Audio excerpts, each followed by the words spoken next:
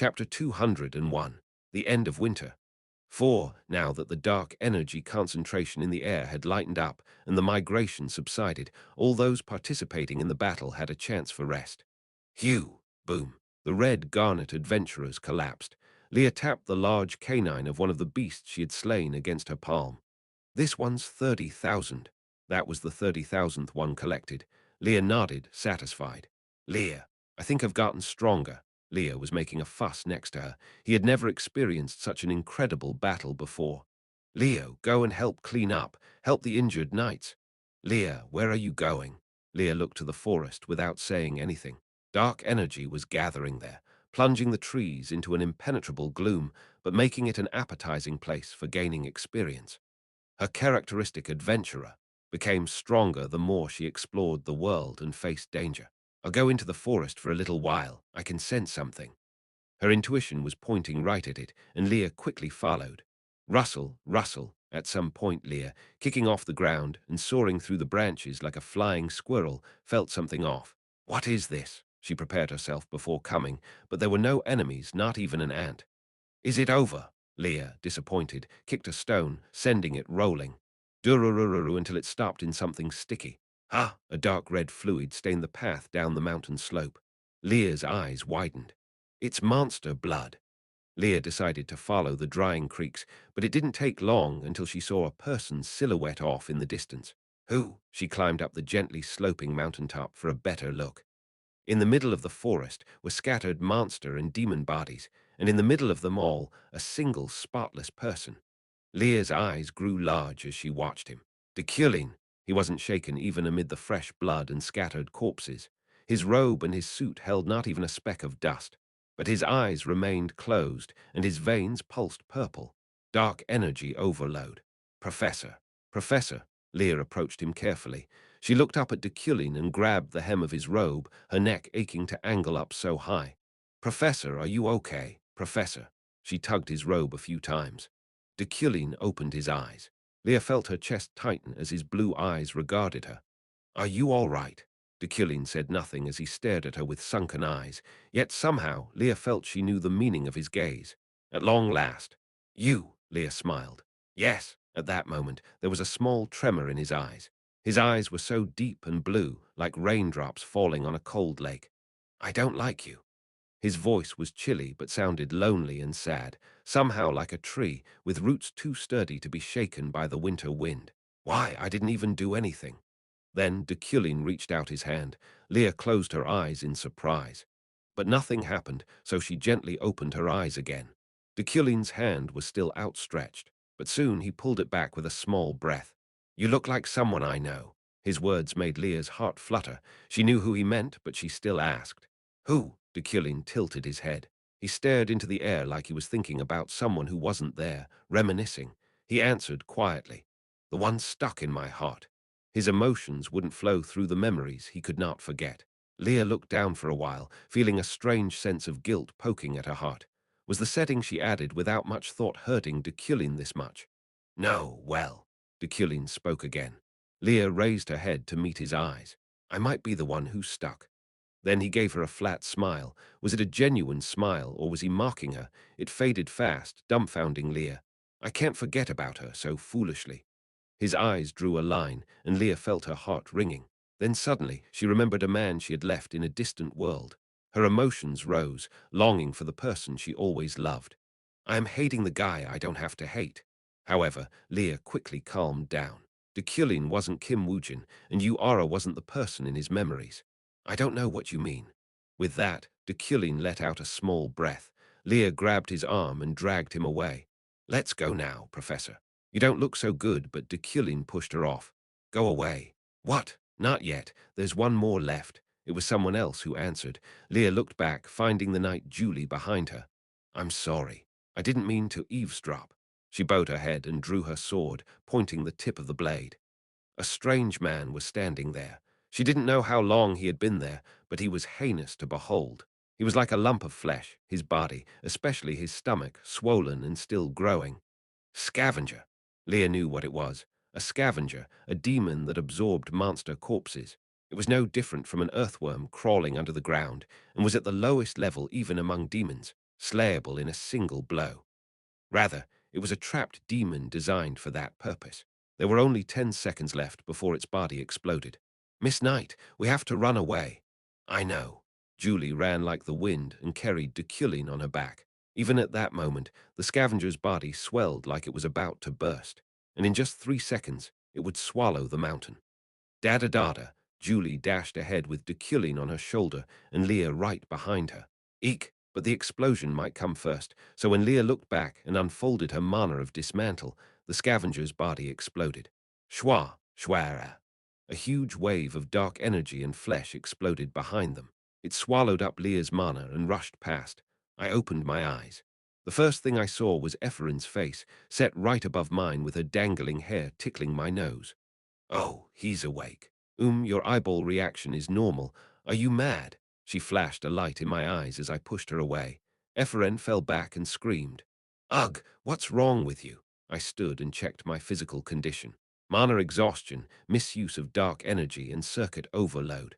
The above three were the crucial injuries, but aside from that, there were no other problems.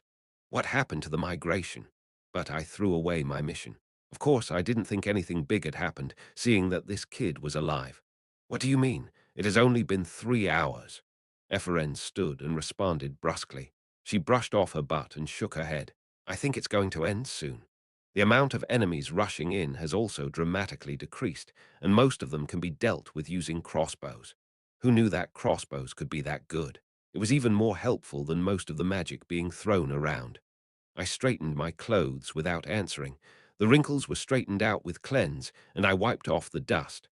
But, Ephraim hesitated. I looked at her silently as if to tell her to hurry up and speak her mind. That's... Ephraim was being wary of me. If it were before, she would have dragged it on longer, but recently she began to speak before I grew more annoyed. Night Julie is sick and confined to bed. I fiddled with my sleeves and acted as if nothing had happened. Because of... She was looking for the professor. Tack, I buttoned up my sleeves, then put on my overcoat with a frown. She always does unnecessary things. Ephraim looked down, then began to scratch the back of her neck. She's in the hospital bed right now. If you are going, I still have a lot to do. But still, aside from her, I cut in. There are many dead knights. Recordak's hospital bed.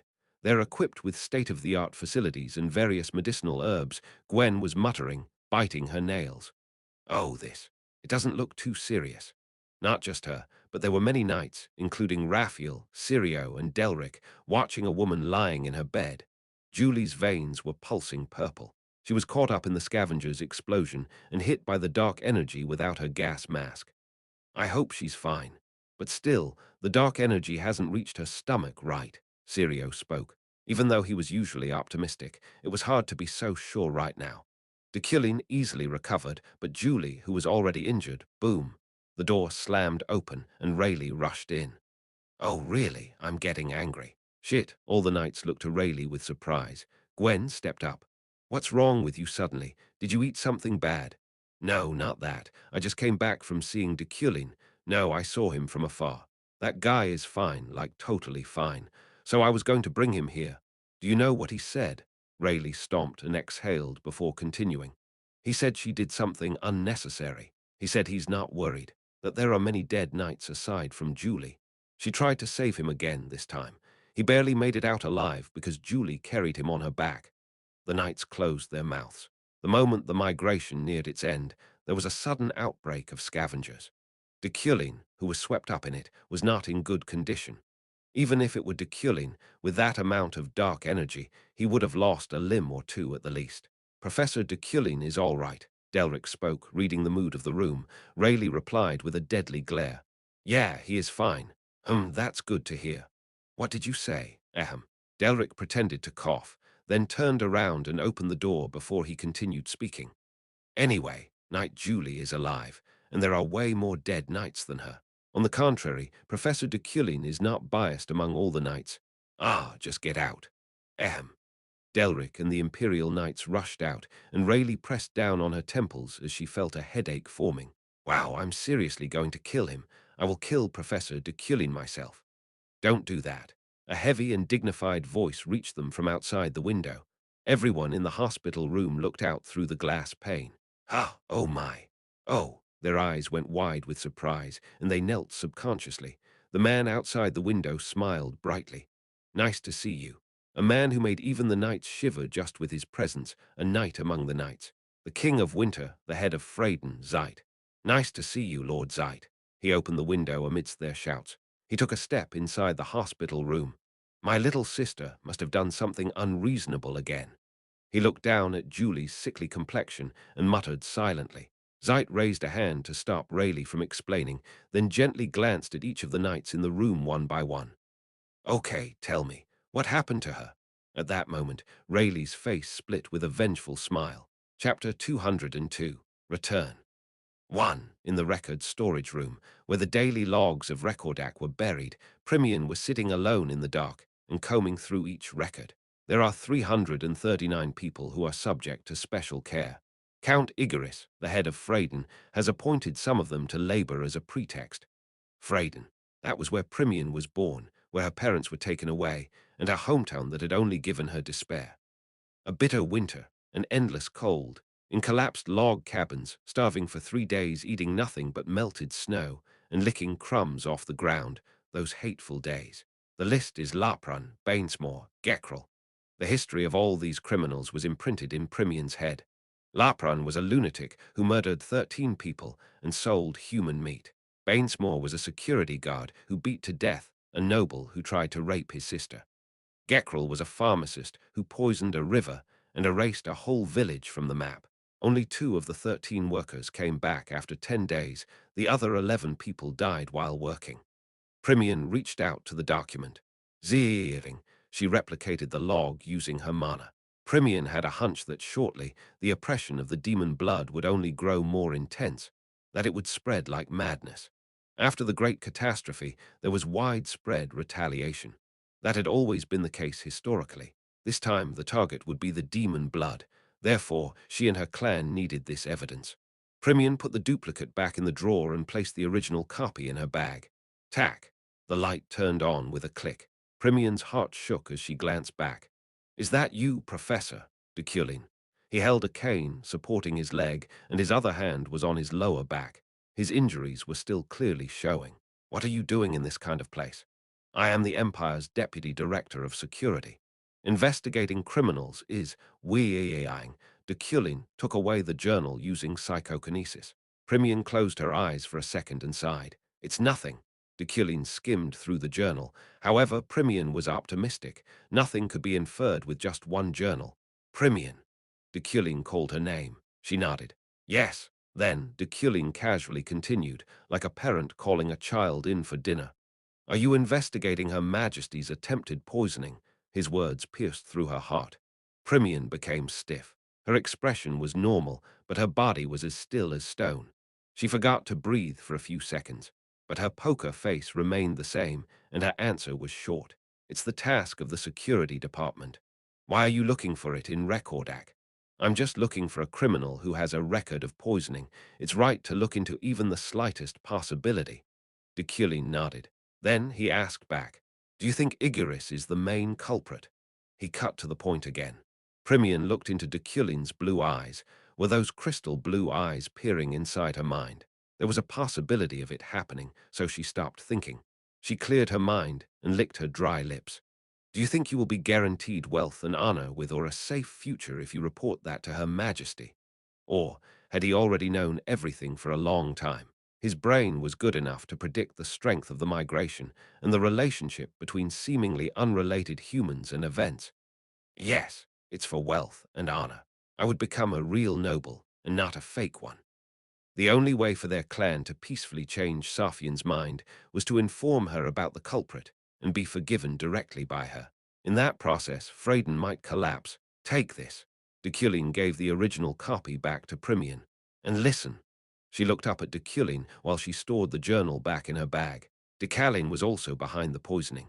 Primian paused. The journal was halfway inside her bag. Rather, Igoris might have followed suit. The main culprit could have been the Euclid house.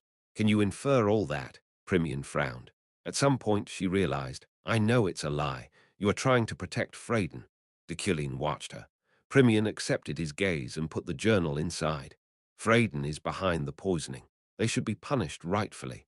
Icarus is already dead. Yes, but it's the Euclid that killed him.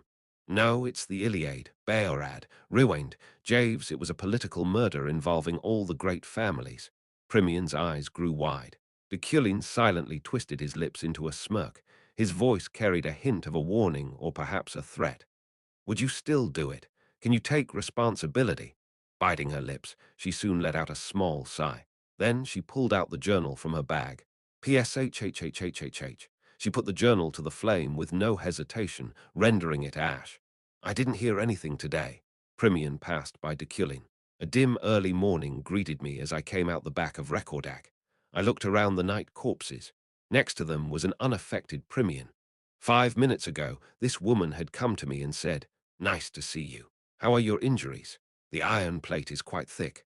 What do you mean? I ignored Primian and examined the dead. The bodies that they managed to recover weren't intact, with various parts of them torn off. Each of them died because of me. Of course, I felt no sympathy or pity. Death in the war was a given, and a knight was a protector.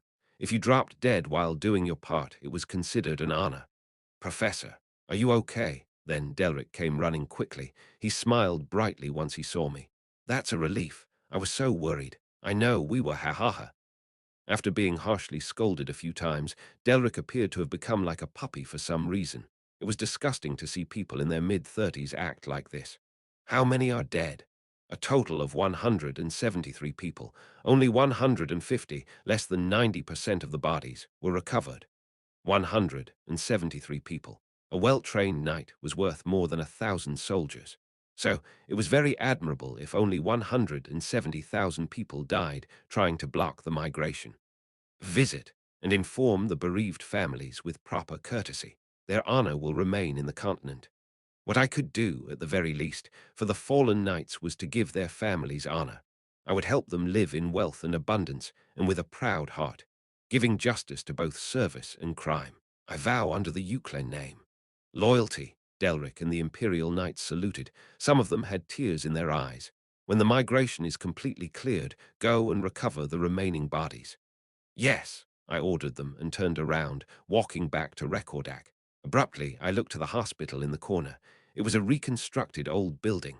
Somewhere along those lit windows, there was Julie. I would probably roam around at early dawn. She's okay.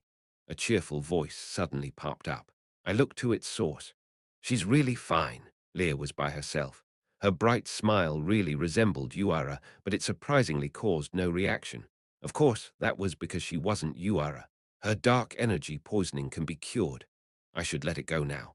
No, I can let it go, the emotions in my heart and the ones that remained in my memories. It was time to let them go slowly. What are you talking about? Wait a minute. Then Leah rummaged through her filthy backpack. With a groan, she pulled out a crumpled piece of paper. Take this. She handed it over to me. It was covered in dirt from her hands, so I didn't even want to take it. I looked at it from a clean distance. Lacquer mist, a drug that purified dark energy in the body. It wasn't a great enough treasure to heal Julie's curse, but it was certainly a valuable item. Weren't you trying to heal the hybrid? She frowned at the word hybrid, but she soon snapped back. There's something more urgent right now, so you should use it. She looked at me silently and shook her head. They also had quite similar personalities. Thanks, I'll use it well. Then Primian suddenly appeared and snatched the item from Leah's hand. Had this woman been following me since earlier? Wow, what? Leah's eyes went wide as I responded. You should pay accordingly. I'm going to charge you for the completion of the mission anyways. Her face hardened for a while at the child's words. As expected, her personality had been moved to this character. Of course, I'll take this to Knight Dare. Primian said so and shuffled towards the hospital. Ah, me too. I'll go and see her too. Leah followed after her. Under the night sky, I was standing alone again. I knew that I wasn't alone. There was someone following me since earlier. I heard about it. A man appeared. He looked as fine as a young noble with his lustrous hair, but his body was rougher and more destructive than anyone else. Zeit was awkwardly scratching the back of his neck. What do you mean? That my little sister has been treated like an ox. I nodded silently. Then Zeit smirked. You don't have to be like that with me. I know you very well, old brother-in-law.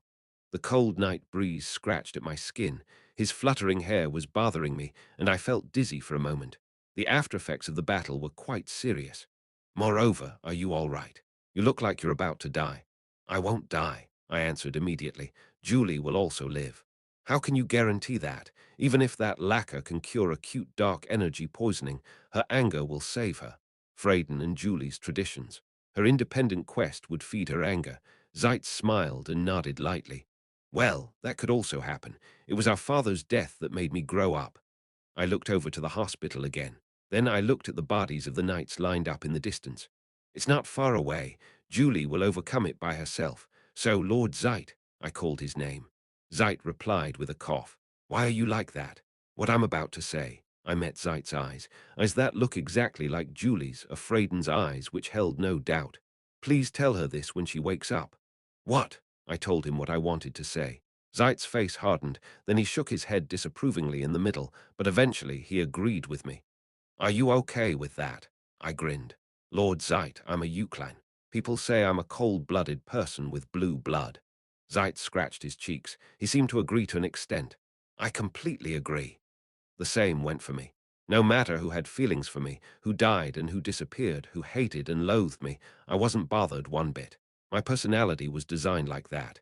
I'm a person who lives like that. Because that man, Kim Woo-jin, had become Deculein. Right, so asking if that's okay is a bit. I looked at Zeit. It's an insult to me. A silence overtook us. Zeit placed his hand on my shoulder without saying anything. Then he passed by me and went to the hospital. The stars appeared in the faraway sky. My shadow grew long, almost like it was following Zeit. The next day, as dawn broke, Freyden's reinforcements arrived in Rekordak. With their help in suppressing the migration, Rekordak found stability. Following that, I mounted a horse with Eferen. It was time to go back to the institution. Even the train tracks have collapsed. Eferen's voice came from behind me. Just as she said, the train tracks were destroyed, and the villages were ruined. No matter how hard we defended, the biggest damage was to normal humans and their belongings. Oh, my butt hurts. Eferen, looking out over the sorrowful scenery, let out a small complaint. Before long, we arrived in the city of Arslan, which connected the north to the central district. It was a gateway city that was referred to as the second capital of Darman. We left our horses at the stable before I headed to the station with Drent and Eferen. Oh, it's fine in here. Arslan was located in the center of the north, so the damages hadn't spread that far south. Rather, if Arslan had been destroyed in the first place, the north would have fallen. They must have defended it well. That's to be expected from a big city. Eferen's interpretation was they blocked it well because the city was big, because she didn't understand its geopolitical position. Professor, can we eat something here first? The restaurant over there is open. Since there's 4 of us, oh. The chattering Eferen suddenly realized that there were now only 3 people. Tears began to form in her eyes as she was reminded Alan wasn't with us anymore. Professor Deculein. Then, when we arrived at the train station, there were many knights and the Lord of Darman, Count de Hammon, waiting for us. We'd like to pay our respects to the professor who foresaw a situation that couldn't be known by a lesser intelligence. Also, we sincerely apologize for the fact that we, who were deluded and foolish, ever doubted you. I didn't say much as they held their heads down. Eferen, who was next to me, just shrugged. Her triumphant face was quite hilarious to behold. Also, there is a mission for Professor Deculein. Then de Hammon approached me. What? We just arrived, and there's a mission already. Eferen mumbled with dissatisfaction, but when the Lord produced a letter, she immediately humbled herself. Ah, it's a death sentence. It was an imperial letter. Ignoring Eferen, who was on the ground bowing, I took the letter with one knee bent. I read it without saying a word. As expected from an imperial letter, it used flowery language, but the essence of the letter was concise. Her Majesty requests Deculein to track down Rohakan. What? The surprised Eferen popped her head up, then dropped her face back down again. I stood up as de Hammond spoke. Will you accept it? I answered calmly. You're asking the obvious. Chapter 203. Return 2. After a long time, all the Red Garnet adventurers gathered together. Ganesha, Leo, Leah, Carlos, Desmura, Lohan, and even Rayleigh were all laid lazily about the guest room in Rekordak's new building. Ganesha was lying on the sofa and yawning while Desmura, Lohan, and Jinshin, the boar, played cards. On the other side, the trio of Leo, Leah, and Carlos was playing together. So, After a brief stop at the Sanctuary of Annihilation, we will go to the Principality of Uran. No, they were in a meeting. Leah was the most hardworking and not at all lazy member of this adventure group. Leo turned to look at Ganesha. Can we go there just like that? Isn't it dangerous? Of course, we are adventurers. They won't attack as soon as they see us. The sanctuary of the altar was of a size beyond imagination. Since it was so large and difficult to take care of on its own, if you introduced yourself as an adventurer, you would be entrusted with a task. Of course, it would be difficult to get into the deeper areas. Carlos, are you okay? While talking, Leah sent a secret glance at Carlos. They were going because the lacquer of the temple. They sold an item that would be quite helpful to Carlos. What? But Carlos only blinked. His characteristic pale pupils moved as if he had no idea what she was talking about. Oh no, nothing. But still, the lacquer of the temple could be obtained anywhere if you had money. Then Leo asked, "Oh, right. How's Julie?" Julie woke up from a long sleep. When she opened her eyes, she felt as if her body was being ripped apart, but it was tolerable. "You are awake, Night Dare." Julie hurriedly turned to see Zeit by her bedside. Maybe it was because his body was too big for the chair and space around him, but he was crouched down in his seat. Sit down. I can't move." Zeit let out a small sigh at Julie as she tried to sit up. It was as if he were rebuking himself. "Julie, yes. I heard that you commissioned the Red Garnet Adventure Team. These are the materials." Zeit held out a briefcase. There were no signs of it being torn or forcibly opened. "Is it related to the old son-in-law?" Julie looked at Zeit. Strictly speaking, he wasn't an old son-in-law, since she wasn't Zeit's daughter but his sister. However, he was willing to assume the role of her father as head of the family for officiating the engagement. "Yes," Zeit nodded, turning his eyes out the window. "I think it will be surprisingly easy to restore the livelihoods of Rekordak and Freyden." "Why? Aren't there many wizards left?" Zeit chuckled. Wizards were always desperately needed in the north, but they didn't want to come, no matter how much money they offered. It was only Deculein and his 2 assistants who went down. The rest remained here in Rekordak. "Is there a reason?" Julie felt doubt. "If you were a wizard, you wouldn't want to stay in this cold land a second more." Deculein left his writings here in the library. Of course, he will collect them back later, but at least he will wait for the wizards to finish their studies.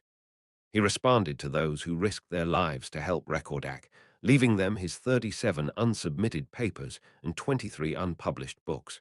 Even the lecture materials written by Deculein and the test papers used to evaluate his class performance were left. The wizards were engrossed in those golden lectures. Several wizards in the Imperial Palace, as well as Ihelm and Luna, had remained to read them. "When they return, we can ask for their service. We're going to give them some money on the way home anyway, so they won't give up on that." "But Julie," Zeit's voice turned deep. Julie forced herself up to meet his gaze. "Yes." Zeit let out a small cough and a sigh. Then he ran a hand through his long hair. "Deculein said he didn't care if you died." Julie's shoulders trembled for a brief moment. She glanced back at Zeit, pretending to be calm. "Did you meet him when you were asleep?" She clenched her teeth, feeling an unknown emotion swell from the bottom of her heart. Zeit watched her. "Do you hate Deculein?" "Yes, I hate him," Julie answered confidently, but her fists clenched the blanket and small drops of water pooled around her eyes. Zeit nodded. "But Deculein has already become a master of the magic world. Even in politics, there aren't many people who want to go against his will." "Julie, can you beat him?" Julie met Zeit's eyes. A long time ago, when he gave her young self a sword, he wore a similar expression. "Yes, I can beat him," Julie nodded. "I will beat him." A completely different answer from when she was a kid. Eventually, his younger sister became a full-fledged knight, from a cute child now to a cold adult. "Ha, you're sure? You're a Freyden after all." Zeit smiled faintly. "At a restaurant in Aslan, the Northern Dawn, I had a meal facing the Count de Hammon. It had been a while since I'd been comfortable with eating a meal, but it didn't particularly bother me. I'm glad that it suits the taste of the assistants." De Hammond smiled slightly as he wiped his lips with a napkin. I nodded without a word.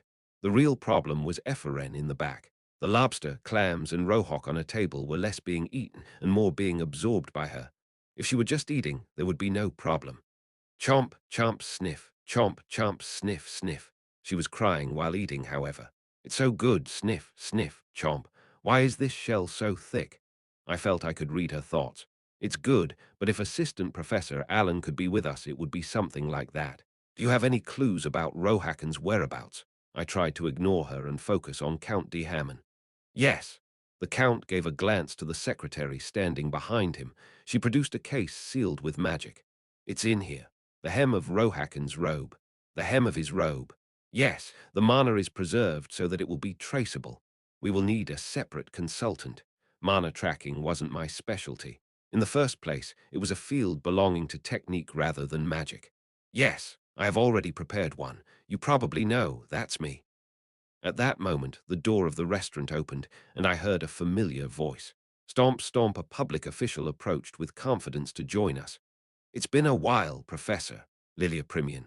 I glared at her with narrowed eyes, but D. Hammond continued. As you probably already know, the Deputy Director Premian is from the north and has great abilities, so you don't have to worry. Yes, Professor. We will be moving in groups of 2, and there will also be support from the intelligence service.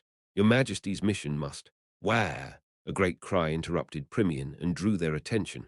Wah, Assistant Professor Allen, where? Ouch. I placed silence on the table of the sadly crying girl. Now we couldn't hear her, though Ephraim's raucous gestures continued. Primian watched her with a faint smirk. Anyway, Professor, I look forward to working with you. Primian reached out her hand. I ignored it and turned to D. Hammond. Has the train service stopped?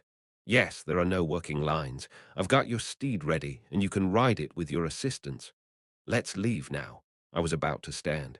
Primian was still reaching out her hand to me, without a word, like some kind of dummy. You two over there, come out.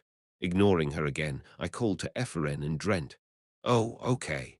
Drent supported Ephraim up, and we left the restaurant together. D. Hammond's horses were ready outside. Drent, you take that fool. Yes, hey, hey, Leaf, stop crying already. Sniff. Ephraim's crying had barely stopped. Then, when I was about to get on the horse, a hand approached. It was Primian's invitation for a handshake. I looked at her hand and climbed onto the horse. Let's go. Yes, he. The horse galloped away. Primian climbed atop her mount and spurred it forward to catch up. I turned around to look at her. Did she go nuts? Primian was riding with her left hand, holding the reins, and her right hand held out for a handshake. Finally, after all that time in Rekordak, I arrived back in the continent proper. Just as expected, the landscape was still peaceful. Before returning to the mansion, I visited the Magic Tower chairman's office. I had something to receive. However, the chairman was sleeping, curled up at her desk. Watching her sleeping, I tapped the desk. Knock, knock. She opened her eyes as a cat, and mana sparked around her. She glanced up at me and assumed a strong fighting stance, puffing up her cheeks and wrinkling her brow. What the hell? Why did you wake me up? It's business time. Then I glanced at the clock. What? It's 3 o'clock already. You must be tired from providing support. Adrian had been a formidable force all this time.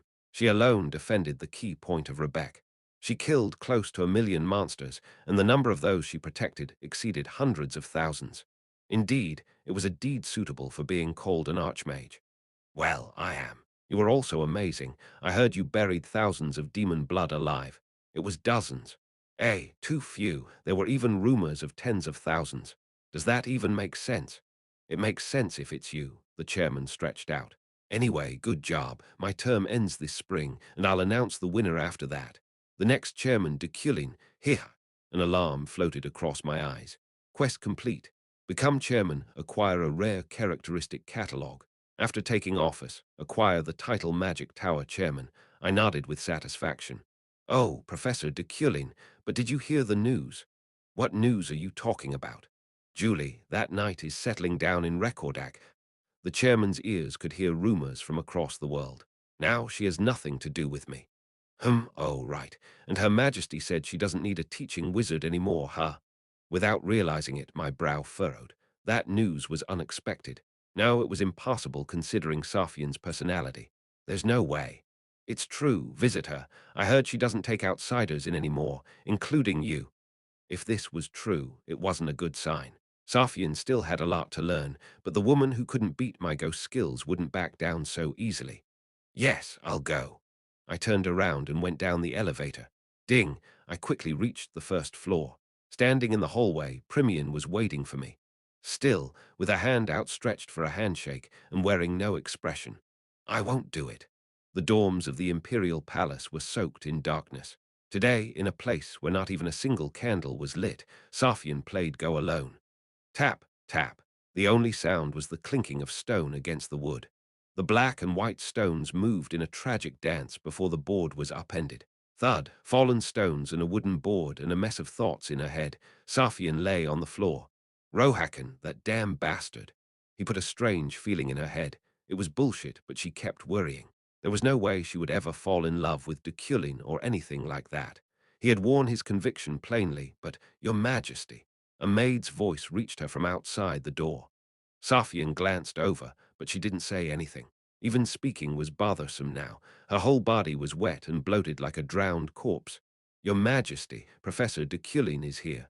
Safian forced herself up, swallowed, and then shook her head. Tell him I'm working. Yes. After that, Safian started to work. She had a lot to deal with regarding the post-war recovery. The efficient distribution of central subsidies, the recovery project, selection of top raw materials, diplomatic matters. Your Majesty. However, after a while, the maid called out to her again. Safian clenched her pen. What now? The professor said he would wait for Your Majesty to finish your work. The Emperor bit her lip, responding sharply. It will take a long time, so tell him to go back. Yes. So the maid left, and Safian resumed her work. The heavy workload gradually diminished, and problems that would take a week even if many subordinates rushed about were resolved one by one. Tick-tock when the second hand moved, the minute hand flowed, and the hour hand changed several times. At some point, Your Majesty, the maid called her again. She put down her pen. What? You keep bothering me, the maid answered with a slightly embarrassed tone. I'm sorry, but the professor, he said it doesn't matter how much time it will take, so he's still waiting. Deculein again. Safian looked out the window. The sun had disappeared and the world turned dark. A pale light rested on her face. Today, in the middle of the sky lay the full moon. She spoke softly as she watched it. Tell him it's too late today. Chapter 204. Return 3. Now let's go back. At Primian's words, I looked at my watch. It was 3 a.m. After waiting for a half-day, Safian said it was impossible to meet her because it was too late. I didn't have expectations anyway. If it was Safian's decision, it wouldn't end today or tomorrow. Even though she lived in indolence and boredom, I was certain of her stubbornness. Primian. She was examining the piece of Rohakan's robe. Can you track him? Rohakan was one of the most important named and an integral part of the main quest. It was a big event that he met Safian directly. At the same time, it was also important that the task of tracking him had been given to me. I could not kill him, Primian muttered. This robe is a true luxury. Every master's skill is engraved in it. How much would this? Just answer me. It's possible. Woon Primian placed her mana in Rohakan's robe. Their particles took on a specific shape of a pair of wings and a curved antenna, a butterfly. If this butterfly chases, I will know his path. This was one of the characteristics of the Deputy Director General of Security, Primian, known as Printer. It could shape intangible thoughts, emotions, mana, traces, plans, and more. It was a treasured talent for the Security Bureau and a skill specialized in intelligence and interrogation. But Primian knelt, running a hand over the ground. Rohakan made a lot of mistakes, which isn't like him. There are footprints left behind. Can you see it? It would be from quite a long time ago. I can see it. Primian stood and dusted herself off, then pulled out several documents. This is another thing, but these are Sylvia-related files. The intelligence agency has been directly monitoring Sylvia's actions and arranged the cases in chronological order. Read them when you have time. I looked to the outer wall of the imperial palace, then to the firmly closed door. Primian set aside the papers. Do you intend to keep visiting her? Safian was the master of this world. She was a very important person, but my personality couldn't accept coming here every day. It wasn't suitable for my etiquette. However, I wasn't done teaching. Safian still had a lot to learn. She spent her years in death and suffering, and even Keron wasn't here now. It wouldn't be wrong to call the situation a massive death variable. Teaching is the tradition of the palace. The period is a year after the ascension. The teaching cycle was originally once every other week, but she rested quite a bit during her business trip to the north. I can't go against that tradition. I can visit once a week as scheduled. It seems that it will be very cumbersome for you. It doesn't matter. Fortunately, there was one point. Safian hated lies and was extremely disgusted by excuses. That discipline applied equally to her, so at least her excuse that she was working was also the truth. Professor, can I ask you one thing? I looked at Primian. Her expression was stiff. Are you loyal, or is it for the admission? What do you mean? I wonder, since you keep saying it's tradition. Everyone knows that Euclan is not a family that is traditionally close to the imperial family. That wasn't wrong. Of course, the imperial family would be wary of the growing power of local aristocrats, but the Euclan was one of the biggest families. I glanced around the imperial palace without a word. The imperial palace at dawn was dark, but people were slowly waking up among the lower floors. Lights turned on and spread through the halls. Neither. Near the top, there was a dim room. It was sealed by magic, so it couldn't be seen from the outside, but it was the emperor's bedchamber. Then, Primian asked back. It was quite annoying, but in a broad sense, Safian would eventually be our duty. More than duty, therefore, as long as I was Deculein, as long as I, at least now, lived on this continent. Fate. I couldn't give up on Safian. I couldn't let Safian give up on me. Her Majesty is that kind of existence to me. Primian coughed. I guess you believe in things like fate. I don't. What? I can't say I believe it. It's the most basic position for a scholar and a wizard. Primian nodded and thought over what I had said. Okay, now let's go back. In the Emperor's bedchamber, leaning against that window, Safian watched Deculein leave. She sank wordless, holding a fountain pen in one hand and a document in the other. She repeated that arrogant voice that said she was his fate for some reason, which made her want to laugh. Fate. Did that kind of thing exist in this world? If she died, it started again. But in this precarious world where everything broke down, something as unchanging as fate, that's bizarre. Safian was questioning things she didn't know. She lived over 100 years, no, died over 100 years, yet things she hadn't thought of even once were suddenly happening. Safian didn't know this kind of experience. She had only suffered from her disease and died in agony. Back then, she thought that death itself was a kind of fate. I see. She looked inside her mind for a moment. Before and after her regressions, she recalled a certain human that remained in her memory. Deculein, you bastard. A man who shared all of her deaths with her and eventually died himself. Even in that regression. When she regressed once more to save him, he forgot all the memories they shared. Nothing has changed. The Deculein of that time and the Deculein of today were no different. He was always constant and unchanging, like a metronome announcing a beat, like a clock that announced the time. So one day he would regain his old memories. He would share the regression with her. Safian was sure. She leaned her forehead against the window, feeling the warmth of spring permeating it. While doing this, Safian suddenly realized Rohakan's words could be true. That's fucking ridiculous. She cursed and turned away from the window. She sat back in her office chair and grabbed a pen. Safian, if you cherish Deculein, in the still darkness, Rohakan's voice sounded in her thoughts. Or if you fall in love, I ask, please stay away from him. Safian exhaled a shallow breath, blowing away that voice. Her resolve sank low. It's easy. It will be easy in the palace square. Winter disappeared along with its blankets of snow, and a beautiful blooming spring arrived. The sounds of people speaking while resting on dark green lawns and the soft classical melodies were peaceful. The worst migration in the history of the empire had erased hundreds of villages, and even now there was still much dying elsewhere. But it was a completely different world from this place. To those of you who sacrificed yourselves to deal with the countless beasts, endured the pain of sliced bones and the harsh cold winds, and finally defended Rekordak to protect the people of the north and the stability of the empire. It was the 10th day since Deculein, and the Rekordak front line returned. A commendation ceremony was held to commemorate their achievements. Golden medals were placed on the chests of Gwen, Raphael, and Sirio, as well as the Imperial Palace Knights, including Delric. Ha, the Imperial Order, 3rd place. Ha.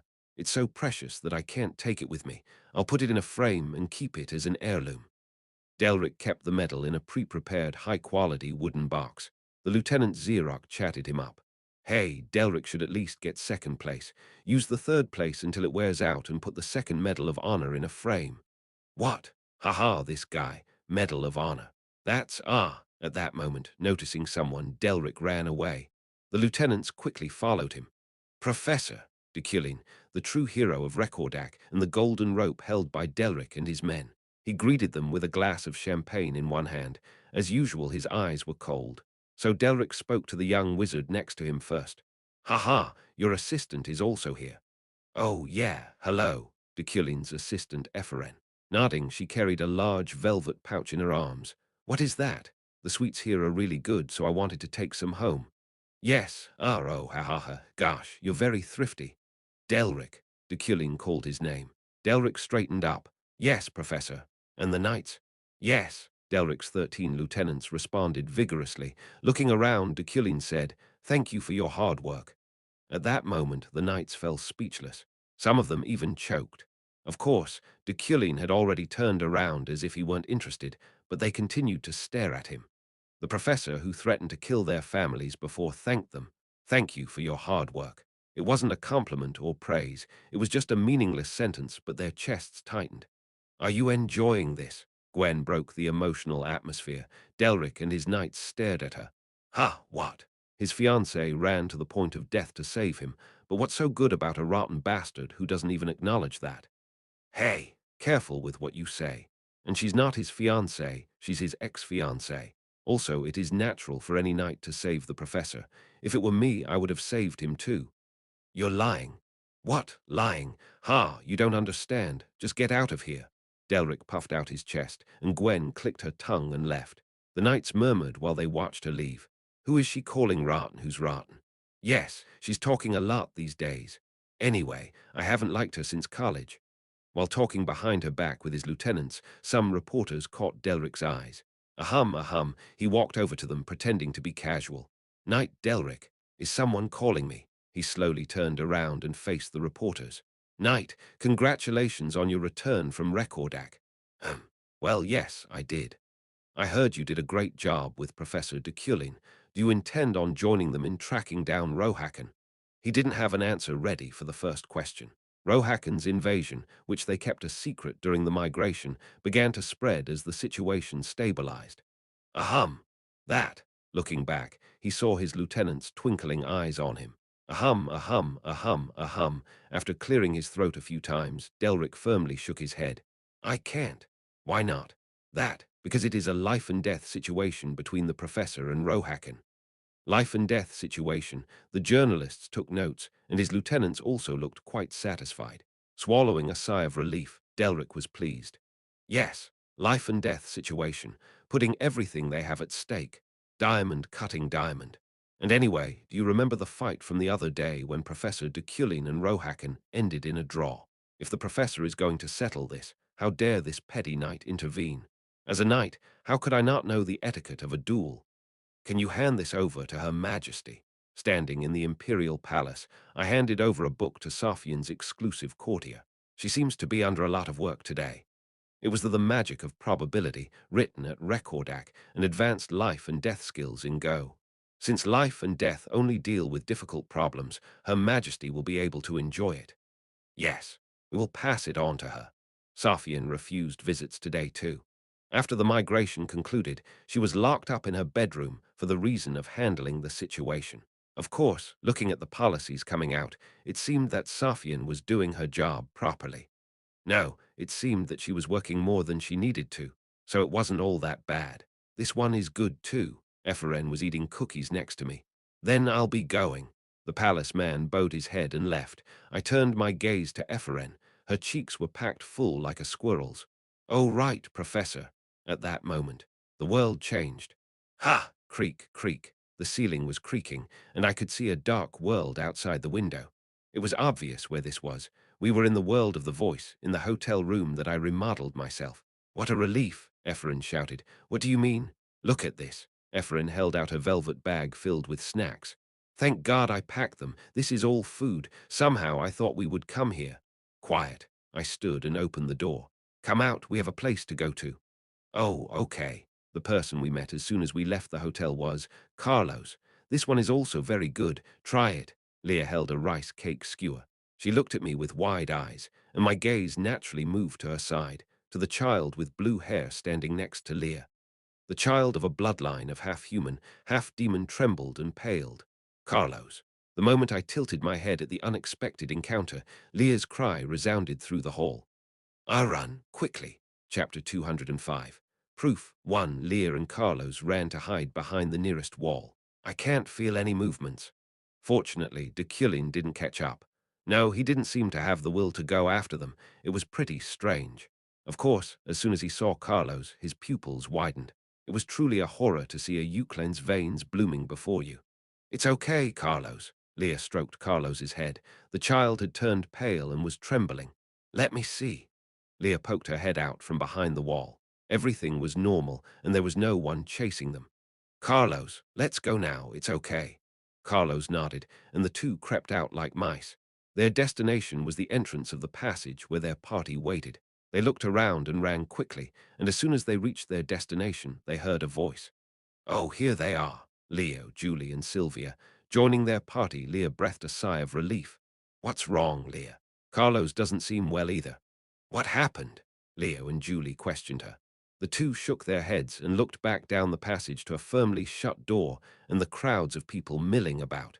When will it open? That idiot has only been bragging since we arrived. Sylvia murmured, looking dissatisfied at someone. In front of the crypt, there was a man who seemed to be in charge. Shall I kill him? The man wore his hair neatly parted in the middle, had a neatly coiffed and spiky mustache, and was smoking a pipe and reading. This was the person in charge of managing the cave, Jeff. The most important clearing condition of the Voices world was to enter the deepest part of the concentric circles, and this crypt was the entryway. I guess it's not time yet. Even Leah knew that NPC, a beast type named that died off a long time ago. In other words, in reality, he was already dead. Then the man finally stood. He threw down the book he was reading and looked around the crowd. A lot of people have come. About 9,000 people. That's a lot. Just open the door already. A harsh cry came from a group of rough-looking men. Jeff regarded them with a grin. Wait a minute. Let me explain. Leah quietly looked around the crowd. 9,000 people gathered in this limited space, but there was a certain presence she recognized. Deculein was around here, somewhere. As you know, this passage is the way to the deeper parts of this world. Simultaneously with those words, a quest floated in front of Leah. Independent quest. Entering the passage, store currency +2, of course. You can go in without much thought. Be careful, huh? Jeff grinned and tapped his temple. So, if you are someone who doesn't have the patience, perseverance, and determination, you could die all right. Open the door, you idiot. Jeff grinned and lifted the bar, blocking the entrance to the cave. Then, a great wave of people rushed in. Let's go too. Leah pushed her party into the crowd. I don't see any need to rush. Keep your dignity. Julie and Sylvia didn't seem to want to get in the middle, but Leah dragged them along to not run into Deculein. I was walking through the darkness of a long passage in the cave. Do we just have to walk? Efren asked. Checkpoints will appear as we walk. Checkpoints? It's like a dorm. It was a spiral structure that penetrated the concentric circles of this cave. So we could reach the center by just walking, but if it were as easy as it sounded, it wouldn't be a demon's independent quest. But Professor, why did those kids run away? They left without giving us a chance to greet them. Leah and Carlos. The half-human, half-demon stirred my heart for a moment, but perhaps this instinct was satisfied with the slaughter at Rekordak, or at least fatigued and forced into a lulled state. Regardless, I didn't have the desire to kill him, not to mention my injuries hadn't yet recovered. If Carlos and Leah joined forces, I wouldn't be able to catch them. It's just creepy, and there's nothing. Do we not need to run? There are those who will fall behind anyway. There was nothing good about running ahead or going first. What this cave was testing was mental power. That was the power that could be called Deculein's greatest talent.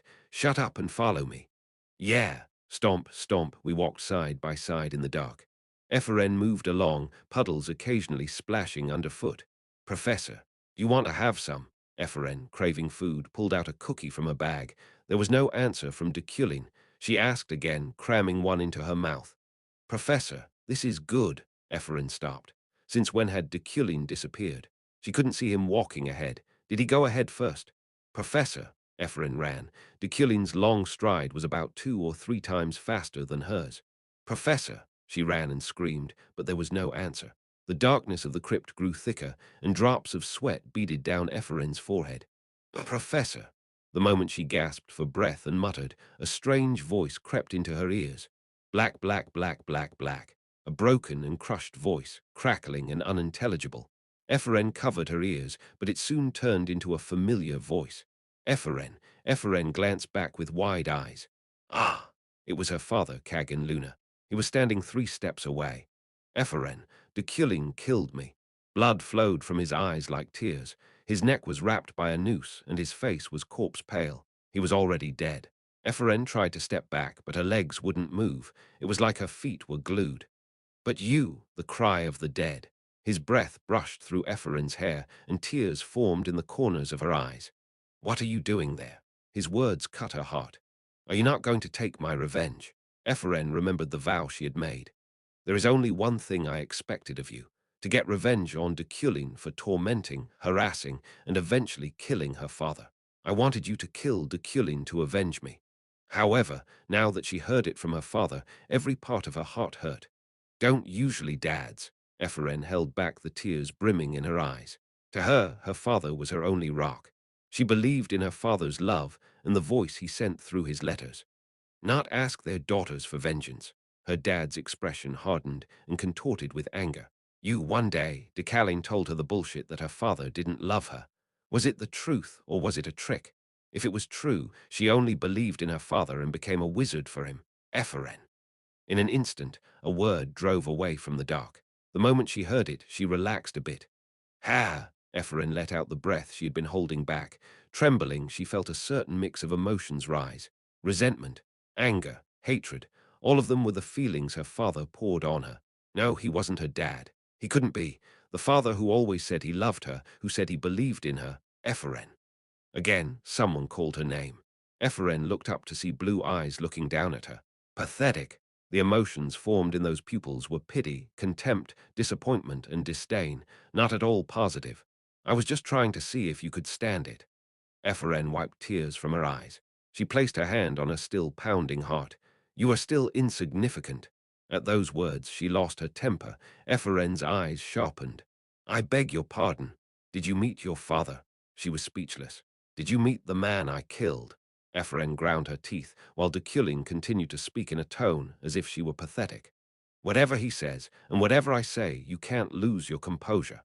Sniff. Ephraim looked up at him and blinked away her tears. Wizards are generally like that. Deculein raised his cane and pressed it against her shoulder. To avenge the murder of your father, you must have the mental strength to endure that much. Will you keep falling apart so easily? The cane dug into her shoulder. Ephraim didn't let herself be pushed. She glared at him as she scrambled to hold her position. Don't let me down anymore. Ephraim bit her lower lip and nodded. At the same time, she felt a little strange. Deculein was the one she hated the most in the world, but was also the one she trusted the most. Grab it, Deculein continued. There was no need to ask what. Again his cane pressed against her shoulder. You will not be caught up in the illusion of this crypt. If she held onto his cane while they walked, leaning on Deculein and relying on him, she would be able to take the easy path for a moment. However, Ephraim shook her head and sniffled. No, with a voice full of confidence, holding her bag of sweets and looking up at Deculein. I can do more. Whether it's my dad, grandma, grandpa, mom. Oh, I've never seen my mom, but she shook him off. It can send me anyone. A very brief silence ensued before Deculein turned around and went ahead alone again, but Ephraim saw. She surely saw. He nodded slightly, and the corners of his lips twitched upward for half a second. That professor, that damn professor, maybe he was proud of her. Ephraim marched forward through the crypt, counting a stride.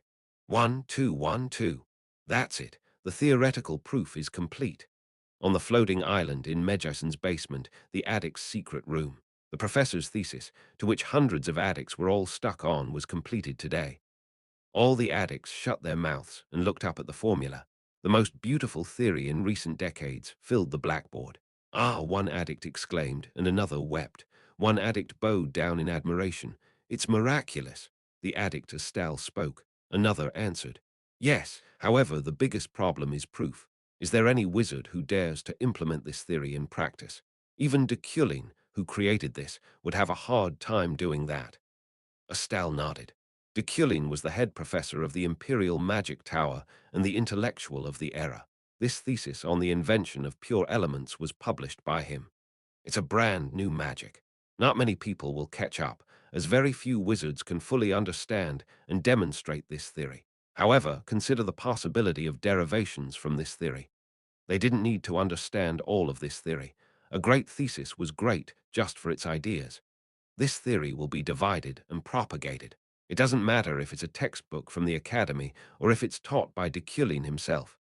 The new school would be called the Deculein School, after its creator. Let's store this knowledge for now.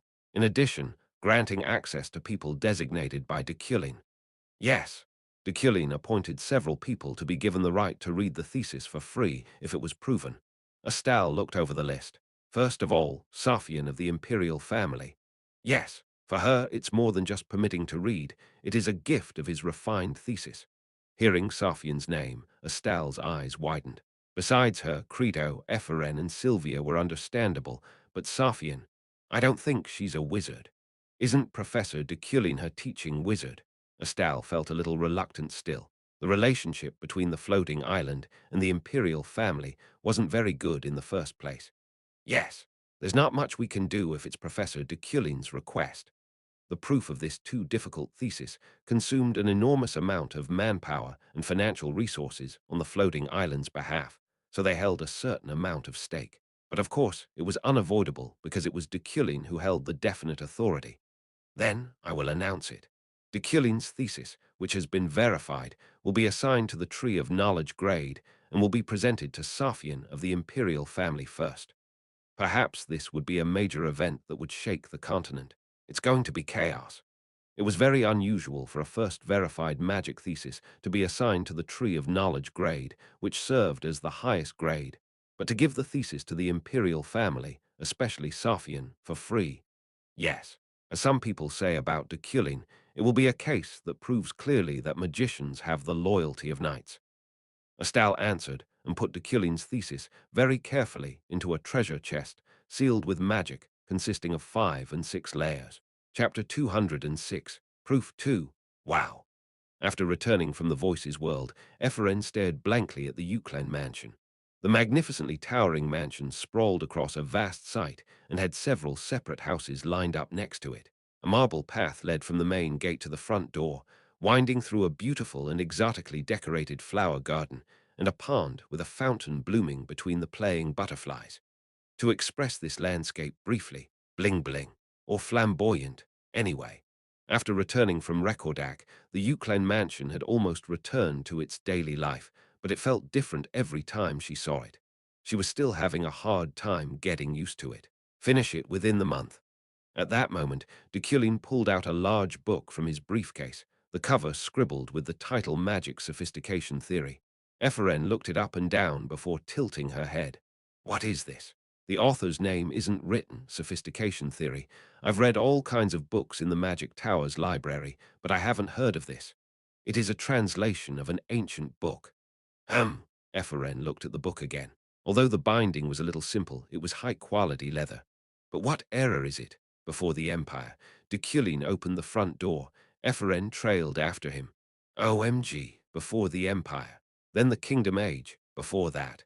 Even before that. Before the Gifrin Empire, the Gifrin Kingdom. Before the Gifrin Kingdom, weren't there none? It's a translation of an inscription from the Holy Era. What? Who translated that? Isn't this a scam?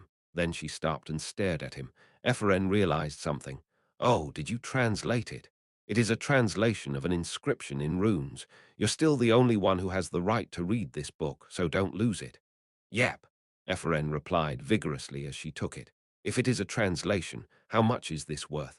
300,000 elnis. Even if I charge 300 million elnis, the floating island will try to buy it. I haven't revealed the translation to the public yet. At that moment, her mind went blank. 300 million elnis. It was an amount she wondered if she could earn even over a lifetime. Swallowing hard, Epheren corrected the position of the book with a slight tremor in her hand. She climbed the stairs with the book held tightly in her arms. 300 million, 300 million, 300 million. She reached the 5th floor of the mansion in a cold sweat, set aside as Epheren's laboratory and bedroom. Deculein could pop out at any time in her mind, so she was still living close to Deculein. But you know, Professor, Ephraim asked as she sat down. When are we going to the voices world again? The cycle will gradually grow shorter. They had awoken as soon as they reached the first save point in the crypt, but there was still a long way to go. Try hard. After saying that, Deculein glanced at the book in Ephraim's arms and went up one floor. Oh, but... Ephraim grew suddenly frightened as she remembered what she held. 300 million elnis. What should I do with this? When she was about to set the book down, she trembled and looked around. Only after lifting a blanket with psychokinesis and laying it down on the desk did she put it down so it wouldn't be scratched. She lifted the cover with shaky hands. The first chapter was packed with formulas, but it was surprisingly easy to understand, thanks to the translation notes. This part is unfamiliar and may be difficult to understand.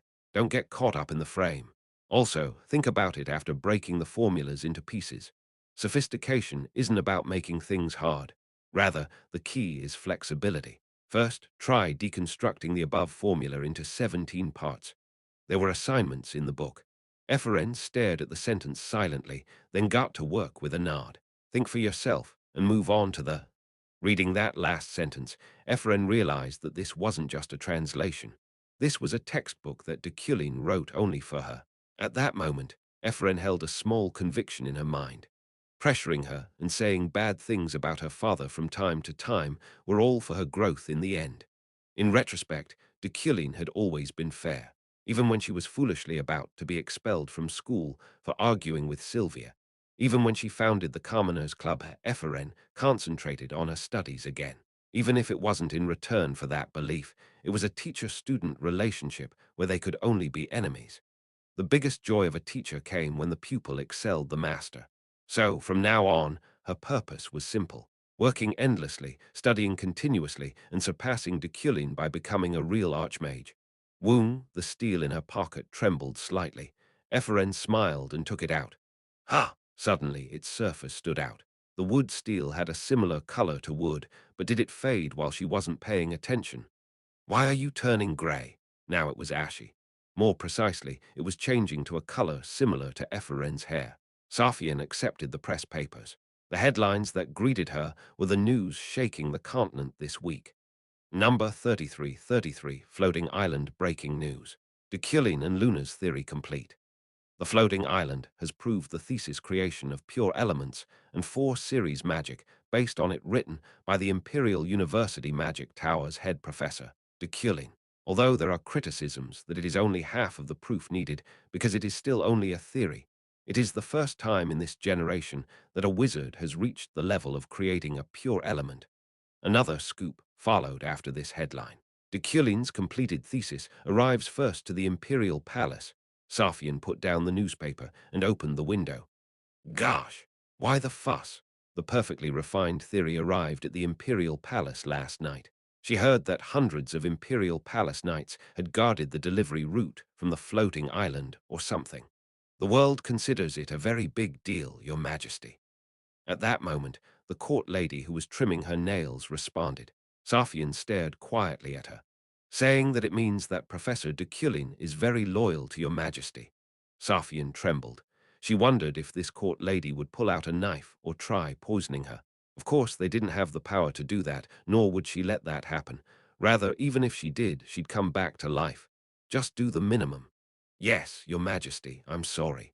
I'm just going to finish this thumb. Deculein asked her to trust her servants.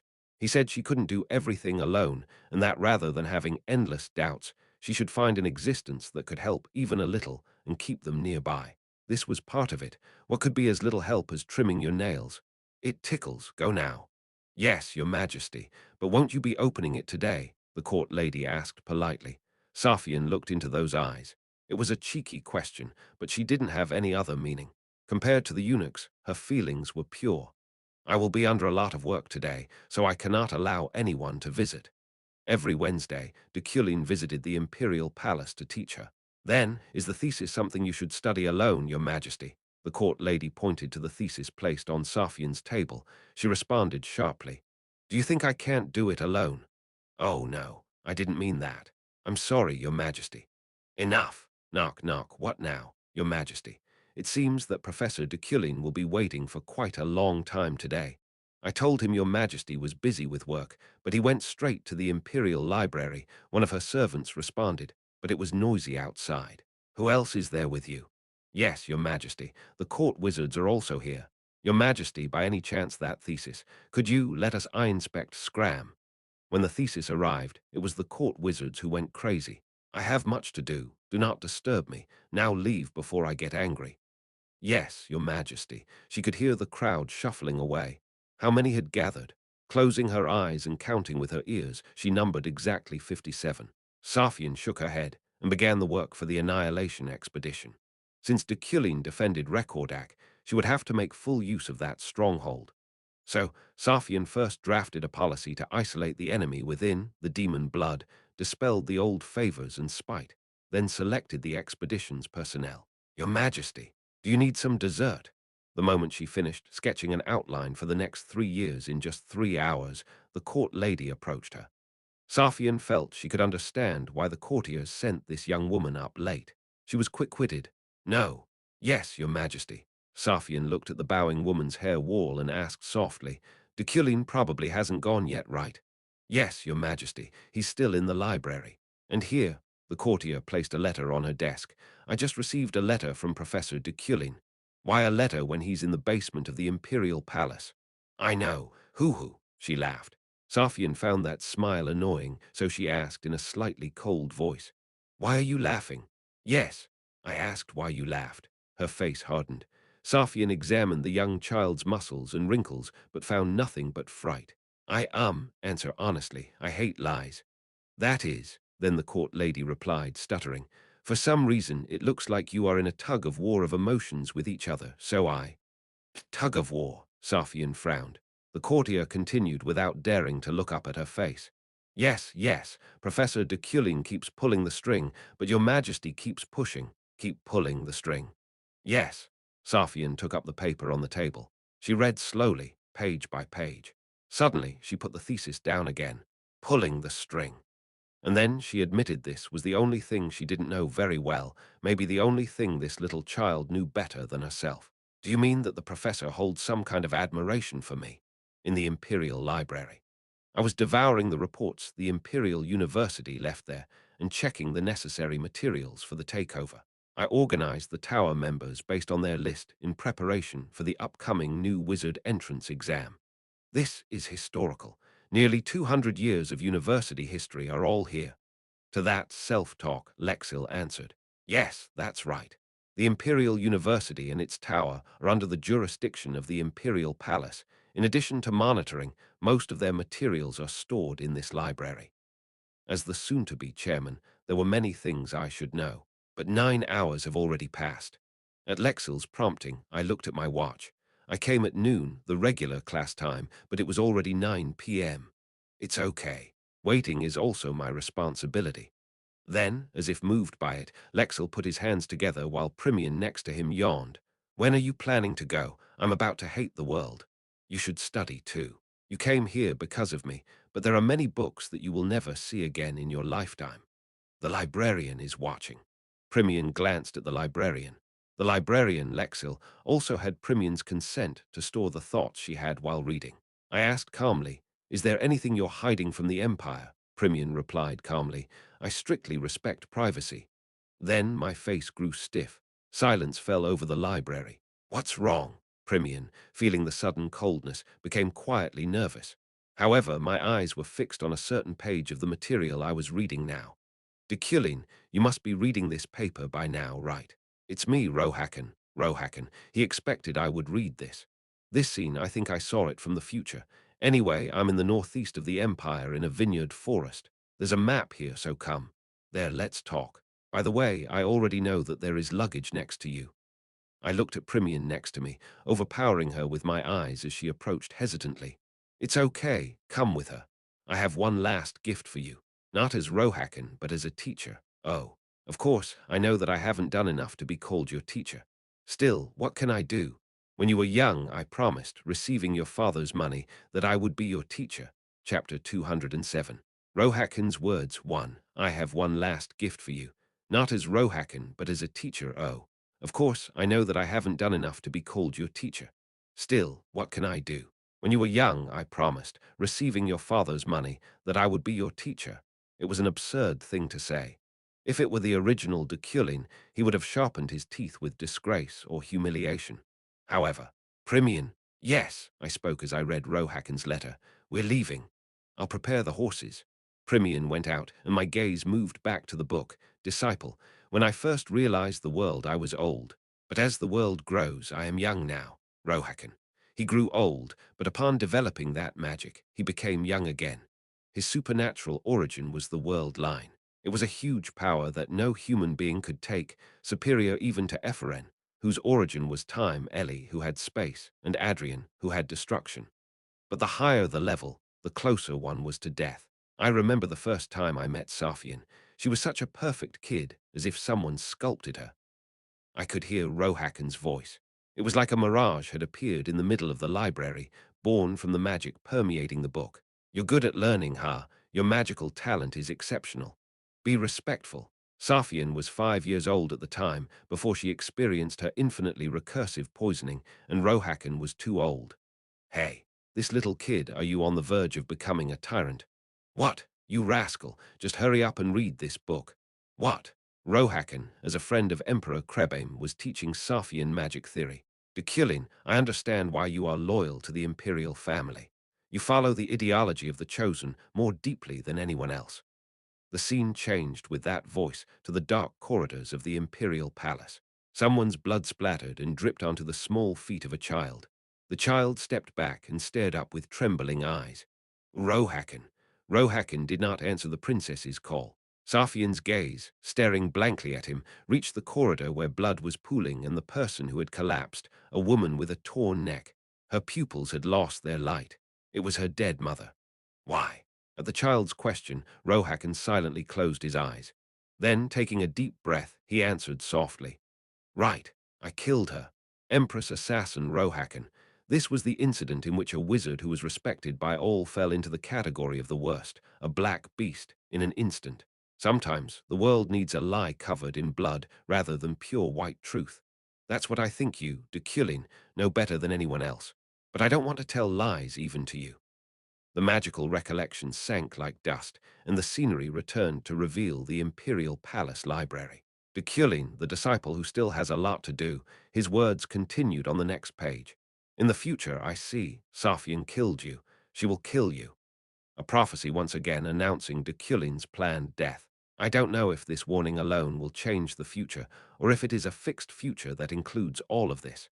Maybe you don't believe what I say. You might even despise it, calling it shaman bullshit.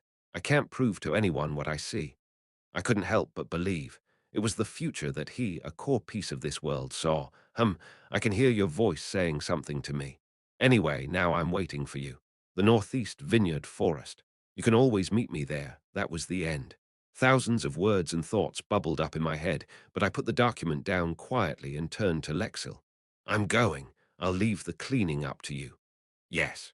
Goodbye. Coming up from the basement, Primian was waiting with 2 horses. She held out a set of reins. Where are we going? Oh, the professor is leaving, Your Majesty. The court lady, who was watching out the window, spoke. 2 horses carrying Deculein and Primian left through the castle gates of the imperial palace. Go back now. Yes, Your Majesty. Safian watched her leave before standing up. She walked out of the bedroom, went through the dimly lit hallway and down the stairs. Thus, she reached the underground library of the imperial palace. Creak, the door opened. Lexil, who was organizing the library, approached. Lexil, yes, Your Majesty. What did he read? The last thing the professor read was this material. Lexil produced the papers for Safian. Swish, as she flipped through the pages, she soon found Rohaken's message written in a corner. By now you should be reading this paper, right, Deculein? It's me, Rohaken, Safian read slowly, without talking quiet. In the future, I see, Safian killed you. She will kill you. Safian closed her eyes and then opened them, clenching her jaw. Your Majesty. Lexil's voice grew heavy with concern. Before Safian could even reply, his magic dyed the document blue. In that manner, someone's thoughts and sentences bloomed. Rohaken, the future you saw may not be fake. Maybe it's real. Your depth cannot be measured by any wizard. As if responding to Rohaken's words, it continued. However, Rohaken, I am Deculein. I do not bow to the future that has not yet arrived. I can't, because that is myself. Deculein's voice whispered in her ear. If Her Majesty truly harms me, that too would be acceptable. As you say, it's probably because of an idea that's so deeply ingrained in my bones. His thoughts were laid out clearly. Chosen people, a class that was distinct from the ordinary. The nobility was never corrupted. The head of Deculein, that great family with its long history, he was bragging about himself. Such noble concepts define me, so if there is anyone I stand for, they will be greater, more honorable, and nobler than me. Surely it must be so. Continuing on the next page, therefore, I have decided to become Her Majesty's servant. Her Majesty is the proof of this world. She is the noblest and the most lonely, the emperor who needs guidance. So I want to be on her side. Safian crumpled up the documents. Rohakan, a servant just waits. If that is my destiny, then I will only wait for it to come. However, there were some remaining thoughts, but it felt like a shortcut. As an emperor, her ego wouldn't allow it. Even if you die. Safian muttered softly and twisted her lips. Then she rummaged through her pocket and took out the snow globe. Keran. In this situation, he was the tight-lipped guy who was worth sharing opinions with. However, the door of the snow globe was firmly closed and wouldn't open, and there was no sign of Keran coming out. Deculein said he would be waiting for me like it were fate. Safian placed her hand over her heart. She couldn't get used to the bizarre beating that stopped and repeated, nor her feverish breath. Are you keeping me waiting? Safian had only 2 servants to discuss matters with, but this was one of those servants, so that she would need the other one. You damn bastard. Safian tapped the snow globe. Rohakan looked up into the sky like a piece of pale drawing paper where the spirit of winter remained. Looking up at that high ceiling, he searched for something, and he was still wandering. Life. The life of everyone on this continent, which he promised to Deculein one day. However, no matter how much he thought about it, Rohakan himself was not included in that everyone. He suddenly lowered his eyes and looked at the path leading through the vineyard. He could feel someone approaching him, focused solely on the purpose of stealth and surprise. Hey, here! Rohakan waved his hand to announce his presence. Then, the many human shadows hiding around him took a vigilant posture. The Imperial Intelligence Agency was good at tracking, but they had always been bizarrely fast. The only problem, no, the fortunate thing, was that they were too obsessed with monopolizing their achievements. They pretended to cooperate with outsiders, but moved arbitrarily, longing for the attention and love of the Imperial family. Are there hundreds of you? But you guys always come alone. No knights, no anything. No, he knew they wouldn't. We're not alone. The person who said that was Lawain, the first knight of the Imperial family, was Vice Captain Isaac. The 10 knights who stepped out behind them with an intelligence officer were no jokes either. Ha! You've prepared quite a bit. I didn't see this coming. Deculein hadn't come yet. That guy would take a little while to reach the north. You're surrounded, Rohakan. Lawain drew his sword. Vice Captain Isaac's body was already full of fighting spirit, and the murderous intent of the intelligence agency hidden in the shadows threatened to stab him in the back. It's been a while, Rohakan. The anger in Isaac's voice was burning. Rohakan and Isaac also had a history, as he was the knight who chased after him for assassinating the Empress. He grew up and became the second-in-command of the Imperial Knights. I see Deculein isn't with you. Rohakan scanned the presences around him, but Deculein wasn't there. You didn't want to lose to Deculein. You all want the Emperor's love. How did you endure your jealousy so far? No, are you going to create trouble since you couldn't endure it? No answer returned. Foolishly, that would mean they agreed. But I don't know if you know. Rohakan looked around at them and grinned, that I didn't foresee you in my future. Mana bloomed from the edges of his body. It didn't roar, nor did it shake the ground, but exuded calmly.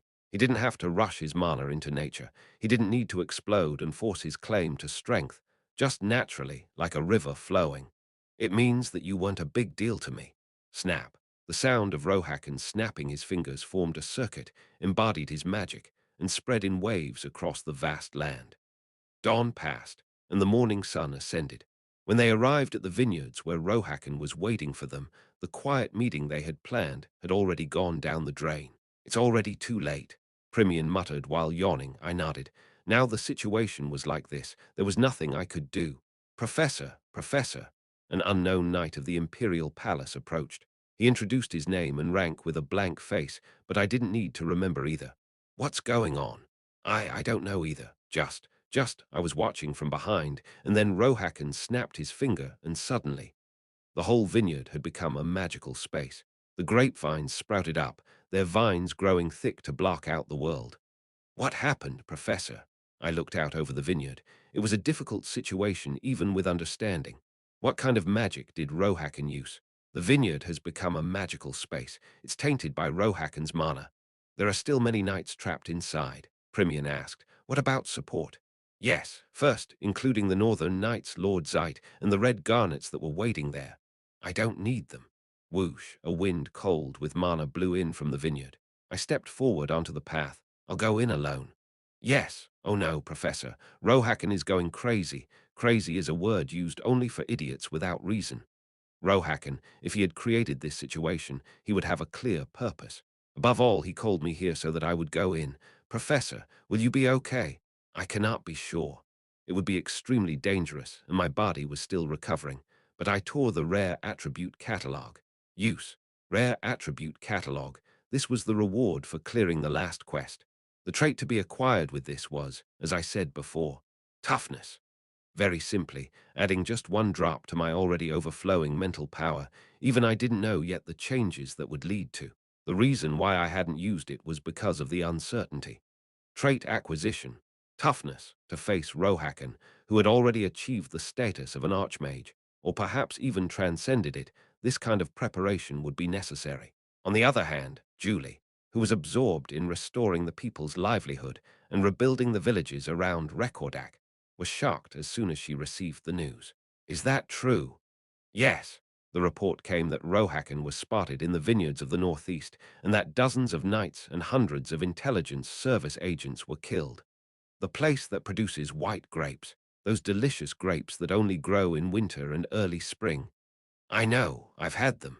Julie quickly put on her armor. She was in such a hurry that she had to tie it together while running. Horse, horse, hurry, Julie yelled for a horse as she ran. Hey, I'm going too. Julie's horse galloped off, forcing Rayleigh's horse to chase after them. All the while, a wizard watched over the two of them from Rekordak's wall. Rohakan, Sylvia. She pondered for a moment before quickly creating a small airship with a pair of goggles and a helmet as a set. Vroom. Immediately, she sat in the driver's seat and followed after Julie, glancing into the distant land with the magic of wind. What she saw was the magical space created by Rohakan that even the wind could not penetrate, and Deculein was entering all by himself. Oh! Seeing that ridiculously reckless look he wore, Sylvia murmured in a low voice. No. Chapter 208. Rohakan's words. 2. Toughness rating. Rare description. Become mentally and physically stronger. The description of the characteristics was simple, so there was nothing special to think about. The feeling was faint but clear. The world was growing clearer, or at least that was how I felt. Are you going in alone? Primian asked. I nodded silently. Wouldn't it be best to wait for support? I don't need it. The vineyard transformed into a magical space instantly, and the mana concentration increased by at least 1%, considering that the concentration of the most magical mountain was around 0.1%. It wasn't an exaggeration to say that the inside was completely different from reality. Saying that you don't need it, I'm disappointed, brother. The sound of high heels not suited to the field and old-fashioned laughter. Josephine approached, tucking her hair behind her ears. Soon, Zite will also arrive, so please wait. I shook my head without even sparing her a glance. Even Count Freyden can't do anything. Gosh, if the head of the family hears that, I'm sure he will be very happy. Of course, Zite was a perfect knight. But when it comes to magic and the mental power that this space would test, he wouldn't prove superior to me. This space won't break even if you try. If you don't know magic, it's just a hindrance. The only person who can say that Zite is a hindrance is probably you. I alone am more than enough. No, it's better to be alone. This is the order Her Majesty has given me. Well, just don't die, huh? I moved forward alone. The vineyard had already become a thick forest, its massive trees devouring the sky. Its bleak landscape was enough to arouse fear, but I didn't care. One step, then two. I just went slowly. The branches created dark shade, and the wind of mana licked at my clothes. The unique feeling of the magical space reached my mind, and fog rose everywhere I walked. Soon, the gloomy fog projected a certain memory like an image on a silver screen. I watched as I passed through the vineyard. Night Julie. It was in the underground passage, where Deculein of the past tried to be recognized by Deculein. He was on a mission to retrieve the magic core on orders by Deculein. While he advanced with Julie as an escort, Deculein was attacked by someone. Yes, it's fine. Julie was running through the dark. She was mortally wounded, but she carried Deculein on her back. Don't worry, the exit is near. She sprinted while spitting up blood, trying with desperation to make it out. Nevertheless, it's because of you Deculein blamed her. To that, Julie answered, yes, I'm sorry. It's all my fault. At that moment, Deculein fainted, and time was rolled a little forward. Now I saw a cold and lonely hospital bed. Deculein was lying on a bed, and Deculein was looking down at him. It was a memory I'd never seen.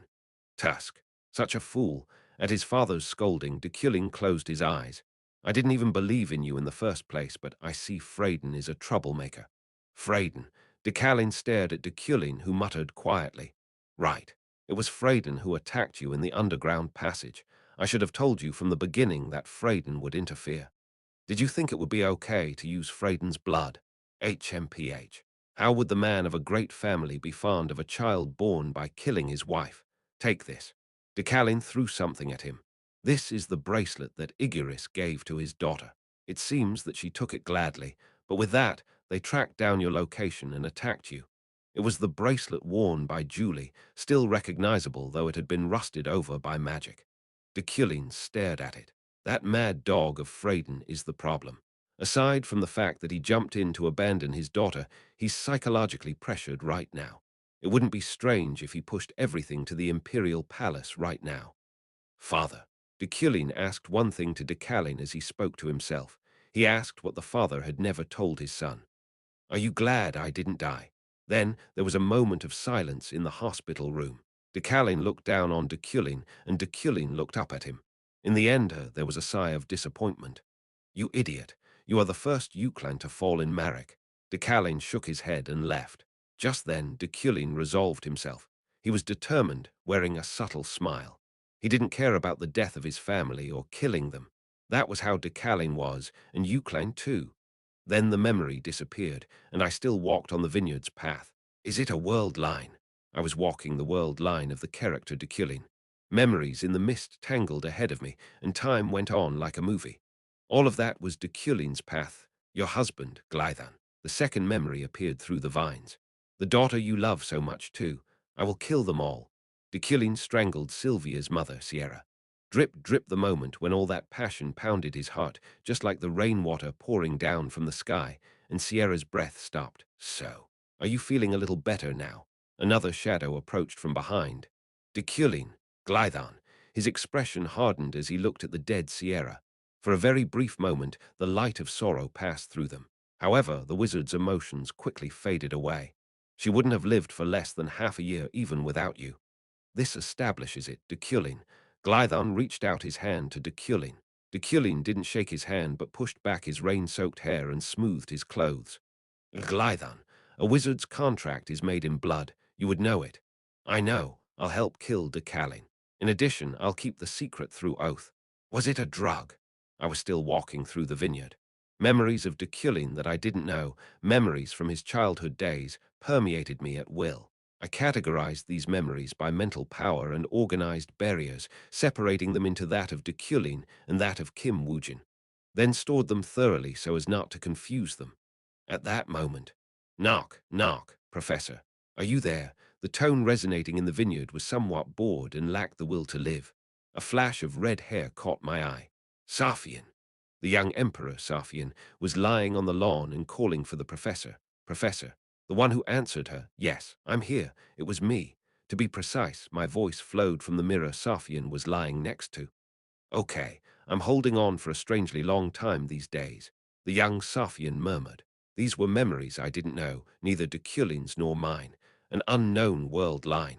Professor, how many times have I died in the meantime? This is the 149th. Well, today is December 31st, so tomorrow is January 1st. Yes, I think everything will be better if you hold out until tomorrow. HMPH. What? I listened quietly to their conversation. My footsteps leading me to the vineyard had already stopped. Your Highness! Suddenly, my voice sank low. I couldn't hear the sound of a heart beating below it. My heart had stopped. What? Safian asked with an innocent expression. I will be watching Your Highness any time, anywhere. Suddenly. It's not all of a sudden. Even if I'm out of sight for a while, I will always be here for Your Highness's process. In those conversations and scenes, I remembered belatedly. Professor, why are you saying you're not leaving like you're leaving now? The independent quest that ended abruptly, the demon's mirror, and the attribute that became my origin mirror. Your Highness, may I ask you for one promise? Just as I kept Your Highness's promise. Hearing what I didn't know, I thought. From now on, no matter what happens, do not take your own life. Which episode was this world? Hey, here, at that moment, a loud voice pushed away all the fog, revealing the other side of the world line. A man was sitting by a hut and waving. I was speechless for a moment. I knew at a glance who was smiling at me, and he recognized me just as quickly. Deculein, Rohakan, approaching him as he hit his feet against the hut floor, I asked in a slightly bewildered voice. Rohakan, you've become a boy. He was a boy much younger than the man I had met before, holding only the faintest traces of the old Rohakan. He smirked. Yes. Although it was quite disconcerting that the situation was more serious than expected, the reason Rohakan was so young was simple. I don't have much time, so please sit down. Let's talk. Haha. His death was not far away. Julie hurriedly arrived at the vineyard but was not allowed to enter. Primian and Josephine blocked her. She stared at the two alternately with a bewildered expression. You mean Professor Deculein went in alone? Yeah. Yes. Ah. Julie attempted to push past, but Josephine and Primian blocked her with the knight's help. Why are you holding me? Rohakan is inside. It's the Emperor's order, Primian replied. Julie was cut silent. The slaying of Rohakan is a task that Her Majesty has entrusted only to Professor Deculein. There is no room for third parties to intervene. Emperor's orders. If the Emperor didn't rescind it, there was nothing she could do as a knight. Julie looked to the vineyard. Does that girl, Yriel, know this? Yes, I have already delivered the news. What did she say? She said she trusts the professor, so even you should trust the professor. I don't trust Deculein, and I have no intention of doing so. Boom. The ground shook. Everyone looked over to the noise, and Josephine smiled. My lord, are you here?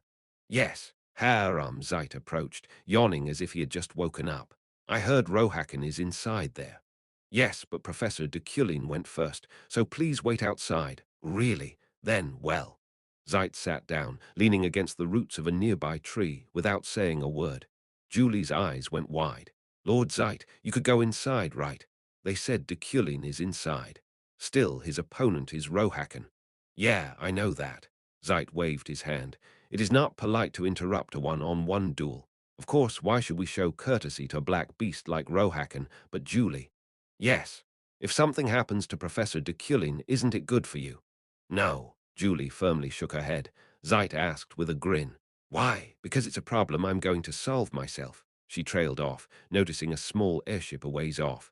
Woong woong, it was manned by Sylvia wearing a helmet. Ahem, give me a minute. After clearing her throat awkwardly a few times, Julie slowly moved towards it. Chomp, chomp, chomp, chomp, Rohakan was eating grapes as he spoke. There are fanatics in this world, cultists trying to resurrect God. But those guys don't know that what they are trying to resurrect is actually another fanatic. I nodded.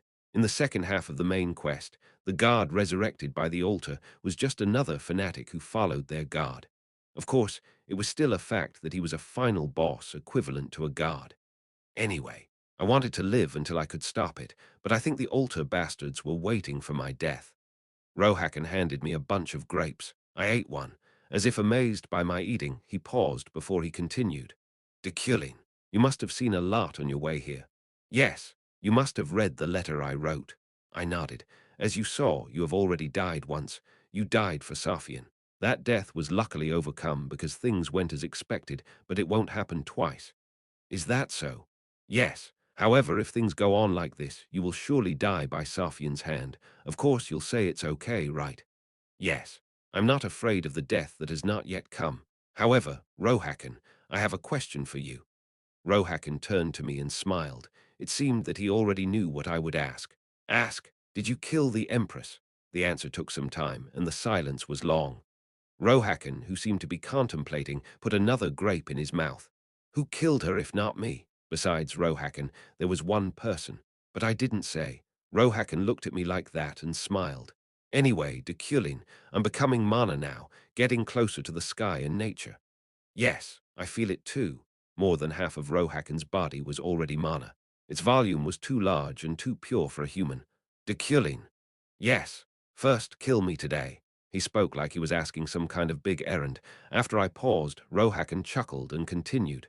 This is my gift to you. Take my head and give it to Safian. Even if this face is a little younger, it's still Rohakan's. I didn't come here to kill Rohakan. However, Rohakan had already become one with mana. The remainder of his life would last a week at most. I don't know if she'll like it or not, but it will help you. Main quest. Life main quest. Rohakan's words, two key quests floated in front of me. The former's reward was a rare attribute catalog, and the latter was a catalog enhancement coupon and store currency. In addition to increasing the quality of mana, I could receive a unique characteristic. It would help. You can do it, right? Rohakan asked. I didn't hesitate. Yes, I will kill you. Good, but before that, what I wanted now was not a simple system reward. I have a wish. Strangely enough, since I came into this world, I have always been in a position to teach someone. From the old days when I knew nothing, to the present day when I searched for things I didn't know. So maybe that was what I was looking for the most right now. At least for the remaining time. From this superhuman who achieved the status of an archmage and more, please be a good teacher. These would be the lessons of the one who I could truly recognize as a teacher. Chapter 209, Rohakan's Words 3, Please be a good teacher. Rohakan smiled broadly at me. Your talent sucks. Your achievements at your current level can be called a miracle. Of course, you must have put a lot of effort into it. However, your achievements would not have been possible without a change of soul. Change of soul. Somehow that bothered me. But don't be heartbroken. Even if you kill me today, you will always be able to meet the past me here. You mean the Rohakan from the past? Yes. I made this space to stay a little longer. I left the rest of my life in this space as much as I could. There is an older Rohakan in this vineyard. I looked around the vineyard. Mana and time intertwined, visible to the vision. Suddenly, the letter Rohakan left came to mind. Deculein, the disciple I still will meet a lot. That's why you said that I'm the disciple you'll meet a lot. Yes, I have already met the future you many times here. You who killed me and came to see me again. The origin of Rohakan, the world line. He had created his world line here and now. In other words, he stretched his past and future self. Is that so? Yes. So for now, kill me. I'll be able to teach you after that. You who came after killing me had very strong mana. Maybe it was because the quality of mana increased. If I killed Rohakan and enhanced the quality of my mana with the store currency, I would reach level 3, which I could be proud of even in this world. Then, I will not waste time. Good. Oh, there are a lot of knights down that hillside, so take them with you. I didn't kill them, just tied them up, so they must be wandering around in their memories. With your mental strength, you will be able to save them. Yes. I stood and activated snowflake obsidian. Blue and white crystals formed a straight line, as if frozen in the air, taking on the shape of a blade. Deculein. Rohakan looked up into the sky as I grabbed the sword's hilt. When the time comes, tell Safian.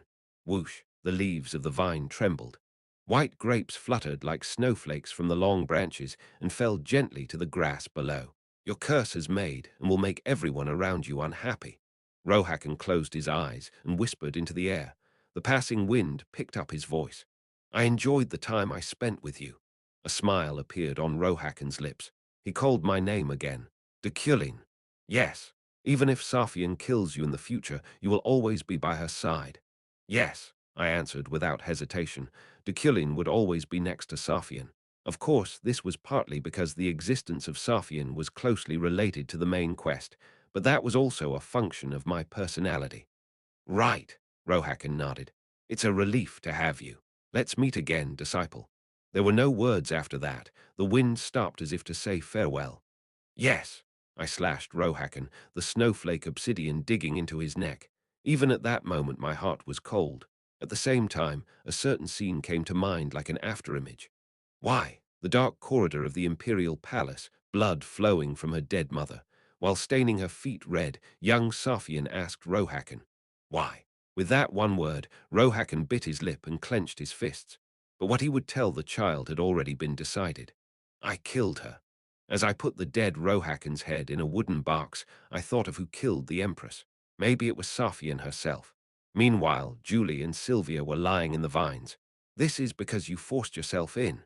No, they were tied. The more they tried to escape, the deeper their imprisonment grew. The two slowly gave up and began to speak comfortably. "I am looking for a way to get out," Julie said. Sylvia glared at her. "You forced yourself inside. It's because you're heavy." "I'm not heavy. You're over 70 kg. Yes. W what? No. And I mean, even if that were the case, it would be natural for a knight." Sylvia shook her head. As she leaned her back against the vines, she looked up to the sky. The space was clear enough to see the mana in the air. Just by breathing here, Sylvia was growing. Her mana volume was increasing every second. Sylvia turned her gaze without saying a word back to Julie. The knight grunted and tried to escape, but her hands and feet were already bound, and she couldn't do anything more than wriggle. "How are you going to get revenge on Deculein?" Sylvia asked. Julie paused for a moment. "Revenge? Yeah." Julie was thinking a lot of the revenge she could enact on Deculein, on a just way to avenge everyone. "My revenge is simple, to make Deculein himself admit all his sins." "What sins?" "He ruined a lot of people." Aside from the Knights of Freyham, there were many wizards whose careers were ruined by Deculein. Julie was speaking of all of them. "Also, some have taken their own lives. I am gathering evidence." Sylvia looked at Julie for a moment.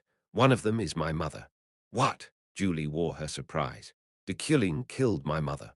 Julie was speechless. Not knowing how she should react, her expression hardened. A hasty consolation could hurt Sylvia. "So I'm going to kill him too." Sylvia looked up at the sky again. Pale mana pooled in her golden eyes. "He must die by my hand."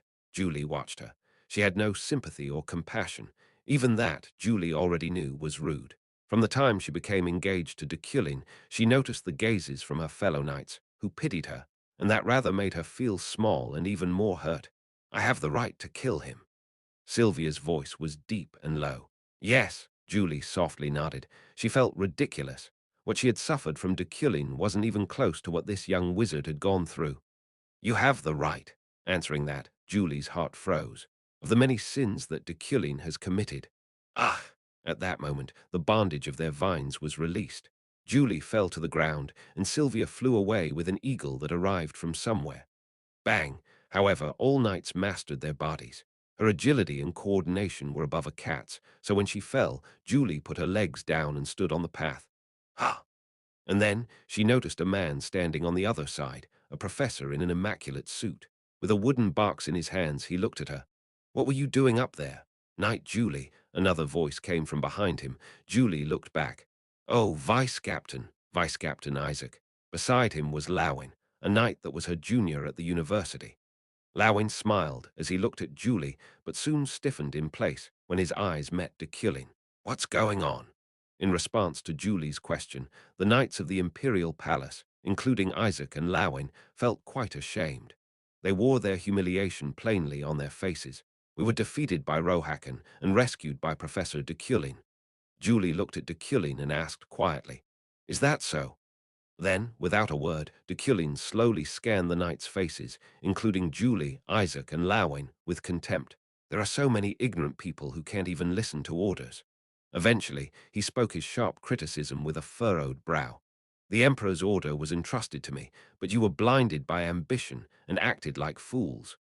Despite that, the knights bowed their heads without saying a word. Julie, who could not understand the situation, suddenly looked to the wooden box Deculein held. "That is." Deculein passed by Julie without answering, and the knights followed a short distance away. Julie approached behind them. "May I ask you to explain the situation?" "It's been a while, Julie. It's not very pleasant to meet you in this situation." "Yes." Isaac was reluctant, but he replied simply in a whisper. "Rohakan is dead. Deculein killed him." Julie's eyes neared the size of soccer balls as Isaac muttered. In the end, the answer was for a wizard to deal with a wizard. The sighs of the knights filled the air. Between them, Julie silently watched Deculein's back. "Your Majesty," meanwhile, back in the Imperial Palace. Safian, who was unraveling thoughts of Deculein's life and death problem, frowned. "What?" She was on the verge of finding the answer. Safian stared at the sound source, ready to mete out severe punishment. What's going on? This is terrible. No, this is a happy occasion, Your Majesty. Was there anything that could be called a happy occasion in the Empire? Safian thought for a moment, but there wasn't anything.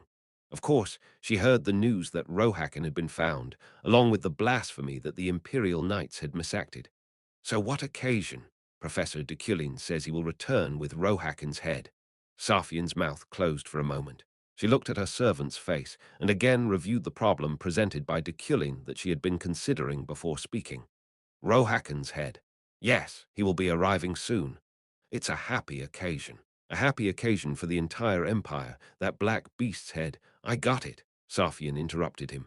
The servant, who was trembling, quickly quieted. I got it, so go. Yes. The servant turned his body and left, and Safian looked at the life and death problem again. This was the Go problem written by Deculein for herself. As she solved the problems, she thought again. Rohakon, you bastard, she muttered. Did you die that easily? Strangely, she felt bizarrely empty. When she gave Deculein this mission, she did not expect that he would catch him. She didn't even dare to think he would be returning with his head. Deculein, she called his name softly. Did he take the head of the one who was his teacher for her? I wonder. What kind of conversation did he have with Rohakon before returning? Your Majesty, the court lady who was by her side spoke. Safian glanced at her head held down. Isn't it time to accept the professor's visit? Now. The cheeky court lady raised her head after offering advice, not knowing her place. Safian shook her head and sat down. When the professor returns, tell him to come to the teaching room. Chapter 210. University Magic Tower. 1. On the way out of the vineyard, Julie helped the Imperial Knights and agents scattered here and there up. The other knights, including Isaac and Lawin, assisted her. Julie. Then Isaac called out to her. Julie looked back at her old boss and nodded. Yes. How have you been? The question wasn't like Isaac, who was always stiff and unmoving. Julie couldn't hide her surprise. There are no cracks in the life of a knight. Why are you asking such a thing? Isaac smiled bitterly. Now he was drenched in remorse. No, not only that, but all the knights here were the same. In this vineyard, they saw their past and met their memories thanks to Rohakon's world line. I should have protected you back then. When they were in the Imperial Knights, Isaac was her direct supervisor. However, since Isaac was an aristocrat in need of political support, he could not block Deculein's interference. He was obsessed with Julie, and Isaac couldn't push him away. In the end, he made Julie leave the Imperial Knights by herself. At that time, he had no choice but to convince himself by saying that he couldn't do anything else. But the memories in the vineyard tormented him. No, but Julie shook her head. She kept a proper distance and watched Deculein's back as he walked ahead of them. Now, the professor isn't obsessed with me anymore. I heard the news of the breakup. Julie continued without a word. Then, suddenly, she turned her gaze to see the darkness between the trees to her right. She was unnecessary. In the winter castle, Freyden, a child who couldn't sleep at night, had wandered out into the hallway with a blanket and heard a voice in front of her father's door. To me, he was soaked in water and spoke, as if lifting a weight off his chest. The child held the blanket wrapped around her a little tighter. There is no one more important than you. Snap. The clear sound of snapping fingers startled Julie. Deculein was watching her. Don't get caught up in your emotions. At those words, Julie came back to her senses. The illusion was gone, and the feeling gnawing at her heart vanished. Focus on the present. His mental power that had reached its peak spread outward. His words, his voice, and just his very existence. Not limited to himself, it affected the world around him. The knights felt this divine phenomenon. The dark and damp road of the vineyard suddenly grew clear the moment he spoke. There's nothing as ugly and pathetic as wandering in one's memory. Deculein marched ahead after that. The knights followed him slowly. However, in Julie's ears, old words repeated. Take it, Julie. Before starting the underground passage escort mission, her father had given her a bracelet. Keep it like a talisman. It was the happiest moment in her life, feeling both infinitely short and long. It was the first gift her father gave her. It had disappeared now, but a faint smile appeared on Julie's lips. Her father had acted out of consideration for her, at least at that moment. I arrived at the islands, but I didn't pick the noisy road. I sent the knight to the front door first and returned to the Euclane mansion while all attention was on them. We did a good job. It was Primian, but that bothered me. What did you do? I was blocking the entrance from the outside. She was too bold-faced in her lies. I held the wooden box and looked at my watch. I heard that the Imperial Palace is calling the professor. I know. Shouldn't you go right away? I have something to find. I went straight up to my office. I could now see memories that weren't originally in my head clearly among traces of the original Deculein. Among them, inside the magic safe in the office, a broken and corroded bracelet lay among all the jewels and debris. When I looked into it with vision, I could see that its location tracking function remained faint. Freyden, the underground passage case where Julie was seriously injured. At that time, the one who attacked Deculein was the Lord of Freyden and her father, Igeris von Krail Freyden. Whether he tried to kill Deculein with Julie, or if Julie was caught up in it by accident, or she had nothing to do with it. But what I didn't have the slightest idea about was why Deculein had kept it in his safe. Knock, knock, I put the bracelet in my coat pocket and opened the door with psychokinesis. Master, this is a confidential letter from the round table that arrived the other day. It was my secretary, Wren. He walked over and handed me a magic-sealed letter, all while Primian watched him silently. Then I'll be going. When Wren left, Primian's interest shifted to the letter. Is it confidential? I can go outside and wait. I read it without responding. Book of the Round Table. Now that the long migration is over, the Round Table hopes to help the continent's stability. One fact was secretly delivered to the elders of the Round Table, or those who have the potential to become elders. It's very surprising news, but it's not ready yet, and it could be troublesome if the information leaks, so please keep this quiet for a while. Going back to the main point, Baton of Bayorad has learned and trained blood magic to the extent of the 8th series, and finally invented magic that can distinguish a demon blood with a single drop of blood. We're working with the Empire and the Kingdom to separate the demonic bloodlines, punishing the filthy clans who have hidden their identity and deceived us. Baton's invention of blood magic was one of the major events leading to the focal point of the world's main quest. It's the first time I've seen the secret seal of the Round Table. As Primian muttered without much thought, I pretended that it wasn't a big deal and leaked the letter's secrets. Baton invented blood magic. At that moment, Primian trembled slightly. Baton, I guess this can be considered quite a secret. She muttered calmly, but her body was showing a different reaction through vision. Of course, her face remained the same, but her blood vessels were tightening, and her mana was moving erratically. A drop of blood is enough to distinguish the demon blood. It will be convenient. Well, surely. Primian crossed her arms. I handed her the document. Read it. Is that okay, though? The Round Table said it was confidential. Should I obey the old people from Round Table? Primian pondered it for a second, and then took the letter.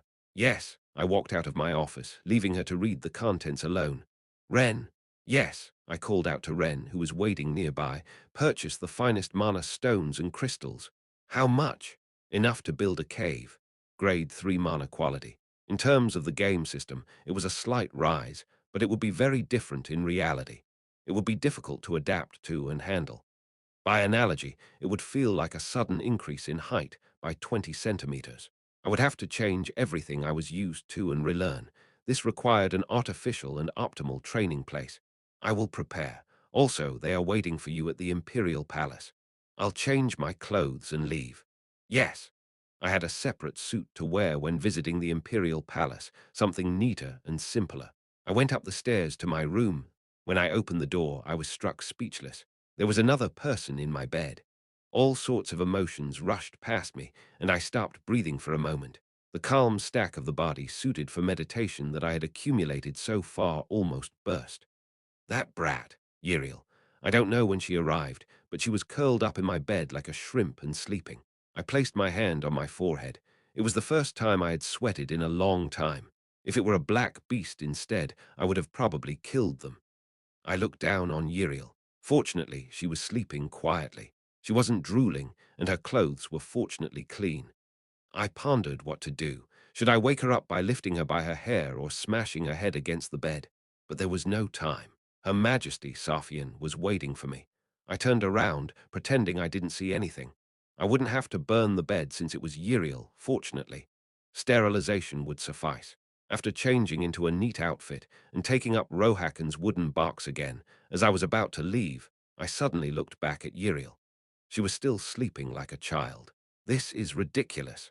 I didn't know if she was being cheeky or if there was a big shock and her feelings had changed.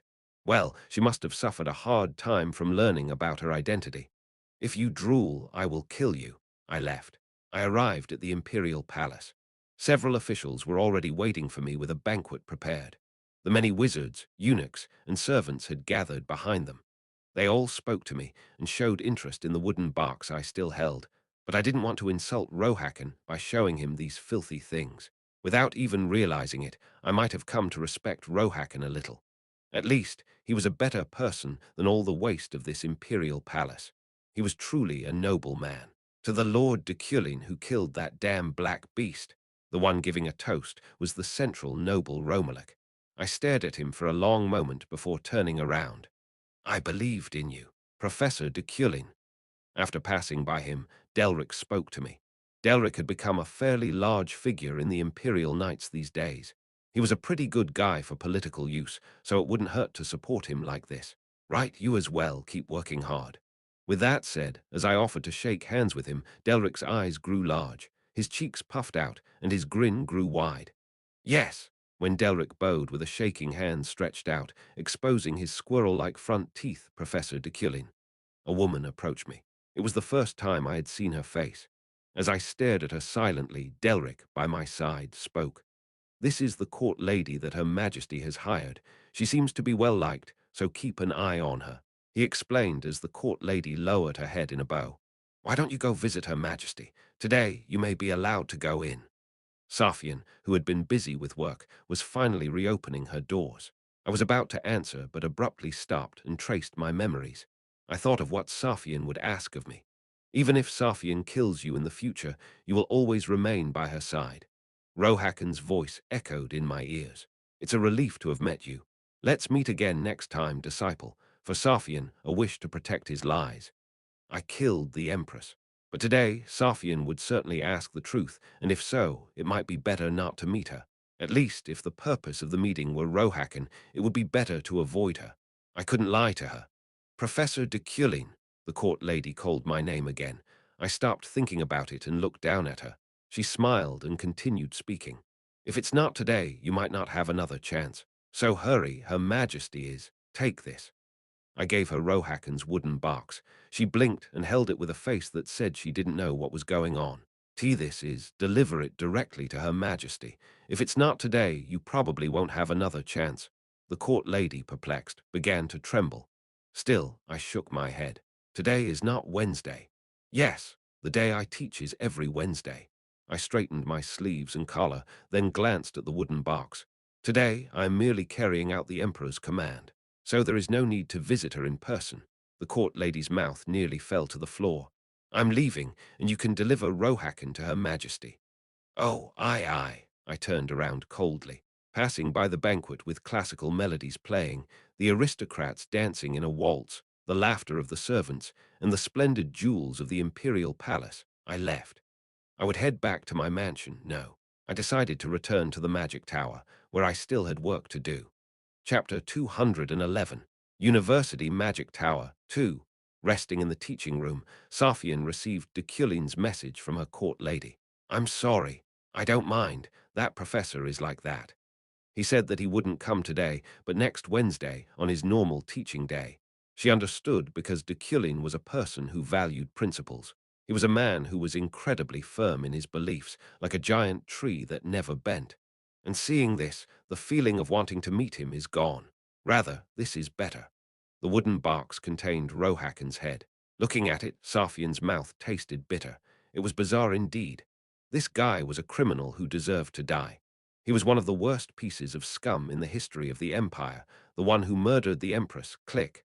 Safian opened the lid. Then she was silent. At first, she thought it wasn't Rohaken, as it was the head of a boy, but it wasn't long before she confirmed that he was Rohaken. His mana remained clear inside his head. You died. Safian regarded Rohaken. It looked like he was going to open his eyes any second and say something to her, saying, just like back then, I killed her. This damn bastard. Safian's memories of the day Rohakan assassinated the Empress were sparse. She was good at grasping the situation, but she could hardly remember those moments. Even if she tried to recall a little bit, it vanished like a switch turning off. You died with a face younger than mine. Nevertheless, one thing was certain. A blue moon had appeared in the sky at the moment when Rohakan confessed. You! Safian raised her head and looked to the courtier. The court lady bowed with a tremble. Yes, your majesty. At that moment, Rohakan's voice rang again in Safian's mind. Safian, you know too. Everyone around you suffers misfortune, with no exception. The people she wanted to be by her side. Rohakan was one of them, and he proved that to himself. What is your name? It was the first time in Safian's life she asked for the name of a court lady. The courtier answered in a soft voice. It's Ahan. Ahan, I will give you one order. Ahan bowed even lower. Yes, your majesty, I'm honored. I will accept anything, avoid misfortune with the determination to die. Ahan didn't understand. She gently raised her head, and when she met Safian's eyes, she lowered her face again. Don't ever suffer misfortune. Yes, your majesty, but how could that be possible, just being here with your majesty? She didn't listen to the court lady. Safian closed the lid of the wooden box. She put Rohakan down on the other side of the drawer and unfolded her advanced life and death problems again to study go. While solving them one by one, suddenly, an unusual sense of indignation hit her. No, something she was holding on to had exploded. He said he would be happy to wait, but he doesn't come when I tell him. Thinking of that wicked man, she murmured, and after solving the problems, she turned over the last page of the book. After solving all the problems, all that remained was a mostly blank sheet of paper. Safian looked at the two sentences written in the middle. For you, who is nobler than anyone. Hopefully, it can be a way to refresh your mind on the road of wandering in loneliness. An unusual tribute was left at the end of the book, clearly dedicated to her. Safian pretended she was sneering, but she couldn't hide the brightness of her smile. The grounds of the Imperial University were large. It was safe to view it as a city, given it had the facilities to be self-sufficient even if it was separated from the continent. Hundreds of thousands came and went every day, excluding the current students, and the trends of the university's districts soon spread into the fashion of the younger generation of the empire. It was the pride of the empire, the center of their culture, and the birthplace of countless talented people. I was walking across the campus of such a university. HMPH. With the chairman watching me suspiciously and Eferen looking sleepy, I didn't know what happened yesterday. There's no way. After staring at her for a while, she spoke in a chirping voice. What do you mean? How could you kill Rohakan? It makes no sense. Is that so? Yes. I thought Rohakan would beat you and you would come to me for help. Adrian was quite annoyed. Steam spurted from her nose. I used physical power. What? Physical magic? I cut him with a sword. It wasn't a lie. Then the chairman grabbed my forearm. Whoa. Her eyes widened with admiration. You're in good shape indeed, but was a surprise attack on the careless Rohakan the cause of the victory? I never said it was a surprise attack. You did. Ha-ama. You did, MHH. It was an ambush. Adrian repeated herself as Eferen yawned and stumbled along. Despite the difficulties these two posed, I arrived at my office. You did. Ignoring Adrian, still clinging to me, I sat down. You did. More importantly, the altar seems poised to move. The altar? Yes. It is the force that moved the beast wave. Adrian's expression turned. The beast wave? Yes. Now that Rohakan was dead, though, of course, he hadn't completely died yet, but his range was limited to the vineyards. The altar would begin to move in earnest. I didn't know you would believe in such a conspiracy theory. There was a hint of pity in those words. I thought for a moment, and then nodded. In the continent, the altar was similar to the Illuminati in modern terms. Of course, I don't mean to imply that the Illuminati exists, but most people dismiss the altar as just a cult somewhere out there. Only a few named knew for sure that the massacre and suppression of the demon blood, the sudden intensification of the beast migration, and most of the social chaos happening now were the altar's plots. There was no way to prove it. Yes, anyway, if you don't have any other news, please leave now. I have a lot to do. I do have some. Adrian held out a list. This is the entrance exam. Bloodlines of the principalities and kingdoms will take the entrance exam to our university. The rest are documents related to the entrance festival. I read it. Principality of Uran, Kingdom of Riak, Gahala. There were many names of high-ranking nobles and even royalty from each country. If they gathered in the empire, of course, unexpected quests would be inevitable. You will be the judge. Is that so? Yes, please give them an honest evaluation. There are also donation amounts there. I marked it with a golden star. Golden star. It was divided into 1, 2, and 3, depending on the donation amount, but being admitted thanks to money wasn't a big deal in this world. Go easy on those people. You better not ask me to do that. Hey, still, I closed the list. If they have the skills, they will enter. I see that you don't know at all how the tower works. We have to accept donations to get money. Do you want to become the chairman without even that? Yes, this is enough. Please go now. Gosh, you are no fun these days. At this point, I wondered if she was deliberately picking a fight. The chairman stared at me with narrowed eyes, but she finally turned around. I ignored her and picked up my pen. Efren. Hey.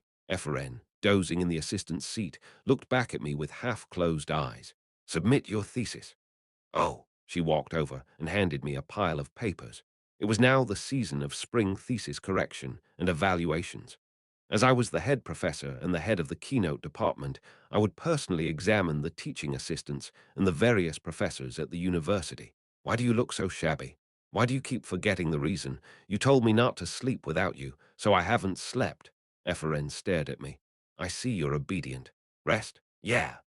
As soon as Eferen had said that, she went back to her desk and smashed her face into its surface while I examined her thesis.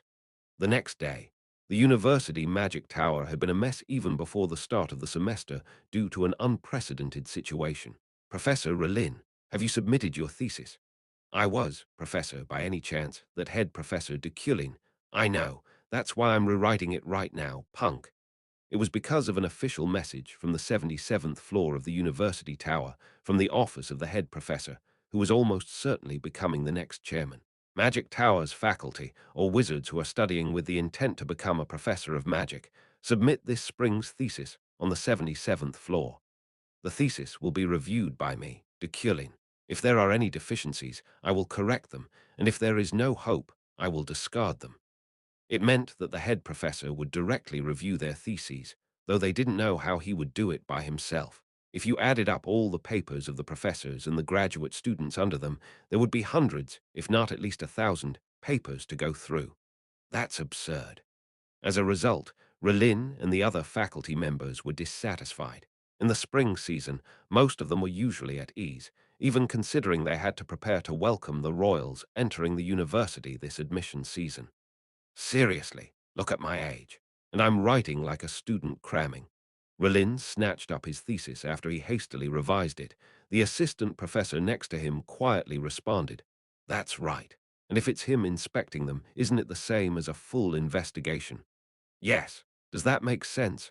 Just follow me. Let's just submit it. Who knows what he will say if we're late? Relin went out into the hallway, fiddling with his mustache. Still, his complaints continued. I mean, why does he want to personally inspect 1,000 papers? If the head professor becomes the chairman, I'll need to leave for the kingdom. Yes, I will follow Professor Relin. Yes, of course you should. Hey, Professor Sire. On the way to the elevator, they met Professor Sire. She didn't look good either, standing limply against the wall. Did you also stay up all night revising your thesis? Yes, I guess I did. Gosh, what is this? Relin shook his head and went into the elevator with her. I heard you made connections with Riark. Sire spoke with envy. Relin cleared his throat. They said that if I go to the Kingdom Magic Tower, I will be given the title of head professor. I'm still thinking, though, if head professor Deculein keeps pushing us like this, I think I will accept their offer. I'm so jealous. I don't know why head professor Deculein wants to make people suffer so much. Direct inspection, which meant a full inspection. Deculein intended to examine all other professors' spring theses. That was nonsense. It took quite a long time for someone to count all those papers, much less read them. At least a week would be required per. This was because the magic series was different, and it was very difficult to understand the theories of other highly developed classes. But Deculein, ding! The elevator stopped, and they arrived on the 77th floor. Relin and Sire stood in front of the head professor's office and let out a deep sigh. After exchanging glances, Relin, with a nod, knocked. Come in, Deculein answered. The head professor solved the northern situation and executed Rohakan. Now the power of Euclid was boiling over the sky. Even if he were to leave for the royal palace, they would have to show a perfect appearance in front of him. Yes, it's Relin and Sire. Relin fixed his tie and opened the door. The first thing he saw was Deculein, who was sitting and staring at them with the most fierce and terrifying blue eyes in the tower. Relin approached with a humble smile. Professor Deculein, I heard the news. Rohakan, just give me your thesis. Yes. Relin and Sire approached in turn and submitted their papers. Deculein glanced at Relin's. Relin met his eyes and asked quietly, Professor, those 13 pages must be a bit complicated. I also had a lot of trouble in terms of figures during the calculations. Then Deculein glanced up at him and turned to the last page. Even if you are the head professor, it seems like it will take quite a while. Do you think you can check all the thesis by 13%, 173? Yes, it's the required mana concentration and the number of circuits. Isn't that what you asked for? Relin swallowed hard. Mana stones contain more than 13% mana as an ingredient and exactly 173 magic circuits. It was the correct answer that took him 3 days to reach. Aha, yes, that's right, but it takes quite a while if you just calculate it the normal way. You've already mastered Deron's inverse calculation. I calculated it normally. Yes, it's been about 3 months since Deron's inversion was announced. There are many problems with that formula. It's practical, but if you do that, you will inevitably have problems. So at least in the formula, the calculation needs to be as plain as possible. Walk the royal road instead. It took him 3 days with normal calculations. Relin looked back at Sire blankly. Hum. Sire looked between Deculein and Relin, then sneakily approached and took back her thesis. My thesis seems to be lacking a lot, so I will go back and revise it one more time. Good job, Professor Relin. Thank you for your hard work, Professor. Saying that, as Sire ran away, Relin watched wordlessly. Slam. She closed the door. Deculein and Relin were left alone. Beads of sweat began to form on his head. Chapter 212. Progress. 1. Relin sat in front of Deculein like a student called to the principal's office. His fat body was crouched and curled up like a bug. Ephraim felt she had seen this situation in her dreams. Yes, those sections have been referred to in the thesis paper by Wizard Zora, but there's no citation. Oh, I was going to add it, but there wasn't enough time. Aside from that, I also noticed that other parts referred to other wizards' papers. Then Relin laughed as he wiped away his sweat, but he seemed a little angry because his pride as a professor had been insulted.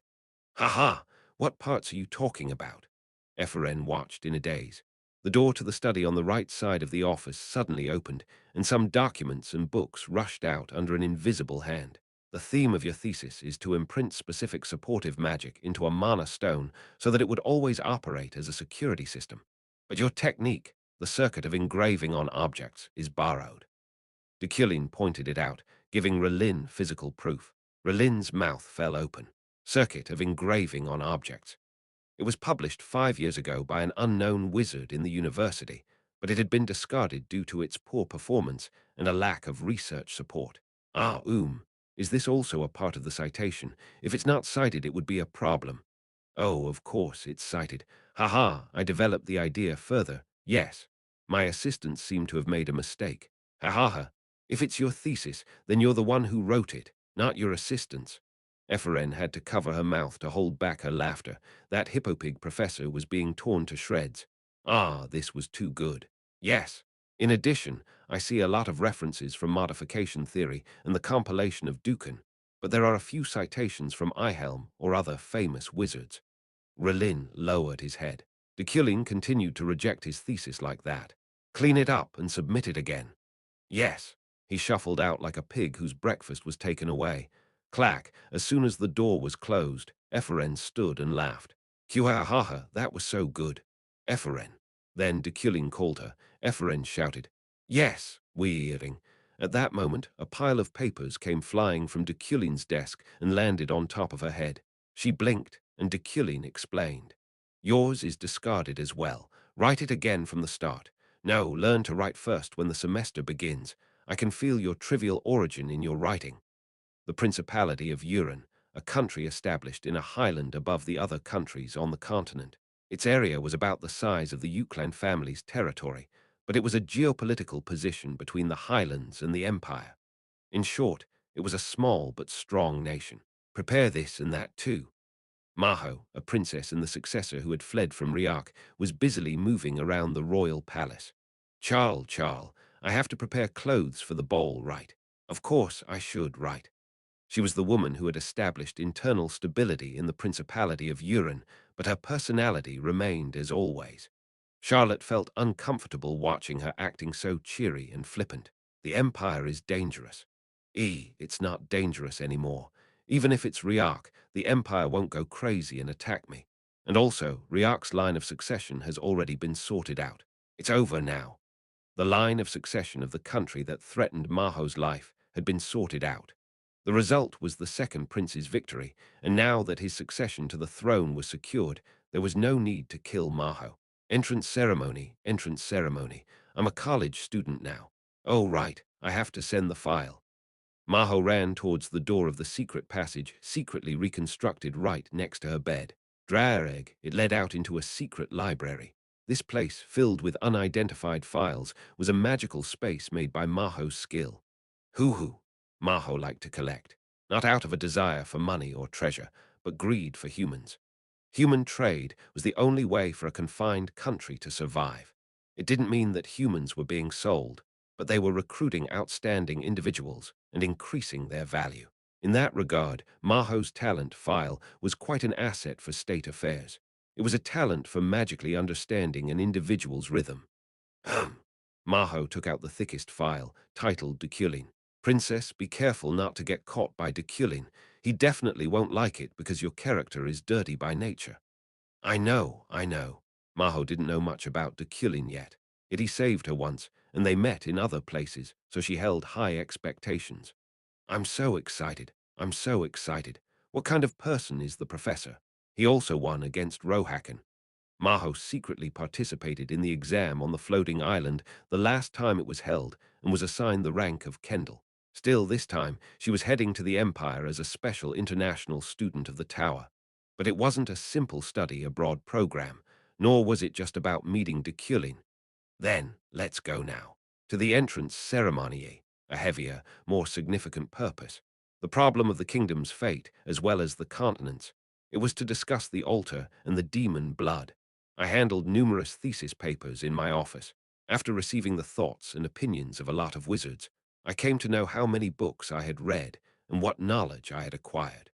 Understanding worked in conjunction with my original knowledge, and now that it had become wide as an ocean, there was nothing that I didn't know in the standards of the tower. No, even if I didn't know, I would learn soon.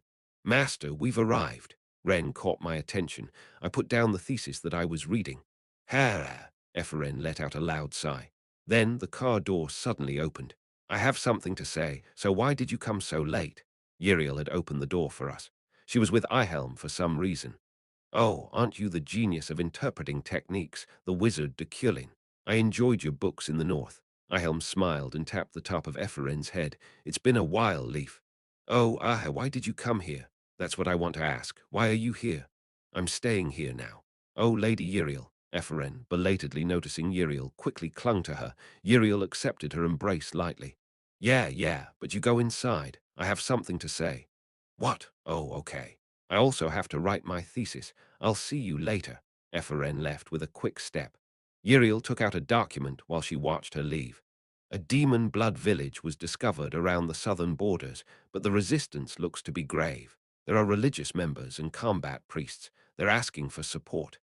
The name of the place was Barahel. The imperial family gave the order to eradicate all the demon blood there. Uriel continued to explain calmly. I think the real oppression will begin now. Barahel. I searched inside my head for a moment to see if the name popped up. Brother, no, you. What are you going to do? The demon blood were divided into two categories, those cooperating with the altar and those not cooperating. Barahel was the former, leaving no room for persuasion. They were already a brainwashed tribe. They have to be killed. There was no need to waste time considering humane methods. They were a gloomy bunch with no room for reformation. Uriel trembled and Ihelm smiled deeply. Ha ha, that's right. I have the same opinion. Isn't that why you were chosen as my partner? What? Uriel's eyes went narrow at Ihelm's words. You must have been selected as my assistant. What? You're as presumptuous as ever. Always. Tusk, you two have similar personalities. Uriel, I called Uriel. Her expression held anxiety. Go back to Hadekin. Leave the institution to me, and do what you have to do. Tap, I placed my hand on Uriel's shoulder. Looking at her faintly trembling eyes, I spoke quietly. Nothing will happen. The glowing sunset alit Uriel. Her face crumpled like she was about to cry. She bowed her head without saying anything. Soon, a smile appeared on her lips. Yup, I believe you. She placed her forehead against my chest as she answered, then climbed into the idle car with a clear expression. Then I'll get going. Oh, right, my lady. Wren called out to Uriel. What? Uriel popped her head out the window. Wren produced a receipt. This is the bill. What bill? Master ordered it, but the account balance was insufficient, so it was covered by the family check. Please sign this. What are you talking about? She took the receipt. She stared at the long piece of paper without saying anything, then her already big eyes grew even wider. What is this? Her scream shook the world. I gave a glance at the driver of Uriel's car. 300 million Elnis. Mana stone, highest grade mana stone, highest grade crystal. What did you buy these for? She roared and glared at me. No, the tower can give you mana stones. In addition, it's worth 300 million. Oh, I'm going crazy, seriously. We're running out of cash. Vroom. The engine of the car started, and the startled Uriel turned to the driver. Hey, what are you doing? Stop. Turn the engine off right now. Open the door, and I spoke. Just sign it when you get back. What? Hey, open the door. Uriel could not open the door blocked with psychokinesis. Then I sent a deadly gaze to the driver. Hey, Ahem, let's get going. He pressed on the accelerator. Uriel's shout could still be heard over the engine's roar. No, stop. I have to listen to his explanation. Why did he spend 300 million Elnis? Why? I have to find out why. Is this a relapse of your extravagance? Hey, hey. The sound was soon buried in the wind as it gradually grew farther away. I cleared my throat with a dry cough. Hey, you used 300 million Elnis for what? You're something. There won't be much cash to recover after the war. Ihel muttered with admiration. I turned to face him. You should also go back now. Oh, yeah. Well, let's get along better now that we're partners. Ihelm gave me a greasy smile and reached his hand out. Let's kill the demon blood together. Also, do you know, the synergy between the manipulation and support series is... I ignored him and turned away. I built a cave in the site with the most mana concentration in the mansion. I quickly dug out the fairly deep passage using psychokinesis and the wood steel. It was a deep blue cave covered with the finest mana stone and crystal. Because of my aesthetic sense, it was neat, like a shrine rather than a cave. Don't you need any food? I don't. Then I'll get going. Wren left. I sat in the chair in the middle of the training room and looked into the empty air. Purchase available.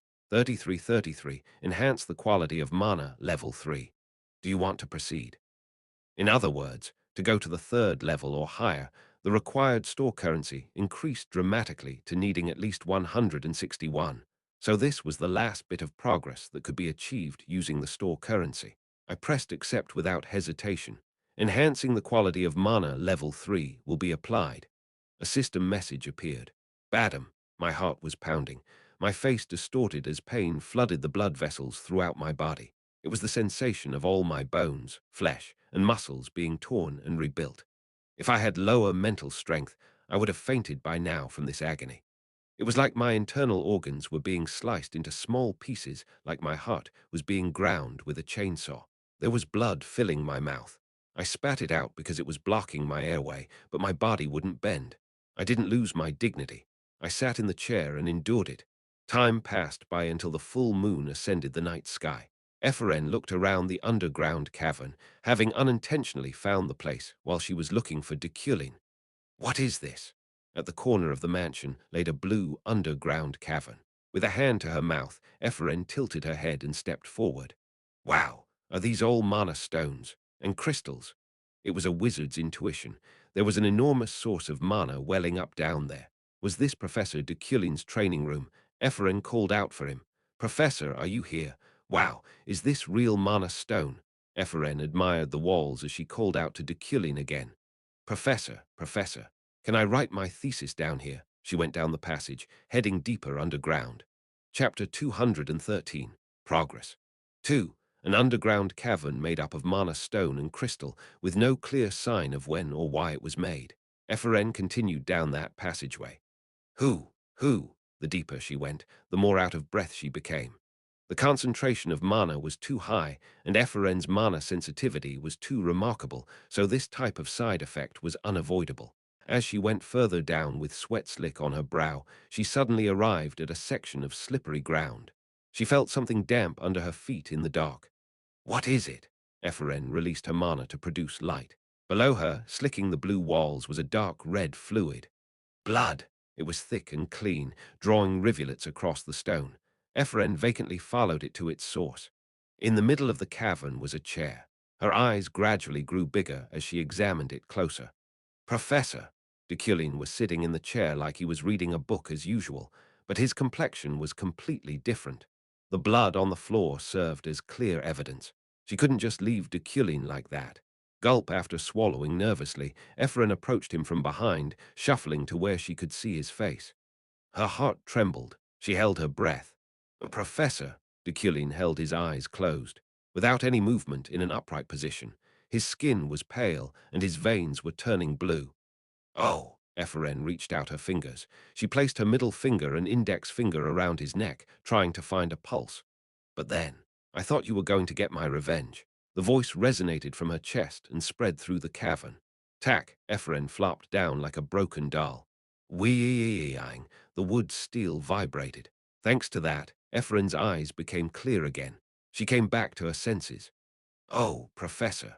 Ephren placed her hand on Deculein's shoulder without knowing what she had just done, what she was trying to do, or what phenomenon it was. Ephren. Oh my gosh! He was looking at her, his sunken blue eyes like a calm sea. Ephren stepped back, clenching her hands. Are you all right? There was compassion in her voice that she wasn't aware of. A strange feeling penetrated her head like a fog, Deculein's short remaining life.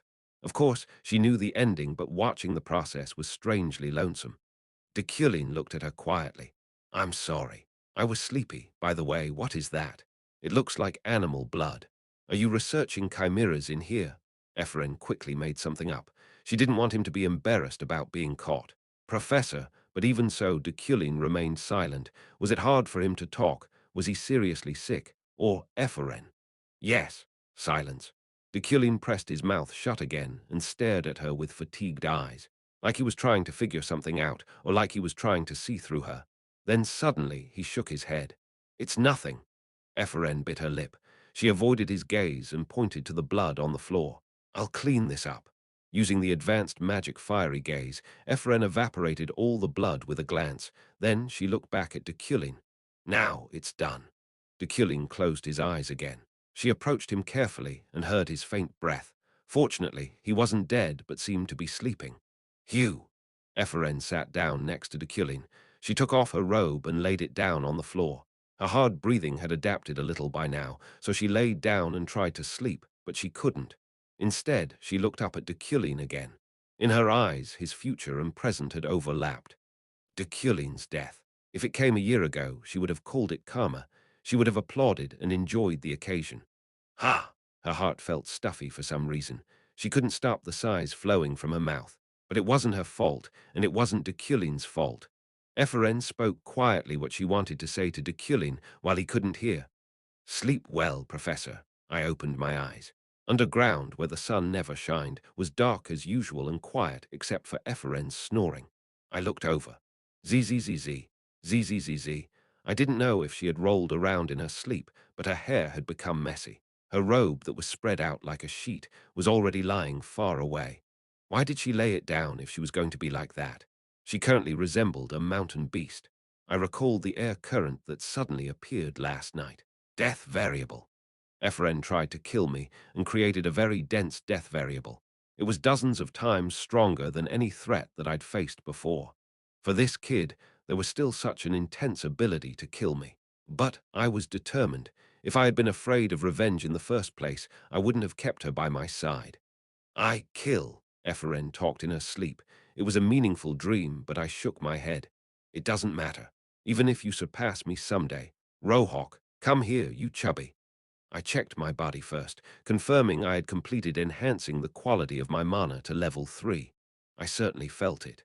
The flow of mana inside my body had become clearer, and the speed had greatly increased. If it was a regular cable before, it was now an optical fiber. Of course, the pain hadn't disappeared yet because it was an instant reconstruction. Whenever I used my mana, there was a severe pain like my bones were breaking or my organs were on fire, but this much was tolerable. Let's see. Next was the magic output check. I tested it with a very basic psychokinesis on the wall made of crystal and mana stone. I stretched my hand out. Goo! A haze swept across my hands, and the air around me shifted.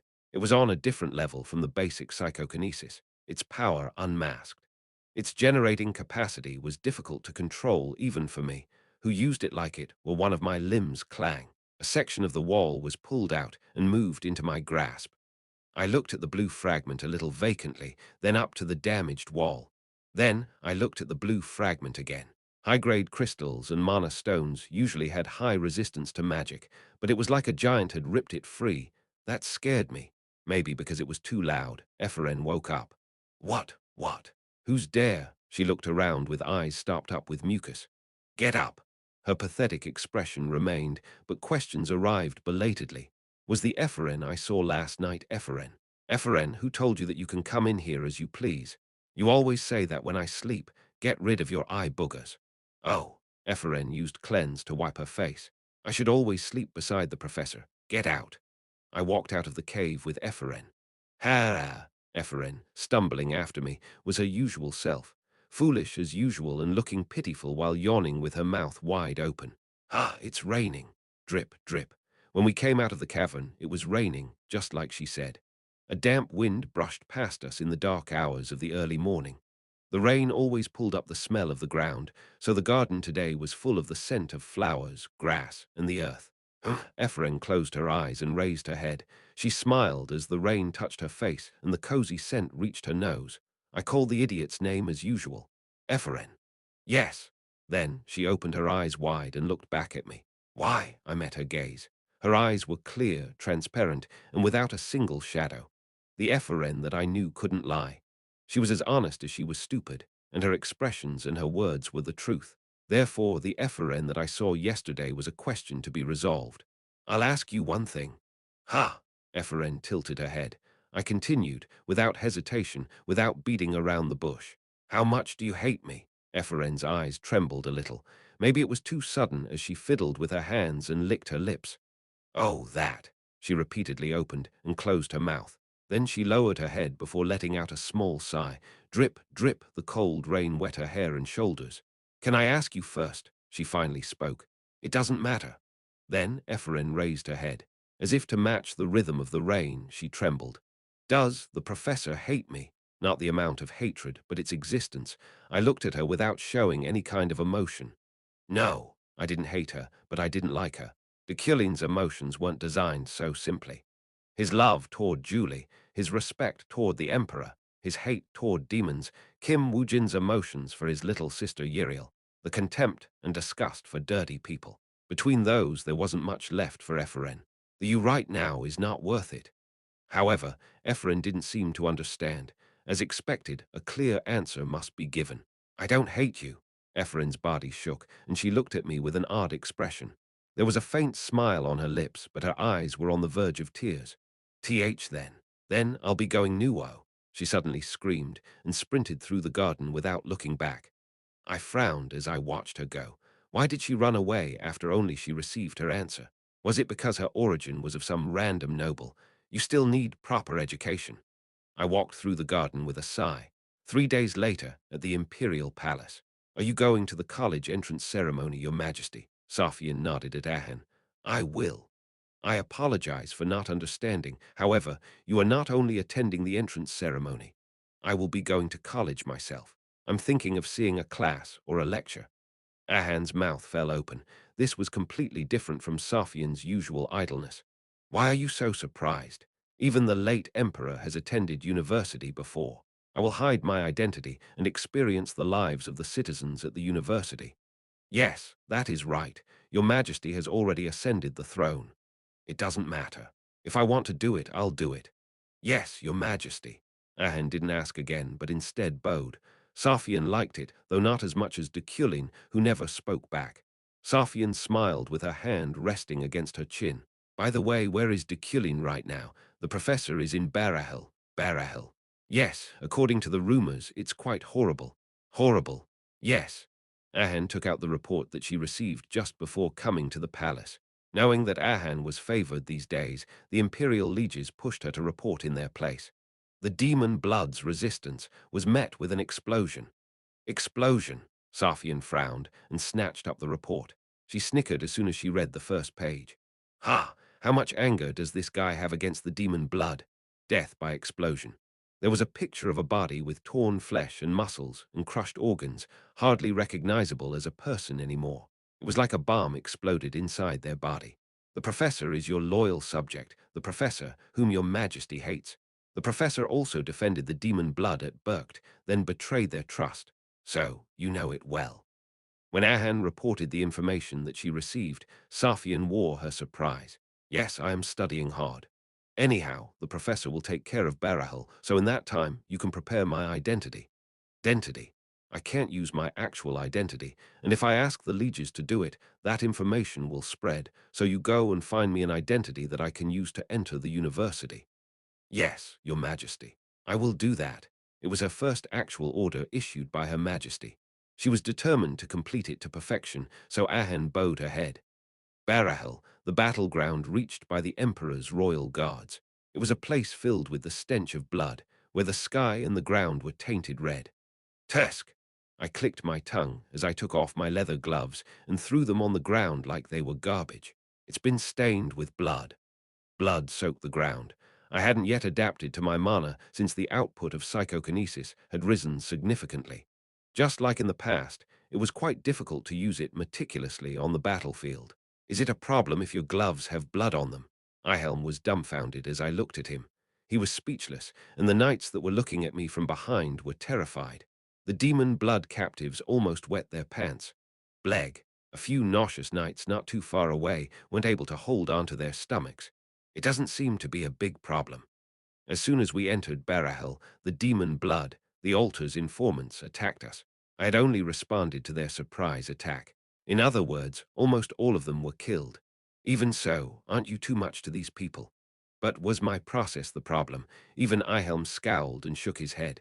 I didn't want this either. To be precise, I wasn't able to control my power. Since the wood steel still lacked in conciseness, I used only psychokinesis, but the people who were hit by it burst like fireworks. They deserved to die anyway. It can be considered an example of their punishment. Example, okay. Do what you want. I'll just follow my partner. Ihelm shrugged. I looked at the knights behind us. As soon as they met my eyes, they quickly straightened up. Let's go.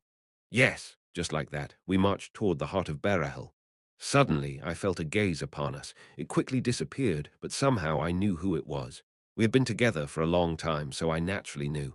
Alan, no, Ellie, that kid was here. Chapter 214, Progress. 3. It's Deculein. You're watching too, right? On a mountain range not far from Barahel, Ellie scratched her head while reading Alessel's signals. Yes, I'm watching. I think there's something bad, wham. Alessel smacked Ellie's arm. It hurts. If there's something bad, you can just burst them to death. It's not like that. Ellie looked across the land again. Barahel was a headache even for the demon blood. They were a cult who worshipped the altar, so Ellie and Alessal were dispatched to get rid of them. It's not the first time that Deculein has shown that kind of cruelty. Alessal built a prison under the desert for the demon blood. She intended to detain the altar worshippers in there. But still, there's no gas chamber in Rohalak. The professor has kept his promise. Forget it. You're no different from the clan who was brainwashed by the altar. Let's go back for now, since we've already secured the chief's recruit. Alessal signed, and Ellie looked to the fainted clan leader of Barahel. Okay, but Alessal and Ellie planned to track the altar based on the information in his head. The last alternative for the demon blood was the mutually assured destruction that Alessal strongly insisted on, or the altar's collapse that Ellie pushed for. Alessal, let's wait a bit longer. Why? No reason. Ellie watched Deculein's back from far away as he was walking gracefully through the carnage. She smiled a little and muttered, I want to watch more, Ack. Wham! Alessel knocked on Ellie's head this time. Bam, bam, bam. Several times, like knocking on a gourd. Ack, ack, oh, and also, there are a few more we need to take. Alessel narrowed her eyes and asked back, We'll take?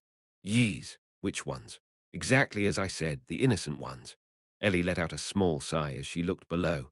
Barahil's resistance was boring.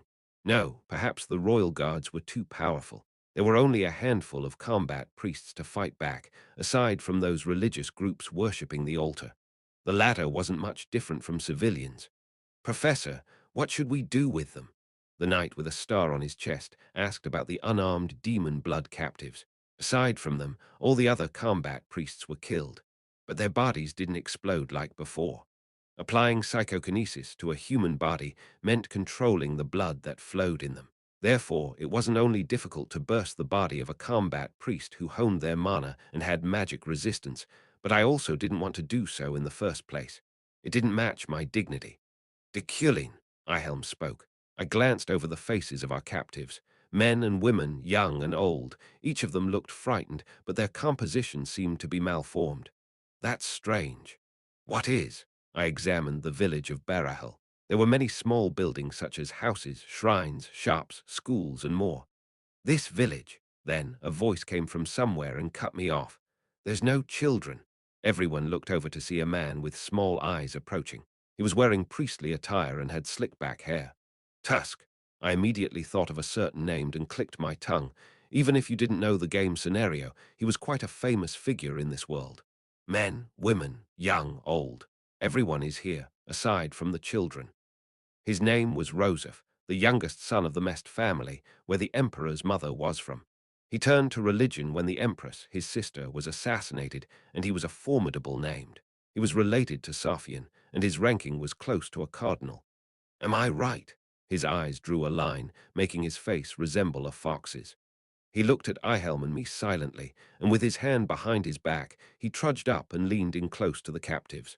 Are you scared? The captives kept silent, but there was a small hope in their eyes. Maybe it was because of Rosef's priestly attire. It would be different with religious people. Maybe they would be saved from the barbarians that wielded swords and magic. Such insignificant expectations. Even while being terrified, I admire your hearts for hiding the children. Then one of the prisoners nodded thoughtlessly. Rosef smiled brightly. Yes, they have a child. Then the mumbling Rosef looked back at me. Track them down. The captive's bodies shook. He was always smiling and had a voice of perfect kindness. He was a sly man who could never be fully understood. The most closed-off religious man on the continent, Rosef was that kind of named. By the way, are you thinking of taking all these captives with you? I think it's better to kill and bury them together. Buried together. One captive fell and began to writhe. Please, the children have not sinned. They have. Rosef mildly cut him off. You made them. His voice was filled with warmth as usual. They have sinned for having false faith pushed on them. Having false faith is worse than having no religion, so having faith alone is a great sin. His words continued to wash over them. You passed on your sin to your children, and your children will also pass them on to the future generations. The captives listened with vacant eyes. I have a responsibility to end the passing on of evil. At that moment, a dagger flashed out of Rosef's sleeve. The tip of the blade flashed coldly to pierce the neck of the captive who begged, Please forgive the children. Cug! He fell, clutching his neck, croaked, and died. Rosef looked back to the knights. What are you doing? Didn't I say that sinners are hiding nearby? Oh, yes. Each of the knights put their ears to the ground. With their sensitive hearing, they could locate their hideout from even the smallest echo. Stop! I stepped up. Rosef and the knights turned to regard me. Get up! One by one, the knights rose. Ihelm tilted his head with a weird expression. Professor, Rosef asked back. I glanced at him and bent one knee to place my hands against the ground. Iron Man had advanced one level so that I could sense the clear shaking of those around us. I imbued mana through the soil. Hey, Deculein, what are you going to? Their senses were shaken as purified mana penetrated between the boards and fragments of their hideout and destroyed the core. Boom! The result was an earthquake. All the facilities in Barahel collapsed with a roar. Houses, stores, schools, farmlands, tents, wells, stables, every small structure was swallowed by the earth. and in just a minute it turned into a wasteland of only dust and ruin. Their lives disappeared in an instant. This should be enough. I looked back at Rosef. He was blinking vacantly as he looked around Barahel. Yes, it's the perfect spectacle to call divine punishment. The children should have left their sin by now and moved on comfortably. This, another captive rushed up. Of course, he couldn't take one step before a knight sliced off his head. His expression was locked in a grimace of anger and despair. Rosef was smiling as usual. As expected, you are, as I've heard, Professor, a role model for this generation, firmly eradicating this perversion of faith. Let's go back. I cut him off and turned away from Barahel. There is nothing more to do in this dirty land. We were on the way back from Barahel, stopped in the big city of Makan for a while. It's the same every time I come here. Don't you think so? I came here for a field trip at the academy before, but it's still the same as then. I ignored Ihelm's chatter. He changed the subject with a click of his tongue. Hey, is that guy okay? What kind of priest kills people with a dagger? Rosef walked naturally along with the knights and would brightly greet each resident he met. There will be many things to do in the future. The deeper you went into the second half of the main quest, the more you became involved with the demon blood and the altar. In one such quest, he slaughtered 10,000 demon bloods at once. Is that so? Well, he's related to Her Majesty, although he said that he cut off his connection with them. As I walked along the streets, I noticed a pot-bellied person in the distance. He approached the front of our procession and pointed at me. After that, a royal guard approached me. Professor, that person says that he has something to say to you. I'll just send him back. No, tell him to come. You guys go first. All right. The group headed to the hotel first, and I stayed with the pot-bellied man. He was laughing and sweating. What is it? Ahaha, Professor, I have a message for you. Speak. Yes, I think there's a house that is hiding a group of demon blood. Certainly, he appeared to be a whistleblower. It's here. The pot-bellied man, named Jack, led me to a two-story building in the city's center. The first floor held a store, but the second appeared to be a residential area. I'll go in first. Yes, of course. Haha, I walked around slowly to examine the building. I chose a small passage in the back to go through. Beyond the passage, there was a small lawn. A ragged doll lay in the grass, alongside a dog playing with a ball. Bah, bah, bah, the dog let go of the ball and came to me. It seemed to like people, but it was having difficulty breathing because it was old. Then, Relin, you should take the ball, humph, a small and beautiful voice. I looked up and the child stopped in surprise. The child was cute, but otherwise ordinary. However, her complexion was ashen. Was it because of my face that she was so preoccupied with, or the various medals adorning my lapel from the recent conquests? Is that your dog? The child answered in a cold sweat. Oh no, it's the landlord's. Do you live here? Is the dog's name Relin? Yes, it's a fitting name. It will suit him more if he gains weight. I glanced over at the child. She was holding a book. Do you like books? What? Oh, yes. Do you know me? Yes, I nodded. The child was shaking with fear in her eyes. How many people live in here? What? How many people live here? I searched the child's face. 5, 6. Be honest. Tears were welling up in her eyes. Her legs were shaking and her bangs were soaked in sweat. 10, 8. 19 people are living in this small house. This child was probably a demon blood. I didn't know why she came out. Was she worried about this old, half-dead dog, or did she think she wouldn't be questioned here? However, this child wasn't brainwashed by the altar. Would I have killed this child if there was even a small trace of the altar visible? There's 19. I looked up at the house again. It was too cramped for that many people to live in. Oh no, it's not. It's 9 people. I sneered at the child, who belatedly corrected herself. Her shoulders flinched. What is that book? What? Oh, this diary. Diary. I took a step away from the child. She would have been scared if I had moved closer. Take this. I returned the ball using psychokinesis, and I gave her a book. Arg, you look talented in magic. What? Talent could also be seen using vision. It was the simplest way to use it, and this child's magical talent was clear. She would become unnamed. Go inside. There will be a blood inspection soon, so you shouldn't come out for a while. It would be better if you hide underground. What? I turned around without a further word. I could feel the child's gaze, but I didn't look back. Ah, Professor, have you confirmed it? Jack, who was waiting outside, shuffled into the alley. I nodded. Then, you must know, the people hiding here like rats are demon. How do you know? I cut him off and asked back. What? It would have been risky confirming they are demon blood by their appearance. Did someone inform you? Oh no, there's no one. It was just a suspicion. Why are they hiding? How do you know they are hiding?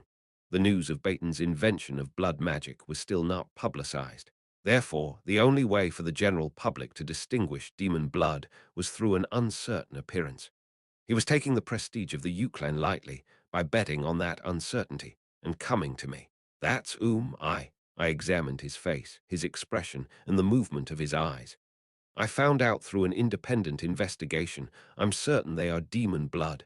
Don't they look so? He was lying. Really? Yes, that's right. I pointed at the holster on his waist. Is that a revolver? What? Oh, yes. I'm taking the role of a vigilante. Ha ha.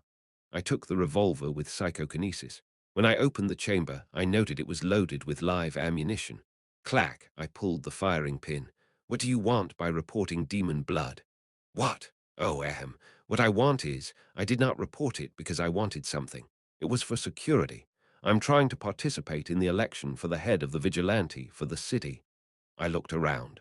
Thanks to this guy coming into the alley, I couldn't see anything. Did you say your name was Jack? Yes. I'll ask you one thing. I cast silence around us. Do you worship the altar? Did the altar tip you off? Jack's eyes began to tremble.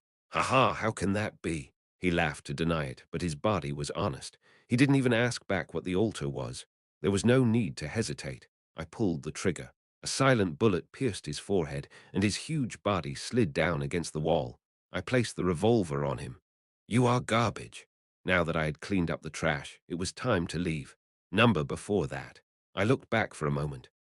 Alessal had her mouth open. Confused, she tried to make sense of what she had just witnessed. Deculein reached the house where several demon blood children were hiding, thanks to that pot-bellied man. Then he met a demon blood child. Her sun-tanned skin with freckles marked the natural features of a demon blood. She didn't look like demon blood to anyone else, but if she caught Baton's attention, she would be investigated. But did Deculein think she wasn't a demon blood? Or he knows, but just let it slide. He exchanged a trivial conversation with the child. Rather, he gave her a gift and left, then instead killed Jack. Alessal moved her fingers unconsciously like she was talking to herself. What are you doing?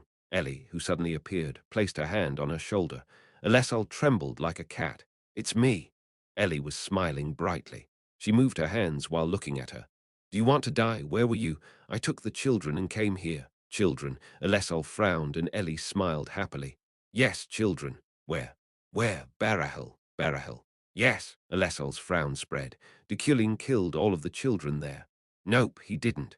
Ellie answered quietly and shook her head. The children were safe, although they swallowed a lot of dirt. This time as well, her words were unintelligible. If you had seen the huge earthquake that Deculein caused, you would have thought that even the passing animals caught up in it were dead. How? The professor keeps his word. Explain. The professor told me that children are innocent, so he doesn't have to kill them. Then Alessal stopped signing. She turned her head to look down the alley. Deculein had already disappeared, and only Jack's body remained. Alessal pointed over. Ellie, dispose of that body. Body? Where? Oh, okay. Ellie used stride and quickly approached the body, but when she tried to move it, she found a note under Jack's feet. Oh, a single sentence was written on the paper. Ellie blinked as she read it. Ah, her stomach felt strangely hot, and her eyes were moist. Like if she was cutting into a fresh onion, but there were no onions. Ellie, I still remember your name. What is it?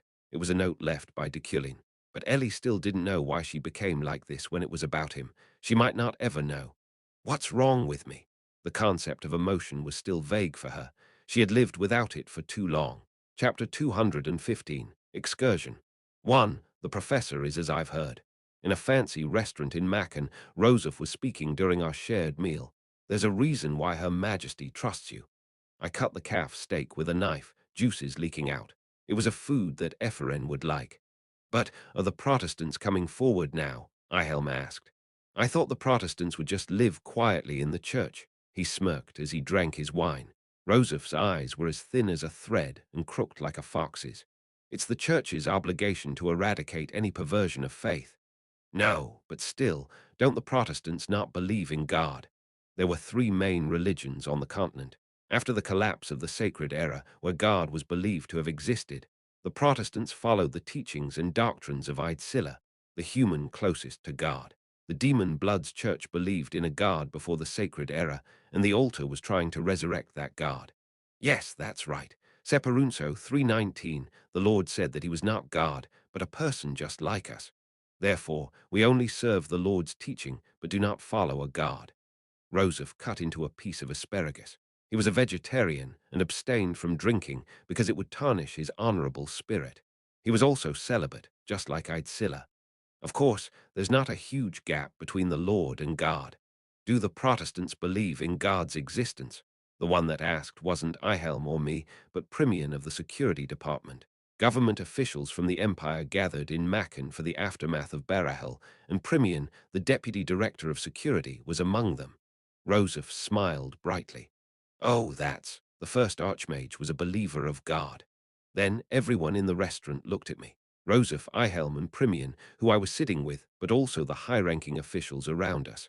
I put down my knife. Since he believed in God, his followers cannot deny God. Yes, that's right. Oh, the professor really gets me. Joseph took another bite before continuing. That's right. Even the Lord is a believer, so we follow him, but the truth is, the interpretation is arguable. I stared at Joseph. Whether the Lord truly believed in the existence of the sacred era, or whether the Lord's teachings were written by his right-hand man, Rohan. The truth is, the Protestants think the latter one is more convincing. It's a narrative designed to persuade those ignorant people who don't want to believe in the power of the Lord. Moreover, Joseph also put his knife down. He wiped his mouth with a napkin. There is no evidence that the sacred era existed. Nothing remains on this continent. Saying that runes are the language of God is also a narrative created for future generations. But the traces of the Lord remain all over the continent. Primian calmly looked between Joseph and me. Meanwhile, Ihelm drank his wine. Therefore, Protestantism is a religion that believes in a saint who lived. Aside from their existence, the reason why the demon Blood is defying faith is that they believe in an uncertain God. I see, I nodded. Joseph smiled brightly. As expected, but why do we doubt existing teachings? Joseph's face hardened at that moment. The Bible is no different from a historical book written by the first archmage, but some suspect that the right-hand man added unnecessary comments, and the rest just accept it as it is. The moment that you doubt some parts of the Bible, its absolute perfection will be broken. I tilted my head, a smile rising unbidden to my lips. If you're going to doubt it entirely, and if you're going to believe it entirely. Joseph quickly smiled again. That discernment is very wizardly, ruling out religious beliefs and looking only at facts. That is why the Lord is called the first archmage. Indeed, that was also the official title from the game. That's right. Aidsylla is the root of magic on the continent. I respect him for that, not for his religion.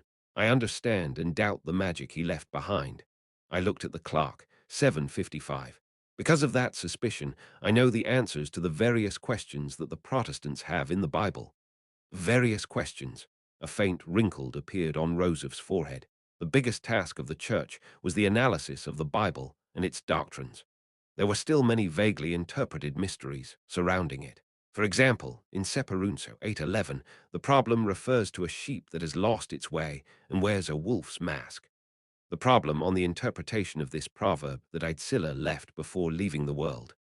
As such, there were many questions in the Bible, but I knew most of them thanks to my knowledge of the game and understanding. Is that so? Joseph tried hard to smile, but his face grew stiffer as I continued to explain. It seems to me that Aidsylla's last proverb is akin to a map. A map, evidence showing the location of the holy relic that was a part of the main quest. The church must have researched that much. That fact was probably known only to a few people in utmost secrecy. That's interesting. What else is there? Joseph didn't let anything show and ticked just in time. The clock hit 8. It's time, I'll be going then. You can ignore it because it's a non-religious deduction anyway. No, it was an interesting hypothesis. I stood. Joseph smiled and nodded, but I could see the expression hiding underneath. Nervousness, anxiety, surprise, doubt. Joseph was an honest priest. How was it, Deputy Director?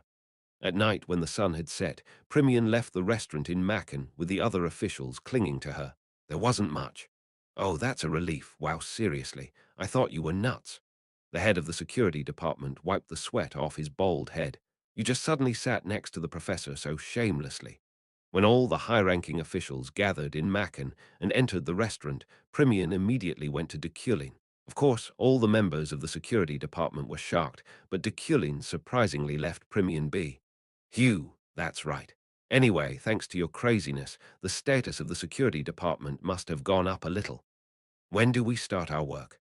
We just need to transfer the captives. We don't have much to do. The reason why they gathered in Macon was to deal with the aftermath of Barahel. Among their many tasks was the inspection and transfer of captives. Anyway, it's good. I don't know how you became close with the professor with that fucking personality, but okay, all officials, pay attention. A voice cut off the head of the security department. It was the Royal Knight with 3 stars on his chest, Delric. From now on, we will be drawing blood. Blood.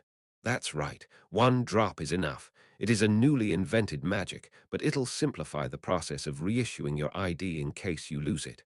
Most of the officials nodded, but not Primian. She knew the meaning of this test, classifying demon blood. She was prepared just in case. She had a blood donation bag, but the Royal Knights will directly collect the samples, from pricking you with a needle and putting it in the bottle. Primian fiddled with the blood donation bag in her pocket. Okay, we'll get started. The Royal Knights approached the officials one by one. In the middle of it, Primian was thinking. Well, it wasn't usual for the directors of all departments to be summoned for handling after matters. It wasn't common, but there was no way to deal with this. Would they search the entire organization following what happened in Barahel? Deputy Director Primian, your finger, please. At that time, a royal knight approached her with a needle in hand. Primian nodded and held out her finger. Okay, I'll be drawing blood now. The needle slowly approached, her heart pounding against her ribs. 1 drop of blood. Based on the confidential document Deculein leaked to her, it only took 5 minutes to determine a demon blood. Was it enough time to escape? No, the royal guards gathered weren't pushovers. It was a dead end. As soon as she was about to admit it, Deputy Director Primian. Someone called her. The needle that was about to prick her skin stopped. At that voice, the royal knight set aside the needle and immediately raised his hand in a salute. Loyalty. Dressed in ceremonial attire, Deculein looked like a soldier. He glanced at the royal knight before speaking. Are you busy? No, I'm not. While the knight shouted, Primian moved. Picking up the needle, she pierced a hole through the blood bag in her pocket and smeared a drop onto her finger. Take this. After that, she naturally handed out her finger with the needle. Oh, yeah. The knight collected the blood without being any the wiser. My task is done. Please go ahead and speak, Professor. Okay. The knight left, and Primian looked up at Deculein, meeting his eyes. What is your business with me? Deculein answered shortly. Prepare a horse. I have to go somewhere alone, trivially telling her to prepare a horse. Where to, this late at night? A vineyard. I think you can just take any horse at the stable. Then Deculein nodded and placed his cane on the ground. He feigned a small smile. Right. At that moment, Primian felt a sense of disharmony. No, the disharmony that she had been feeling for a long time was slowly transforming into a clear feeling. Suspicion and assurance, somewhere in between the two. But there is a black horse in the stable. He's the one that our director rode, and it has a reputation for being a cherished steed. Is that so? Yes. He would order the low-ranking officers of the security department to shower the horse whenever he's bored. Tell him I'll borrow it for just a day. Just take it. I'd like to see that octopus cry. Then I'll get going. Step, step, Deculein, walking away in big strides, suddenly turned to look at her again. Primian swallowed the sigh of relief she had been letting out. Deputy Director. The side profile of Deculein was sharp. Eyes, nose, mouth, jaw, all of it seemed able to cut. Yes, whatever happens, or whatever you expect, always keep in mind that your countermeasures will fail. He talked to her like he was giving counsel. His cold voice assailed her. Anyway, I'm saying I care about you quite a bit. She couldn't understand what he had just said. He left just like that, but Primian continued to stare at his back as he entered the stables. And finally, he left Macon after taking the director's horse. Go ahead and die, you crazy director octopus. She didn't know where Deculein was going, but he filled her with delight. Wait, vineyard. The word came to her belatedly. Rohakan's vineyard. King, king, king. On the grounds of the Imperial University, where the spring sun is shining brightly. Just before the start of the lively new semester, the disguised Safian and Ahan were walking along the path. Oh ho, this is what college is. A familiar face stood out on the park bench far away. I don't sleep anyway, so I don't think I'll get tired even if I don't sleep. Ha, what are you talking about, Iffy? Deculein's disciple and assistant, Ephren. For some reason, her panda-like eyes were staring blankly at the pond in the park. I don't know, either. Iffy, are you busy revising your thesis? You look really tired. Just go to sleep. No, I can't sleep because Deculein isn't here. What? Isn't it too short making you not sleep? Iffy, report it. Report Deculein. Ah, you can't report it because it's Deculein. It's okay. 5 hours out of 24 hours in a day. 8:30. Iffy, you're not normal right now. Has she gone crazy? Safian glanced around the many buildings dotting the university. Anyway, I'll also be going to this place. Yes, you're Madge. That's right, Lady Safian. My lady is a student in business administration. Business, right. The Emperor manages the empire. Safian, stomping around, soon sat on the balcony of a nearby cafe. Ahan sat across her with an uncomfortable face. This amount of eye contact wasn't acceptable as a court lady. Ring, just in time. A call came from the Imperial Network on the magic woodblock. Ahan's face hardened upon receiving the report. My lady, I have some bad news. The magic woodblock was the contact network of the Imperial Palace, similar to what the wizards in the tower used. Ahan, now the Emperor's close aide, received almost all information from the Imperial Palace. Bad news, what is it? Ah, that is. Ahan swallowed and stuttered. Last night Deculein went to the vineyard. Vineyard? You mean Rohakan's vineyard? Yes, it's information from the eunuchs, so it must be true. Ahan didn't know why this professor suddenly went back to the vineyard. Rohakan was the worst criminal in the empire, so just going near the vineyard would be politically disadvantageous. I don't know why the professor did so, but my lady, are you okay? That Professor Deculein visited that place. In the vineyard where Rohakan was killed, Deculein visited him again. That alone could get him arrested. No, it was more than that. Even if Safian interrogated him, nothing was lacking. Rohakan was such a criminal. The professor is more political than anyone else in the Imperial Palace. If he is at the vineyard again, the lieges might take this chance. Safian looked around the campus grounds with her chin on her hand. University students, wizards, knights, doctors, young people who would become the Empire's future were coming and going. Yes, it is true, but why did the professor go back there? Safian smiled. I'm not sure. Whenever something like this happened, she suddenly felt it. Isn't it because he's human? What? That cold guy was also human in the end. Can't you see? Deculein is grieving for killing Rohakan with his own hands. That guy who looked like he had no blood or tears was also human after all. What? No way. Ahan shook her head with a dumbstruck expression. There's no way it's like that. Professor Deculein is. No, I'm sure. He went to pay respects to Rohakan or to pay tribute. If not, he went to reminisce. Ha! Ahan was lost for words. Deculein is sad about Rohakan's death. Deculein, who is sad about it, is a traitor to Safian's perspective. Ahan's thinking was put together like that, but Safian continued gently. There's nothing to worry about. Isn't it normal for him to be sad? What? He was Rohakan's disciple, and Rohakan seemed to care about him. No, he was cherishing him, when he met me at least. He prepared to die for Deculein's sake, for the sake of his disciple, and warned her only with the truth. In the end, his warning was just that before he was killed by Deculein. Even though I knew that I forced the quarrel between them, because I can't believe the Deculein that Rohakan adores, but I can believe the Deculein that killed Rohakan. Oh, so the professor killed Rohakan and chose me. A quarrel between a teacher and a student. Safian induced it, and Deculein carried it out without wavering. The professor looked all right even after killing his teacher, but I guess he's not. Safian looked up into the sky, mumbling quietly. There wasn't a single cloud there.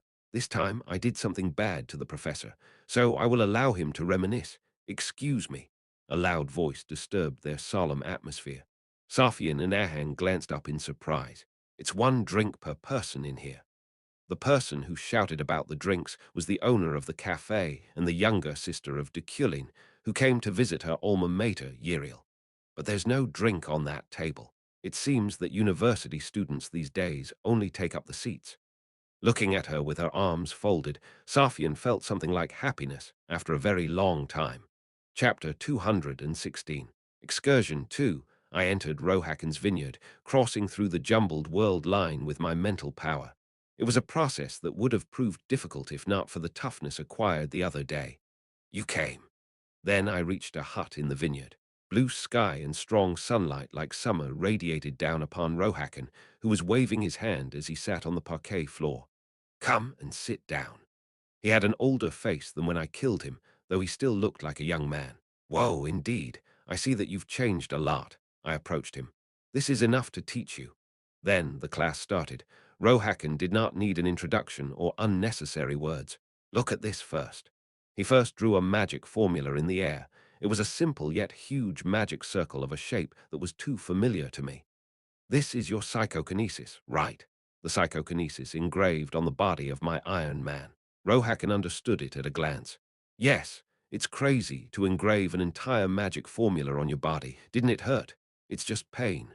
Rohakan smiled a little.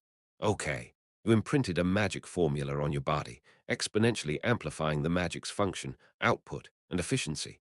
If it were an ordinary wizard, no, it's a method that even most knights wouldn't dare. Without the characteristic of Iron Man and my unique mental power, it would have been impossible in this world. It was a method that only Deculein could implement. Every time you cast a spell, the circuit will overheat. The heat could burn your blood vessels and cause death. In any case, being alive is proof that it's okay. Then, Rohakan arbitrarily modified the psychokinesis in the air. The form was vaguely curved as dozens of bizarre circuits started anew. As circuits were entangled, he drew more unidentifiable geometry. I looked at it with understanding. Rohakan asked, "What do you think? It's inefficient." "Is that so? Inefficient?" The circuit that constituted the magic should be set as short as possible. Mana consumption should be kept as low as possible, observing the above two principles, but producing the best possible output to reach the most advanced. It looks cheap. It doesn't have even one of the three factors.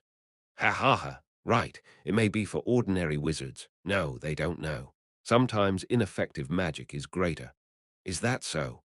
Yes. This formula is not scientific, it's not mathematical and not efficient. However, it is magical. It will be difficult for you to understand since you look at it with the standard of reason. I looked at the formula again, but no matter how much I looked at it, it was just chaos. Your psychokinesis can move phenomenon. Phenomenon. Right. For example, controlling the particles floating in the air, controlling energy, especially gravity. I nodded. I controlled particles and gravity with psychokinesis. It was attractive and powerful. That's a lower skill. Rohakan interrupted me. I turned to regard him. Deculein. The essence of psychokinesis is the concept of controlling something. He was right. The official concept was controlling an object without physical contact. However, focus on that concept. When you control something, no one knows where the limit of that something lies. Rohakan smiled. I frowned slightly. Emotional bullshit about controlling people's minds. Ha ha ha.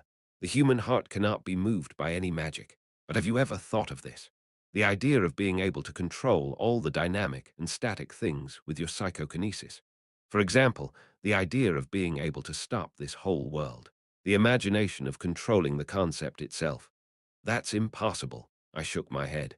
Rohakan continued talking, clicking his tongue. Brat, do you think that something is impossible with magic? The moment you are bound by an idea, growth stops. So try to loosen up a bit. Splash, a gourd of water spilled on my head. My wet hair tickled my eyebrows and flowed down. Heh, that's right. Loosen up a bit just like that. Heh, ahem. Anyway, Rohakan's expression turned serious again. This is the first teaching. Go back and make an effort to understand the formula I gave you. I stood. I had already stored the formula Rohakan gave me in my mind. Then I'll be going. Okay, well, be careful with the voice. Now it seems that the erosion is about to start. Yes, I nodded. It wasn't that surprising. The progress of the main quest, voice, wasn't yet in the expected category, more importantly. As I walked down the road outside the vineyard, I recalled Rohakan's words. The only teaching was this strange magic circle left in my head. and it was infinitely inefficient and complicated, so it'd probably take another half a year to engrave the whole thing into my body. It is worth thinking about. Just the knowledge and advice are given by Rohakan, Deculein. Take this. Then, before I looked back, an old wooden staff flew through the air. I took it with one hand. I won't use it anymore. The item's name was Merkin's World Tree Staff. It was a great treasure. In a word, it was the strongest wand in this world. I looked at Rohakan. Take this with you. The World Tree Staff held in one hand and my original wand held in the other. Soon after, I understood Rohakan's meaning and nodded. Yes, I will deliver it, but I don't know if she will receive it. The world's strongest wand didn't suit me. A wand of this size not only depended on the person's talent, but above all else, it had a huge limitation of requiring quality of mana level 2 or higher. If it meant that you had to have at least Adrian's talent to be able to use it, and there was no way Rohakan could give Adrian his staff, the one remaining was naturally Safian. Right. Even so, don't tell her it was me. Tell her it's a treasure. Yes, I will, Rohakan responded softly and waved his hand. See you again. You should have said you were a freshman. Another university cafe, Blue Melody. Uriel smiled as she spoke to Ahan. No, it was our negligence. Negligence. If you are a freshman from another country, you may not know that it's 1 drink per person. The classes haven't even started yet. I thought you were in your 2nd or 3rd year. Thank you for your consideration. Ha! Is that the girl you serve? Uriel pointed to the lawn near the cafe. Safian, no. Soliet was there with some cats. By the way, where are those stray cats from? Soliet was standing indifferently with cats milling about her feet. It was a very strange sight. She was indifferent to a cat longing for affection. Wasn't it usually the opposite? She's cold. She could pet them at least once. Yes. It was when Uriel took a sip of her coffee while glancing at Soliet. Ignore him. She heard a deep voice from somewhere. Uriel's eyes went wide and Ahan looked over. What did you just say? No, I didn't say anything, but did you just hear it? Yes, ignore him. No, I will ignore it. What should I do if he does something? A voice echoed around them again. This time it was certain. It was Ihelm's voice. Don't worry. Kagan Luna is an asshole who can't do anything. Leave him alone. The answer came back in Deculein's voice. Uriel, glancing around her, soon realized that the voice was coming from the table they were sitting at. Right. What is your sister doing these days? I heard she dropped out of college. Again, Ihelm's voice. I should have told you not to talk about her. It's none of your business. Judging from the youthful voices and the topic of the conversation, it seemed to be a conversation from a long time ago. Voices of the past. What is this now? Uriel swallowed, pretending to be calm. The erosion of the voice. Uriel looked back in surprise. Soliet was limping towards her. Erosion of the voice. Yes, it is a phenomenon where the voices of the past are mixed with the present. In this place, conversations between people from the past are sifted through. How do you know that? Doubt was a virtue for Uriel, so her gaze narrowed for a moment.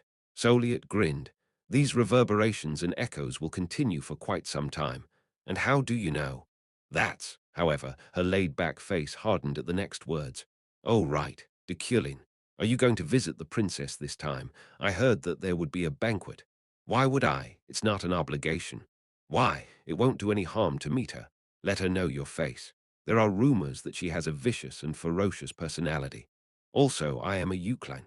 If I attend it, gossip will spread, and if I do not attend, gossip will spread about my not attending. That was the last word. The erosion ceased. How did you know? I heard you're in business administration, Uriel asked for the 3rd time.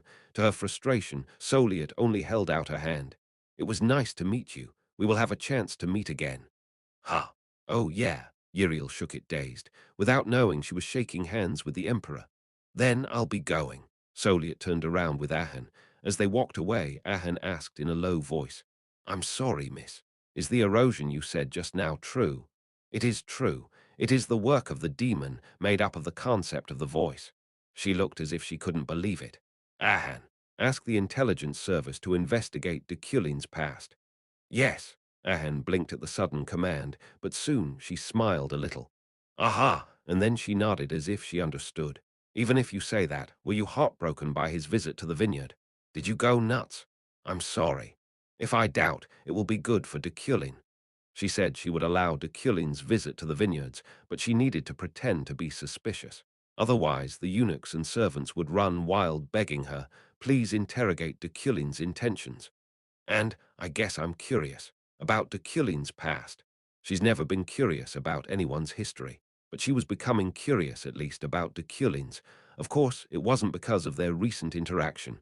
Do you understand? Yes, I will do it as soon as I get back. And Safian looked at Ahan again. For some reason, she wore a mischievous smile.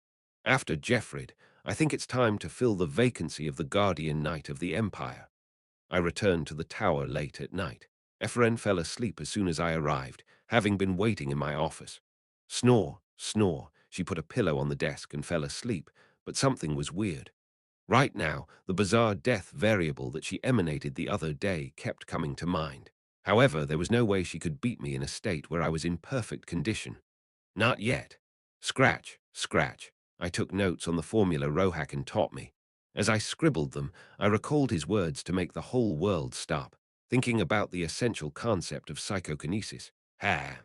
The sound of an elephant's trumpet interrupted my thoughts. When I looked out the window, it was already morning, and my notes were filled with Rohakan's formulas. Ha! Ephraim looked at her watch, yawning. Then she spoke with a very dissatisfied face. Professor, at the Rotio Pavilion tonight, there will be a briefing on the entrance exam or something like that, you know that, right? I know. Did your business go well?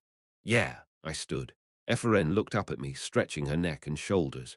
Oh, by the way, Professor, when you go outside, can't you just take me with you? I can't sleep now. Are you doing that on purpose? Right. You intentionally harass me. Deliver this letter to the Imperial Palace. I have a present for Her Majesty. Ephraim stopped breathing and grew nervous.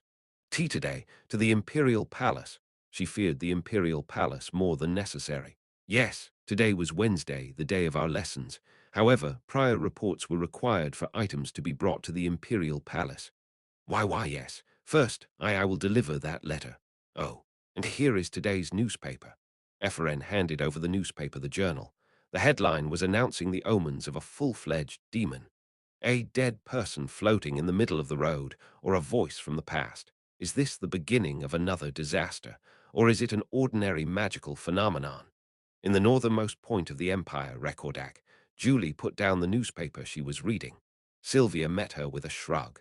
It's the aftermath of the voice. There was a medal on her chest, and her complexion was quite good. It was thanks to Deculein leaving the north.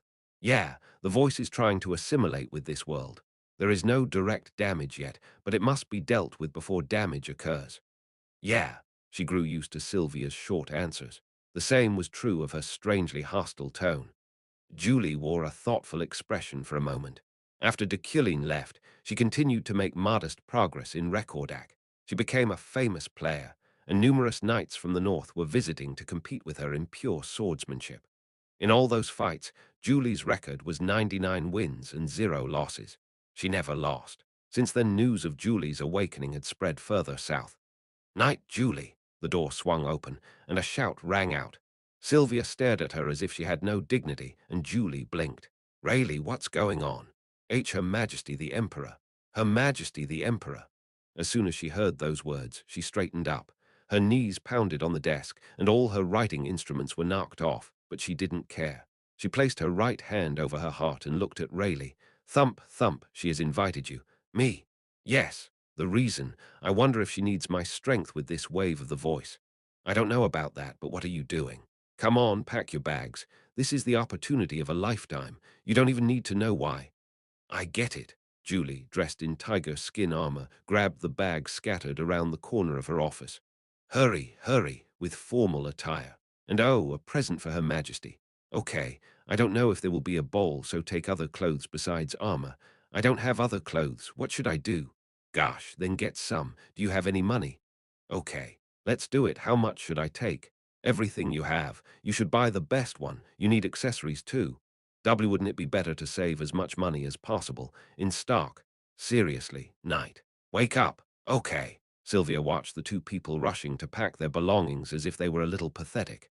Chapter 217. Excursion 3. Imperial Palace, in the teaching room.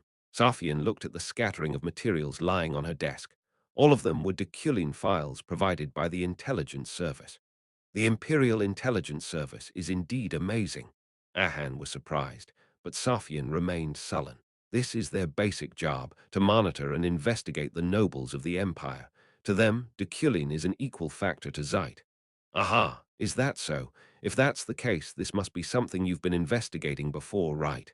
Yes. Oh, right. They said that the professor is coming today with a present. Did you hear the news? I heard. Safian put a pipe in her mouth and set fire to the tobacco stuffed inside. She puffed out smoke, snorted, and coughed. Ahem. It was an attempt to get to know her father better. Why did the last emperor enjoy such things? He was hailed as a sage who pursued harmony with the priesthood, of course, by his servants. However, his hobbies, such as fishing, smoking, and hunting, weren't very interesting. Was it because of the inertia due to the hundreds of years of regression, or had she never resembled him when it came to hobbies? It will be even more fun if you are with someone. Safian laughed at Ahan's words. You mean to put a smoker in front of me? Oh, not for that. As for hunting or fishing, forget it. It is difficult to understand the principles of human beings, even if it's my father. Putting down the smoke pipe, she opened Deculein's file. He was called a prodigy during his childhood, but his growth slowed down as time passed. When he was about to be reduced to that of only standard level, he began to show his theoretical prominence. A sentence summarizing all of Deculein's history and information. The keywords were a child prodigy, limited talent, tower's entrance, and theoretical prominence. He was appointed to a professorship based on that theory. However, there are also several claims that the professor's thesis is not his work, but robbed of other people's ideas. There were several reports from an insider of the tower, but they were all ignored. Professorship appointment, thesis robbery, insider reporting. Separated by death with his secret lover, it appears to be because of the demon's letter. He visits the cemetery every year on the anniversary of her death. And deaths and anniversaries. Safian's eyes stayed on that paragraph for a moment. Events that didn't go well for Deculein, but that must have served to make the current Deculein. Re-engagement with the youngest daughter of Freydin. However, perhaps because of his previous lover's death, he tends to grow obsessed with his fiancée. When Safian was about to turn the page, Ahan stood and opened the door, and Safian put the files away. Did you come, Professor? Deculein stood beyond the threshold. He was calm as usual. Somehow she was glad to meet him. Sit down. Yes. Deculein came and sat down. His clothes and manners were no different from usual. Safian asked bluntly, I heard you went to Rohakan's vineyard. Deculein answered, placing a blank piece of paper on the desk. Yes. Did you jump to the conclusion that I would not reprove you? No. Then that's good. What did you talk with Rohakan about when you killed him? There was no reaction, only the sound of him putting out writing instruments and magic stones on the desk. Safian, annoyed, continued. I heard your ex-fiancée's anniversary is soon. Then Deculein raised his eyes and looked at her. Safian didn't avoid his gaze. Your Majesty. The air grew cold in an instant with a look she had never seen before. This is a topic that has nothing to do with the class. This guy also possessed a king's wrath. Safian held back a laugh. You're cheeky, but what about Rohakan? That doesn't have anything to do with the class either. Ha ha! A smile alit her lips. Deculein, who was always cold, set a particularly strong precedent today. Far from being cheeky, he was rather cute like a hedgehog. I'll forgive you since it's the first time I've seen you like this, but I don't think you'll be able to hide that for long. She rested her right hand on her chin and stared at Deculein. Yes. Deculein nodded calmly. Your Majesty's lessons are limited to a year. I will try not to go against that tradition, but many lessons have been delayed due to various incidents and your Majesty's laziness. Not laziness, but hard work.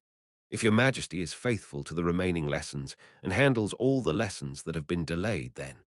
He paused for a moment and placed a long stick wrapped in dark cloth atop the desk. I will answer all your questions, your Majesty. Safian glanced between Deculein and the stick with squinted eyes. Then she laughed and nodded. Fine, I'll do that. What is this? It's something for today's lesson. Lesson. That's right. Deculein took off the black cloth. The revealed object was a fishing rod. Safian's brow twitched. We were fishing at a lake dedicated to it, set up by the last Emperor Krebem himself. Sitting on a small chair, staring blankly at the surface of the water with a fishing line in my hand. Is this a lesson? Had it been about 15 minutes, Safian thought it absurd. Yes, fishing and magic are quite similar, especially to clear the mind and keep calm, to wait patiently. Your Majesty's runes are stagnant. It is not a matter of talent or skill. I taught Safian all the runes I knew. Perhaps, at least, the knowledge of runes was certainly shared. After having completely assembled the hardware, the next step was the software. Therefore, I would like to inform your Majesty about calmness and tranquility. I want to show you the virtues of stillness. Thud. Safian put down the fishing rod without a word. She got up and dusted off her clothes. Have we never been fishing together? For a moment, Safian's footsteps stopped. She turned back. As if she felt what I meant, she looked down at me with wide eyes. What does that mean? Soon the wind blew past. There was a ripple over the calm lake, and the fishing rod shook. I'm just asking. Your sentence structure is very strange for a question. No, there is no reason to ask. Safian's words were cut off there. I looked over the lake. Your Majesty, in the vineyards of Rohakan, I saw fragments of memory, memories that I do not have. Inside those memories, I was with you. Now I am trying to trace that memory. Another world line shown by the vineyards. But if I couldn't remember it myself, it was of no value. So this was a lesson for Safian, but it was also a lesson for me. I will need your Majesty's help for that. Safian didn't say anything. I raised my eyes and looked at her. Her lips were trembling as I met her red eyes. It was a rare sign of agitation. No, was this the first time I'd seen her like this? I will get those memories back. Then Safian lowered her gaze. Now she looked completely different from an emperor as she spoke softly and sat down again. Do we just have to wait for the fish to be caught? Yes, let's set the quota to around 33. Safian grabbed the fishing rod again. That was Merkin's staff. There was, of course, a reason why Safian, who was more sensitive to magical energy than any other human on this continent, didn't recognize its identity. It was because it sealed itself as soon as it left Rohakan's hand. That fishing rod is a gift from me. Now, Merkin's staff was just an ordinary stick, so I processed it like a fishing rod with my magic. This was the second purpose of this fishing lesson. Merkin's wand and Safian's unconscious communion with each other, leading her to naturally become its third master. It looks like there's something on this fishing rod. At that moment, the rod shook violently as a fish took the bait. This guy, Safian hastily raised the rod, but the fish was clever. Using the lifting force against her, the bait and the line were cut off simultaneously. Because of that, Safian's chair leaned backward. I supported her as she was about to fall over completely. Ha! I reached out and embraced her shoulder and the chair at once. I was glad my arms were pretty long. Safian looked at me without a word. Her red eyes were once again dyed innocent. It was the first time I had met the Emperor's gaze so close. I asked her, "Are you okay?" Then Safian's eyes narrowed. "Why is a wizard using physical force and not magic? How would I dare use magic on your Majesty?" "Tusk, put me down." Safian pushed me away and adjusted her posture. She grabbed the fishing rod and glared at the water's surface. Damn fish. I figured out how to catch it. My hands are getting used to it. It won't be like this twice. She didn't let the same situation happen twice. She mastered the whole thing with just one experience. Safian was such a person. Yes, I nodded, but noticed something a little odd. Safian's hand holding the fishing rod. Her hand was trembling slightly. She was fiddling with the fishing rod with her thumb and forefinger as if she was nervous. What are you looking at? Of course, the tremors subsided quickly. Safian leaned back in the chair while glaring at me, and a clear breeze blew past. Her red hair glowed like the setting sun. Nothing. Let's focus on teaching again. In the afternoon after the lessons, Safian was lying in her bed and looking up at the ceiling. Without a word, she recalled the lesson she had just taken. Deculein said that fishing was a lesson. He threw his memories before the regression as bait to her, who was about to leave, thinking she was a moron. He said that he would bring back the memories of that time, and were his eyes always that blue? Safian put her hand over her heart all of a sudden. Her heart rate was as low as usual, like a person on the verge of death. The future you will fall in love with Deculein. Rohakan's words suddenly came to mind, the future he delivered with confidence. This is weird. If it hadn't been for Rohakan, she wouldn't have thought like that. She wouldn't even wonder about what this feeling was. Rather, because Rohakan said such a thing, Safian now considered her feelings. The more she doubted whether she would ever fall in love with Deculein, the more she felt entangled in that bondage. It looked like she was going to fall in love with him someday in the future. Perhaps Rohakan, that black beast, was aiming for this. Your Majesty, Ahan called her at that moment. Safian turned to look at her. The knights you have called are arriving one after another. The candidates for the Imperial Guardian Knights, directly selected by Safian. Of course, she didn't say from the beginning that they were wanted as Guardian Knights. They would only know they were invited to a banquet. What should I do? Among them was Julie. She was also a woman that Deculein loved dearly. Safian's lips twisted upward. Tell them to take a rest. I will meet them in turns from tomorrow. Yes, Your Majesty. Ahan left the bedroom without showing her back. Safian looked up at the ceiling again and lost herself in thought. A whole new kind of conundrum she had never wondered about in her life filled her head. One which had nothing to do with the monarch's virtues like politics or government. Meanwhile, during the evening, when the stars entered the sky above the islands, the admission briefing session was in full swing at the Rotio Pavilion of the Imperial University. Briefing sessions for entrance examination, guidelines for the various departments were held in this building. Wow. I also want to take the business administration and medical department entrance exam guidelines. Maho looked around, her eyes twinkling, and Charlotte sighed. If you're that curious, you never know when you'll encounter another danger, Charlotte thought. It'll be fine, we're the escorts. Then a pair of children chimed up, reassuring Charlotte. Leah and Leo beamed up at her. Okay. Charlotte hired these two young adventurers and Desmura as escorts. The Red Garnet is reliable. Although they were much younger than she expected, they were members of the Red Garnet adventure team, so their skills were certain. But you told me you came down from the north, right? Yes. We went to Annihilation, Leah answered. Annihilation? What were you doing in that dangerous place? Well, working. There were a lot of people looking for adventurers there too. Charlotte thought for a moment, then nodded. That's understandable. Rumors abound that the Empire will soon mount an expedition to Annihilation. Charles, come here. They'll start explaining the Magic Tower entrance exam guide soon. Yes, I'm going. Just then, Maho called them. Charlotte, Leo, and Leah followed her. Magic Tower Entrance Examination Guideline, Head Professor Deculein, the name written on the podium of the expansive briefing hall was that of Head Professor Deculein. Charles, it's Professor Deculein. Professor. Yes, I know. Let's sit down quickly. Leo and Leah were nervous, but Maho sat down with a bright smile. We will start the briefing session for the entrance examination guidelines soon. Everyone, please take a seat. The voice of the moderator sank low. Subsequently, the lights dimmed. In that heavy atmosphere reminiscent of a classical concert hall, Deculein appeared. Stomp, approaching with a perfect stride and gait, he glanced at the prospective wizards in the briefing hall before addressing them. Nice to meet you. I'm the head professor at the Imperial University Magic Tower and the general manager of the entrance examination.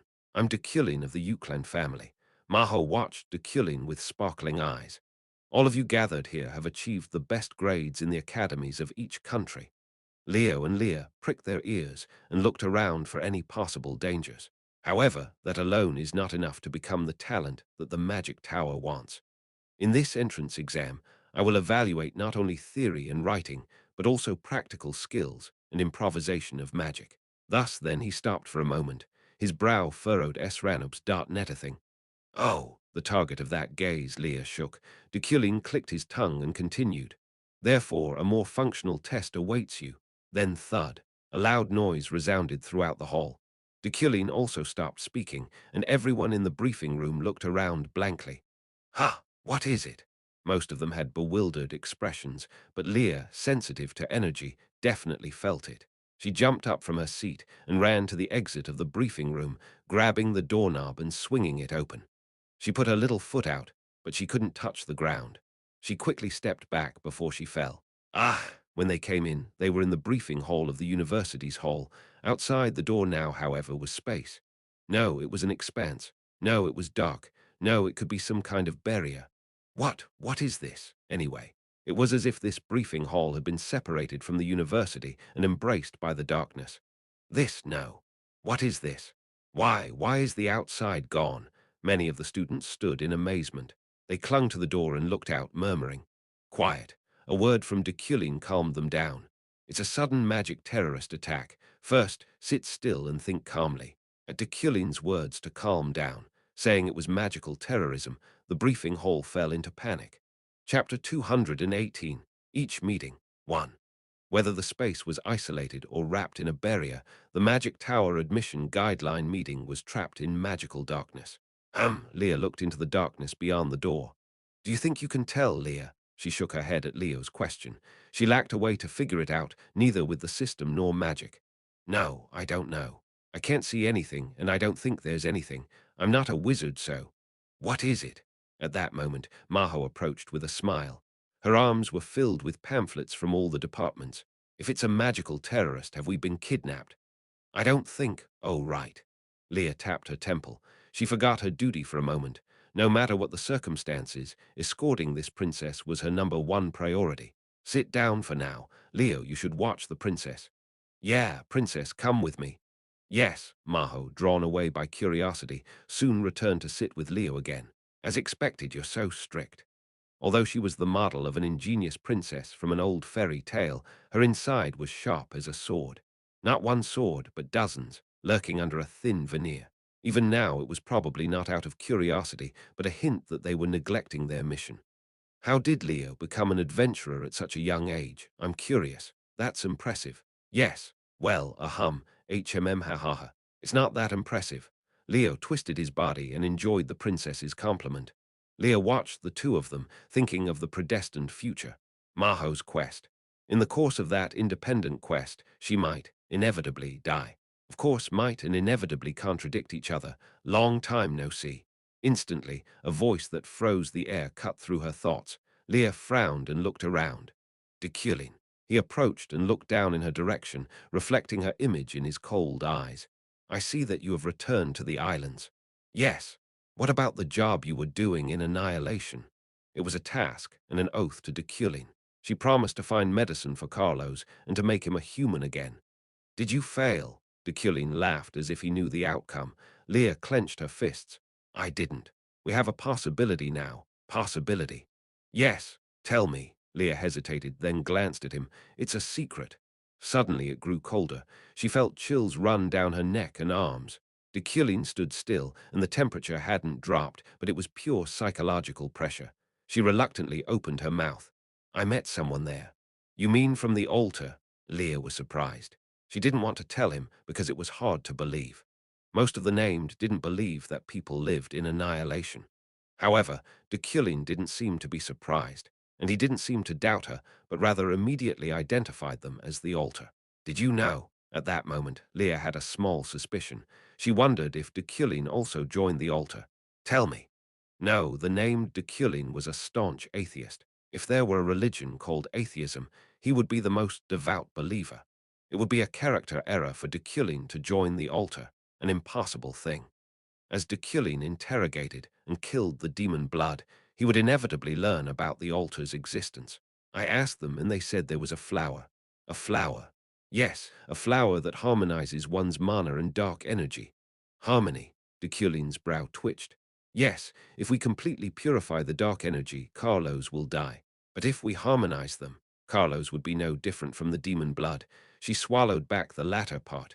Deculein would consider a demon blood and a demon the same. Anyway, they call the flower Regettal. If we find that, Carlos can live like an ordinary person. Then, Deculein wore a thoughtful face for a moment. Leah, worried about his thoughts, wiggled her fingers as she continued. But more importantly, if it's a magic terrorist attack, shouldn't you deal with it? That's impossible. He gave an immediate answer. Leah tilted her head while Deculein explained. Because it's a complete separation barrier spell. What is it? Since the core of the barrier is outside, it is a complete separation. She didn't know the term, but anyway. You mean we can't go out? It is impossible to escape from inside. Forever, until the core runs out of mana or the core is destroyed. Oh, as expected, there wasn't a thing Deculein didn't know. Of course, Leah was still a little embarrassed by his huge personality change, but she added the big alteration of a fiancé. Leah purposefully smiled widely. Then it's not a big deal, is it? No. Yes, it is rather a big deal. Why? Shouldn't it be nothing if you already know everything? Deculein looked down at her again. The The complete separation barrier spell is the last hypothesis. It's the last hypothesis remaining after thinking of hundreds of possibilities first, improvising the procedure, and erasing the status, traces, and mana concentration of this venue one by one as evidence. The last hypothesis. Right. Except for the impossible, all that is left is the truth, no matter how unbelievable it may be. Leah trembled at the familiar saying, and a wizard, Ephren, sneakily approached. Her expression was very serious compared to Deculein's. Then are we in trouble? This a giant spell. That quieted Leah. Giant magic transcended the category of magic and reached the realm of miracle. Giant magic. Leah looked up blankly at Deculein. He still wore a calm expression. Then, this isn't terrorism.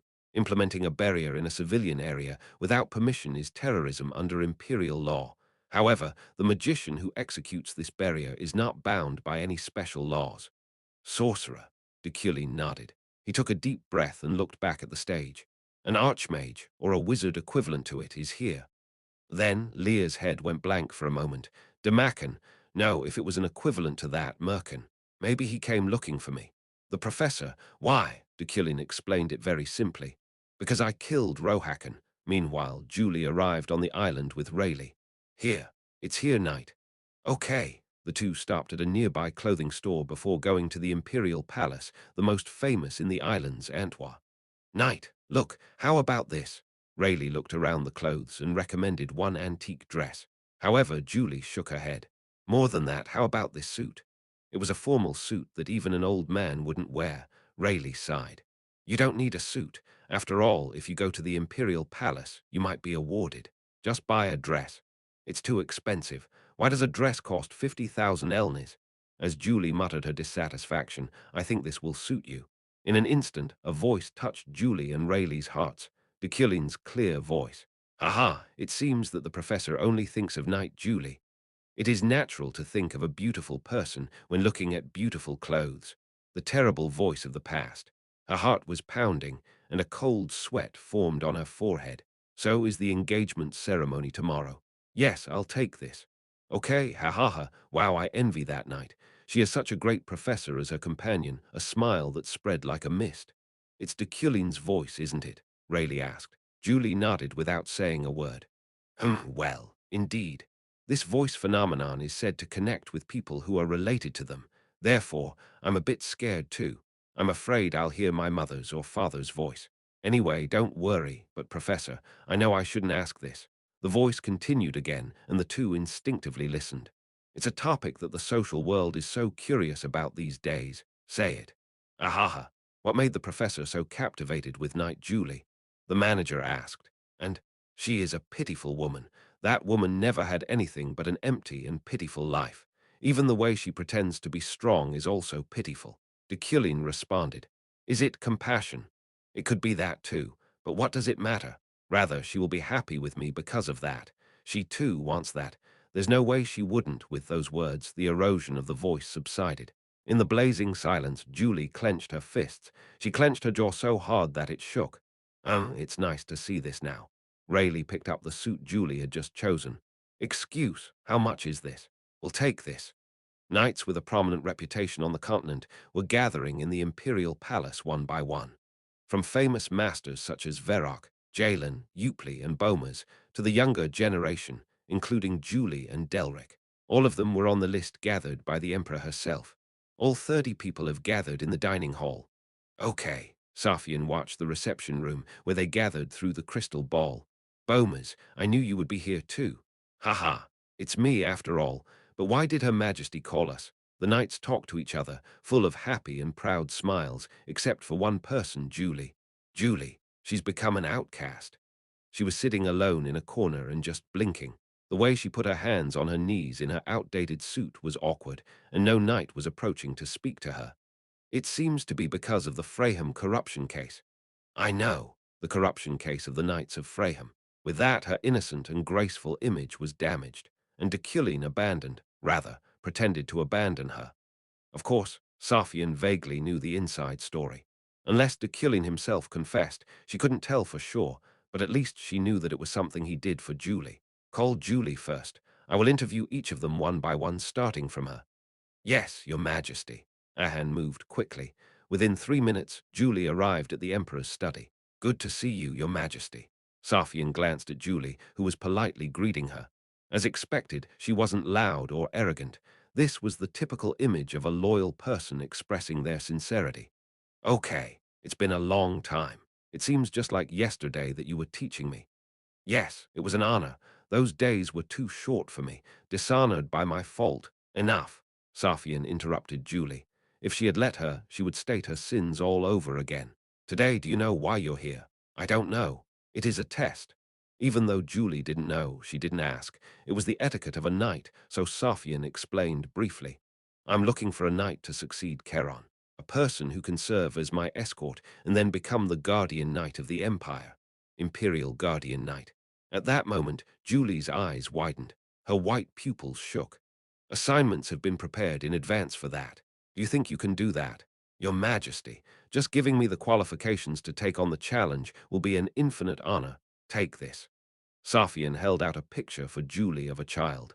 Not even 8 years old, they were too young. "It's a demon blood. This is a demon blood who lived a very ordinary life, like an ordinary child. However, I hate the demon blood, so let me ask you." Safian's lips curled up mischievously. "Can you kill this child with your own hands? Can you cut this child's head off with your sword?" Then Julie raised her head. Safian became immediately serious as their eyes met. "Your Majesty." Julie wasn't agitated, and there was no worry in her eyes. "There is no sin with the child." To her, it was just natural, killing a child for her wealth and prosperity. Julie was a knight who couldn't even accept the thought. "Tusk," Safian clicked her tongue. "I think I can tell now." Seeing that belief and conviction, she felt she knew. "Why that professor hates you, Deculein, why he hated this woman, why he loves you, why he loves her." At that moment, Julie asked back, "The professor Deculein me?" "Yes." "No," Julie shook her head firmly. "He never loved me. Never." "Yes. It was just compassion for a stray dog." Words uttered with intense hostility. Not knowing anything, no, thinking to know everything. For Safian, that judgment felt twisted. She did not, however, show it. Rather, it would be more interesting like this. "Enough. I have another task for you." "Yes." "I don't make knights kill children. Killing doesn't mean you're a loyal person, and on the contrary, killers are prone to being madmen." Safian stuck her head out. She looked into Julie's eyes, who was bewildered by the sudden change. "However, when I was young, at the age of the demon blood in the picture, someone tried to poison me." At those words, Julie quickly became serious. She looked at Safian resolutely. "So, the task is this." Safian smiled and continued. "Use all your powers to find out who was behind that." To the knight who kept her mouth shut, the Emperor asked, "Can you do that?" "Yes," the knight nodded. "I knight dare. I will make sure that I can pass the test of Her Majesty by doing my best and with a humble attitude." It was an answer Safian liked very much. Chapter 219. Each meeting 2. "Everyone, are you all gathered?" After completing the interview, Julie and the knights gathered again in the imperial chamber. This was a secret room created by Safian to avoid the eyes of the eunuchs and her servants. Ahan distributed the emperor's orders there. It is a certificate to receive cooperation from the intelligence service. With this, the information below level 3 can be accessed, and you can receive help from sources widely spread across the continent. Julie nodded and put it in her pocket. "Everyone's assignments will be different, so please don't share them. In addition, I will give you each a military uniform and ID card." Royal Guard. This was the position that all knights wanted, but Julie wasn't in a good mood. "Of course, you will not be mobilized for normal missions. However, as long as you have entered the imperial family and accepted the assignment, you need the qualifications, dignity, and loyalty commensurate with that. So you have obtained consent to join the Royal Guard." Of course, this didn't mean that she didn't want to serve Her Majesty the Emperor. Just knowing who was standing at the top of the Royal Guard. Your grade is Vesaletta. It is a rune word meaning an agent acting independently, and your privilege is to act alone. Even if you join other guards in a large-scale operation, you can move without being swayed by the lower ranks. Julie looked at her ID. Julie, Vesaletta, security member, ID golden engraving and antique patterns imbued with magical energy that matched its beauty. This is a magical artifact that Her Majesty has crafted, so don't lose it. Reissuance means removal from the Royal Guard. Oh, no wonder. There is mana in the ID. All 30 knights, including Julie, admired it. In a way, it was like receiving a gift from the Emperor herself. By the way, it's a privilege, so I'm curious. Are there special privileges for each of these ranks? One named Jelen asked. As the strongest knight in the south, he was bigger than Zeit in terms of physique.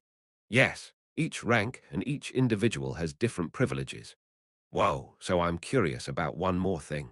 What are the privileges afforded to Professor Deculein? Anne answered his question. It's the right to escape from a life and death situation. Everyone was astonished. Everyone, please sit down. Sit down. Ephraim, moving up on the podium, asked the students to sit. She calmed them down by handing out pamphlets with psychokinesis. Ah, Leah still wore a serious look, and Maho glanced at me with a smile. I looked around the hall.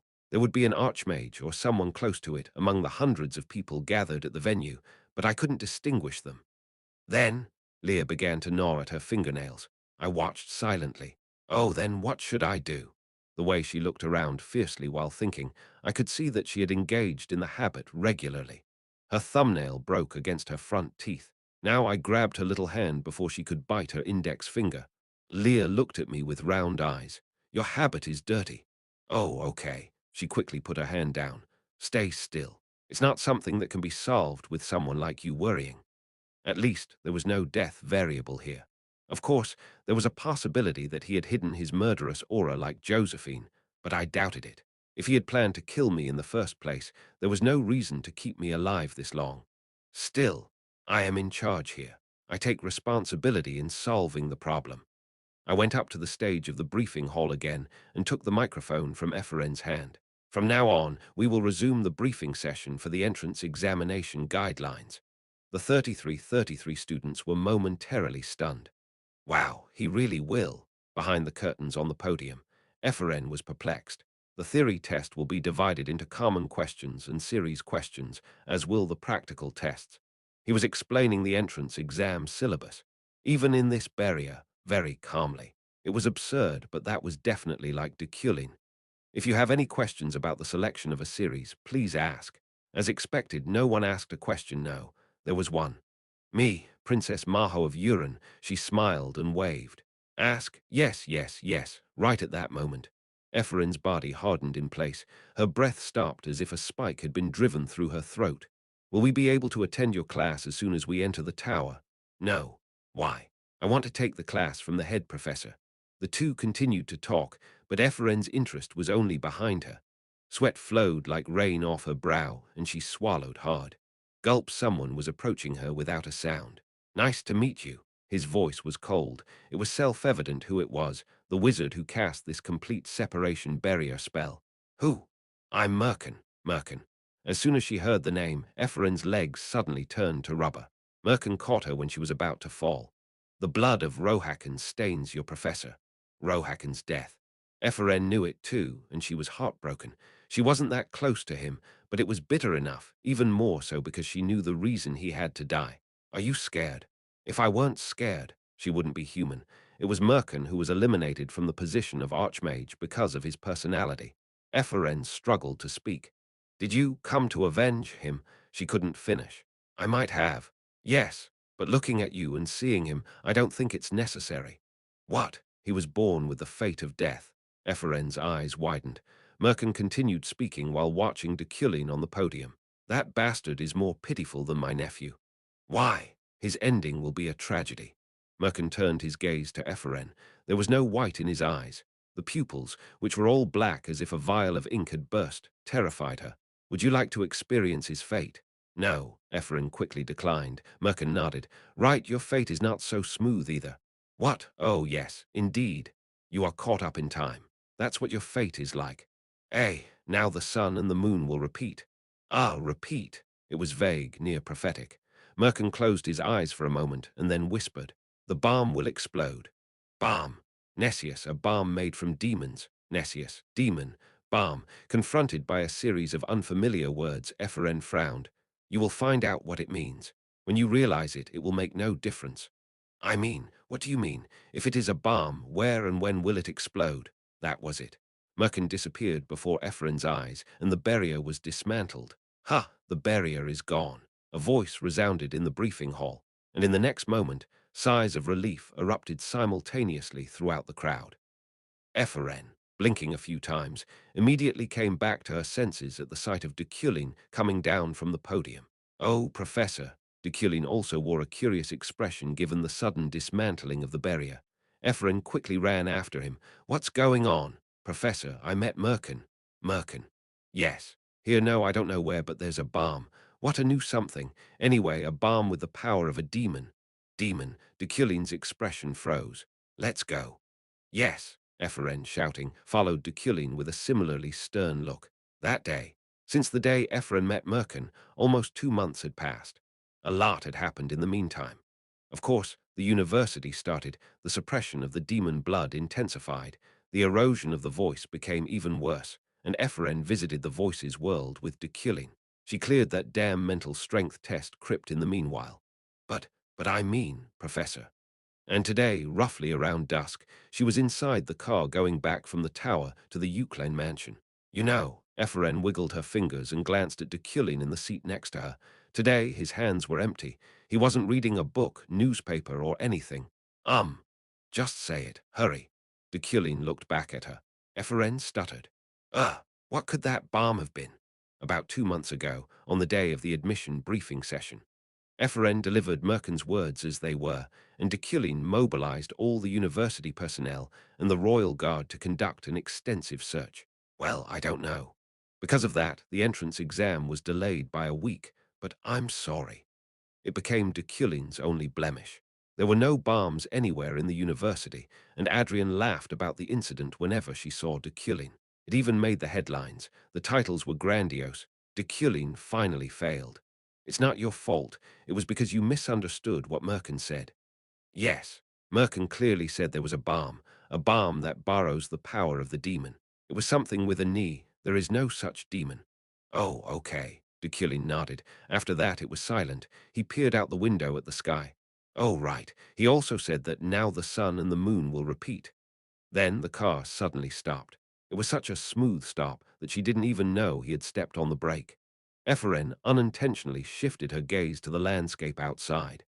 She had her mouth tightly closed, and her chest felt heavy. They had stopped in front of a cemetery. Ephraim. Yes, today was April 9th, the anniversary of the woman that Deculein loved. Go ahead first. Yes, take your time. He climbed out of the car first and wandered over to the cemetery entrance. Ephraim leaned against the window sill to watch him. Then, let's go, Ren said from the driver's seat. Yes. Vroom, the car made its way back to the road as Deculein entered the cemetery. Gently passing the landscape, Ephraim now looked up at the sky. She looked at the sunset dyeing the world in pink. Ha! And then, all of a sudden, she saw it. A visible air current filled the sky. What is this? A large mana pillar rose into the sky, spreading thick over the world, as if it would touch the sun. Is it a festival? While watching the strange form blankly whoosh, an explosion rocked the world. What the? Mana and heat rose in a dome-like gale, and an enormous beam of light filled her eyes. A blinding flash of light. In that bizarre wave that burned the world, Ephraim belatedly remembered Merkin's strange warning from 2 months ago. Ouch! Ephraim opened her eyes. She raised her torso. Pant, pant, pant, pant, she took a breath and looked around. Was it a dream? She was on the 77th floor of the tower, in Deculein's office. She was sitting in the assistant's chair. Dream. Oh, it was a damn dream. She stroked her chest. Phew. No, but why am I dreaming of some kind of bomb exploding? Am I that curious? Did you have a dream? That's when she heard Deculein's voice and felt his gaze sharp against her skin. Ephraim scratched the back of her neck and answered, It's nothing. And Professor, you don't have any plans for tonight. Go first. I have work to do tonight. Then Deculein looked at her without saying a word. It was a strange look. Ephraim asked back, Why are you looking at me like that? The Rotio Hall admission test guideline. Yes, that's tonight's schedule. What? Are you still sleepy? Deculein's eyes narrowed. Ephraim tilted her head. No, no. I'm fine. Why? But Deculein's expression was still strange. It seemed like he was looking at a real madwoman. What? When she was about to ask, What's the matter? Ephraim noticed the thesis on her desk. Utilizing the properties of the isotope through potential manipulation. Ephraim, why was this here? Why was the thesis that she almost finished 3 days ago and submitted to Deculein for editing and checking back here. Had he already corrected it? When she opened it up, it was unfinished. This thesis was incomplete. That was weird. No, it was bizarre. The calculation formula, the magic formula, and the law general that she wrote, grinding her time and soul, should be here, but why did they all disappear? Ah, Ephren, who was blankly reading her thesis and her handwriting, suddenly, she raised her head and looked up at Deculein. She asked him, who still looked down on her with suspicion, "Professor, what day of the week? It's Wednesday." Only then did Ephren realize that something was wrong. She felt that something was wrong. April 9th shouldn't be a Wednesday. It was not Wednesday. It was Thursday. You're all over the place. Deculein shook his head as he prepared to leave, but someone's voice shuddered in Ephren's head. The sun and the moon will repeat. The sun and the moon will repeat. The sun and the moon will repeat. Merkin's words once seemed like a mysterious riddle. Oh! With her hair bristling, Ephren ran over and clung to the window behind Deculein's desk. The figure of Deculein staring at her as if she were pathetic was reflected in the window, but now she had no time to worry about that. It was too weird. A very absurd phenomenon was unfolding before her eyes. Why are there no cherry blossoms? Late March to early April was cherry blossom season on the university campus, yet those pink flowers were missing. Even after rubbing her eyes, she couldn't find them, no matter how much she looked. Just yesterday, they were so splendid with those damn couples walking under them that even her eyes hurt. "Professor," Ephren muttered blankly. Both her eyes were still fixed on the scenery outside the tower. "What month is? It's February 17th. Oh, no, this was a dream. What she saw just now wasn't a dream. This was a dream. Yeah, that's right. She fell asleep in Deculein's car. If she closed her eyes, she would wake up again. That's right. If this wasn't a dream, then I have to do the thesis again. The calculations that almost exploded her head and the class preparation. What she had worked on so far, the crypt of the voice and the tests. Let's wake up from the dream. Yeah. Ephren nodded her head vacantly, and bang, she smacked her forehead against the window. Are you crazy? Ephren, gather your senses. The moment Deculein approached, why am I not waking up? Bang. She hit the window one more time and passed out. Chapter 220. Emperor's Assassination. 1. The theory test will be divided into common questions and series questions, as will the practical tests. The admissions briefing session at the Rotio Hall was repeated, exactly as it had before. During the briefing session, the complete separation barrier spell engulfed the hall, and in the midst of it, Deculein resumed his explanation. Will we be able to attend your class as soon as we enter the tower? No. Why? I want to take classes from the head professor. The situation was the same. Even though she watched it all with her own eyes, Ephren didn't understand. She was completely dazed. Nice to meet you. Then that voice approached again with the pressure of cold magic, but this time she wasn't afraid. Rather, she was more curious. Ephren quickly turned to look at him. Merkin, a wizard with eyes as black as ink and wearing a dark robe. Hey! For a moment, Merkin's pupils widened, but his surprise quickly subsided. Did he understand this situation? What's going on? Merkin was speechless. Ephren, frustrated by that, grabbed Merkin's collar on tippy-toes. I'm in big trouble right now. Even putting the thesis aside, did the bomb explode? Yes, Ephren replied immediately. She didn't know what the bomb was, but somehow something exploded, and she ended up like this. Looks like it's already on repeat. Merkin nodded and pulled something out of his pocket. Pocket watch, my nephew made it. It was a watch made of wood. Merkin handed it to Ephren. He entrusted it to me and said, when the time is right, give it to the child of time. He's someone who has never asked for a favor once in his entire life. Merkin muttered in a sorrowed tone, then looked at Ephren. She avoided his gaze. What is the child of time? You were born on the day the meteorite fell. Ha! How did you know? Your fate is bound by time. Your physiognomy, mana, and your name, everything. There was no evidence to back Merkin's words. It wasn't even scientific. However, since his name was Merkin, all gaps were filled with the word magic. Then what is that bomb? My nephew said it was a declaration of war by the altar. They were planning to bomb the emperor first, but it seems that Providence has gone awry. Oh, nodding, Ephren took Merkin by the hand instead of the collar. Help, I'm not involved with the royalties. I already swore that. What, you've already intervened? I was just passing on my nephew's request. Merkin released Epherin's hand. The answer is for you to find. There is still plenty of time. Merkin disappeared after saying that, just like 2 months ago. Ha! The barrier is gone. A voice resounded in the briefing hall, and in the next moment, sighs of relief erupted simultaneously throughout the crowd. Epherin, blinking a few times, immediately came back to her senses at the sight of Deculein coming down from the podium. Deculein also wore a curious expression given the sudden dismantling of the barrier, but this time she stood still. Epherin, unlike 2 months ago, Deculein, approaching her first, asked, "Have you met someone?" Epherin didn't answer. "This is strange." Meanwhile, Safian looked out the window with a frown. The clear blue sky was still there, but somehow it felt empty. Not only this world, but also inside her. "Are you okay?" Then Ahan spoke. Safian shook her head. "It's nothing, but Ahan." "Yes, Your Majesty." "Do you want to bet?" She spread the knight's files on her desk. "Who of the two will accomplish my task first? But I do not know the tasks." "This bastard, Jeron." Safian put her finger on the first file. "I ordered this guy to catch a basilisk." Ahan's eyes widened. Basilisks were one of the rare monsters of the same class as a great tiger. However, since it was territorial, a head-to-head match was more dangerous than with a tiger. "For this guy, a flower called regetal that blooms only in annihilation. And for this guy," Safian recited the formidable tasks. "Finally, Julie, for this night." A smile appeared on Safian's lips. "My attempted poisoning. I told her to find out who was behind it." Ahan's mouth fell open. "Poison? Right. Of course, I think I have a vague idea of who's behind it."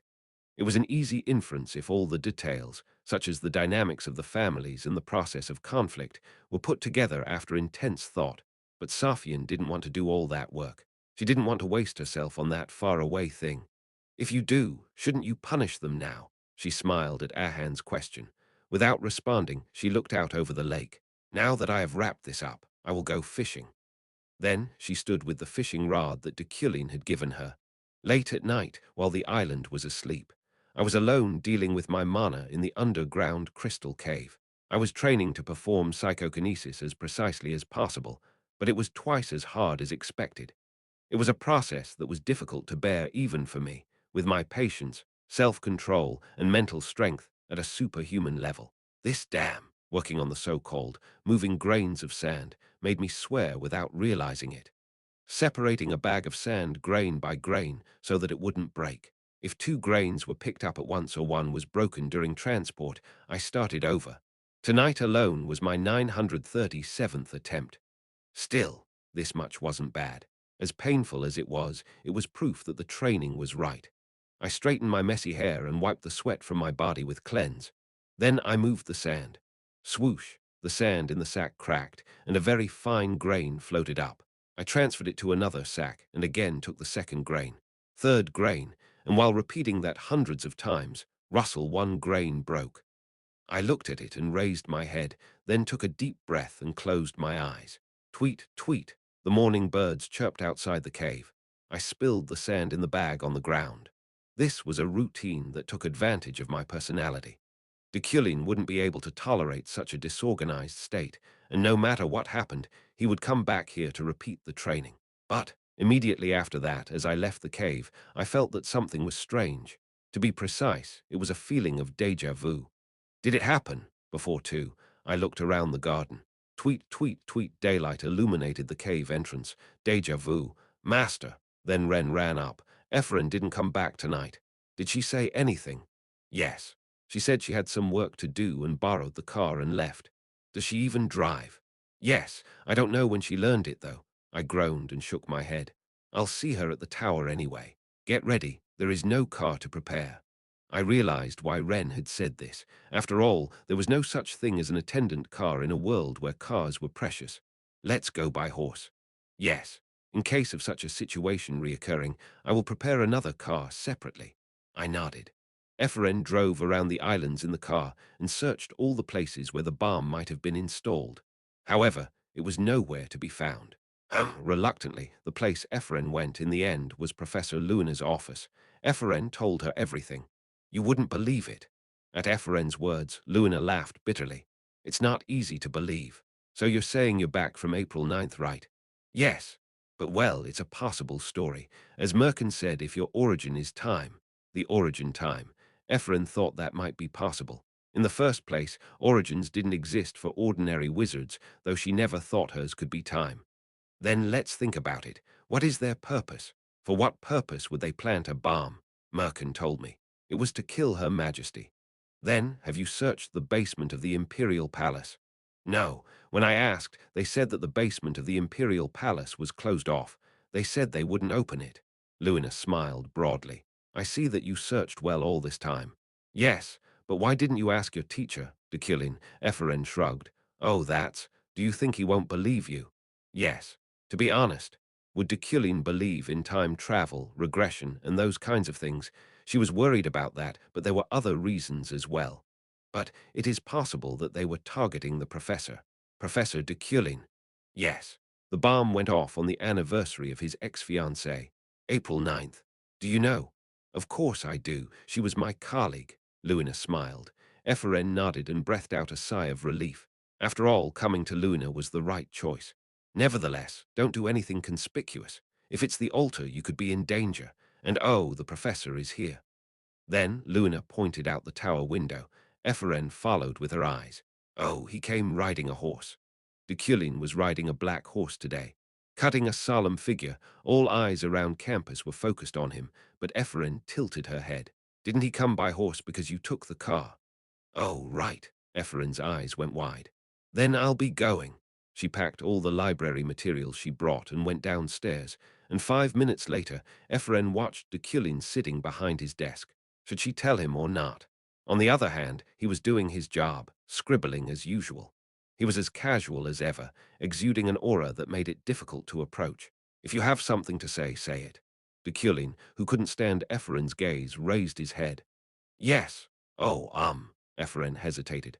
After 5 more minutes in that state, when Deculein finally put down his fountain pen, Ephraim made her decision. It would be better to inform the professor.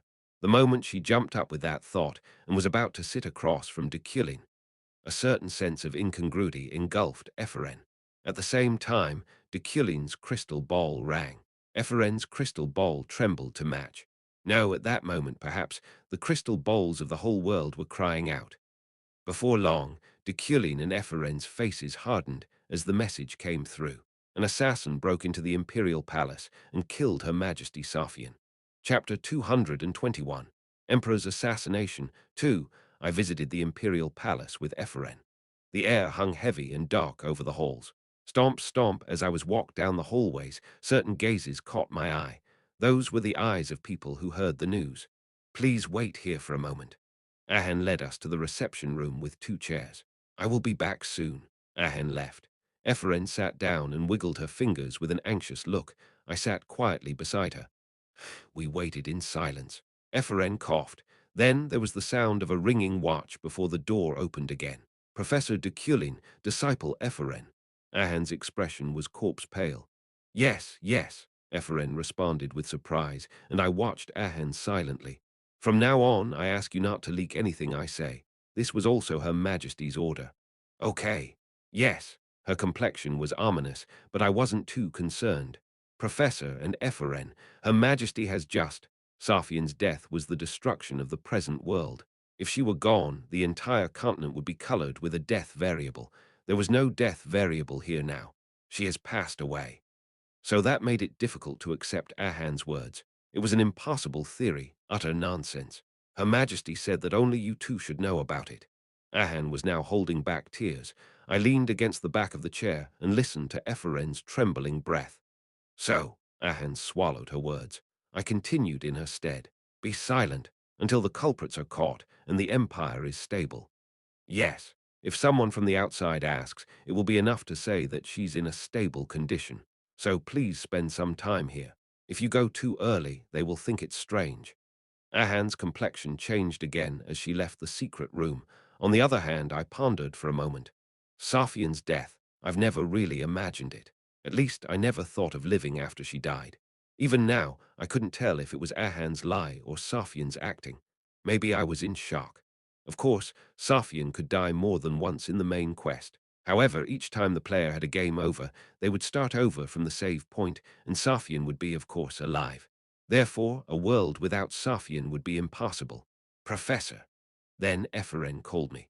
I looked at her, who had been acting strange since yesterday. Her face was dark, and her fingers wiggling like octopus legs bothered me. In fact, I came from 2 months in the future. Ephraim told Deculein everything.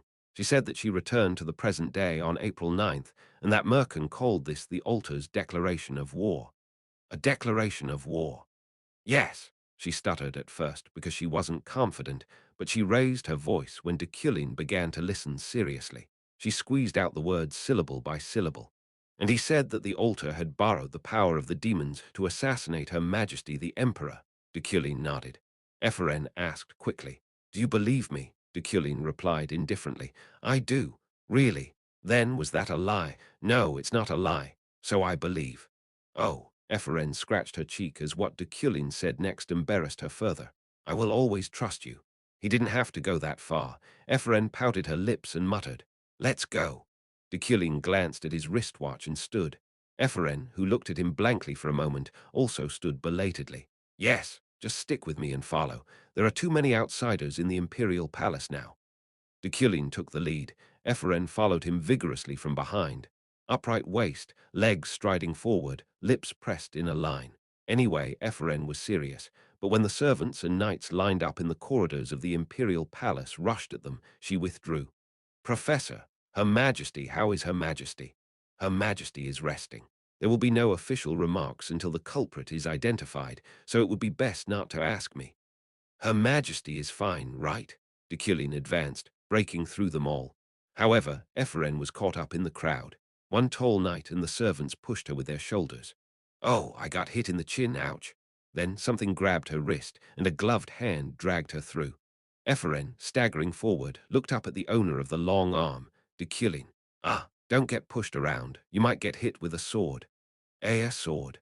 The assassin may still be in here. Either he didn't run or he couldn't." Speaking harshly, he grabbed her wrist and walked her so as not to get lost. If a servant or a knight rushed to them, he pushed them away or threatened them with his eyes. Ephraim looked at her wrist. His large hand fully covered her thin wrist. Raising her eyes a little more, she saw his wide back. At this moment, for some reason, time seemed to have slowed down. "Let's leave." When she came back to her senses, she was in the car. "Yes." Ren sat in the driver's seat, stepped on the accelerator.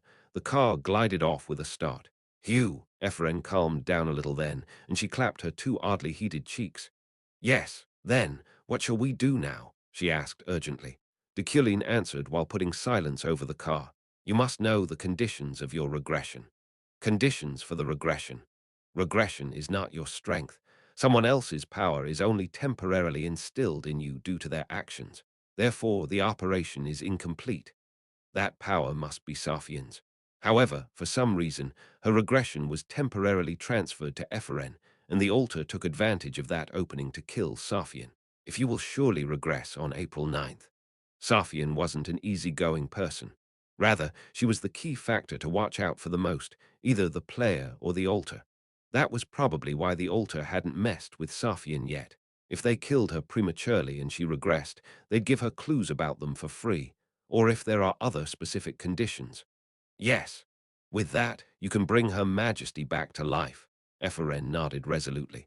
"But the altar is dangerous and strong enough to harm Her Majesty, so you will need another person to help you." Deculein thought for a moment. Then the car rattled. Ephraim shuddered and glanced over to the driver's seat, blinking. It was a tremor that never usually happened in Ren's car. "Julie," he said the name. Ephraim's eyes widened. "Julie, the knight. Julie is the most sincere person on the continent. You just have to trust Julie, but if she doesn't want to believe you, there's a bracelet in my office drawer. Take it with you." "Bracelet? What bracelet?" "It's a gift Julie received from her father." "Aha!" Ephraim, who was quietly listening to him, suddenly realized that the conversation had turned a bit strange. Deculein assumed that she, that is, Ephraim, would do it. Ephraim should ask Julie for help, and Ephraim should save Her Majesty. "Why me alone? Can't he go with me?" "Don't worry. Did he read my thoughts? I won't dump it all on you." Deculein gave her a soft smile. "You are still young to bear this alone."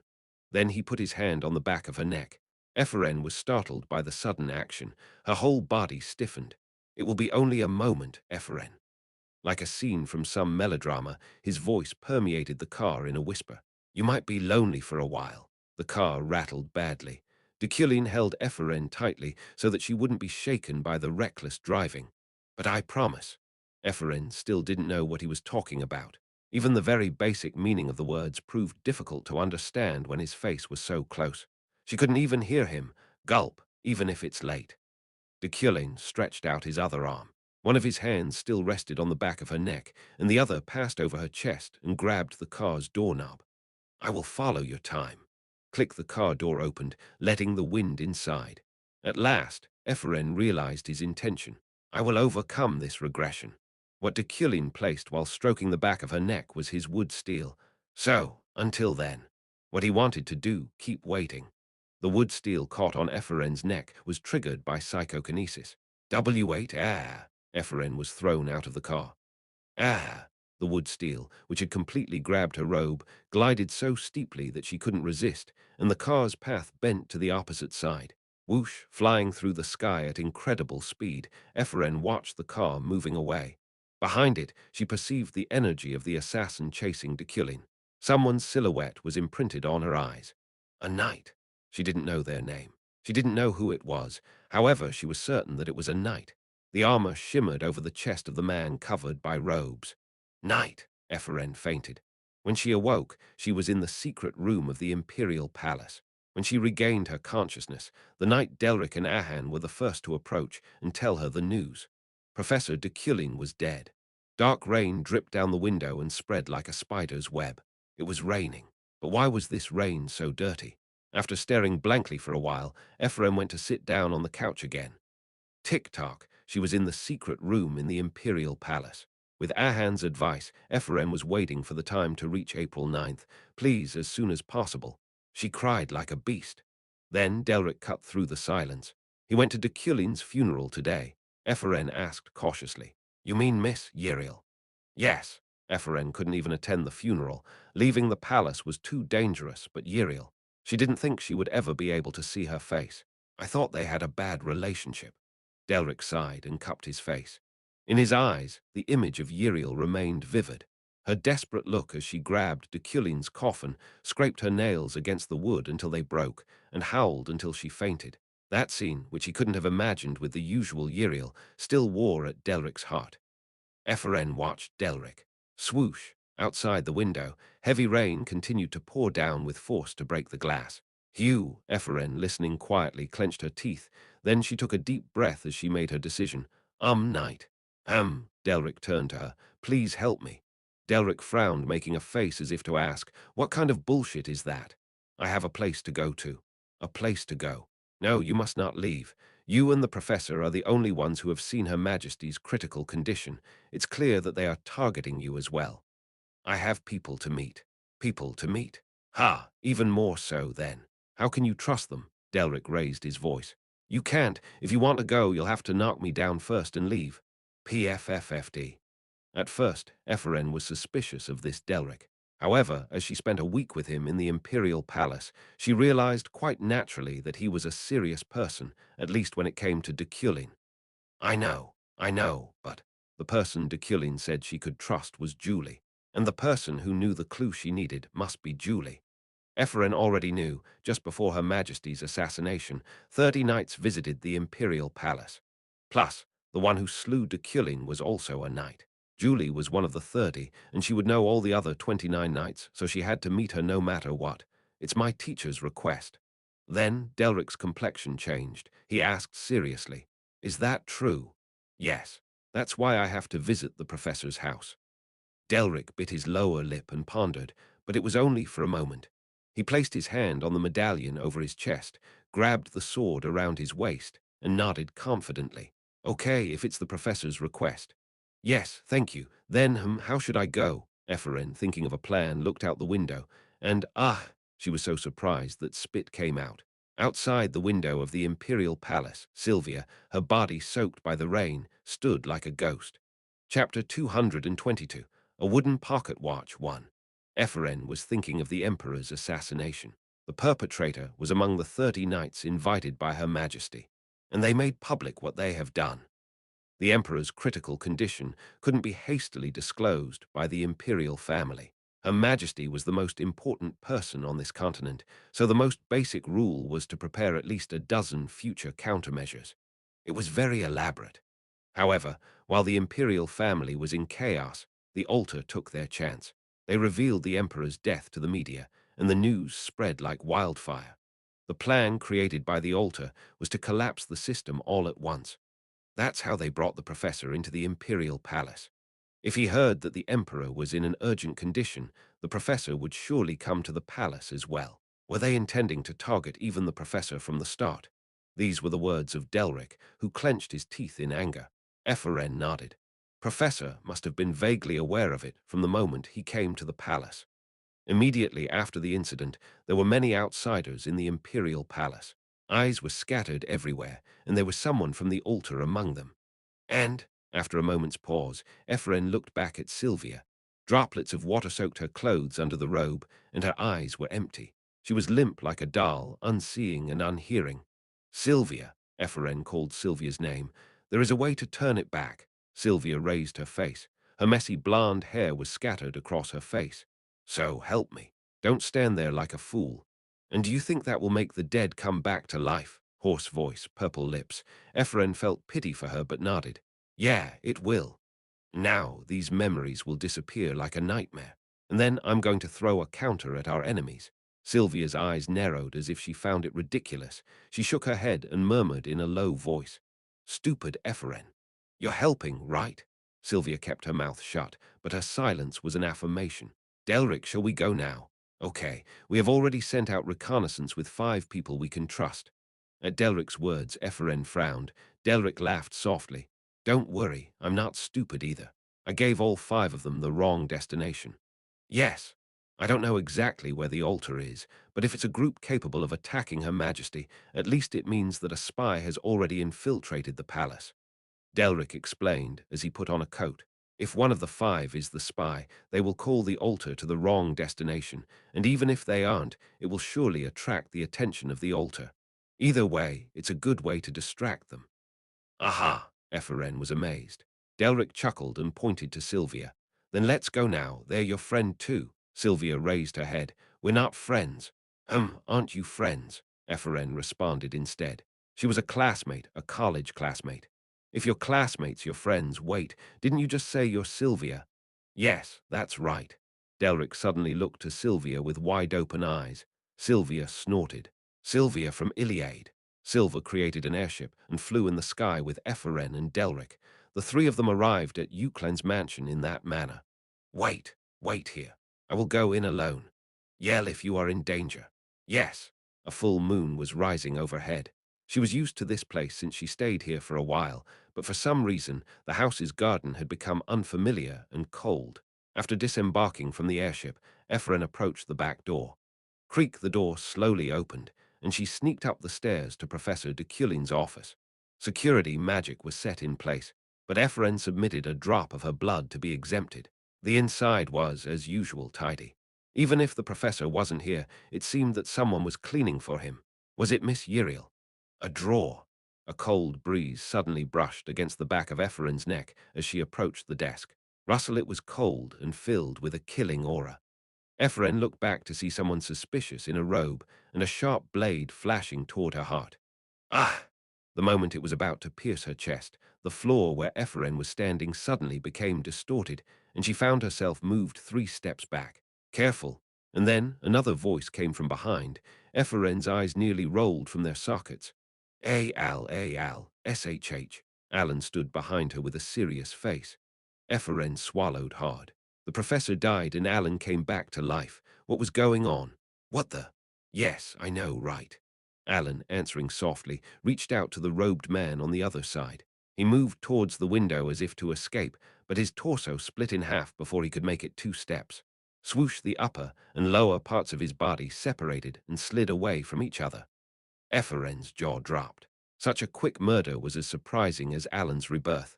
What did you come here for? Ephraim looked at Alan, leaning in close to make sure it was him. It was Alan. Huh. Eferen felt a shock similar to when she first returned, but Alan explained as if it weren't a big deal. He's the last watchman left here. He was watching to see if you would come here, and I watched him. So, what did you come here for, Eferen? That? Eferen hesitantly pointed to Deculein's drawer, the place where the split corpse was laid out. Oh, Alan removed the body and the blood with a single gesture. She didn't know where it had disappeared to. It just disappeared. Yes. What are you looking for? Eferen first approached and opened Deculein's drawer. Rattle, this. As he said, a black bracelet was covered by a soft veil. Alan asked, Is that all? Yes. No. More importantly, Professor Allen, what happened to you? Are you a ghost? No, but what does that matter now? Alan shook his head expressionlessly. Then he leaned against the wall. The professor is dead. For some reason, his voice was resigned. The Emperor is also dead. Eferen stared blankly at him. Alan gave her a small smile and closed his eyes. Yes, there's no answer now. This world is ruined. No, Eferen responded quickly. It's not over yet. Alan blinked. We can still turn things back. Looking at Eferen's hardened face and feeling her confidence, Alan thought for a moment. Aha! He produced a little letter from his pocket. Here, take this, Eferen. What is this? I was the first to find the professor's body. What? The professor was also strong. The altar barely managed to escape. If he had endured a bit until I arrived. Alan's expression darkened for a moment, but he soon smiled again. The professor left a letter before he died. For me, he said, pass the letter to other people and stay in this office. He knew in advance that you would come here and that the altar would watch over it. Eferen took the letter. On the corner her name was written. How far ahead was the professor? 1 step, 2 steps, 3 steps. But the most important person himself died. No, Eferen responded as she put the letter into her robe. He didn't die. I can revive him, so come with me. Alan looked silently at Eferen. To be honest, he was looking at her like she was crazy. Eferen clenched her teeth. I cried a lot when you died, you know. I cried. Yes. Don't give me just a yes, she yelled. Alan glanced down. Oh, I'm sorry, I also had a problem. If you're sorry. Eferen placed a hand on Alan's shoulder. Come with me. The doorknob to the office rattled at that moment. Eferen was startled, but Alan pulled her between the bookshelves. Who's there? The voice echoing out was familiar. Yiriel. Well, there's no way someone's there. Eferen's expression sank as Yiriel's figure could be seen through the bookshelves. I'm here. But you're not, brother. She smiled sadly and sat in the professor's chair. She laid down on the desk, stroking this and that, and letting out a small breath. Then she wept. For a long time. One late night in March, in Knight Daya's office of Rekordak. Julie was looking over Rekordak outside the window. The bright stars and the moon illuminated the pure white earth, but the scenery was far from her mind. The attempt to assassinate the emperor lay heavily upon her. Her Majesty's health, which everyone had been waiting to learn more about, was still uncertain, while the news of Deculein's death had become so clear that it filled the continent. It disturbed Julie. Knock, knock, knock, knock. Julie glanced back. Who is it? It's Eferen. Deculein's disciple, Eferen. Julie approached with surprise and opened the door. Eferen, however, her guest wasn't alone. No, she didn't even know it was Eferen at first because of the thick robes they were wearing. Yes, I'm Eferen. Eferen pulled off her hood, and the two behind them showed their faces one after another, Sylvia and Delric. Julie grew even more puzzled. Knight Delric, SHH, it's a secret that I'm here. For now we'll be escorting you outside, so talk to Eferen. The sudden visit was a surprise, but Julie nodded. Okay. 5 minutes later. It's hard to believe it completely. Facing each other, Julie spoke. Eferen understood why. So, to sum it up, Eferen, are you saying that you have now returned? Yes. That is hard to believe. Returning from the future to the past. It wasn't easy to believe. No, it would be strange to believe. Even for a wizard, that was something on par with an archmage. However, I can agree that one of those 30 is a suspect. I was thinking so too. Behind one of them, there must be a great darkness. The 30 candidates for the Guardian Knight were directly summoned by Her Majesty. All 30 were top knights from the continent, so any one of them could have attacked the Emperor and killed Deculein. Yes, the professor said before he died to ask you for help. You mean me? Julie frowned. That was also hard to believe, maybe even more than the return. Eferen smiled softly. Yes, the professor said that Knight Julie is the most sincere person on this continent. The most sincere person. The most sincere person. Of course, she didn't live a lie, but there was no way Deculein would have said that. And, while Julie was thinking, Ephraim continued, "The professor doesn't hate you." Those words made Julie even more confused. For a moment, her temples throbbed. However, she quickly understood that was a lie. "It's fine. I'm not going to say that I won't help you because of my bad feelings for the professor. No, it's not like that."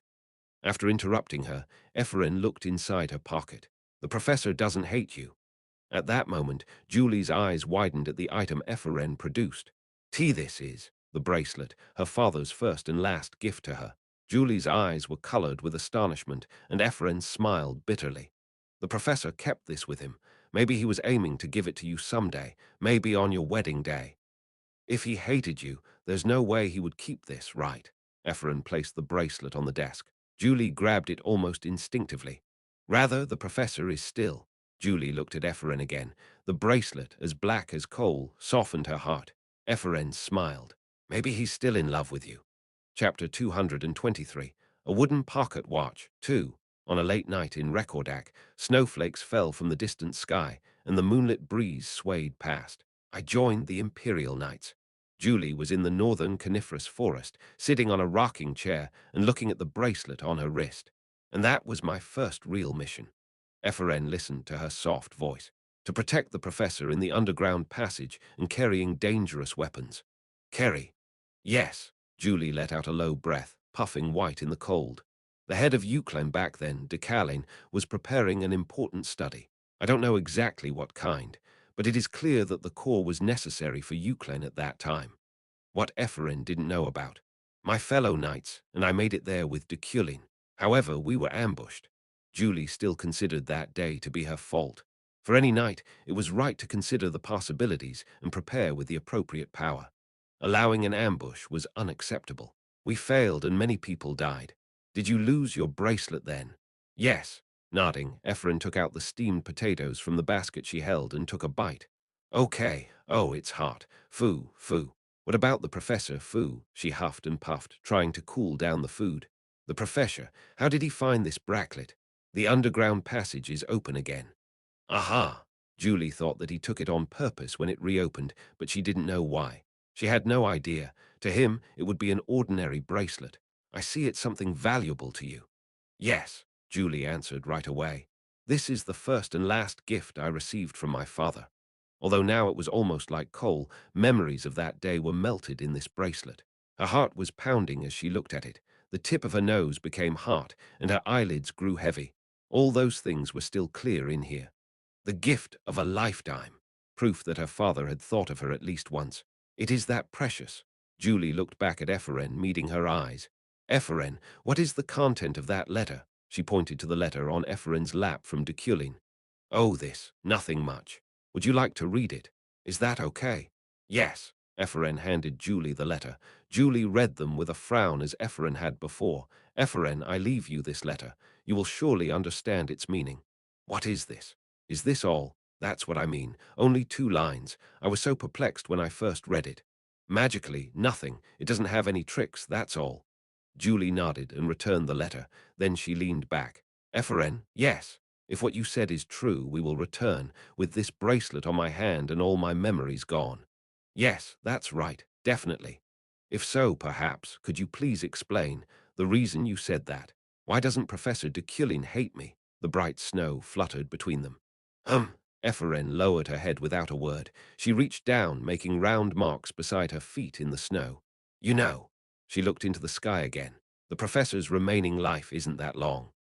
Whether we regress or not, the professor won't exist in the not-too-distant future. There is little time left. The professor probably knows that too." Ephraim spoke bluntly of the Deculein she met in the past.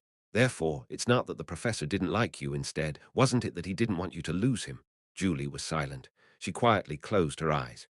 "So, someday when he goes on a long journey, you won't be in pain, rather happy. Of course, that's my imagination." The wind blew through the forest, shaking the trees. Ephraim looked to Julie. "It's just my imagination. I'm just imagining. It's okay, right?" "No," Julie shook her head. "Even imagining it hurts." She put her hand above her heart. Somewhere there was the sound of ice breaking. As much as it hurts, it's something I don't want to forget. Hey, just then, Delric appeared. It's the meeting time. Julie stood quickly. It was about to feel awkward, so he had nice timing. Now, let's go, Knight. Yes, Ephraim also stood and was about to leave with them. You know, at the sound of the whispering voice, Ephraim stiffened. She turned around with a flinch. The professor's remaining life isn't that long. The conversation between Julie and her was caught up in the erosion of the voice. I see that you're diligent, ha? Ephraim chuckled, astonished. Ephraim, come on. Delric called again. Julie was already waiting in the distance. Yes, I'm coming. Ephraim ran after them. Whoosh, Julie's office. The group was seated around a large table. First of all, we selected only the most likely knights out of the 30. There were a total of 7 names on the list. Jalen, Eupley, and Sirio Sigran. Julie took a deep breath as Sylvia listed them off. Yes, he's also one of the suspects. Among the 30 invited knights, there was certainly Sirio. Sylvia thought for a moment. As the deputy commander of Iliade, she was too familiar with Sirio. Delric nodded. The rest of the knights all have an alibi. Of course, it's not yet enough to put them off the suspect's board. How are you sure? Sylvia asked the question. Delric replied, fiddling with his mustache. They are the worms who dared to attack Her Majesty. Many other people are chasing the criminal beside us. Maybe, if we just wait, we can find the culprit. However, Ephraim. Yes, Delric wore his determination. Our purpose is not to simply catch the criminal. Of course. Did you find out the condition of regression?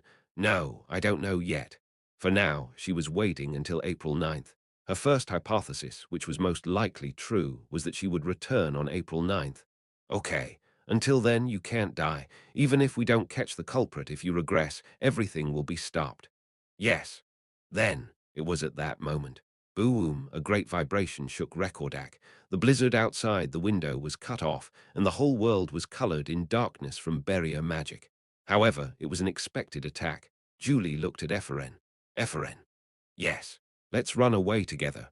No, she shook her head, then turned to Alan.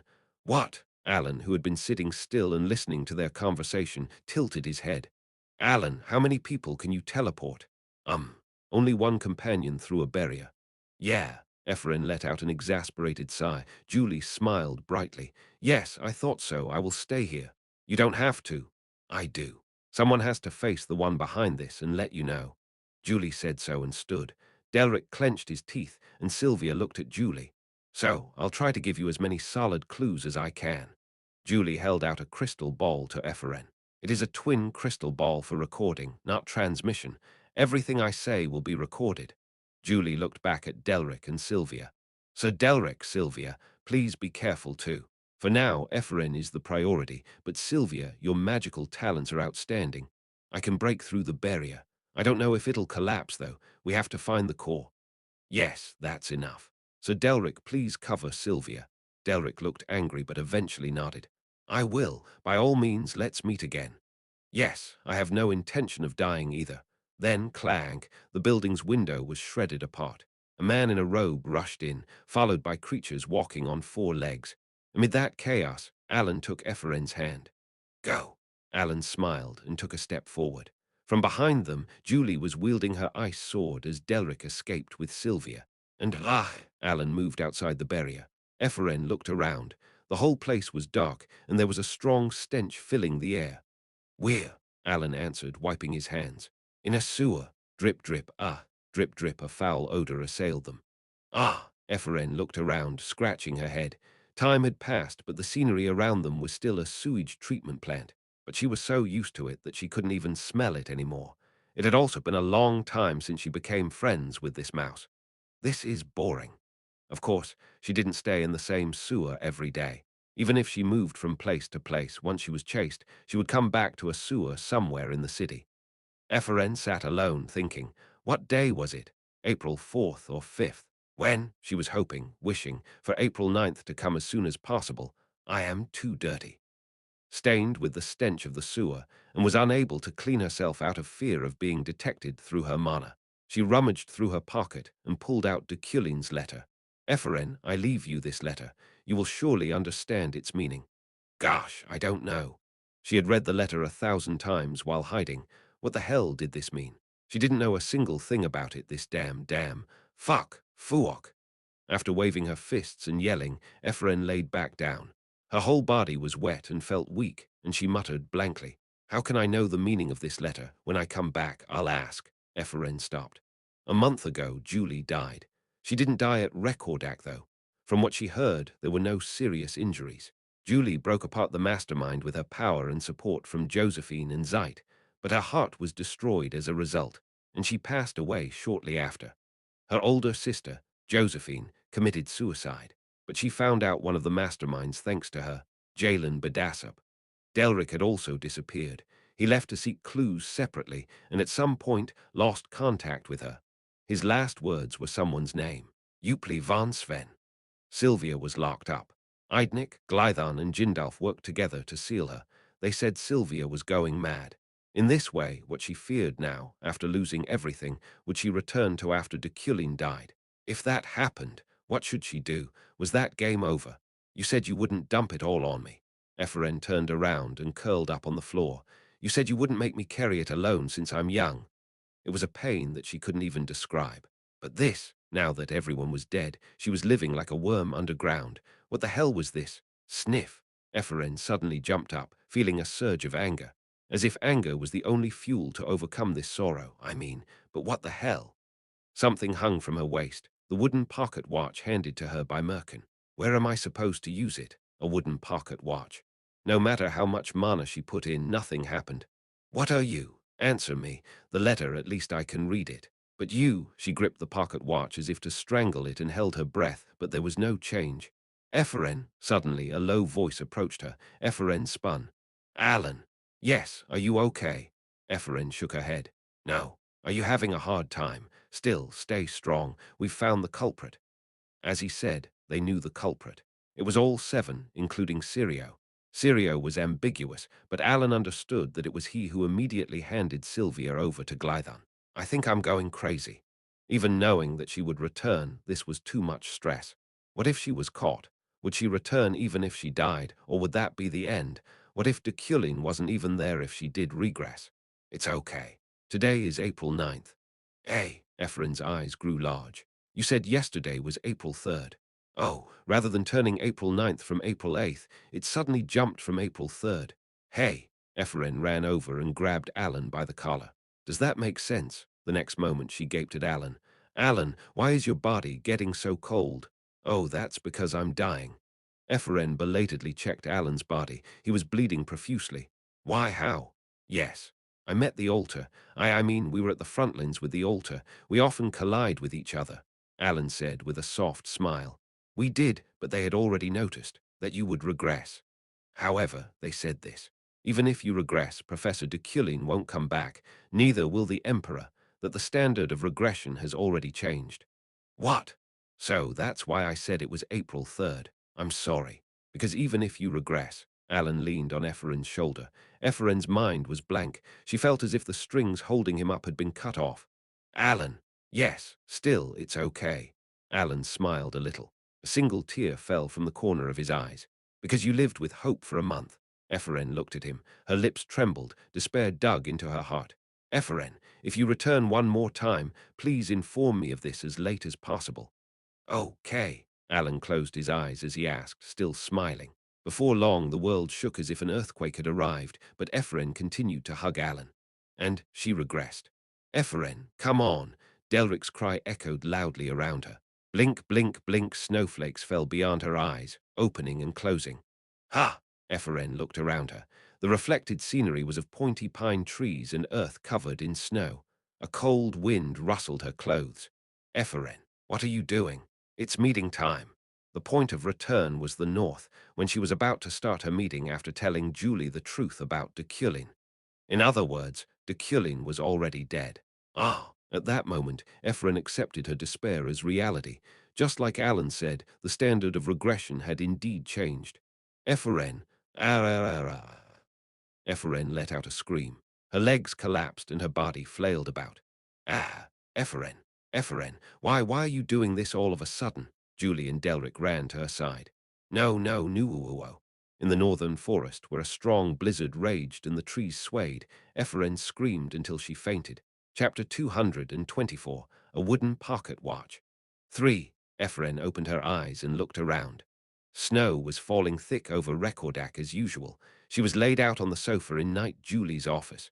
Oh, amid her despair, Ephraim, hoping that it was only a dream, stood. Are you awake? Delric was grinning at the table nearby, but Ephraim didn't even have the strength to answer. Ephraim, what happened? She clenched her teeth, her lower lip trembling like she was holding back tears. Delric spoke. It's not very convincing to pretend to not be exhausted with that swollen face.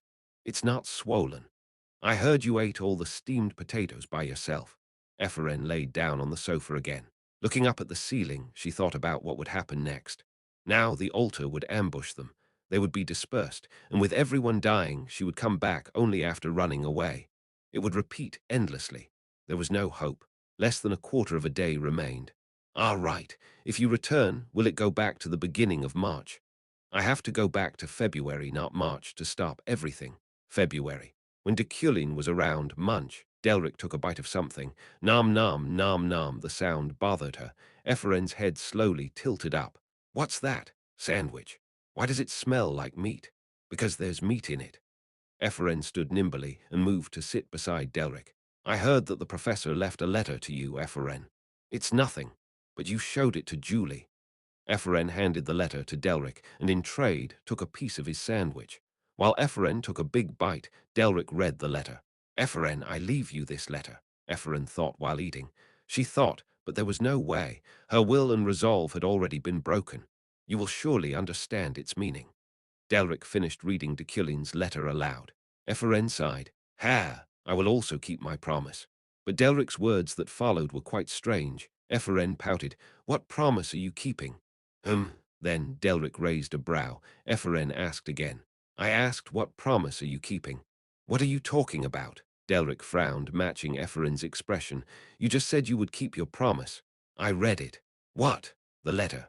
Ephraim crumpled her brow and looked between Delric and the letter. Delric glanced between her and the letter in the mirror. The two of them went silent as they didn't know what the other meant. A fire crackled beside them in the fireplace. Pagigic. A prickling current overtook Ephraim's mind. She realized something and stood straight. Wait a minute. She snatched the letter using psychokinesis. Why? What's going on? Is there a hidden meaning? It's only 3 lines. Ephraim's heart pounded loudly.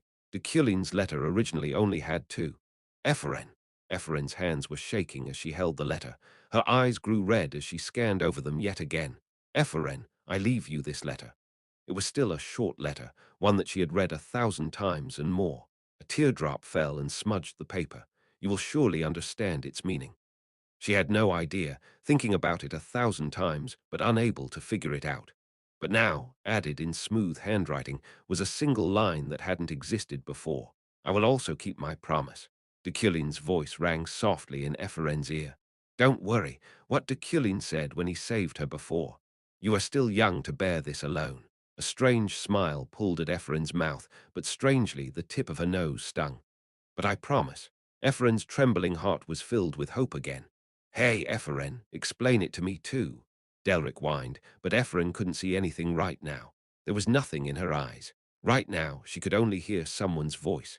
It will only be for a moment, Ephraim. You might be lonely for a while. Only for a moment. At last, those words arrived and melted her heart. They erased the burden and responsibility that was weighing down on her body bit by bit. Even if it's late, I will follow your time. His last whispers. I will overcome this regression. Oh, Ephraim now knew what he meant. She realized the purpose of the letter. Just as Deculein said, she would surely realize it. I see. Ephraim looked out the window again, seeing a bird flying through the thick snow. Looking up at the bird's beautiful and adamant flight, Ephraim was sure of one thing. She repeated the words inside her head. Deculein would surely return alive.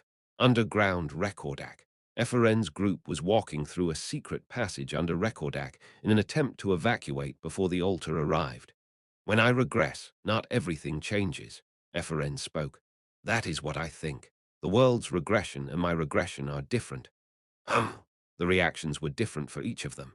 Sylvia nodded as she understood it to some extent, but Alan, Delric, and Julie wore vague expressions.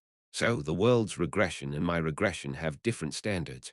Once April 9th comes, I will regress with the world. The moment of the regression was the same, which was for April 9th. However, the times were different. But the world may return to January or February, or it could also start from the very beginning, way before the continent was created. But, but my return continues in record act during March. In other words, the world's regression was much more extensive. Both regressed at the same time, but Ephraim's point of regression was later. Then, Deculein won't come back to life. Sylvia's legs stopped. She glared at Ephraim. The point in time that you return to is already a time when the professor is dead. Then, Delric swallowed anxiously. The air suddenly became chilly, but Ephraim smiled and shook her head. No, it's fine. What do you mean fine, you idiot Ephraim?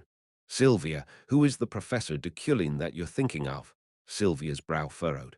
Well, this girl didn't like riddles. Ephraim continued in a low voice. The professor is always constant. He's as constant as a tree, and he doesn't bend. He doesn't lose to anyone. Gulp, then Delric swallowed again. With big eyes, he looked at the pocket lining of Ephraim's robe. Ephraim, don't tell me.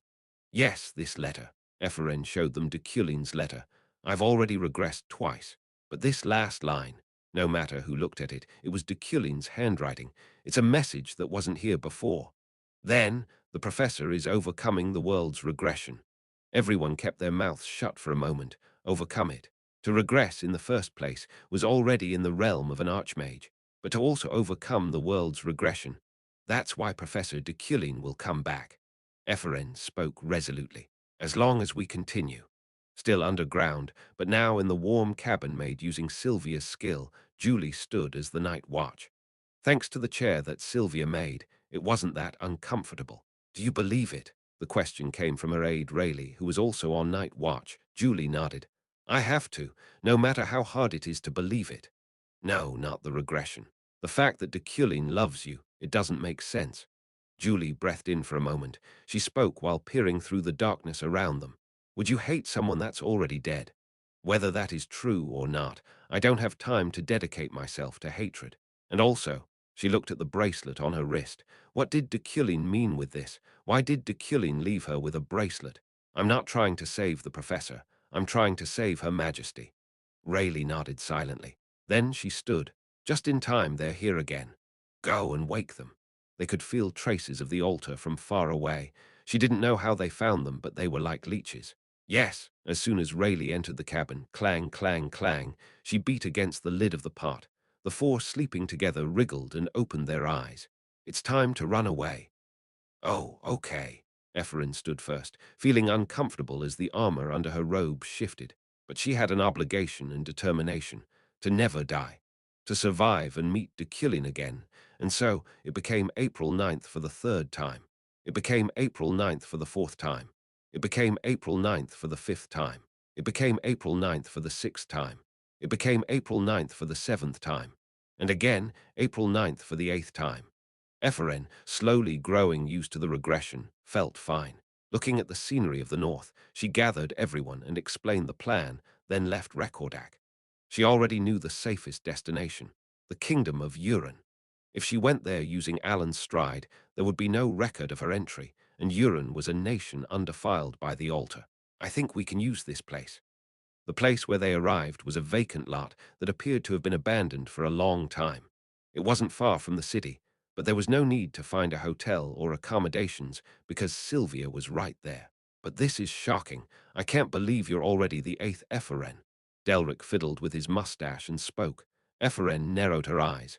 What do you mean, the eighth Ephraim? Then do you think that I am not me? Isn't it too much for you? Julie was worried, but Ephraim shook her head. No, I'm fine. More than that, Riak was completely taken over by the altar that was so shocking. The kingdom of Riak. The seventh Ephraim's group stayed there, but Riak was already a hideout for the altar. Right this moment, a new sanctuary for the altar was being built under Riak. Yeah, it's hard to believe. But still, it's good that we know this information. Later, when the professor comes back. Then, she took out the letter again. Ephraim, I leave you this letter. Recently, moments of déjà vu would suddenly come to me, some abstract ideas would come to mind, and unpredicted afterimages would flicker by my eyes. Still, it wouldn't be very efficient to explain all that in a sentence. However, you will surely realize the meaning of this letter. So make sure to remember what I said. I will also keep my promise, so wait for me. The letter was growing longer. She embraced it tightly. For the FRN right now, each line was precious. It felt like she was having a conversation with the professor beyond time. Don't get ahead of yourself, Sylvia smacked her. Ugh, FRN flinched and looked back. You're not the only one special. Seriously, it stings. I'm young. Yeah, you're young now, younger than me. FRN boasted and crossed her arms, but Sylvia shook her head. Your mental age is still of an idiot. Shut up and build a house already. Then Sylvia clicked her tongue and looked gently off somewhere. In moments, a very fine three-story residence apparated. It's done. Everyone go in. Yes, thank you, Lady Sylvia. Everyone, including Julie, entered and unpacked, and Ephraim laid down on the bed of her room. It was very fluffy. Sylvia's skill is seriously a scam. Whenever she regressed, she felt that her magic was the best, regardless of origin or attribute. Hwara. Anyway, she lied down like that. Sleep came to her like a gentle wind blowing. Ephraim closed her eyes. Should I sleep first today? Just like that, as soon as she fell asleep, Ephraim faced someone she had forgotten, someone who hadn't appeared up until this time. It's been a while, Luna's child. The father of Deculein and a ghost of the past, Deculein, appeared. Chapter 225, A Wooden Pocket Watch. 4. It's been a while, Luna's child. In the darkness of dreams, Deculein appeared. Ephraim was frightened, but it lasted only for a moment. Now she didn't tremble anymore. She didn't even step back. This was thanks to the well-timed self-realization that she acquired with the attributes of object and origin. It was hard for a regular person to have any one of those two talents, but she had both. Ephraim knew it'd be a waste of her potential if she ran away in fear. Bring it on. Ephraim provoked him and prepared herself. Mana sparked off of her. Then Deculein smiled a little. You've changed. But child, I have no intention of fighting you. What bullshit. Should we sit down? 2 chairs and a table appeared in the darkness. Deculein shuffled over and sat down, then pointed across to the empty one. Sit down. What? Ephraim was flustered for a moment, but Deculein nodded calmly to assure her. What kind of trick is this? It's not a trick. I just want to talk. Talk. That's right. Come and sit, and I'll tell you everything that you don't know. Not just about my son, but also things about your father. Deculein and her father, and the relationship between the two. Deculein was suspicious, but his proposal was tempting. Ephraim asked back with a thorny tone. Why all of a sudden? It's not sudden. I've wanted to tell you that up until now, but there was a hindrance. Deculein smiled before pulling out the chair with psychokinesis to make it easier for her to sit. Are you going to listen or leave? I'll respect what you want. Curiosity and doubt were rising from the bottom of her chest. There was a tiny spark of resentment in the corner of her heart at her father and Deculein. Unable to bear it anymore, Ephraim sat down and glared at Deculein. He smiled brightly. What do you want to know, child? Your objective. Why, how, for what reason are you coming into my head? It's simple. I tried to implant myself into your body. My body. Yeah, you probably didn't know, but the byproduct remains in you, and I can keep visiting you like this. You're crazy. Ephraim glared at Deculein with absolute disgust in her eyes. So filthy. With a grin, Deculein continued. It was your father's suggestion. Ephraim frowned. What? I told you, child. Kagan Luna didn't love you. Her expression hardened. Deculein kept a smile on his face, then tapped the table between them. In the distant past, your mother gave birth to you and ran away. Mother, my mom. That's right. Ephraim didn't know what her mother looked like. She didn't have any pictures or portraits left. Only her name existed on a tombstone in her hometown. What are you talking about? It was Iliade's conciliation. If she abandoned the Luna family, they would give her money. Your mother gladly accepted. Ephraim's mouth hung open. As a result, Kagan resented the Iliade. He loathed your mother, and also you who looks like her. The only thing left in his life was magic, and he lived like a madman obsessed with magical theories. But Taka Chess Knight appeared on top of the table, then a soldier, a pawn. Your father, Kagan, lived in delusion. Behind their ranks, a large king sat down. He met me. Ephraim clenched her fists. He offered you to me, who was troubled by succession issues. He gave you to me so I would help him get his revenge, to destroy Iliade and to find his wife and kill her. A smile lit Deculein's face. That guy wasn't normal. That's bullshit. Bullshit. Stop talking nonsense, Ephraim roared. Her loud outcry knocked down the king and the pawns on the table. You don't have any evidence. My dad. Evidence. Yeah. Ephraim jumped up, almost overturning the table, and glared at Deculein. How can my dad hate me? How can he would have told you. Decalein's voice was chilly, his eyes that resembled Deculein's hardened. That byproduct has always been with you. What? Suddenly, Ephraim met Decalein's eyes and followed them. Luna's child. To her wrist, the bracelet on her wrist, what her father left behind, knowing her attributes. That's a byproduct. Oh. You become a wizard, you going to university, the object that's been given to you, all the emotions you felt, and all your actions were induced by him.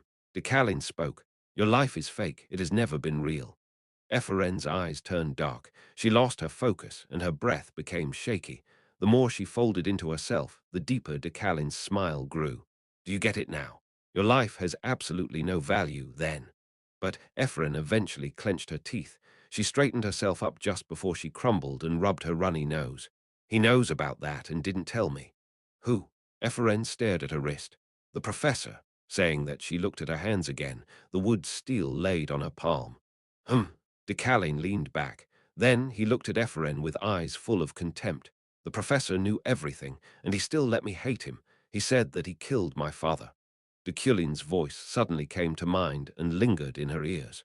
Just like you're trying to break me, thinking I might be broken already. Ephraim raised her head.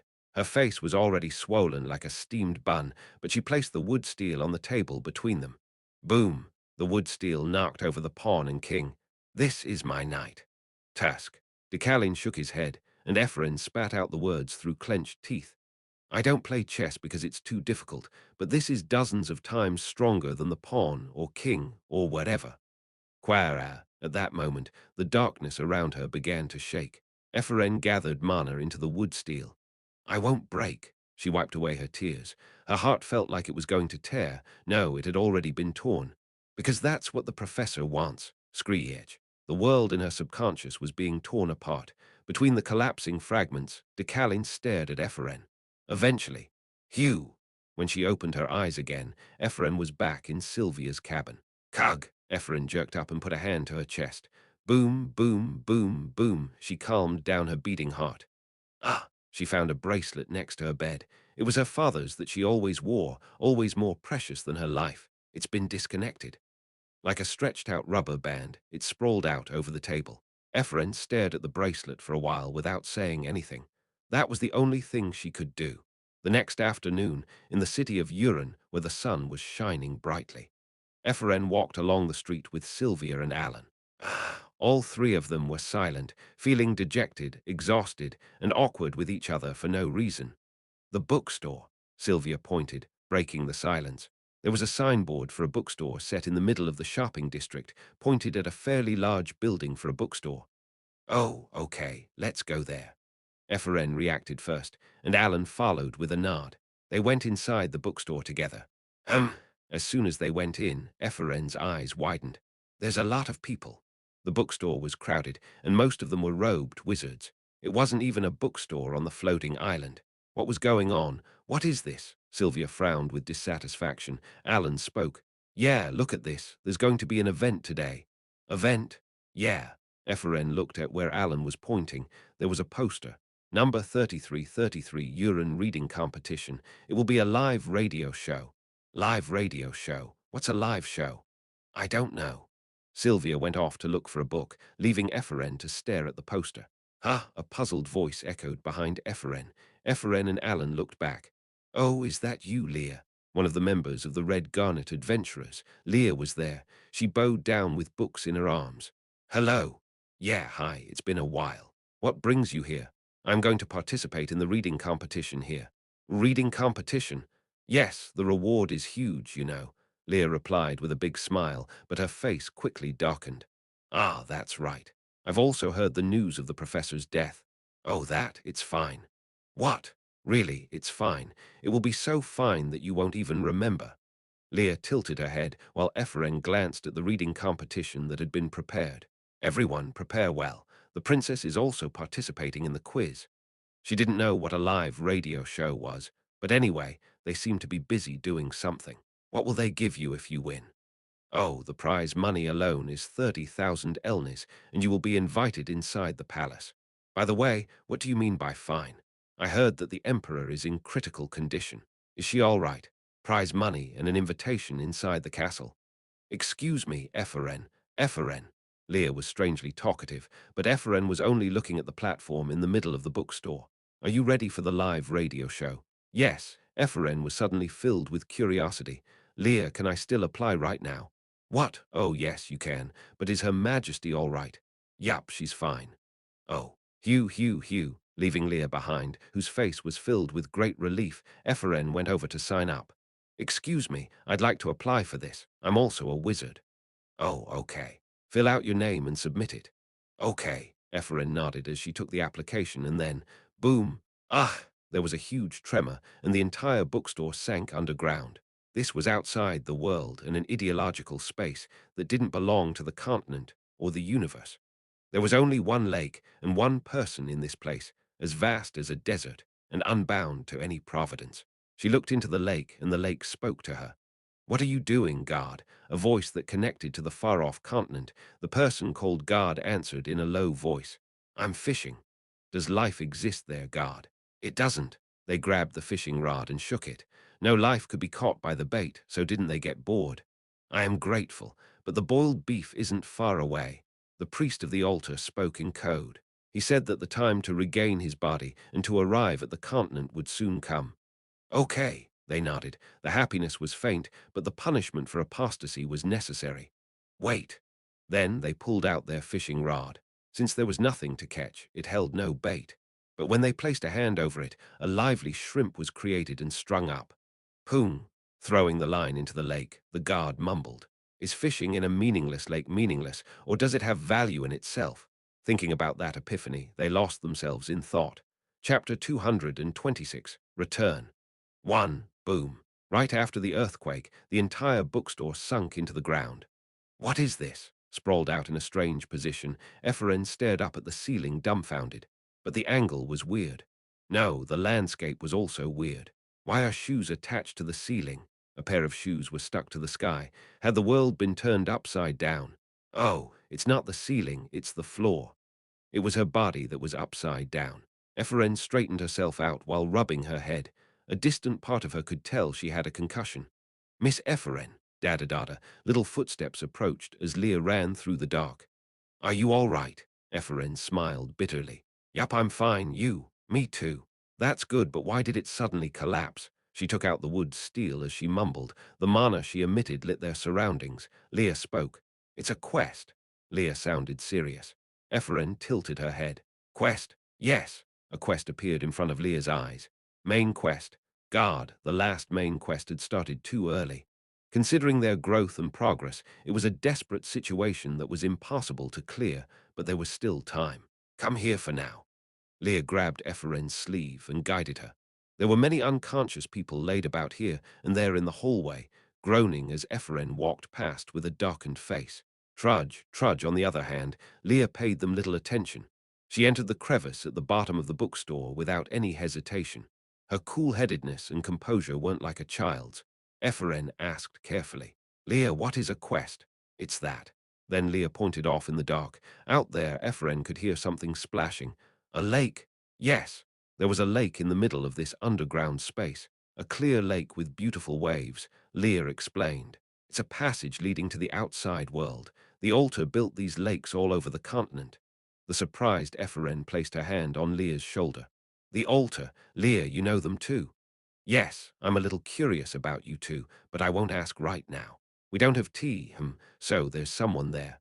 At that moment, a grave voice boomed from the lake. Epheren and Leah looked around to find its source.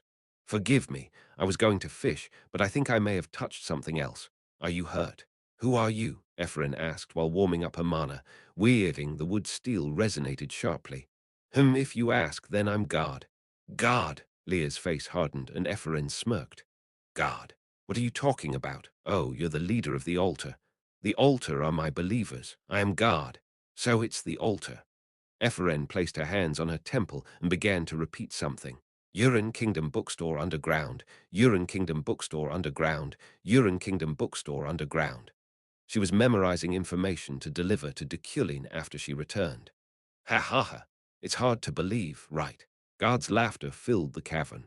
Leah licked her dry lips, but Ephraim shook her head and crossed her arms. Of course. Everyone who says they are nice is not nice. They are saying they are nice because they are not nice. A real nice person doesn't think he's nice. Why? For a nice person, the standard of being nice is higher. That's why you are not God. You are not a God. That is why you are claiming to be God. A short silence followed. After that, an unexpected answer returned. Indeed, you are right to think so. Humans are animals of doubt, and the subject of faith is the believer, not me. Ha! Ephraim was a little flustered. I admit it.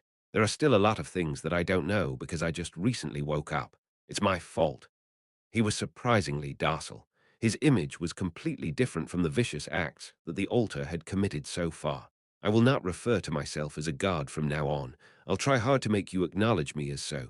Tap, tap then. Leah tapped her arm and whispered, He's the final boss. Final boss. Yes, the enemy of the continent. Don't worry. The lake spoke again. I won't harm you. Even if you are descendants of the apostasy, it's only fair to give you a chance. Also, Luna's Ephraim. Ha! How did you know he'll be coming soon? Ephraim was lost for words then. She moved closer to the lake almost instinctively. She looked into it. I'm also waiting for it. It was hard to tell whether they were a man or a woman with their long red hair, but based on the voice, it seemed to be a man, and he was shining on the surface of the lake.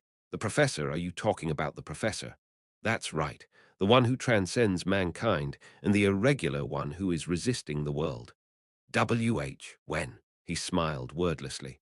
Ephraim frowned and tried again, but suddenly she sensed mana coming from the lake.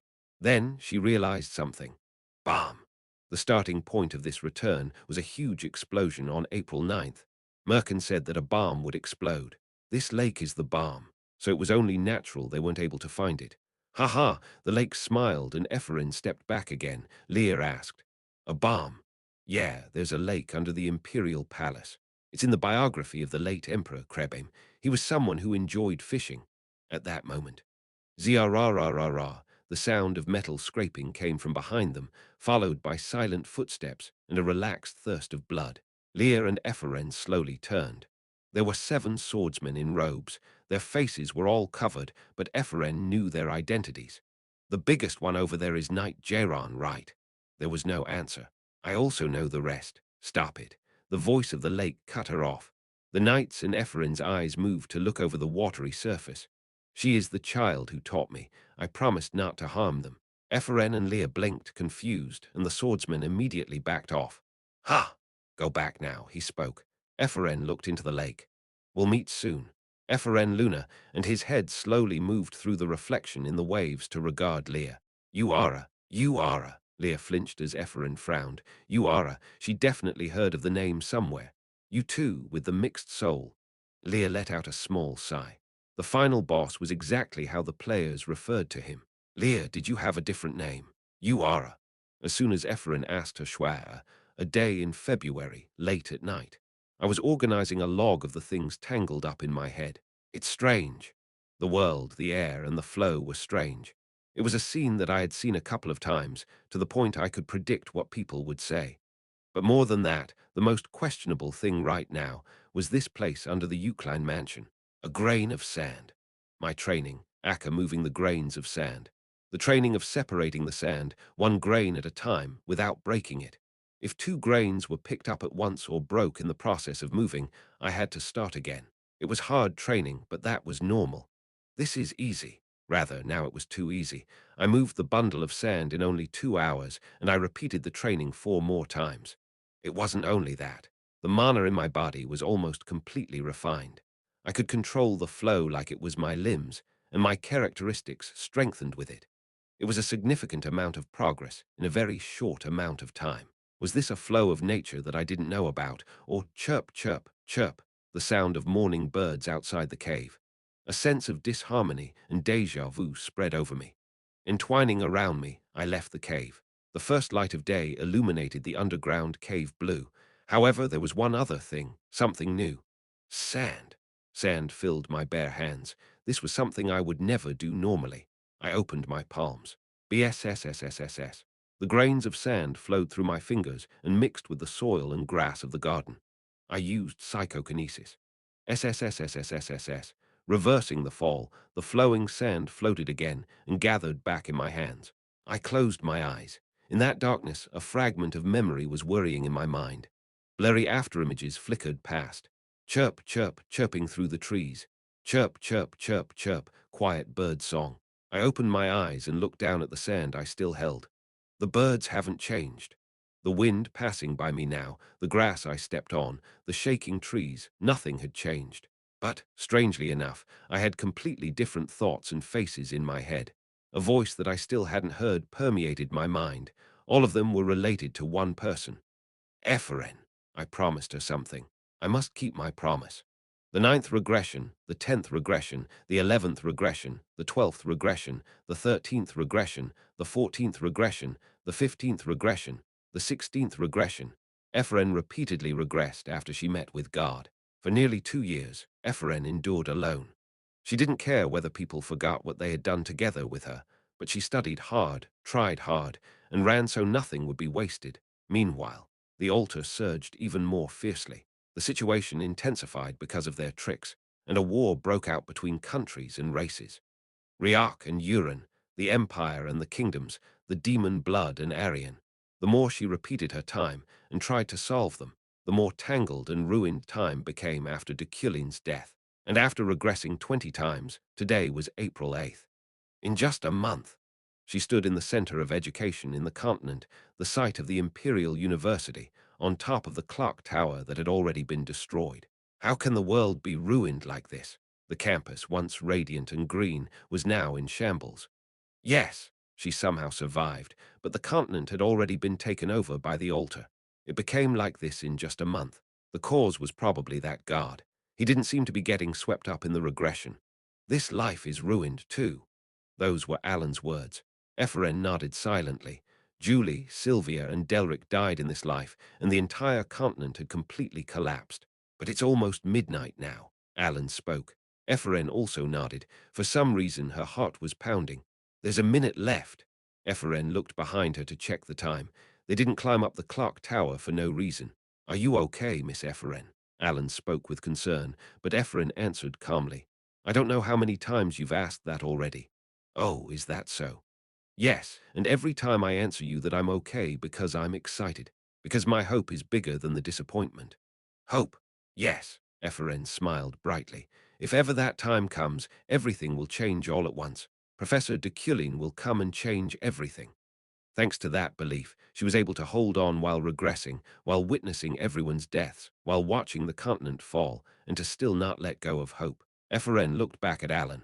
So, I'm okay. Tick, tick, tick the remaining time until the 20th regression. 30 seconds, 29 seconds, 28 seconds. But still, Ephren wore a bitter smile. I hope he comes soon. It was painful to watch the deaths of those who were precious to her, and to watch them die for her again and again. It wasn't something she could easily endure. You'll be here soon, right? 10 seconds, 9 seconds, 8 seconds. Looking at the clock slowly approaching midnight, Ephren took a deep breath. She thought about what to tell Professor Deculein when he returned. She pondered over all the information, experiences, and knowledge that she had saved. Yes, I hope so too. Those were the last words of Alan, who survived together with her. Ephren smiled. Ding.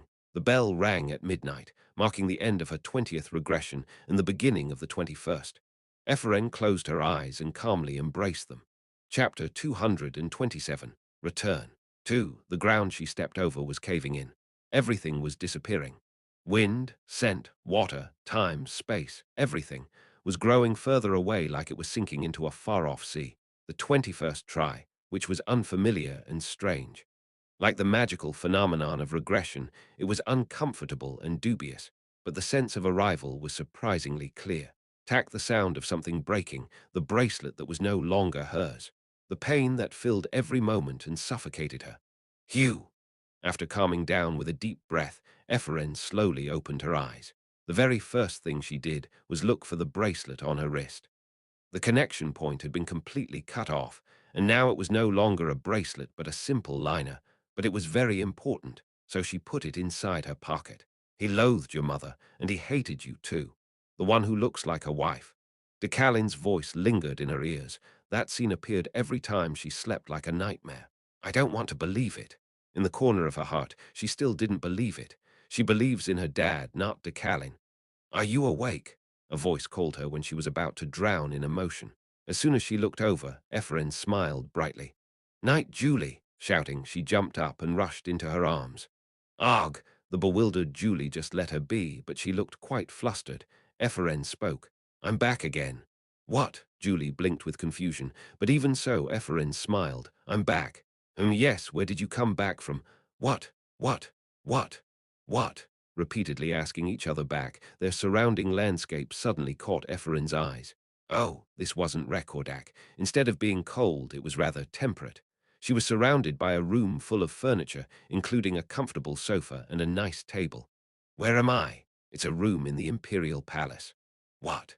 How is that possible? Was what Ephraim was about to ask when her hair suddenly stood on end. H-whack. Ephraim turned her head left and right. H-whack, H-whack. She swung her head so much that she became dizzy. There's no way. And a thought came to her mind lately. She quickly searched around and beat her chest with her palm. It wasn't there. Deculein's letter. The letter that comforted her every time she returned. It was missing. Night. Ephraim looked back at Julie urgently. Surprised, Julie jerked back. Yes. By any chance, the professor? Kii. At that moment, the door opened, bringing in new air and the sound of shoes strutting against the wooden floor. Ah! Ephraim's mouth fell open. She saw a person with a slick-back hairstyle, dressed in a poised black suit and with uniquely sharp eyes. Indifferent, heartless, cold-hearted. Are you awake? Deculein. Ephraim, staring, moved before she could think or even greet him. Her legs propelled her forward, and she charged into his arms and wrapped her hands tightly around him. Ephraim buried her face in her chest, crying. Ha! She could hear Julie's surprise from behind, but Deculein's furious mana was making her choke up, and she could hear a whine coming from her mouth, but it didn't matter. Right now, this moment was very important. Deculein was alive. That fact made Ephraim lose consciousness for a moment. It was so nice. She was emotional after seeing him again, and as expected, there was no such emotion in Deculein, not even a little bit. Ephraim was freed from the huge burden that was weighing on her mind. When her heart's dam broke, a sense of exhaustion poured out. Professor. Anyway, she fell asleep just like that on the bed in the Imperial Palace. Lying on the bed, Ephraim looked at Deculein sitting beside her. He was turning the pages of a book. Then, Her Majesty is still. You have to regress more. I also haven't completely overcome it.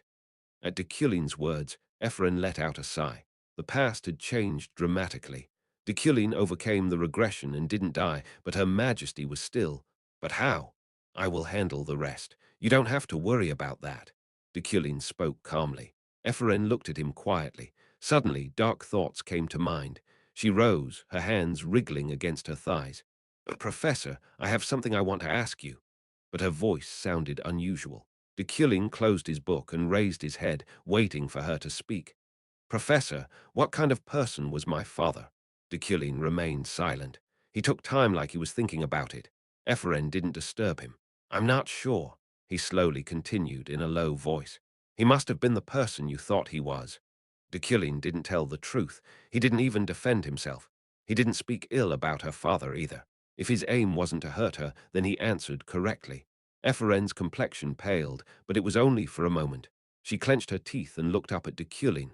Professor, can I go somewhere for a little while? Go somewhere? Yes, I still have something to do. I have to check on something. Deculein looked at her without saying a word. Looking into his eyes, Ephraim added, If you're worried. Oh, wait, it was ridiculous just thinking about it. Worry? Deculein? Ephraim smirked and shook her head. There's no way he's worried, she muttered to herself like an idiot, then suddenly. Worry? Deculein spoke. Ephraim waved her hand. It's nothing. It was, I am. Nan. She went quiet for a while and pricked up her ears to confirm what she had just heard. She blinked. What? I am worried. Deculein confirmed it. Because you're regressing right now. Gulp. Ephraim swallowed. Whatever the reason was, he said he was worried. She scratched at her neck and asked back. Then, should I not go? Deculein didn't answer. She asked once again, wary. Don't go, because you're worried. No, it's fine. He shook his head. Anyway, it's your free time right now. To save Her Majesty, you have to be serious from your next return and going forward. Oh, okay. Deculein rose from the chair. Well then, tell Ahan when you leave. Yes, Ephraim nodded, and he left the room. Tusk. She was disappointed for some reason, but shortly stood afterward. Should I get a train ticket? Something she had to do. Thinking of that place where she couldn't go because she was busy running, Ephraim prepared to move again. Ephraim's destination, that place, was in Iliade's territory, Halech, the small village where the Lunar family stayed before. In her hometown, where you would see a creek if you walked for 5 minutes and would get lost in the mountain if you walked for 10. The mountain where her father was buried, the village's cemetery. While silently looking at the name Kagan Lunar engraved on the tombstone, Ephraim glanced back. Grandma. Ha, my granddaughter, you're here. Her cute grandmother smiled. Ephraim smiled back. Well, yes, but why aren't you crying today? You always cry every time you come here. Well, her voice became low, and her grandmother's wrinkles drooped in question. Ephraim asked carefully. My dad, he hated me, didn't he? A question that she had never asked before, a question she didn't have to ask before. At that moment, her grandmother's face hardened. It was a tiny but lethal change. From her grandmother, who could not lie, it was clear evidence. With that alone, Ephraim knew. You, what are you talking about? No, never, absolutely not. Her grandmother denied it naturally, and Ephraim deliberately smiled wide. Hee, I'm just kidding. Why would Dad hate me? She started to laugh. It was okay if she was the only one hurt. She didn't want to make her grandmother suffer. This kid. What kind of joke is that? Her grandmother's face reddened like an apple. Even when she was hit by her grandmother's heavy hand, Ephraim smiled. I'm sorry. That's right. Your dad very much liked you. Yeah, right. When Ephraim answered in a small voice, Ephraim, her grandfather's call came from afar. Oh, it's Grandpa. Her grandfather walked over fast with his hands behind his back. It could be a characteristic of the people living in the mountains, but they had a magical method of shortening distances when climbing. Why is grandfather? Oh, that's what I'm saying. Her grandfather pointed behind the cemetery and to the entrance of the mountain. Are you going back immediately today? Why? Well, it seems like someone is waiting for you over there. What? Ephraim's eyes grew bigger. She tilted her head and asked back, Who's waiting for me? I don't know. I asked, and it's some professor. Professor? Yeah, he looks dazzling. My head almost fell off when I looked up at his face. One person came to her mind the moment she heard. Ephraim quickly turned around. Do you know him? Yeah. Grandpa, I'll get going now. Hey, kid, be careful, you'll fall. Just in case Deculein might run away faster, there was no need to run fast. Under the shade of a tree at the mountain entrance not too far away, Deculein stood. Professor, Ephraim called him and came close. He was looking up into the sky for some reason. Your hometown is clear. It was the only good thing about the countryside. Clear sky, good land and grass, and untouched nature. City people usually found it nice for about 2 days. Yes, but why did you come here? Because the altar might come for you. A knight is also guarding you not too far away. Aha. Is it maybe Knight Delric? Deculein raised his eyebrows. How did you know that? He. Well, oh, by the way, Professor, Delric is a great person. Great person. Yes, he's loyal, so trust him. Leave him by my side. Then, Deculein's expression grew distant. I will believe you because you've experienced the future, but it's surprising that Delric is like that. I was also like that at first, but you can trust him. Ephraim slowly approached Deculein. He is a knight who is always earnest about the professor. Every time they exchanged words, one step, one step, one step. With about 3 steps left, Ephraim looked up at Deculein. But professor, he calmly looked back. That? Say it. Looking into his eyes that were bluer than the sky over the countryside, Ephraim said, May I hug you one more time? At that moment, the space between Deculein's eyebrows narrowed sharply. This is ridiculous. This crazy fellow, what happened to her head? Is her brain missing? His face was full of such thoughts. But I think I'm going to kill myself now. The truth was she was just as desperate. I'm serious. Now she couldn't help but be heartbroken. He was indifferent, and she couldn't be okay as usual. She didn't fester, but she couldn't help but be anxious because her dad was her universe. I'm not joking. A genius wizard who could do anything, who could make anything, who always told her that he loved her, that she was the only one. The proud and loving dad. Just one more time. I think I'll feel better if I hug you one more time.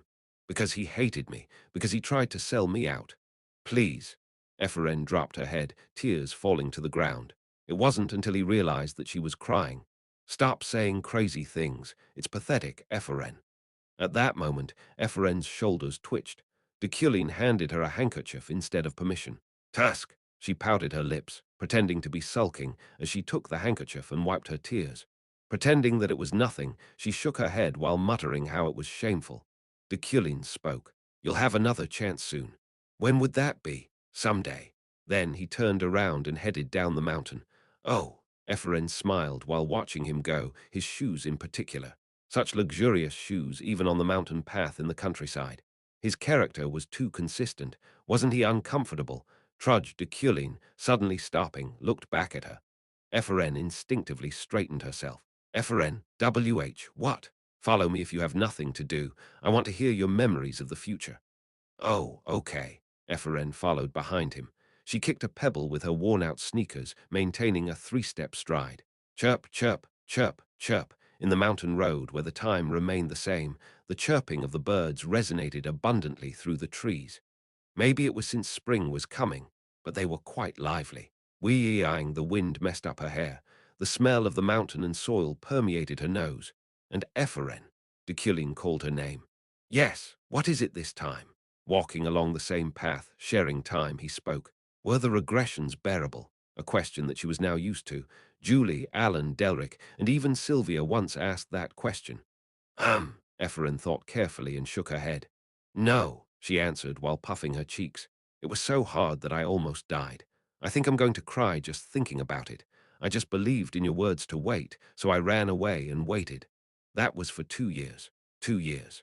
It was so difficult during those 2 years that I thought about killing myself, but not only is it pathetic, the comfort. It was a long time of suffering that she couldn't tell anyone about until now. Chapter 228. Return 3 drip drip in the VVIP section on the train returning to the islands. It was raining outside the window and occasionally lightning flashed. It was a strangely eerie atmosphere. Ephraim, sitting on the couch, asked, Then, did you realize the regression at that time, Professor? I nodded. When I was driving back from the Imperial Palace, the moment our pursuers attacked. I overcame the regression and smashed them with Alan's assistance, who arrived a bit later. That was the turning point. Aha, how amazing.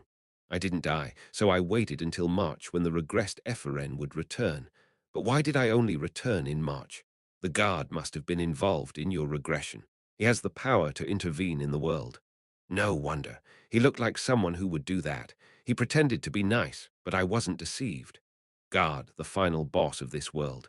He was a remnant of the holy age of the past and the most dangerous impurity. Anyway, the priority is to save Her Majesty. Was this power also Her Majesty's? Ephraim muttered. Right. It is Her Majesty's power. Ephraim shook her head. But why did it come to me? Because such power is always constant in this world, like entropy, and you are the wizard most suited to the notion of time. What? That was the setup of powers in the game. When someone with a power died, or lost it for some reason, that power was always transferred to a new wielder.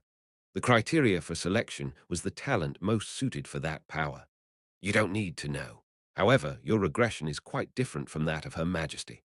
Safian's death in the original game system meant game over. Perhaps it was because Safian's regression involved the creation of a new world by destroying the old one. On the other hand, Ephraim's regression was fake. Why? It's simple. What's the difference between the level of your magic and a newly taught wizard? That's easy. Of course, with one fist, okay. Ephraim smiled and nodded. Okay. I got it. I understood right away. Safian's regression and Ephraim's regression. Considering the qualitative difference between them and the experience of implementing regression for hundreds of years, Safian's was inevitably stronger. Then should I wait now? The rest is up to me. Then, I think this should be with you. Ephraim pulled something off her waist, a wooden pocket watch. I shook my head. It's yours. Ha! How do you know? Every moment you have walked is buried in it. It could be seen with vision. Her time was embedded in the pocket watch. Every round Ephraim went through shimmered over it with mana. Oh, so do you know where to use this? It was sent to me by Rohakan, Ephraim asked with bright eyes. If it's something Rohakan gave you, it will be put to good use someday. You will know at the right moment. Ephraim made a mysterious face. Just say you don't know. Anyway, Ephraim hung the pocket watch on her waist again. Thank you for keeping your promise. In the previous 20 episodes, where Deculein and the Emperor had been dead, the Altar had tamed the Empire at their leisure. As the episodes went on, the continent beelined straight to annihilation and destruction, and there seemed to be no hope. However, I restrained myself from spreading unfounded rumors among the officials in the cities and villages of the Empire, and I also broke the brushes of the noisy media. Only one survived. Activate a standing army to strengthen the border around the city, but send a letter to the 8 countries in advance to inform them that it is a military action to correct internal disturbances. The situation on the continent was frighteningly stable. Prohibit entry and exit from the empire until the mastermind is executed, and with it, the top officials of the 8 kingdoms, diplomats, ambassadors, and royalty, take them as hostages. Watching these new developments, Ephraim understood why the altar aimed at Professor Deculein right after Her Majesty. In the end, it seems right to force the entire continent to cooperate with the Empire. Deculein was the pillar of the Empire. Even without Her Majesty, they would unite around him. His natural political power and bold determination were enough to even replace the Emperor. I think it is a reasonable opinion. They were at the imperial palace. However, it wasn't Sophian who sat on the throne, but her brother Crito. Other than that, in a cold sweat, Crito sought Deculein's opinion. There is nothing to worry about, as we are already using all of the intelligence of Euclid to search for other internal enemies. Good. By the way, are there any who oppose Deculein's opinion? Crito looked around. There were a lot of servants gathered, but each kept quiet. Right. If so, today's meeting will end here. Disperse. At that, the servants bowed their heads and hurriedly left as if they were running away. Only Deculein and the aristocrats following him walked with any dignity. Ephraim quickly attached herself to Deculein. Professor, do the meetings always end boringly like this, since no one opposes me? At Deculein's words, Ephraim tilted her head. Why not? Because they are all dead. Hey, I murdered them. Ephraim was stunned. Ah, she was once more reminded of Deculein's cruelty. They will come back to life anyway. Still, instead, you won't be in any danger. Was this good or bad? Ephraim swallowed hard. Now, everyone, go back and do your part. Deculein looked back to the nobles who followed him. Her Majesty is in critical condition, and now our tasks are heavy. There will be support from Euclid, so don't spare yourselves and focus on defense and surveillance. Yes, they left, and Deculein turned to Ephraim. Ephraim, get ready now. Yes, get ready for what? I am going to teach you so that this time isn't completely pointless. Oh. During repeated regression, the things that didn't disappear were memories and knowledge. She still didn't fully understand Deculein/Luna's thesis. Yes, Professor, Ephraim nodded resolutely. Pointless time was passing, the scraps to reach April 9th. I taught Ephraim. She edited her thesis, and I lectured the theory just for her and clearly defined its properties. Do not forget. So more than a month passed until we reached the night of April 8th. I arrived at the Imperial Palace's lake. Yes, Professor, be careful.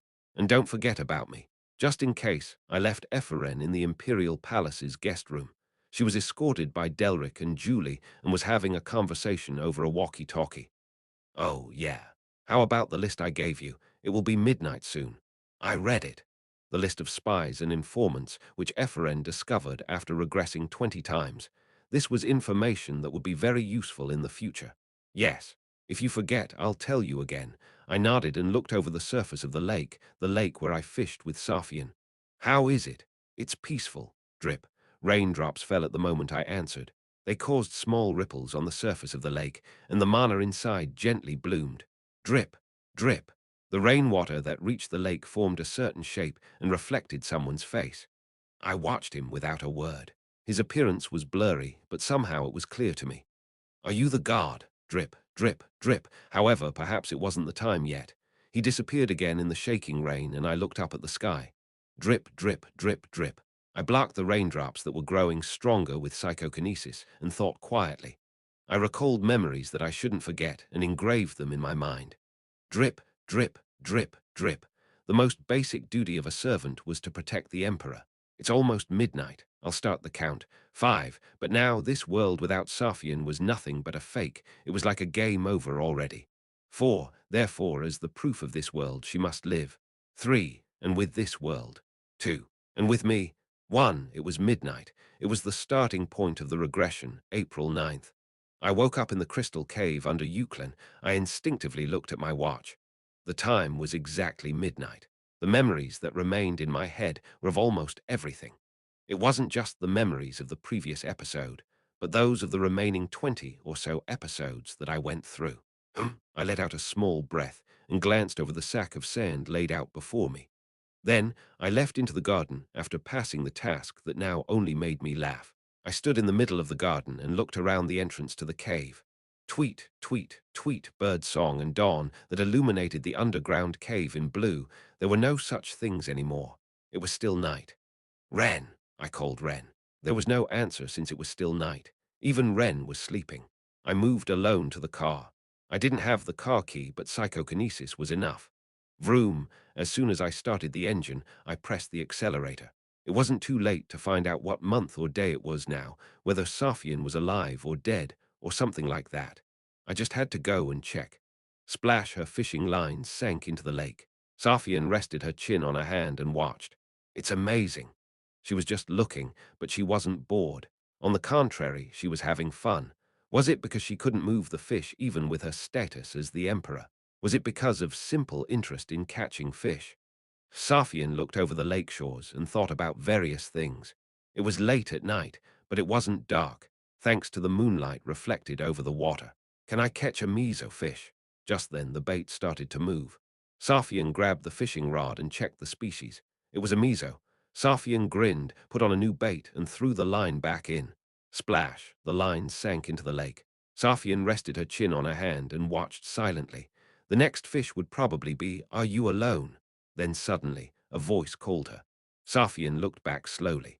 Now engulfed in fishing, she was completely defenseless. The face reflected in the moonlight was Deculein's. Safian furrowed her brow. "Why are you here?" "I have come to see your majesty." Deculein answered and sat in the chair next to her. Safian looked at him as if it were ridiculous. "You came to see me?" "Yes." "Did the guards allow you to enter the palace?" "Yes." "Have they all gone mad?" Safian felt disconcerted. Then Deculein took out a royal guard medal from his pocket. "This is a privilege bestowed upon me by your majesty, freedom to enter the imperial palace." Safian frowned, dissatisfied. "At that time I had dementia." "Whatever it was." Splash Deculein also threw a line. Their two fishing lines floated side by side in the middle of the lake. "I mean, why are you? Why are you throwing it near mine out of all the places in this wide lake?" Safian was trying to dismiss him, but "I'm glad you're here." She was speechless at Deculein's words.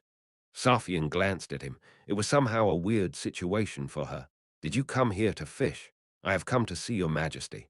"Also, for at least a week from today, please allow me to be with your majesty." "Did you go nuts?" Safian's expression distorted. She asked, twisting the corners of her mouth. "Did you take drugs?" "No." Deculein flatly denied it. Then he turned to regard Safian. His blue eyes reflected Safian to herself. "Your majesty." "I see you did. I don't know what kind, though." The way he was acting straightforward made Safian uncomfortable. She cleared her throat and stood. It was then that her line started to move. Safian quickly sat back down and raised the fishing rod. Sparash, the fish breaching through the water was a type she had never seen. Safian showed the catch to Deculein. There was nothing this guy didn't know. "What is this?" Deculein didn't betray expectation. "It's an arangdang." "Arangdang?" "Yes.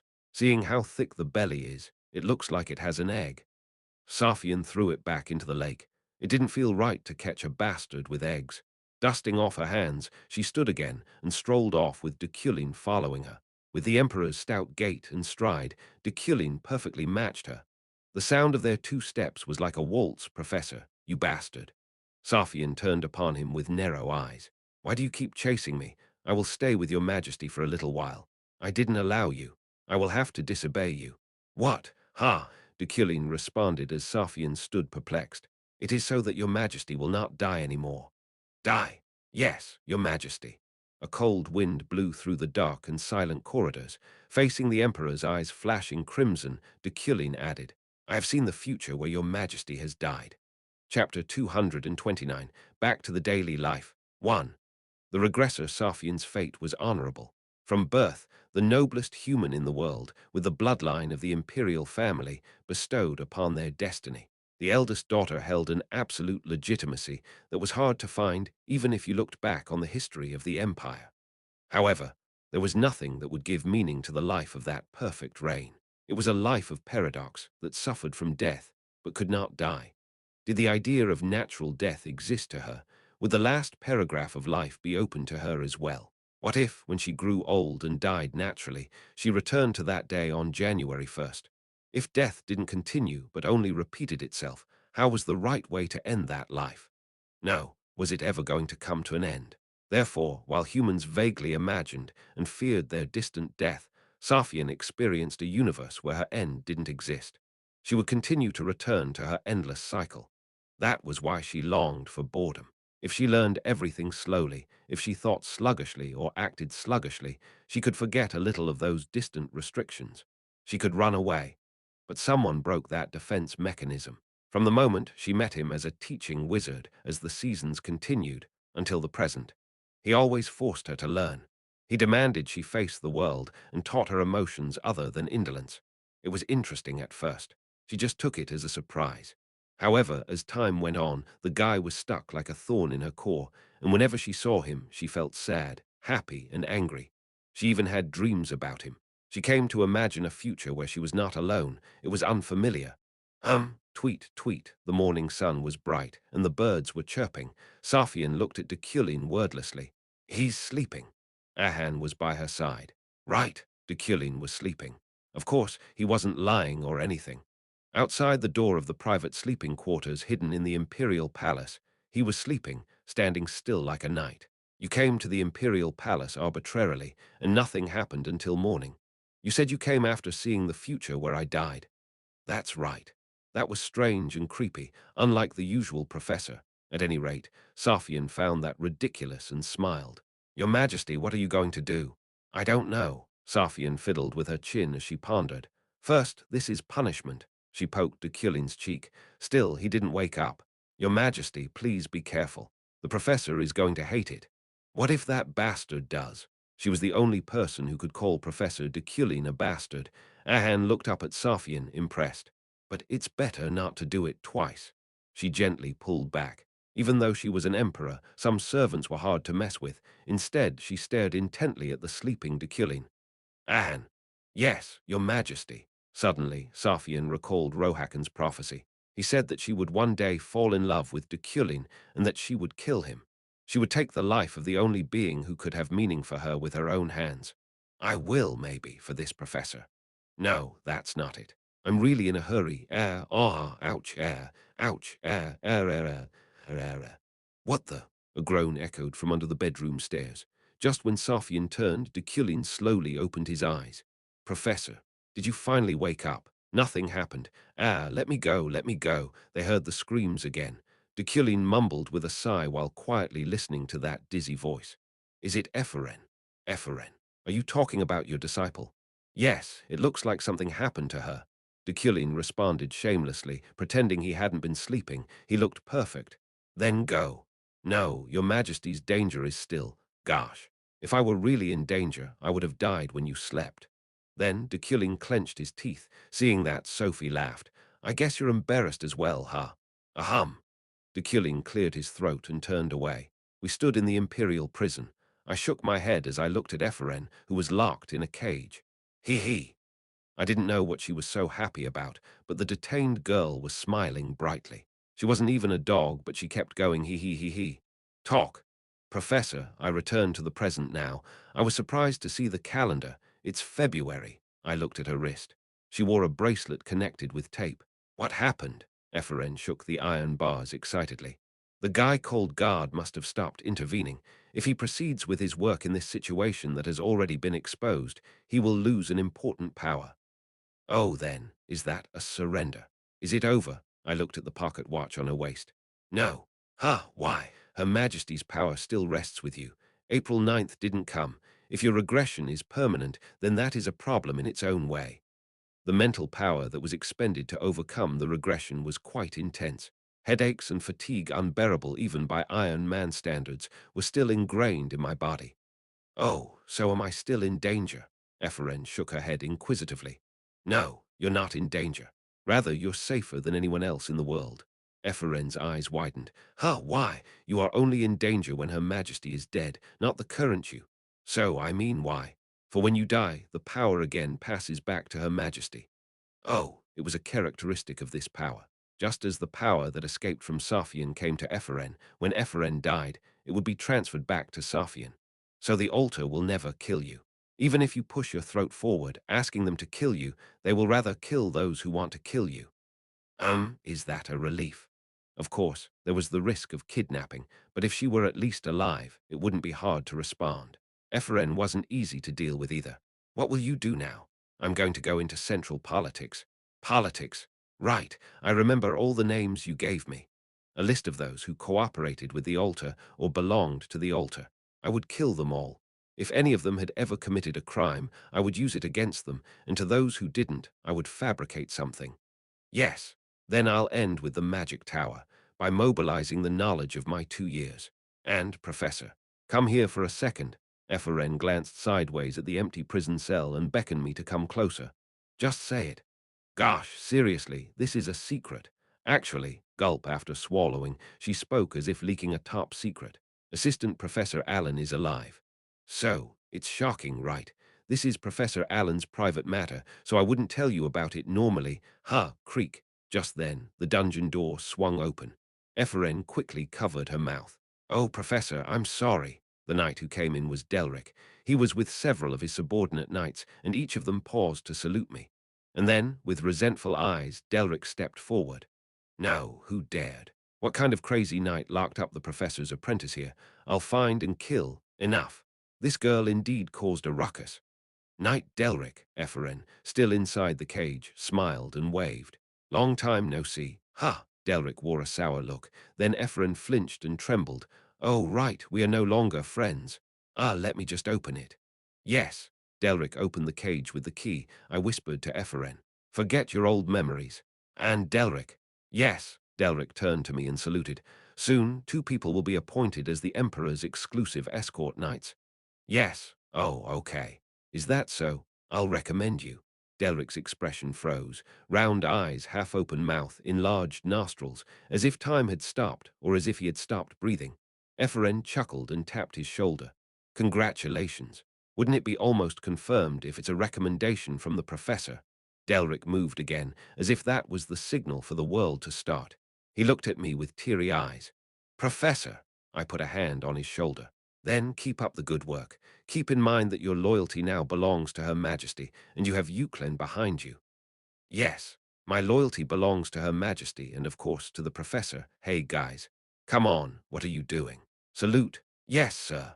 The frozen knights behind Delric saluted a moment late, and I left the prison with Ephraim. One spring day by the lake of the Imperial Palace. Splash. Saphion was fishing today too, but this time she wasn't alone.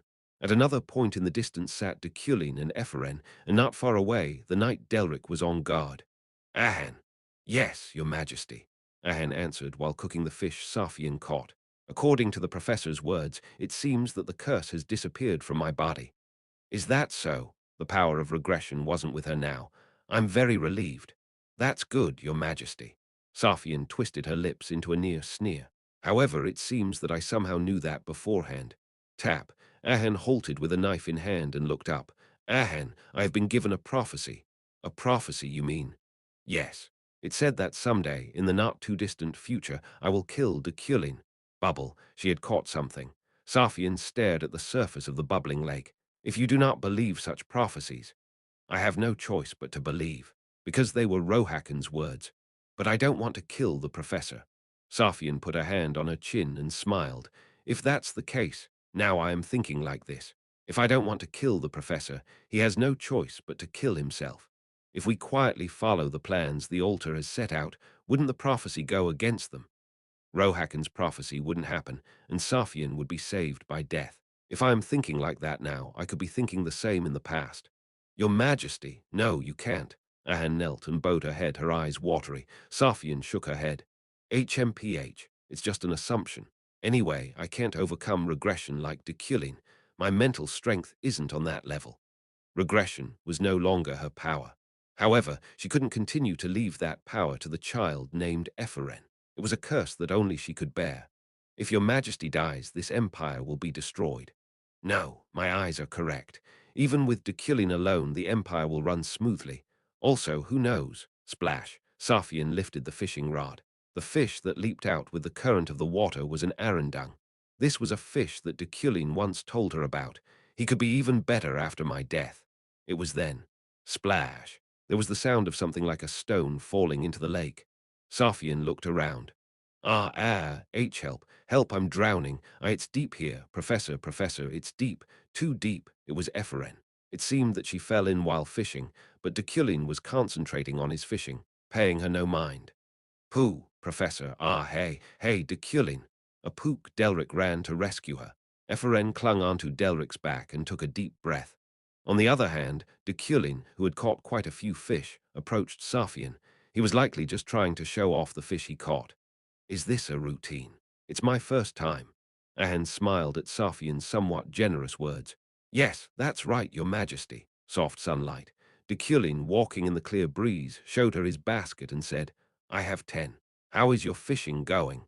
As she expected, the competitive professor demanded they do this every time they fished. This was also part of trying to prevent her indolence. 6. You won, you bastard, Professor. Congratulations, Professor. Safian and Ahan smiled with very different meanings. Intense sunlight shining brightly.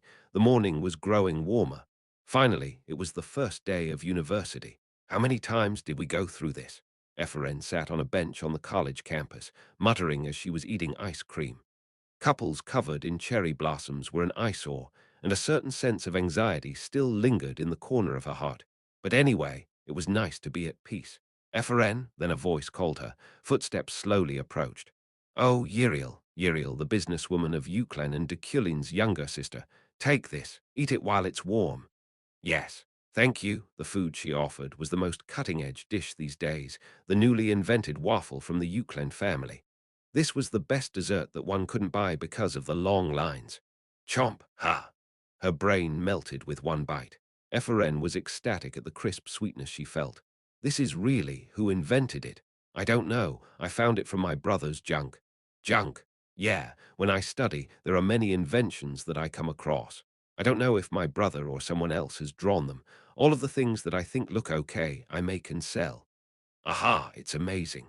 He was a magic professor, dessert inventor, and imperial guard. He was so inhuman. Yum, Ephren took another bite. Yiriel asked, chuckling, Are you going to class soon? Yes, me too. What? Yiriel's words were strange to Ephren. Then Yiriel laughed again. You too? What? Why not? I'm a student here too. I didn't drop out or get expelled. Don't you like it? I'm disappointed. No. I'm not complaining. HMPH. It's just to learn some culture about business administration and economics. Of course, it is best to learn by experience, but I should know the theory. Well, indeed. Ephren changed the topic while eating. Oh, right. I'll participate in the magic contest this time. Magic contest? Yes. It's a contest where several wizards come together as a team to implement great magic, major magic, or something like that. Before the regression, she didn't have time because of her thesis, but now she had plenty, so she would take on all of the external activities and do all the academic activities she could. Then my brother could direct you. Yes, hey, Ephren shook her head. Cherry blossom petals landed atop the crown of her head. Would the professor do that? He is a very busy person. Just ask him. I think he will if you ask him. You, too, will prefer my brother over Relin or something, right? Yeah, but it'll be too annoying to direct. And to be honest, I think the professor is going to make it too hard for me, so I'm a little bit. 10 minutes later, on the 77th floor of the tower, in the head professor's office. I'll be the director. What? Epheren's eyes twinkled as she looked at the professor. Saliva was pooling in her mouth, and her heart was pounding. Deculein continued as he signed the work papers. I heard you're going to a magic contest. Oh, that I will. If you're busy, it's fine, thud. Before she could finish, Deculein's seal was stamped on the magic contest entry. Ephren opened her mouth, and Deculein cut her off while returning the application. However, I will not tolerate anything other than first place. Chapter 230. Back to daily life 2. The outside world was bleak. This place was no longer the world. Not on the other side of the mirror, not in the middle of a wave. It was a world that wasn't a world. A lonely lake where life couldn't exist and only spirits occasionally wandered. Will it be okay like this? A member of the altar in the lake asked. God answered while fishing. It's okay. What are you so worried about? Whether the footsteps you take were forward or backward, they would eventually lead you in the right direction. The outcome would be as God willed, as he always predicted. This was just the process. Yes, God. With this incident, the energy for the Advent has been restored. At the call of the believer, he thought of someone for a moment. A truly good man does not say that he is good. Therefore, if he calls himself a God, he wasn't a true God. The logic was too simple, but he couldn't take that word back because they naturally knew that he was God. Okay, the sayings will come true. As she said, he was only a relic of the holy age. At that time, he was one of the many believers who served the true God. Yes, the faith of the altar is still unchanged. However, there was no God in this age. There was no longer a being who listened to the believers and cared for their lives and deaths. I know. God was dead. The believers killed him. That tragic moment was still clear to him. The core of that anger and despair clung to his heart and wouldn't fall off. Devote yourself to the doctrine and be absorbed in the holy book. Therefore, this continent was an isolated island built by apostates and murderers, a symbol of the original sin that was wrong from the beginning. Yes, I'll just leave. The voice disappeared and the stillness subsided. He, who was a believer of the former God, looked over the lake again. He gazed at the scenery of the imperial palace reflected in it, the heart of the continent. The original faith is still in my chest, he murmured, fumbling for the ashes in his heart. Now is the time to spread them and rekindle the faith. However, dead gods didn't return to life. There was now only one person who could carry out, transmit, and replace their teachings. So he had no choice but to become a god himself. The world will again be saturated with the Godhead. I will follow your will. The promise of the faithful shepherd echoed and spread like ripples. Meanwhile, at the round table conference room of the Imperial Knights, there have been quite a few dungeons with dark energy lately. A meeting was in full swing there, where many knights had gathered, usually during the opening season of the university. Not only the university, but also the knights and the magic tower were busy setting goals and missions for the quarter. So, the main business of the Imperial Knights has been summarized as 3 points. Today's presenter was Lawin. He was the face of the so-called Imperial Knights, who often showed his appearance in lectures and the media with his exceptional looks and skills. He was also the leader of this meeting, since he was the favorite of the Vice President Isaac. First, the dissolution of the dungeon. Lawin beckoned, and a map of the empire floated in the air. Among the marks, there was a point that stood out in particular. It is estimated that there are 23 dungeons on the outskirts and slums of the empire, and 5 dungeons on the inside. Our first goal is to clear all these dungeons by the end of Cone. No one opposed. Destroying dungeons was one of the most basic jobs of the knights, and its rewards were nothing to sniff at. Secondly, it is the link between outside the islands and advanced communications. Snap, he snapped, and the map moved to reveal a different place. First of all, Rekordak. This place, which the Deculein family owns 51% of, deserves to be used as a base for the Annihilation Expedition. Thus, Annihilation Expedition. It was a common objection. Lawin looked back. You mean the Empire is on an expedition to annihilation?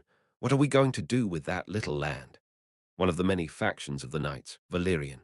Prioritizing the safety of the people and the status of the Knights' Order, he wasn't very favorable toward the expedition. The Annihilation Expedition is not yet certain. However, even if that plan fails, communication connections are still needed. HMPH. But why does it have to be Rekordak? Dare, isn't that knight corrupt? Why such a filthy knight who was also kicked out of the Imperial Knights' Order? Lawin's expression hardened. He shook his head. The skills of the Knight Dare are certain and hold a good reputation. And skill. I've seen that girl's fighting too. She looked like a fly buzzing about. The reason Valerian was so sharp now was probably because one of his disciples was defeated by Julie. He was famous for raising hundreds of disciples under the Valerian school. Lawin didn't point that out, though. Yes, but Rekordak. It is more correct to regard Rekordak as belonging to the Euclid family rather than the Night Dare. The one that intervened at that moment was Delric. He, having been quietly fiddling with his mustache, looked around the round table with an arrogant and dignified expression. Rekordak is an important stronghold in which the Euclid family owns a 51% stake. That's enough to converse directly with Her Majesty and the islands and be a candidate for the communications relay, isn't it? There was no objection to Delric's words. Even the stubborn Valerian blankly moved his lips and put up with it. Although the Imperial Knights were, of course, skill first, the power of personal connections couldn't be ruled out. And then, next, Hadekin would be the right candidate. Delric, who happened to be protected by Euclan by chance, was the perfect leader for the Imperial Knights these days. I first recommend opening a hotline in Hadekin and Rekordak. Of course, Delric had previously been one of the candidates for the Deputy Knights Captain, but no one among the knights had ever thought he would attain such a rank. In the Imperial Palace and the Knights' Order, Delric's voice was now equal to or higher than that of Isaac. Delric, knowing his power, was also actively involved in the internal politics of the Knights' Order. Yes, let's continue to discuss this next time. Next is the matter of the voice's erosion. Erosion of the voice. It was a phenomenon that scratched their nerves these days. It was the decisive reason why the entire continent didn't gossip as much anymore. This has been officially acknowledged by the Euclid family as a demon phenomenon. Deculein. Hey! Suddenly, Delric stopped him. Lowin stopped, puzzled. Is Professor Deculein your friend? We're in a time when we have to be careful about what we say because of the voice, so you should know the basics. Be mindful of your words. Delric nodded and leaned back, and his junior knights nodded triumphantly. Lowin sighed. Yes, I'm going to ask Professor Deculein for assistance. Euclid is the authority on demon hunting. Okay, don't worry, I'll take care of that one. Delric stood up, banging on the round table. Then I'll be going. I'm too busy. Continue with the meeting. Ahem. 2 months ago, Delric and his knights were a small faction of about 10 people, but now they had grown to 30. They left the meeting room as one. The knights kept their mouths shut while watching them go. Ah, should I have gone to the Rekordak front too? Afterward, complaints spread like a sigh over the round table. It was thanks to the rumors that Delric had become friends with Deculein in Rekordak, and that he even won the title of Her Majesty's escort knight with that. Tusk! Vice Captain Isaac pressed his temples. The fact that a knight was following a certain family and nobility over the order was quite troublesome for the vice captain. Lowing, Isaac said, continue with the meeting. Yes, and this is a demonstration, but this is a radio walkie-talkie that connects directly to Rekordak. Lowin put the crystal ball radio on the round table. When he set up a certain frequency, a clear voice came out. This is Dea, Knight of Rekordak. Can you hear me? On the 77th floor of the tower, the head professor's office. Okay, you didn't even need to ask. The judgment of the voice is Euclid's responsibility. I nodded. Delric on the other side smiled and put the radio down. Yes, thank you. And this is the Imperial Hotline, special radio walkie-talkie, transmitter. Anyway, something like that. Is it? Her Majesty asked me to deliver it directly to you. You can communicate with Her Majesty at any time, and if you set the frequency like this, yes. The current situation at Rekordak is good. Rekordak can serve as a barrier, and the northern towns are developing.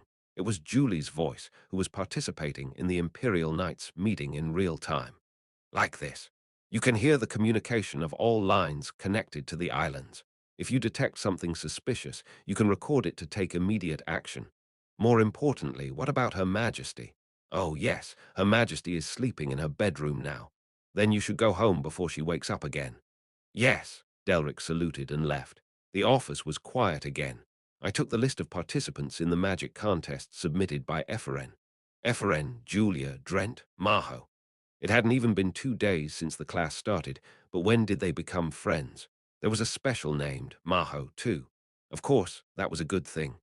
Maho was also a name that needed special care, but if she were with Eferen, it would make matters easier to handle them together.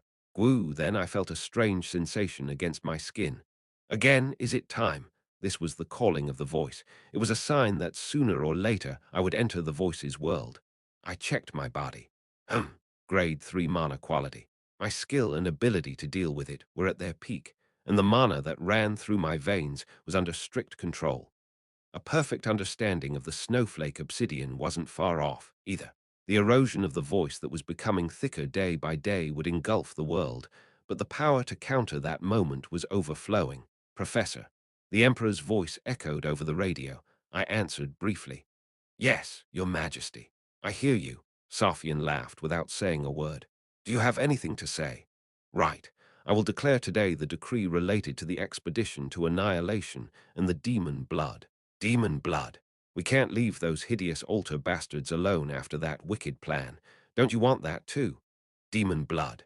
Safian's decrees related to the clan were still unknown. However, no matter what, the main point would be choking the demon blood in a more lethal, more ruthless way. Your Majesty. What's with your voice? I thought you'd want it too. Don't you hate the demon bloods? Not all of them have conspired with the altar. Safian didn't answer. She went silent, and I added a thought that went against the flow of history. Please consider that one thing. Bang! Safian pounded the radio harshly. Communication with Deculein was cut off, and Ahan, who was cleaning the table, looked up in surprise. Your Majesty, what's wrong? He was defending the demon blood. No, he told me to consider it. Safian was outraged by that fact. It was also a matter of question for Ahan. Her Majesty Safian was always sluggish and sarcastic, but she had very strict standards for the demon blood. Your Majesty, Ahan carefully bowed. What? This is just my insignificant question. Do you mean to ask why I hate the demon blood? The Emperor glanced at her. At that moment, Ahan quickly bowed her head. Yes, Your Majesty, I won't tell anyone. No, no, it's nothing. Forgive me for the foolishness of daring to be curious. No, you don't have to. After all, the only person you can talk to is the professor. Safian looked at Ahan's curved back and flicked the hair off her face, then picked up the smoking pipe she had left in the corner. I will tell you. The reason why I hate the clan called the Demon Blood. Afternoon, on the college campus. In the middle of the spring day, Ephraim was strolling along with her teammates. The world was peaceful, many college students were coming and going, and the wind felt refreshing. So let's apply the 3 series. At the very least, aim for medium to large magic. Drent, Julia, and Maho. When Ephraim, who had teamed up with those 3, discussed the technique to present in the magic contest. Ha! Leaf, that's Knight Delric over there. Suddenly, Drent noticed a knight. The knight, Delric, strolled across campus with his back straight. As he walked dignified with his subordinate knights like a tail behind him, he met Ephraim's eyes. For about 1 second. Oh, aren't you the professor's disciple? In an instant, his expression relaxed, and he waved with a bright smile. Oh, yes. Ephraim waved back before quickly averting her gaze. Julia, who was watching them, asked, Wow, Iffy, are you close with Delric? Ha, no, we used to be friends, I don't know now. But why? Do you know him? Oh, of course I know. He's Her Majesty's escort knight, and I think I'm going to enter the media industry soon. At Julia's sudden declaration, Ephraim's eyes grew large. The media. Julia, you? Yeah, as a wizard journalist. It's not common, but I thought it would be fun. I want to try it. Wow, that's good. Won't your first article be about the pig's flower? Rohok, Rohok. You're so cool. Absolutely cool, Julia. Maho, next to her, nodded with delight. This princess reacted with excitement to anything they said. At first, they thought she was manic. Anyway, Princess Maho, shall we go to our supervisor now? Yes, yes, cool. I want to meet Professor Deculein. I want to meet him. Maho's eyes twinkled, and Ephraim smiled bitterly. It would be a little tricky for Deculein to be her supervisor. No, it would be very tricky. Yes, follow me. Ephraim clenched her fist. This time I'm confident too. That confidence lasted only 5 minutes. To be precise, only until when Deculein skimmed the outline of their magic formula in 3 minutes. There are quite a few errors, especially this part. He put a check mark down. This part, 2 checks. This part 2, check 3, check 4, check 5, check 6, check 7, check 8. Rethink and bring it back. A total of 13 checks. The weakness in the formula outline that Ephraim and her team members had been pondering for 3 days was grasped and broken down in just 3 minutes. But, aside from the errors, Ephraim asked cautiously, none can expect their first attempt to be perfect. She murmured and looked up at Deculein. The professor nodded as if sneering silently. In principle, these errors cannot be neglected, but if we exclude them and evaluate only the idea itself. It was already rejected, but Ephraim watched Deculein's lips. She imagined what he would say next. "It's not bad. It's not bad. It's not bad. It's not bad." 3 times the vacant voice rang out. That was perhaps the first compliment she heard from him. No, was that even a compliment?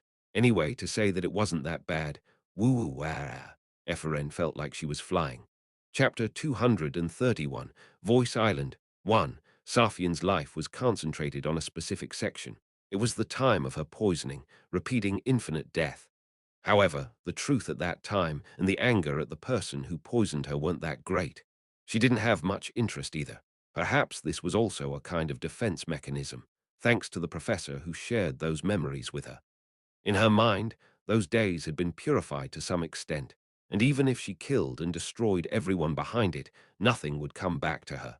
The reason you hate the demon blood. However, Safian harbored a strangely passionate hostility towards only the demon blood. Right.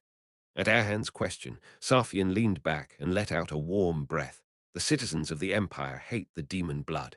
The reason is that they make money with the powers of a demon and enjoy a better quality of life than them. A very small amount of dark energy flowed through the veins of the demon blood. Because of that, each of their clans possessed demonic powers. Reading other people's thoughts, psychometry for extracting memories and sensations from specific objects, magic eyes that evoked emotions through eye contact, the power of a demon, distinct from magic, didn't require any special learning or training. Many demon blood succeeded with their innate superpowers among those in the Empire. But my reason is different from theirs. Gulp, Ahan swallowed. Then Safian grinned, looking at the sky outside the window, and muttered softly, "I have no reason to ostracize the demon blood." "What? I hate the demon blood for no reason." Ahan blinked a few times as Safian's lips twisted into a sneer. "That feeling is getting stronger day by day, and now it is an impulse and a desire. As if I were born to hate them." As such, the demon blood was a race that highlighted Safian's flaws. The demon blood proved that she was not perfect, but filled with deficiencies. However, what about it? In the first place, an emperor wasn't supposed to be a perfect human. It was just one of the statuses that humans born with a certain bloodline could aspire to. Of course, some of them have also plotted to assassinate Crito and me. And when I was a child, there was a time when I mistakenly thought that my curse was due to them. Safian took a drag off her pipe. "It doesn't matter now." Blowing out blue smoke, she looked down at Ahan and met her gaze. "Ahan, didn't I tell you?" Instantly, the air in the bedroom grew sticky. "That maybe I could be a monster." Safian's crimson pupils narrowed like a bird of praise, her smile resembling a snake's wrapped around Ahan. "No, no, no, your majesty." It became hard to breathe, and her skin grew damp. It seemed as if the blood was being drained from her. Sitting on the bare ground, Ahan felt as if she were drowning. "HMPH, forget it. Whatever it is, I will crush the demon blood." Tap, she knocked her smoking pipe against the table. The sound brought the bedroom back to its original state as the overpowering pressure subsided. Ahan sighed and lowered her face. Safian continued. "Even the professor won't be able to disobey my will." Like a blade, her eerie voice cut through the air. This was Her Majesty's warning to Deculein.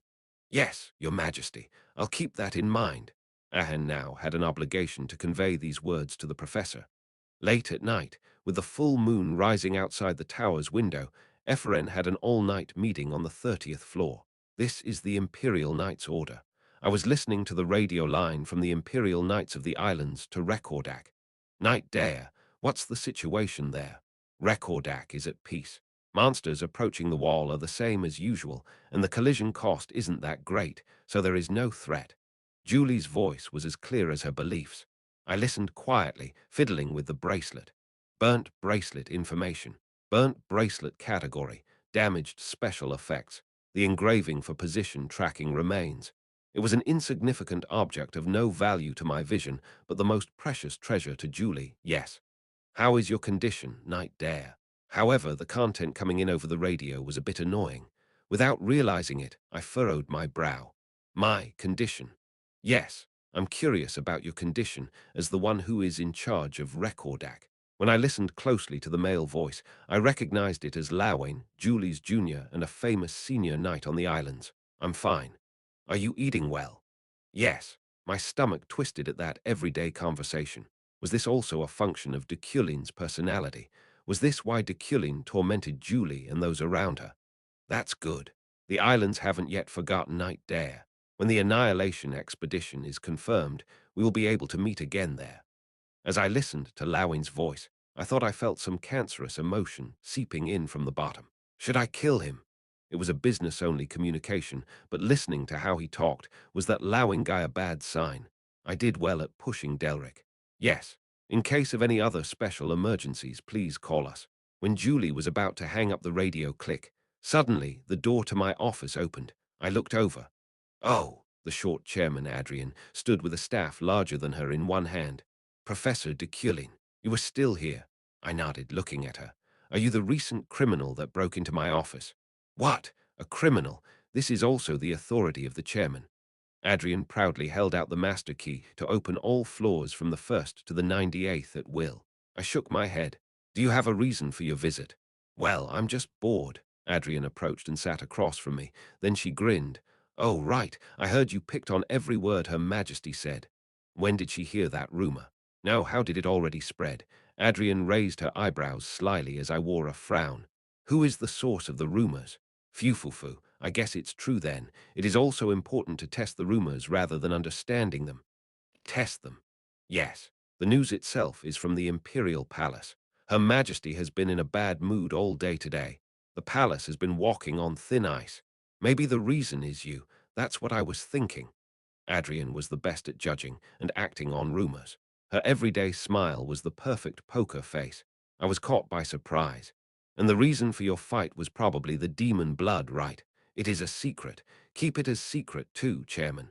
Adrian wore a strange expression. You are asking me to keep a secret. Isn't that too naive? Anyway, you didn't like Her Majesty's demon blood policy, right? Was that policy too weak? The policy wasn't strong enough. Fortunately, Adrian seemed to have misunderstood the most important point. But what the hell did you not like? Listening to Her Majesty's policy, it sounds like she was planning to kill all the old demon blood and capture the rest of their villages and put them in a camp. How could I explain it to someone who I can't ask to keep a secret? Adrian narrowed her eyes. HMPH, then I'll think as I please. Yes, do that. You may be taken in for treason. Me? Treason? She's afraid of me going to another country, so she treats me very well. No, more importantly, isn't it strange? Why does Her Majesty hate the demon blood so much? She's rather gentle with other minorities. As she said, Safian hated the demon blood. However, the reason was unknown. Rather, the setting itself was unknown. I can understand why you hate them. You're part of the Euclid family. At the moment, when Adrian's chatter left out my other ear suddenly, an idea flashed through my mind. Euclid can use the excuse of demons and dark energy. If you kill someone, you can still say he was a demon. Everyone would believe you. I watched Adrian as she muttered. As if she felt my gaze, she paused for a moment. What? Tell them, the world. What? That Deculein insisted on a stricter policy than that. Adrian had a big mouth, but her reliability was surprisingly high.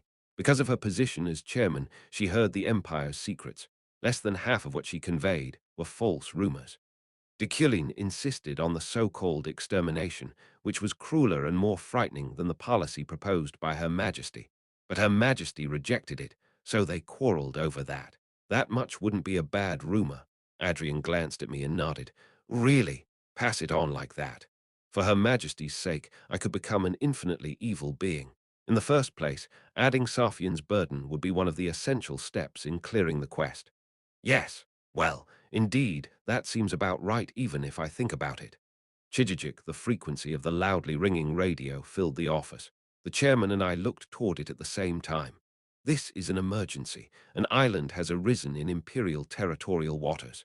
Hey, there are rumors that someone already dead is alive on the island. Adrian turned to me. I answered. The voice has succeeded in its erosion. The world of the voice had finally revealed its scenery to the world. Erosion. Yes, it seems that the voice has become a world. It wasn't a matter that was originally going to proceed so quickly, but something must have twisted it due to the repeated regressions. Now I grabbed the microphone. This is Deculein of Euclid. Oh, Professor, yes. As soon as the rumors spread, adventurers will flock there. Adventurers were no different from hyenas in this respect. Under the order of the captain of the Royal Guard, I order the prohibition and detention of everyone heading there. There is no proper law yet, but if any adventurers are found, they should all be detained for the crime of invading territorial waters. Yes, we'll proceed right away. In addition, select only some of them and bring them to the raid. Saying so, I put on my coat, passed the coordinates on to me. Yes, I'm leaving for there soon. My collar was caught as I was readying to leave. Professor Deculein, can I go too? Adrian looked up at me with dazzling eyes. Swoosh. Countless groups of boats were dividing the territorial waters of the Empire. The number that could be seen with the naked eye was about 30 or more. Quite a few adventurers' groups came running here as soon as they heard the news. That's a lot, Lear of the Red Garnet Adventure Team muttered with admiration. Well, adventurers are like this. There are also those who have experienced the voice, so the hubbub over there is expected, right? Wherever there is money, there are adventurers, even in hell. Ganesha skillfully drove the boat. Seawater sprayed onto her hair. Hey, how about you, Sylvia? You have a very tense look. Sylvia, the wizard who formed a party with them from the voice before the erosion, was wearing a stiffer expression than usual. She didn't even answer Ganesha. You seem very nervous, hoo-hoo, she chuckled, finding Sylvia adorable. Oh, Ganesha's face hardened slightly as she slammed the brakes. Splash! Their boat came to a sudden stop. The passengers, including Sylvia and Leah, were violently thrown forward. Ouch! Oh, leader, what's going on? Carlos asked. Ganesha answered by tapping her crystal ball earring. Tusk. At the entrance over there, I heard Professor Deculein is doing something. Carlos's expression darkened. Leah got back to her feet. Professor Deculein. Yeah. Are you saying that if we go now, everyone will be arrested? In time with Ganesha's words, shoosh. The 10 boats ahead of them floated into the sky under Professor Deculein's psychokinesis. We are notifying those who have entered imperial waters. Someone's voice resounded over the waves. Unauthorized adventurers cannot access any further than this. If you ignore this warning, you will be detained as a violator of imperial law. Professor Deculein's familiar and attractive tone. If you feel any dissatisfaction, feel free to come to us anytime if you wish to appeal. I am Deculein of Euclid. The communication line is open. Despite that, he was clearly saying that he wouldn't communicate. Ha! We should have arrived sooner. Ganesha sighed and sat back down on the boat's deck. Deculein, she didn't know what was going on, but it was better not to mess with him. Let's have a meeting here about what to do. Yes, Leah answered vigorously. Leah was still sleeping, and Carlos had already hidden under the deck.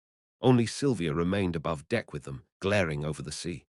Okay, I understand that everyone agrees. Ganesha grabbed Sylvia's wrist and dragged her under the deck. Chapter 232. Voice Island 2, moving south of annihilation.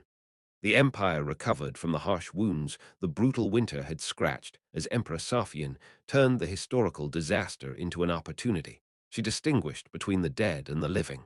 The dead were old, and the living were young. The old died because they were weak, but the youth lived because they too were weak. The old chose their death, and the youth gained life through that sacrifice. Emperor Safian deliberately persuaded them to die. The elderly who were seriously injured or unable to move were left without treatment. Instead, she saved those who were still young and healthy. The elders gladly accepted. In any case, their death was beneficial to the Empire, both in the short and long term. There were fewer mouths to feed, so she acted on reason, not emotion. At least Safian thought so. That was the start. Restoration of the people's livelihood that the migration had destroyed began. The villages and slums naturally collapsed, so they were all incorporated into imperial land. The emperor pursued thorough and planned development, referencing the efficient city model of the Principality of Uran. Unlike other high-minded servants, she didn't despise it, saying it belonged only to the principality, but openly accepted it. As a result, Safian corrected the confusion in just 3 months. At the same time, she cracked down on the empire's internal politics, strengthening imperial power and reforming social structures. All thanks to your majesty's grace. The media is also praising your majesty, saying that you are a saint. At the imperial lake, Ahan delivered the press's words with a smile to Safian, fishing with a pipe hanging out of her mouth. The empire now only has to grow stronger. Safian looked over the calm lake. It was peaceful. However, when she stared intently like this, she suddenly felt that something was out of place and grew dizzy. In this lake, she heard something from someone. "Your Majesty, give me the newspaper." "Yes, Your Majesty." Safian took the newspaper instead of thinking about it further. Media freedom was a social value she was trying to promote these days. She, of course, had the purpose of keeping her servants in check. She hoped that these new eyes and ears would shed light on any corruption. "What the hell is this?" Safian grimaced. She pointed to the huge headline at the top, 3,333 Deculein, who strongly insisted on the annihilation of the demon blood, was interrupted by the mercy of Her Majesty Emperor Safian. Safian scanned the article underneath. Professor Deculein seems to have advocated for more than a simple suppression of the demon blood, opting for annihilating the entire race. Still, he was met with generous opposition from Her Majesty Safian. No matter how sinful the clan, since extinction is irreversible, Safian crumpled the newspaper. Beyond the paper, Ahan wore a sour smile. "Oh, that is, I mean." An excerpt of Professor Deculein's direct conversation with the chairman was extracted. "The bastard said that." "Yes, Your Majesty," Ahan bowed. "If I dare say it, I wonder if the professor is trying to bear the weight of suppressing the demon blood on behalf of Your Majesty." "Tusk." Safian opened the newspaper again. As Ahan said, all cruel or cold claims were attributed to Deculein, and only kindness and grace were hers. "I have no idea what this guy wants."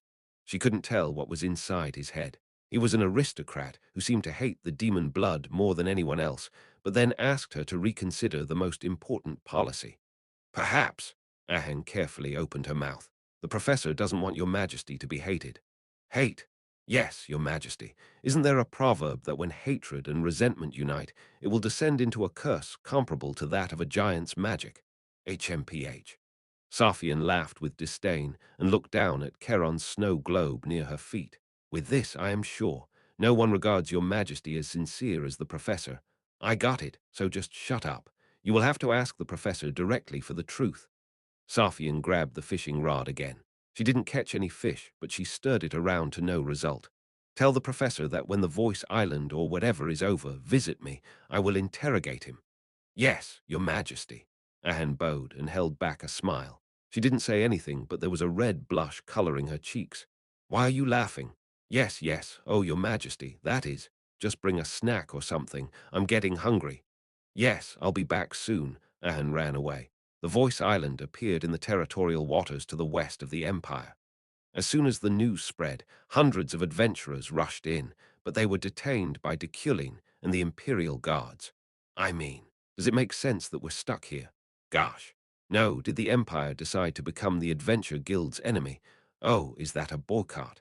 I understand that an island appeared in the Imperial territorial waters, but is that all from the Empire? So what about fishermen? Where do fishermen catch and sell fish?" "Ham." Most had been moved to a large theater prepared for holding. Yawning, Ganesha pulled out her newly purchased walkie-talkie. Double and triple preparation was quite natural for adventurers, so they divided their party into two groups before they even left. "Desmura, can you hear me?" "Yes, Captain," he replied right away. Ganesha asked with a smirk. "Yeah, where are you now?" "We're Chijijik, the radio cut off, but she heard a voice from nearby. We're here, Captain." The adventure team, including Desmura, sat calmly, waving their hands from behind. Blood vessels popped out on Ganesha's forehead. "That useless bastard, seriously, that ugly bastard can't do anything. Should I just smash his face?" "Still, this is rather fortunate," Leah spoke. Then she looked around the inside of the theater. Their numbers were around at least 500. "We don't know what will happen if so many people enter at once." Then the door of the theater opened again. Receiving the attention of each of the adventurers, a man appeared while straightening his cuffs and wristwatch. It was Deculein. "Nice to meet you." He looked around the adventurers and spoke. However, the adventurers all wore harsh expressions. "I am not unaware of your feelings, but the Voice Island belongs to the Empire. Laws exist to be obeyed. Isn't that correct?" An overbearing voice that halted rebellion or rebuttal in advance. The corners of his lips twisted in contempt. "No, the agreement between the Adventurers Guild and the Empire is you can ask any time for any matter related to the interpretation of the law. We can discuss it if you want. All of you." A bald, well-known adventurer named Duroc rushed in but was immediately suppressed. What? Let me ask. Do you think I understand matters of jurisdiction less than you? Duroc stared at Deculein and sat silently back down. Ganesha laughed. He's wrong. The focus is not on legal matters in the first place. Really? Yeah, well, the guys you see here are mostly people who don't even read the adventurer's law properly. The brains who read stuff like that are probably looking for ways from places other than here, right? Like that girl, Sylvia. But, Leah nodded and raised her hand.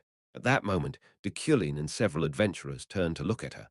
Professor, so adventurers can't enter the island at all? No. Entry is possible as long as you go through the proper evaluation and screening, perform certain missions, and then swear to leave the island. Who'll conduct the evaluation screening? Deculein cocked an eyebrow, as if he found it a ridiculous question. I will.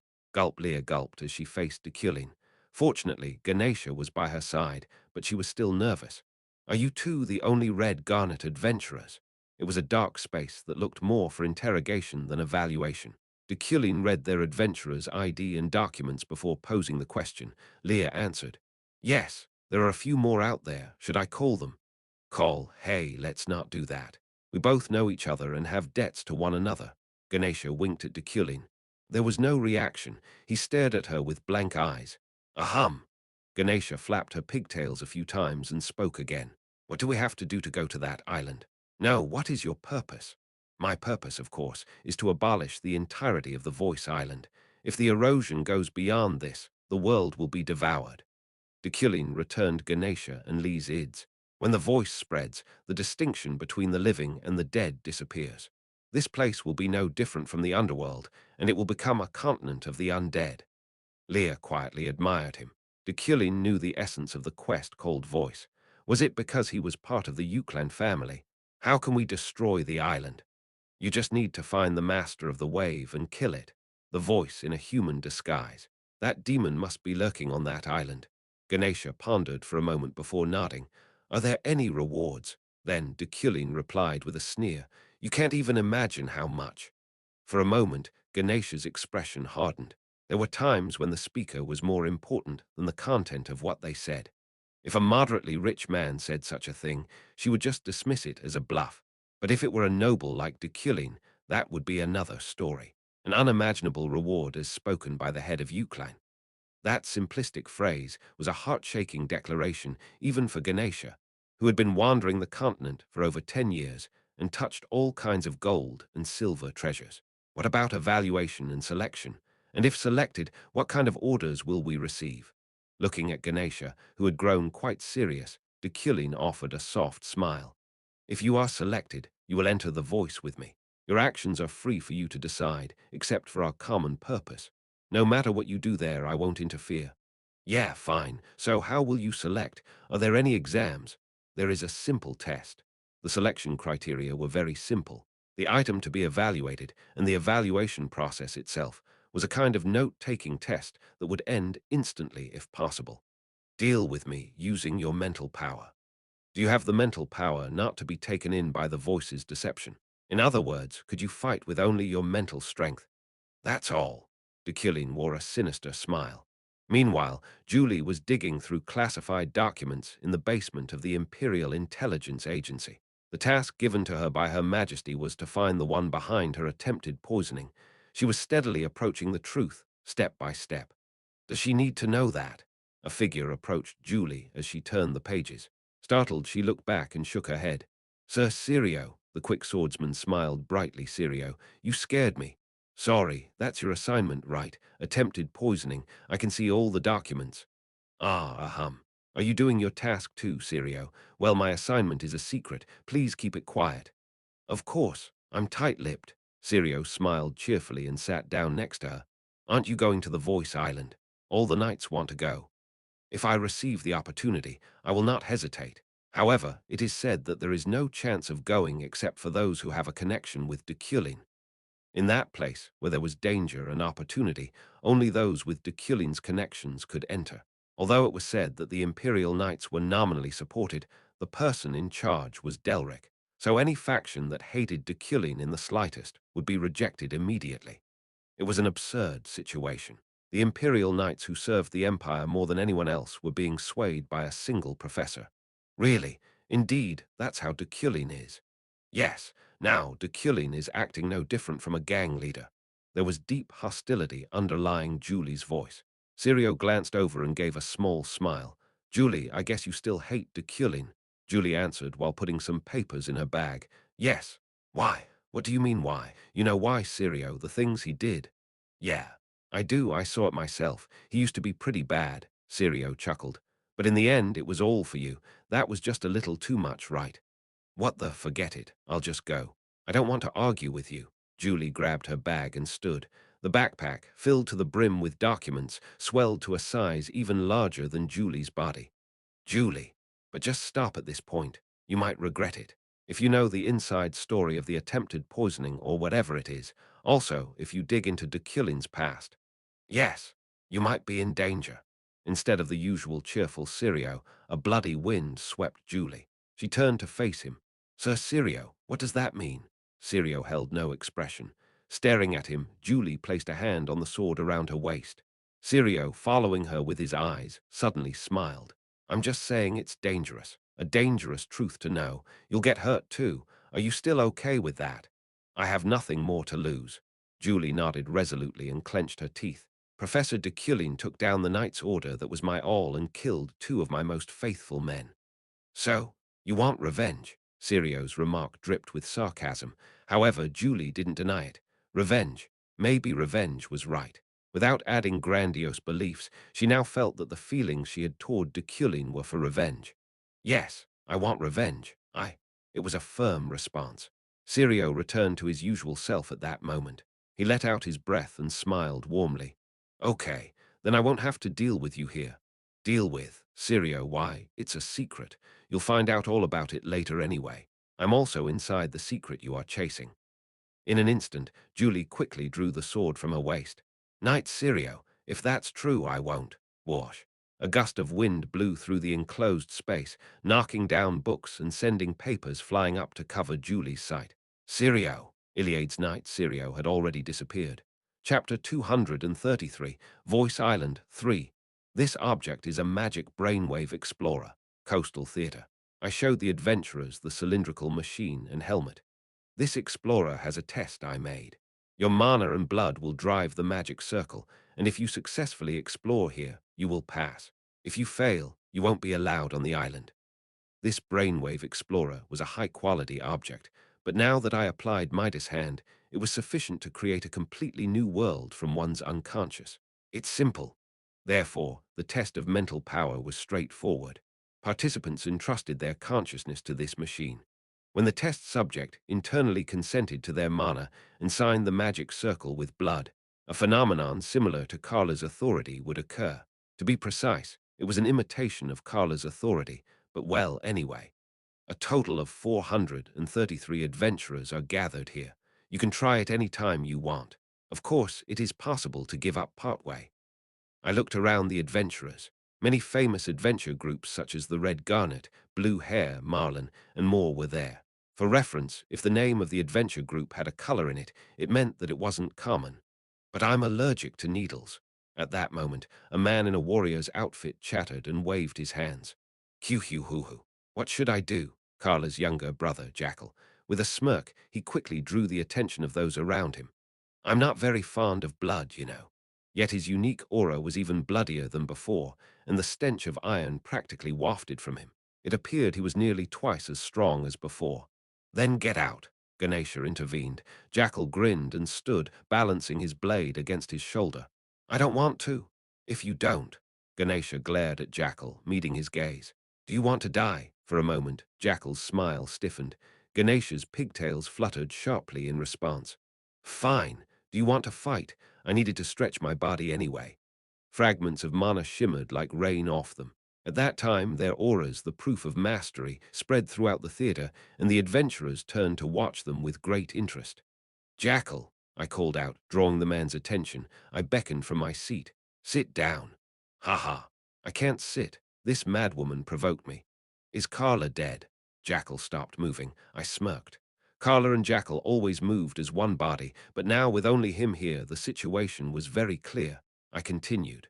Or is she dying? His hand holding the sword tightened. I won't say it a third time, I smiled. Sit down. A death variable spread from Jackal at that moment, a red air stream that dissolved like mist across the room. It came slowly, like a leech, wriggling to my feet. If you want to save your sister. At that moment it stopped. Jackal's half-opened eyes trembled. Hey, Professor, Jackal spoke, his tone holding back murderous intent. Do you know? A short and simple question. Jackal, I shook my head. Know your place. My place. It's not that I don't understand you, who has been living like a worm. Tap, I touched the podium with my cane. A small gust of wind blew up and spread like a wave, rustling Jackal's long hair. You should know how to distinguish people. He shut his mouth for a moment and stared at me with empty pupils. Then, what he finally said. Professor, he sat down. If you don't know, you'll die. His entire eyes were dyed black, and he was staring at me like he was going to kill me. I responded, correct your tone in the future, before I rip that jaw off. For adventurers who will participate in the test, submit your blood and wait. Lately, the atmosphere of the Imperial Knights had been growing dark and bloody. Of course, externally, the Empire was becoming stronger day by day. Even the citizens of the Empire could feel their progress. However, this was because the Imperial Knights' skill's first value was being shaken. Skill, that's bullshit. If you stand out in the professor's eyes, you will succeed. And if he doesn't like you, you will fail. The person in charge of the External Audit Committee for the Senior Knight Review is also the Royal Guard Captain, Deculein. They say that if the professor doesn't like you, you won't become a senior knight, and you'll be kicked out. In an eerily quiet hallway of the Knight's Order Annex. There, the Deputy Commander Isaac was desperate. Her Majesty, too, took the professor's side. And more than an Imperial Knight these days, the Guard Knights are the best. We have to stick with the professor somehow. Delric isn't the same as before. Let's get going. The guest is waiting, Lawin responded. Nodding, Isaac opened the door to the secret room of the annex, creak into a separate drawing room prepared for the voice. Inside, a blonde wizard sat with his arms crossed. Ihelm. Long time no see. The court wizard Ihelm. After receiving Isaac's greeting, he pointed at the door. Forget about the greetings. Is that why you called me? Deculein wants to devour the Imperial Knights. Isaac nodded silently, while Lawin closed the back room. Yes. Well then, is that true? You want me to fight back against Deculein? Don't you know that I completely lost in the chairman's exam? I intend to hold a hearing. Isaac spoke gloomily, and Ihelm wore a perplexed look. What hearing? Every spring, audits and hearings are held for businesses, nobles, and noble families. There are a lot of old people resisting the growth of Deculein's power, so if there is a proper check, he won't be as reckless as he is now. I can't. I can't do anything related to him, so why not call the Round Table? The Round Table must not come to the Imperial Palace. Their relationship with Her Majesty is not good. Really? Ihelm looked at Isaac with narrowed eyes. Isaac appeared to have mixed feelings. So, that is to say, are you trying to recruit such a noble wizard who is well aware of Deculein's mistakes, but also has the strength to fight against him? Yes, that's right, Lawin answered instead. The situation for the Imperial Knights is serious right now. Everything is being judged based on connections, not skill. Is it that serious? Yes. As soon as Ihelm asked, Lawin banged the table. Now the Knights Templar is divided into the Delric side and the not Delric side. However, this isn't a faction split. It is a hierarchical relationship. The Delric side despises the not Delric side, and all important missions and positions are now occupied only by the personnel under Delric or Deculein. Really? Yes. In this way, we will be reduced to Deculein's private knights, not the Imperial Knights. Ihelm nodded with a slightly distant look on his face. Yeah, well, that could be, but I won't do that. Sir Ihelm, the fate of the knights is at stake. I'll retire anyway, but the Imperial Knights is an institution for the Imperial family, Her Majesty, and the Empire. If it is swallowed up by Deculein, the future will be dark. Ihelm, aren't we all this palace's servants? Isaac's eyes grew teary. Don't look at me like that. It's disgusting. Ihelm waved him away. Of course, he also knew that Isaac was a good man. He was a savvy person who prioritized justice, the Empire, and the knights over his safety. Anyway, I won't. Sir Ihelm, since we are both from the Imperial Palace, I will keep what you said here a secret to Deculein. Ihelm. Gosh. And if you want it that much, there's one other person besides me, of a family with the prestige to bring Deculein to a hearing. A family? Who? Isaac's eyes grew large. Ihelm answered with a slightly reluctant tone. Iliade. The trio went silent. After exchanging glances with each other in the end, Ihelm spoke again. Still, you don't like Iliade, do you? Ahem. They were reluctant about Iliade. Iliade's actions in Berkt before and the madness of Glython were famous. Glython could be harmful. Then call his daughter. Daughter, Sylvia, Sylvia from Iliade. The knights didn't know the details about her, but she was said to have the qualities of a great wizard. The knights weren't quick to hear rumors or news, especially of the magical world, where betrayal was common. They didn't even want to look at it as it was too disgusting. Is the child named Sylvia very promising? Very. At Lawin's question, Ihelm frowned. Very, he repeated the word, perplexed. Lawin and Isaac cleared their throats in embarrassment. Hoo-hoo-hoo-hoo. That's why you've been pushed this far. You lack information and cannot manage politics. After all, the knights are all like that. Ihelm said with a big laugh. Do you know what is being said at the round table about Sylvia? Isaac and Lawin quietly listened. Sylvia's talent may be divinity. Divinity. In other words, divine-like power. Goosebumps rose on Isaac and Lawin's arms. A lot of people say that Sylvia is a fragment of the Holy Age. Perhaps Deculein knew about it and threw Sylvia out. Threw her out. Right. The intelligence service is monitoring Sylvia right now, and Deculein is in charge of her. Ha! Isaac snorted. Deculein, how far ahead was this creepy and thorough man? Then, if Sylvia is also an Iliade, then she must have bad feelings for Deculein. I'll just tell you this much. I don't hate, nor do I like Deculein. Our old grudges, our old friendship have already been offset to zero, so you do the rest. Okay, thank you, Ihelm. Let's disperse for now. The three nodded to each other and stood up, and when they opened the door to the back room, their hearts exploded. They almost literally exploded. They were so startled that they stiffened in place, and they couldn't breathe. There was only one reason.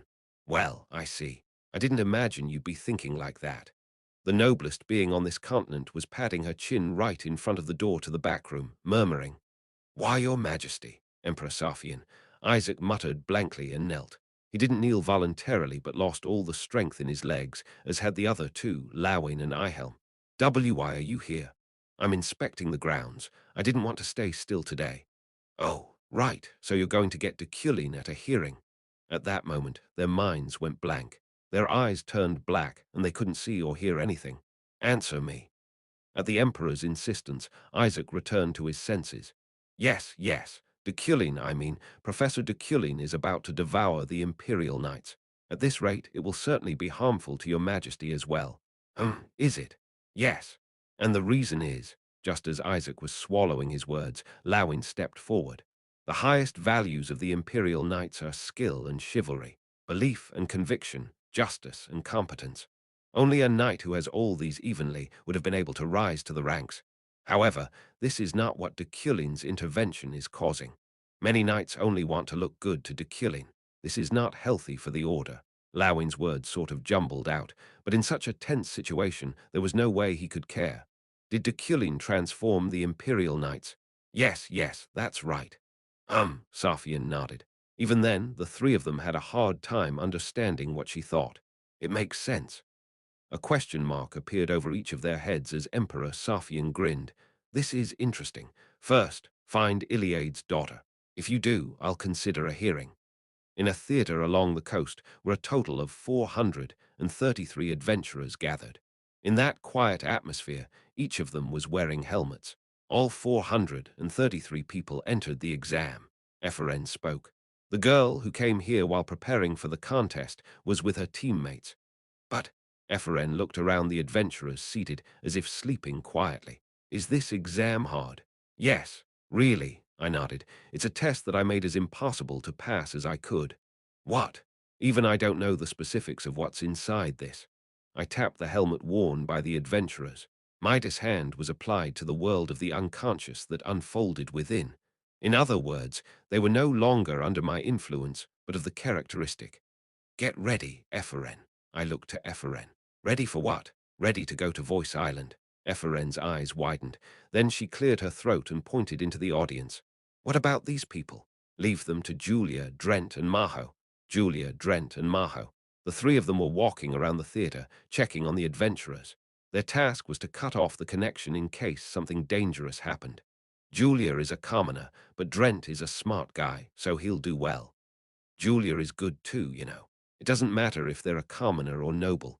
I responded as I adjusted my tie. Be prepared. You will go with me to the Voice Island. Yes, well, I'm fine. It might be pretty dangerous, so be a bit nervous. Gulp Eferen swallowed. She had a face as frightened as a rabbit's at that comment alone. Chapter 234.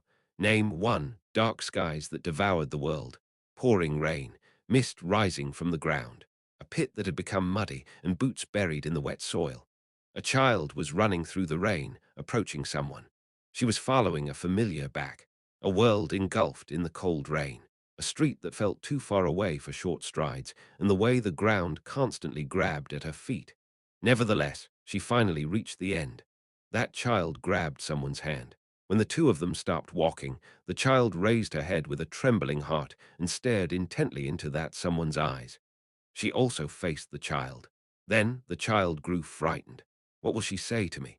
Will she let go of my hand? Will she go away alone? She smiled softly at the fearful child. Syl, the name Syl. The child happily jumped into her mother's arms, letting the warmth wrap around her heart. She tried not to cry, but in the end, she couldn't help the tears welling in her eyes. Don't cry. Why are you crying, baby? Everything will be fine.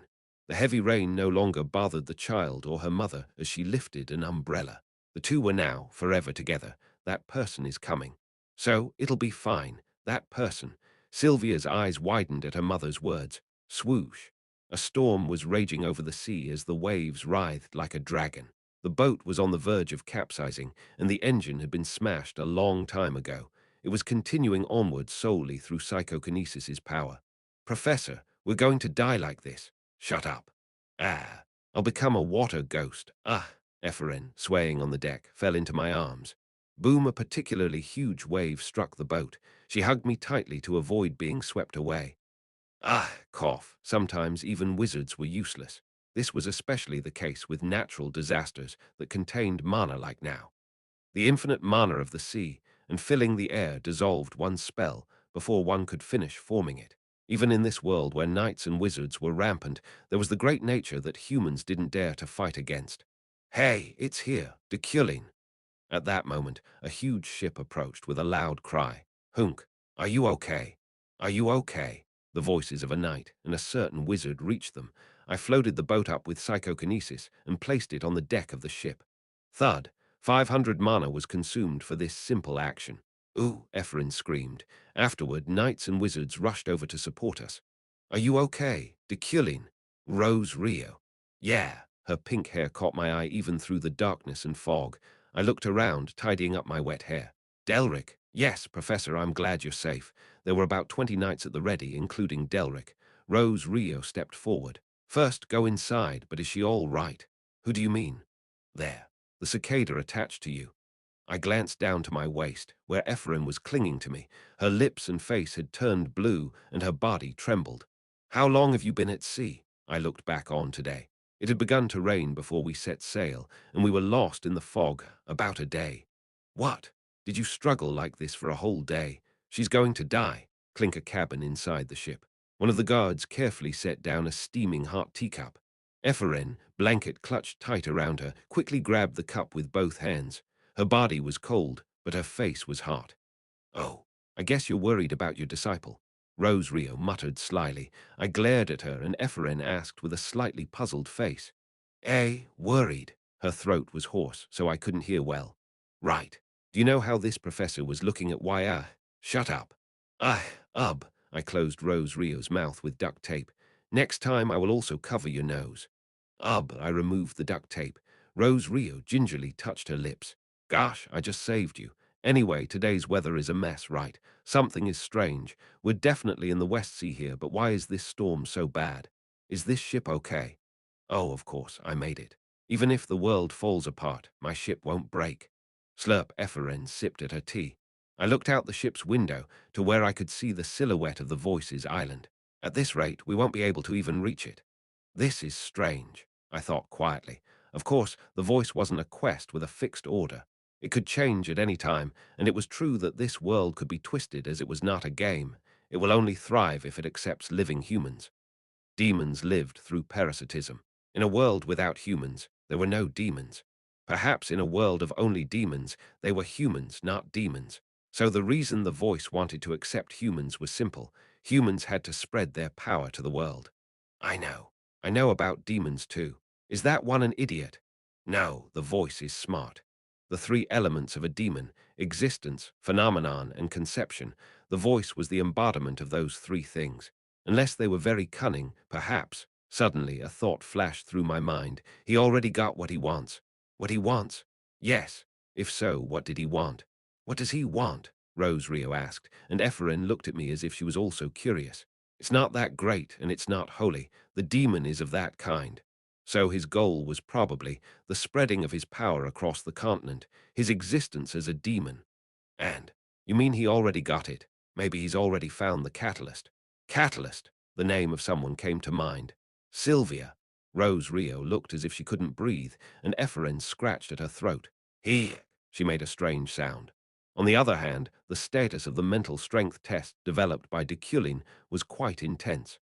This was partly because of the many famous adventurers participating, but mostly because the test itself was so realistic and vast. Wow, Lear, is this the unconscious world here? Deculein's test was for exploration. There were villages, NPCs, currency, dungeons. Of course, test participants could meet each other there and even find treasures. However, they couldn't bring the treasures back with them. I know, Leah was amazed. She realized that this world wasn't a game, but an event that she never even thought of, even in the script, suddenly popped up. It looks so real. That's right. Oh, I can see the village over there. Ganesha pointed over the horizon. Leah looked over the map in her hand. Yes, that's right. Then shall we go and eat something? Aren't you hungry? Yes. Let's eat. It was really weird. She was hungry right now, and eating here made her feel full, although it was the world of the unconscious. Hey! A greasy voice whirled from behind them. Ganesha and Leah looked back, stiffening. Hoo-hoo-hoo-hoo. Why are you staring like that? It was Jackal chuckling. The two of them remained wary, but Jackal kept talking. I'm in a good mood now. I don't think there is any need to go to the voice. What are you talking about? Oh, you know. Here it's a little strange. No, it is very strange. Jackal suddenly grew serious. Strange? Yeah, a strange feeling. I keep feeling that way, so I said I would stop taking the exam. Jackal pointed to the bracelet on his wrist. It was a transmitter they put on before the start of the test. Ganesha clicked her tongue. If you were going to quit, you should have quit right away. Why did you come back with that bullshit? Quiet. Just listen carefully to me. Stupid redhead. Hoo-hoo. This bastard. Veins popped out on Ganesha's forehead. Leah caught her as she tried to move closer. Listen to him first.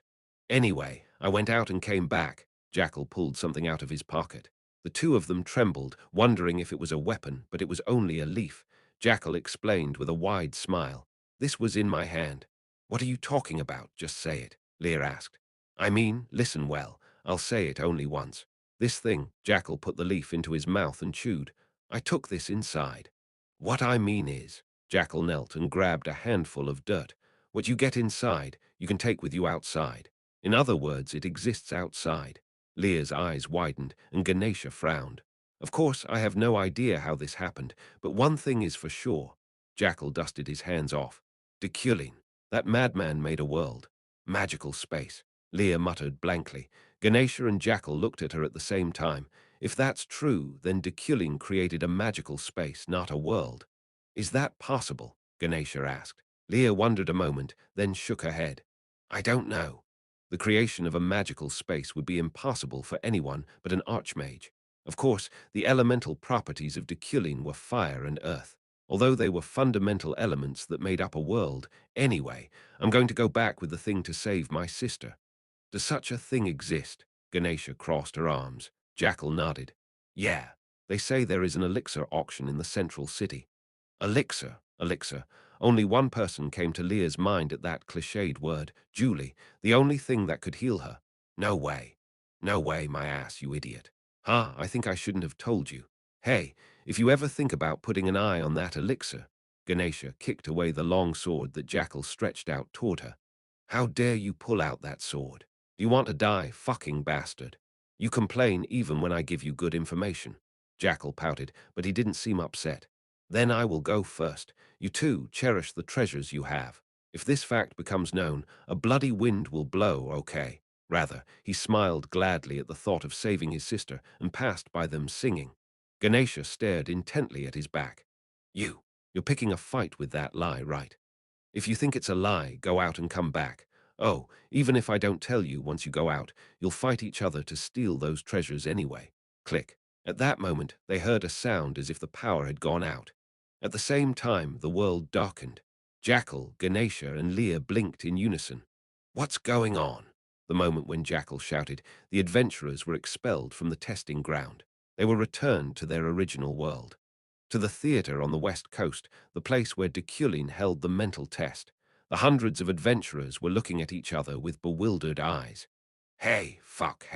What is this? Jackal, who stood immediately, pointed to Drent and glared at him. Under that great murderous intent, Drent shuddered and trembled. Why, all of a sudden, the exam is over. No, you don't have to take it. A cold voice descended from the stage of the theater. Leah looked up.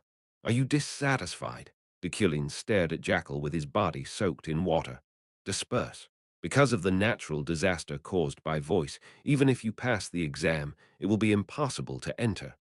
Right now, I felt quite disconcerted. Forget about the voice. If you could make us take the test again, it was because of the adventurers' attitude. They were holding on to me, acting humbly. They had no intention of leaving the theater. Exam. Yes, that mental test. Why? I frowned. However, there was no time for this.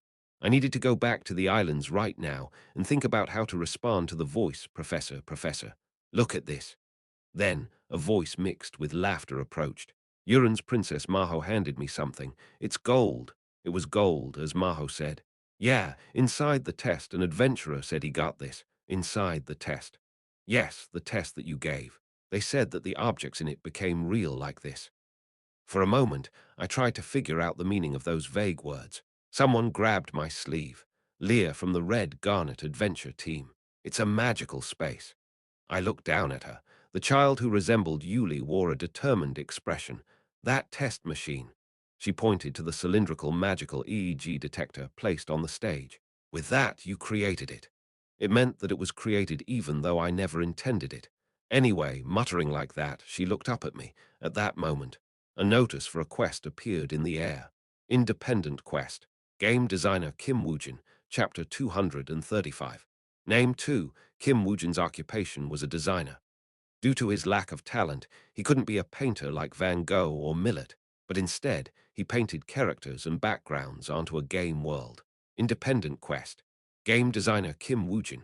Goal. Exploration reward. Even now, in this world, the characters I had modeled lived and moved, and their continent was the backgrounds and landscapes I painted with my own hands. Unconscious manifestations. If so, was the current phenomenon a result of the unconsciousness of the ego named Kim Woojin? I was contemplating while I looked at the gold ore. My thoughts had grown a bit complicated because of this item that the adventurer had taken. Wow, what is all this? Ephraim exclaimed with a hoarse voice. Maho and Drent nodded blankly next to her as I explained. It's the magic circle of the mental test. It was originally 300 pages, but when unfolded, it looks like this. A huge magic circle filled the mansion's library with an entire 4 series, dictility and manipulation as the main sequences and harmony and illusion as subsequences. If this magic circle was activated with the magical EEG detector applied with Midas hand, the test that the adventurers longed for would be realized. I see. So impressive. What are you going to do now? I want to try this test too. Maho smiled, while Ephraim squatted to stare at the magic circle. But I looked up at the night sky without saying a word and thought as I gazed at the stars. Kim Woojin, not a person from this world, but someone from somewhere beyond that distant and dark heaven. He was the biggest part of me, so this quest proved Kim Woojin's existence and that of the outside beyond this world. Then, if I cleared this independent quest, would I know the secret? Could I figure out why I was here? However, was it right for Deculein to solve Kim Woojin's quest? A professor. But what will you do about Sylvia? Then Ephraim caught my attention. I looked back at her, my disciple with a still severe cold. That hazy and stupid expression broke my thoughts. I smiled a little. Why are you smiling? I was Kim Woojin, and I was Deculein. I wouldn't get caught up in either side, and I wouldn't agonize over it. Besides, contemplation wasn't a virtue of nobility. Wasting time on slow thinking was the height of intellectual vanity. True nobility was a class with confidence in themselves. Therefore, I was convinced that I was the chosen person. I was sure I was distinct from other scumbags. I was sure that I was in a position to be respected by the citizens and had responsibilities commensurate with it. Even if it was a result of this personality, that certainty never disappeared. It was a belief only in myself. Nothing, I shook my head. I almost forgot the most important thing with the system's trickery. Use this test as a way to control adventurers. Even I wonder what will be at the end. Independent quest, Kim Woojin. What awaited at the end of Kim Woojin's world, where the adventurers wandered? Was it an event in the distant future, or was it the future that would arrive before I left? I would find out if I just left it like this. On the next day, I was handed IDS and resumed with the adventurers and applicants. I told Uriel to select a place at Hadekane to safely conduct this test, and I received permission from Floating Island to create a magical space. At the same time, Floating Island gave me an official notice regarding my promotion. Proposal of promotion for Monarch Deculein, because currently, Monarch Deculein's achievements are attracting attention on the continent and from the Floating Island. So at this ADIX meeting, discussions on promotion will be held, because confirmation of the plan. ADIX will be dispatched to verify your major achievement, magic space creation. We ask for your permission to enter, because the item on the agenda for promotion is etheric rank. Monarch Deculein is already over 30 years old, so the approval rate required for promotion is over 80%. Because please write your signature, enclosing a drop of blood below. Because rank promotion examination. When evaluating wizards, age was also a very important factor, so the younger you were, the less difficult it was to be promoted. It was common that a magician's talents showed around the age of 10, stood out before 20, and were completed around 30. Therefore, promotion after 30, when one had already reached the limit, was extremely rare. Rank quest, etheric promotion, mana plus 300, acquire magic-related characteristic 3333. For that reason, the reward wasn't that great. I signed the official memorandum of the floating island with a drop of blood and sealed the letter. Then I looked at the clock. It was midnight. The date was April 9th. The world no longer regressed. However, that wasn't all good news. The fact that the return didn't repeat meant that the altar had also achieved what they wanted.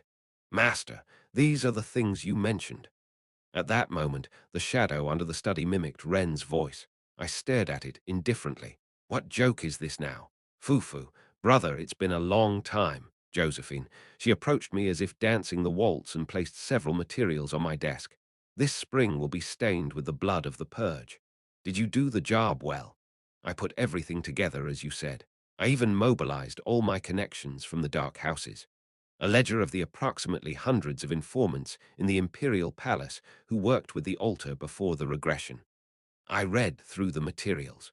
Fast reading was my specialty, so 10 minutes was enough. What do you think? I nodded at Josephine. She smiled. That's a relief, but there is still one problem. A problem. Julie keeps digging into you. She's a surprisingly sharp girl. If I hadn't interfered, she might have found the truth on her own. She is cooperating with the intelligence service. They also have several informants. I flicked on the radio. Click, is this the intelligence agency? This is Deculein. Yes. I just put the chief on the call. Yes. Wow, as expected from you, Josephine watched with admiration in her eyes. It's me. Are you the chief? Yes, Professor. What do you want at this time? Tap, tap, tap. I responded, tapping the desk. These days, there are rumors that the intelligence agency is cooperating with Knight Dare. Yes, it was Her Majesty's order. Her Majesty's orders would have been just to give her access. Yes. Besides that, I heard that our agents are helping voluntarily because they think what Knight Dare is investigating is reasonable. The chief's voice was surprisingly firm. Reasonable? Yes, it's reasonable. Then, do you plan to cooperate in the future? We are an independent institution. Only Her Majesty can give us orders. I am also a servant following Her Majesty. I buried myself back in the chair. Then the chief's voice turned hostile. Yes. The professor is a servant, not Her Majesty. Don't be mistaken. The intelligence agency is a special agency that focuses on information, including valid arguments and evidence, rather than pressure from aristocrats or families. Is that so? Yes. I understand. See you later. Click. I turned off the radio. Josephine frowned as if disappointed. Brother, is Euclen's prestige not working on the intelligence agency? Josephine, I spoke softly. Did you not read the list? The chief is also in here. Josephine picked up the ledger that she had handed over. She glanced where I pointed and looked at me again. There is no intelligence officer. No, I interrupted her. It's in it. Josephine's expression hardened slightly. Suddenly, the pale moonlight of dawn shone through the cracks in the window, and a gentle wind shook the curtains. How amazing! Do you want bureaucrats who follow you? Or, following my words is the correct way for the empire and the continent? So, whether it's on this list or not, that's all up to me, isn't it? Josephine smiled a little. She shook her head. Then, she's just a replaceable boss anyway, so if she makes it hard to use her. The head of the intelligence service. Due to the anonymity unique to the intelligence service, her name had been stripped away the moment she became the director. I'll have to cut her out and put it in a new one. Do you have someone to replace her? Josephine handed me a list of their active agents. I read the names silently. I don't know. There were no names that stood out. However, they had penetrated the intelligence agency, the demon blood group that lived in the desert, and at the same time rejected the altar. The last light of the great elder led by Alessal. I'll have to look through the interviews. I was thinking of giving them a badge of honor. A wind of blood swept across the empire. Countless nobles, regardless of family or status, were captured overnight, corporations were dismantled, and the bureaucrats' corruption was revealed. Among the names on the kill list, some tycoons had once ruled the empire. Yet they all grew desperate as they learned who was behind their incarceration. Deculein, that bastard, Romalek, one senior vassal of the empire, and a member of the imperial palace faction that served 2 generations from Krebame to Safian, sat in his room and shook. This was due to the letter that arrived this morning. If you are thinking of your children and grandchildren and are worried about your family, please step back. Now the world is too rough. Not satisfied with influencing Her Majesty, that damn professor wanted to devour the entire imperial palace. So he sent this letter as a clear threat. I knew it was going to be like this. Romalek pressed a wrinkled hand to his temple. His old fingers trembled. What should I do? He thought about Deculein. He was a noble who wanted to rule by himself, by cutting off the heads of all the ministers and sitting on a blood-stained throne. He was a great evil that wielded the emperor's majesty at will and corroded the empire. The face of that treasonous tyrant, late emperor. What should I, Romalek, do in the face of such a desperate, wicked man? Romalek closed his eyes, praying to the distant sky. Today is April 9th. Meanwhile, Epheren, who didn't know anything, smirked at Deculein. Deculein straightened his tie and nodded. I know. What a relief. It's over, oh right. I heard you were ascending to the etheric rank. They're still voting. Deculein straightened his tie. He put several materials in his briefcase as he received reports by radio. We captured the director of intelligence. We'll interrogate her. Capture, interrogate, Epheren blinked. Don't worry. For now, just think about Sylvia. Oh, okay. Sylvia was in the voice. It was Epheren's responsibility to think of a way to approach the island as soon as possible. Right now, I am revising the magic for the contest in that direction. Deculein nodded as he grabbed the doorknob. Report to me later. Yes, bye. So Deculein left, and Epheren glanced around the now empty office. Ahem, ahem. Coughing, she swiped open the office door. Ding, the elevator arrived just in time. As soon as Deculein boarded, Epheren went outside and opened the door to the assistant's lab. Then she whispered, You can come out now. Yeah, a head full of red hair peeked up from under the desk. Epheren faced her with a straight back. I see you, your majesty, Emperor Safian. Epheren ran into Safian by accident. Well, it was premeditated for Safian. They had met in the library. Epheren, in search of a book, accidentally pushed Safian away, and at that moment, Safian's disguise was lifted. Forget it. Let's just follow. I've always wondered about the death of Deculein's ex-fiancée, too. Yes, yes. Today, the two of them had only one purpose, the anniversary of Deculein's ex-fiancée. It doesn't feel good to be peeping, but well, considering what he is doing in the imperial palace now. Who was the woman the cold-blooded and cruel man named Deculein loved so much? Also, how would Deculein look gazing at that monument? Safian was curious. Yes, why, your majesty, but I please leave me out. Gulp. Ephraim lowered her head with a very tense look on her face. Safian replied, looking at her as if she were cute. It's no big deal. You just need to guide me. I will take care of the rest. Chapter 236. Name 3 at the cemetery. Among the tombs and tombstones that were placed most in contact with nature. You know, Woojin. A conversation from a distant day whispered in my ear. Woojin. Hey, Kim Woojin, why don't you speak? I was sitting in a cubicle. The one who arrived in the darkness where I was alone and lit up the world stood before me. What? As soon as I answered, she smiled as if embarrassed. You know, looking into my eyes, she repeated the words, trembling lips, trembling breath. Should we get married? At that moment, I couldn't give her an answer. Was it because I wasn't ready? Or maybe it was because I misunderstood her feelings. Ever since my younger sister passed away, I lived like a doll with a broken spring. I moved as if something was off, and I sometimes struggled with my fleeting emotions. So I thought you pitied me. I was afraid I wouldn't be able to move without you by my side. I was afraid I'd break like this. I mistakenly thought you wanted to be with me, finding that pitiful. I'm joking. Why are you taking it so seriously? I didn't say anything to you. I hoped you weren't wasted on someone like me who was broken. I wanted to show you that I could stand right on my own. What are you doing? Another day, she tapped me on the shoulder and put something down on my desk. Here, look, it was a new tablet. Looking at it, I frowned. What is this? It's yours. Isn't it expensive? Yeah, it was quite expensive. What is your financial situation, okay? Wasn't there something you wanted to buy? Then she laughed. Hoo-hoo, it was this. I wanted to buy this. I wanted to give it to you. I turned the tablet upside down without saying a word. It was expensive. Watching me, she put her chin atop my shoulder. You know, there are 2 types of happiness. The happiness of giving, the happiness of receiving. Really? Yeah, the world wouldn't turn if there were only happiness of receiving. That algorithm is well designed, just like our game, saying that as she hugged me. So, I like giving things to Woojin. Her embarrassing words tickled me, so I laughed. That's fortunate. I like to receive gifts from you. I opened my eyes again. The flashing memories were special, but the reality was still there. The reason the tablet suddenly came to mind was probably because I drew this game with it. I looked down at her tombstone and knelt on one knee. I placed a flower on her grave. Yuli von Ferge's main hit, however, tears did not flow. Now it was about time to forget. 1 year was enough time to bury her as a memory. At least that was the case with Deculein. But I still want to see you at least once.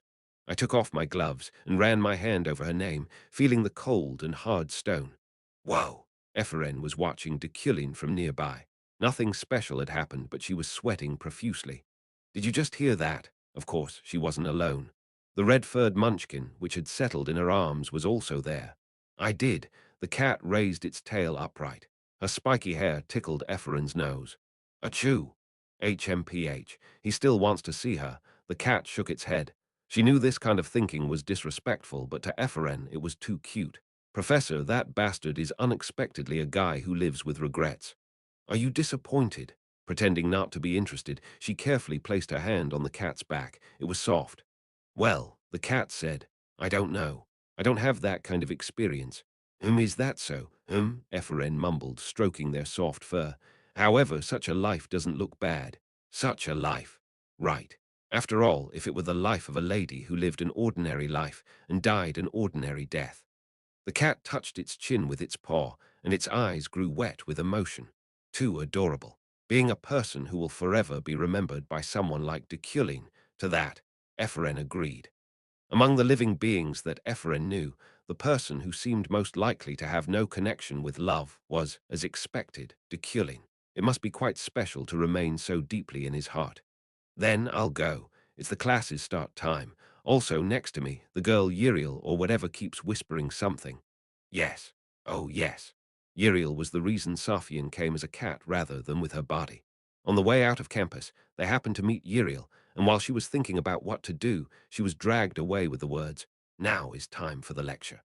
She was at a loss for words, as Uriel treated the disguised Safian like that, but Ephraim watched quietly since she thought she would get in bigger trouble if she told the truth. Have a good class. Okay, the laughing cat's eyes widened and turned blank. It was free of possession. Phew, I barely meow, the cat cried out. Ouch, come on, wait, be still, meow, mew. Trying to get out of her arms, screaming, scratching here and there. Hey, stop. Then a long shadow loomed over them. Ephraim swallowed and her head creaked as she turned upward. Ah, Deculein. The professor had approached all of a sudden and was now looking down at her. As if the cat was scared of that face, it quietly stopped moving. Oh, Professor, what are you doing here? His hostility was clear in that face and tone. Ephraim calmed her pounding heart and hugged the cat tightly like a shield. I wasn't taking a peep, Glython. Hey, Ephraim's eyes widened. She spun around. Oh, there, as Deculein said, was Glython, Sylvia's father and one of the enemies of the Lunar family. As soon as she saw him, her expression naturally turned harsh, but soon she tilted her head. What's wrong with? Glython's complexion was strange. No, his appearance was diminished. He had lost so much weight that there were only bones. Deculein, Glython spoke. Deculein frowned, and Ephraim quickly matched his expression. However, Glython's next words were very unexpected. Help me. Supply and demand are very basic laws, but if you look at them in terms of business here, they are hardly practical by themselves. It should always be practical. Here are a few examples that go against this rule. Emperor Sophian was taking a class. No, she was doing quite a few things. She took notes on the business and economics lectures she already knew, thought about go, considered the empire's policies, and devised a plan to clear the demon blood hidden in the desert. I still want to see you at least once. Deculein. That guy's voice came to her mind on its own, ringing in her ears. He was a man who blamed all her cruel sins on himself and buried an eternal longing in the corner of his heart. Perhaps Sophian felt jealous now of this unknown woman. At present, the imperial palace was filled with the bloody wind led by Deculein. Sophian knew that too. However, since Deculein had experienced regression, Sophian believed in him, so she gladly left it in his hands. Hey, aren't you taking notes? An elbow nudged her from the side. It was Deculein's younger sister, Uriel. Do it. Take notes. This one was rude, different from her brother. Sophian didn't know how that mattered, but she started to move her pen again. Uriel, there are a lot of rumors that the central political world is going crazy these days. Uriel's expression hardened Esranob's dart netted before she was absorbed in writing again. Sophian added, glancing at her, that your older brother, you were sent from the imperial family, right? Uriel's words almost pierced straight to her jugular. Sophian smiled inwardly. I knew it from the beginning, but you're asking too blatantly. How did I know? You have the imperial palace's smell. Your formalities and etiquette are the same as those of the imperial family. However, this one didn't grasp the most important thing. No, she probably didn't even think it was a possibility. Her disguise magic was excellent, and if she said that the emperor was going to college, she would be treated as a madman. Uriel asked, chuckling. Are you a foreigner? I heard that Her Majesty has relatives. After all, she almost reached the right conclusion. Sophian nodded casually. Yes, so what I want to ask is, what will you get by asking me? It's famous that we hate each other and quarrel. Sophian looked at Uriel sternly.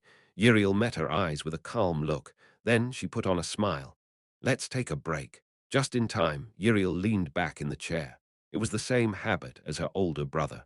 Still, if you need something to report, that guy isn't doing this because of self-interest. Sophian listened silently. It's all his way of serving Her Majesty. If Her Majesty tells him to stop, he will stop. If I tell him to stop, he won't even listen to me. I don't like taking this risk either. All the names of the people who are being imprisoned right now are being reported in real time.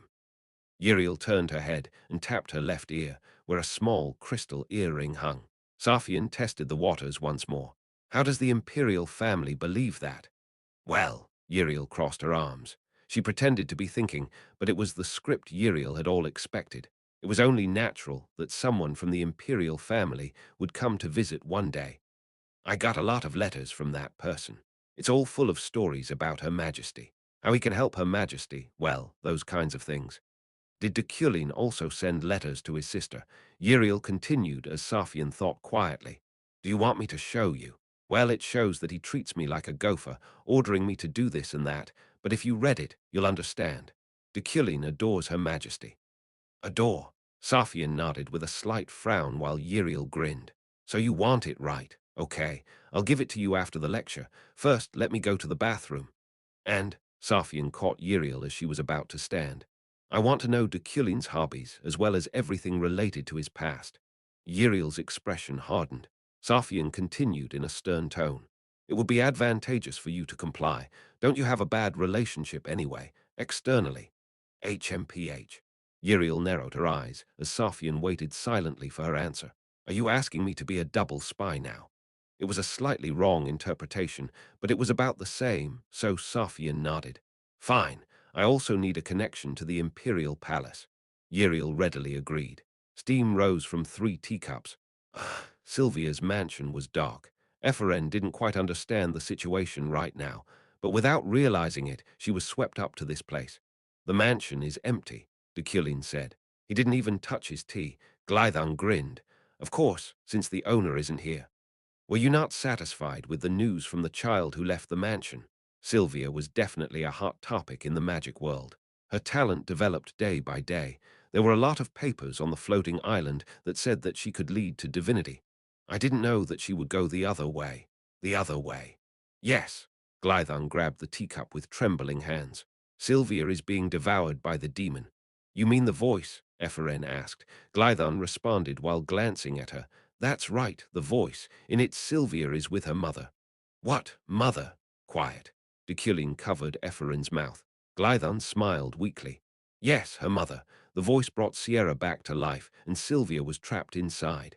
At this rate, instead of becoming an archmage, she'll become fragments of a demon. Now, to Glython and his family, Sylvia was everything. Iliade's last light and hope. That such a talent might be reduced to being the servant of a demon meant endless despair. So I'm asking for formal help. Aren't demons Eucline's business? Deculein met Glython's sunken eyes. So pitiful, Glython. You are no longer you. Now Glython had no self. Neither the family named Iliade nor the self-esteem of Glython existed in his heart anymore. He bet everything on his daughter.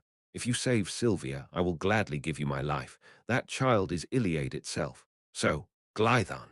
Deculein buried his body in the chair. He crossed his legs as he glared at him. Your life is no longer worth it. Who would want your pathetic head? Deculein. Glython glared back at Deculein. A faint flame blazed in his eyes. In the voice, there is also the old love that you lost. Don't think you won't be swayed by that, demon. I won't. I'm not as fragile as your daughter. Deculein, interrupting him, stood. Ephraim looked up at him with bewilderment before shaking her head. No, wait a minute. So Glython, do you know? The way to save Sylvia. Glython grabbed his tea, the liquid boiling over with a sudden flash of heat. I know, Ephraim. You must have heard it then. However, the answer came from Deculein. Ephraim tilted her head, dazed. What? What is it? To kill the demon who took the form of her mother once again. Clank! Glython's teacup exploded. Ephraim's mouth fell open, but Deculein continued calmly. I will gladly do it. For a moment, Glython's face turned red. Chijijik, Deculein's radio buzzed. Professor, this is Baton. I am currently on my way to the islands after receiving an urgent notice. It was a sudden communication from Baton. Deculein put the radio to his ear. There has been a report that the Deputy Chief of Public Security, Primian, is a demon blood. Chapter 237. Name 4. It's this one. At Eucline's mansion. Baton visited me with the whistleblower who wore a mask that covered his face. He came to me from the desert. Baton, you go first. If what he says is true, there is no time to delay. All right. Your achievements will be passed on to Her Majesty as well. Yes. Baton jumped up and saluted, walking outside. He had a smile on his face as he left. Soon the attendants all left, and the drawing room became calm. I took off the man's mask with psychokinesis. Ah! White skin, long blonde hair, blue eyes. The face of an ordinary imperial man with none of the characteristics of a demon blood. He was indistinguishable from any other one who might pass on the street. Your name? I asked quietly. He replied in a nervous tone. I'm Luminil. Is that your real name? Yes, it's my real name. His voice trembled. On the other hand, his ears remained clear. He was telling the truth. I nodded. You said Primian is a demon blood. Yes, that's right. Based on what? Lilia's real name is Urine. She is a demon blood from the same northern lands as me. We've known each other for 15 years. I looked into his eyes and sneered. Are you betraying her after 15 years? It's not betrayal. There is no future for the demon blood now. Also, I do not have faith in the demon blood clan, so shouldn't I at least live? It was only then that Luminil's tension was relieved. He looked like he truly hated his race. I wasted 10 years in the desert. As you said, the demon blood is garbage. You can't trust anyone, the bastards. I was speechless for a moment. I blinked and watched him, noting the straining muscles around his neck. I wanted to leave as soon as possible. However, the desert base is hell. Once you enter, you cannot escape. That's why I've been pretending to be faithful. Luminil put a hand to his chest. Then he produced a small capsule. This is a list of the demon blood and a map of the desert. He broke the capsule. A thick sheet of paper and a large map came out. Is that your talent? Yes, I can miniaturize and store anything inside these capsules. First of all, this list is of the demon blood that has permeated the Empire. I was running out of time, and my authority is low, so I only transcribed 5,000 people. But isn't the arrest of 5,000 people from the demon blood clan a huge achievement? I nodded. His face swelled with confidence. Yes, and above all, this map. With this alone, you can break the entire demon blood clan. You can capture the Elder and kill him. Is that so? Just give me one island. At the sudden, bizarre request, my brow twisted. However, Luminil continued to speak seriously. One island, and about 200 in attendance. I wish they were all women, but some pretty-looking guys are fine too. I'll be satisfied if you give me enough Elnis to build a mansion there and spend the rest of my life in comfort. Oh, of course, keeping my identity secure. Professor, look at me. I don't look like a demon blood. Also, a whistleblower like me should be treated well to destroy the demon blood as soon as possible. The fate of the clan, tell them to fuck off. I am not a demon blood. I am a person who wants to live. Was there anyone like this on the named list, or was he just a guy who desperately ran away to survive? He was frankly a new kind, so I smiled. It was the first time someone had made me laugh so purely. Ha ha! Luminil's face wasn't pale anymore. He began to laugh too. Ha ha ha ha ha ha. You're funny. Yes, oh, ha ha ha. Thank you, ha ha ha ha. These demon blood should be torn apart and killed. Ha ha ha. I moved the wood steel while watching him laugh. Office of the Deputy Chief of Public Security. Primian gently rolled the curtains down the window. Many people were standing in the shadows outside. Was it time? Primian calmly organized herself. There wasn't much to take. Deeds of stocks and barns, cash, documents containing the agency's secrets. She put everything in her bag. From now on, she just had to move on as she had rehearsed. Primian wasn't stupid. As a demon blood, it was natural to be prepared. Of course, she was feeling down. She wasted a little more time because of that. Primian looked out the window again, capturing the scenery of the vast islands. Can't we live together? The most fundamental question arose. The island was a good city. For Primian, who hated the cold and preferred convenience, and even for the demon blood, who were still dying in the desert or concentration camps, the island was a beautiful place to live. There were jobs where they could earn a lot of money, horse racing, and lottery tickets. If they had a healthy body, they could become a soldier, or if they were smart, they could take the civil service exam. Primian liked that island, and the empire was good too. The earth had no sin, just the people.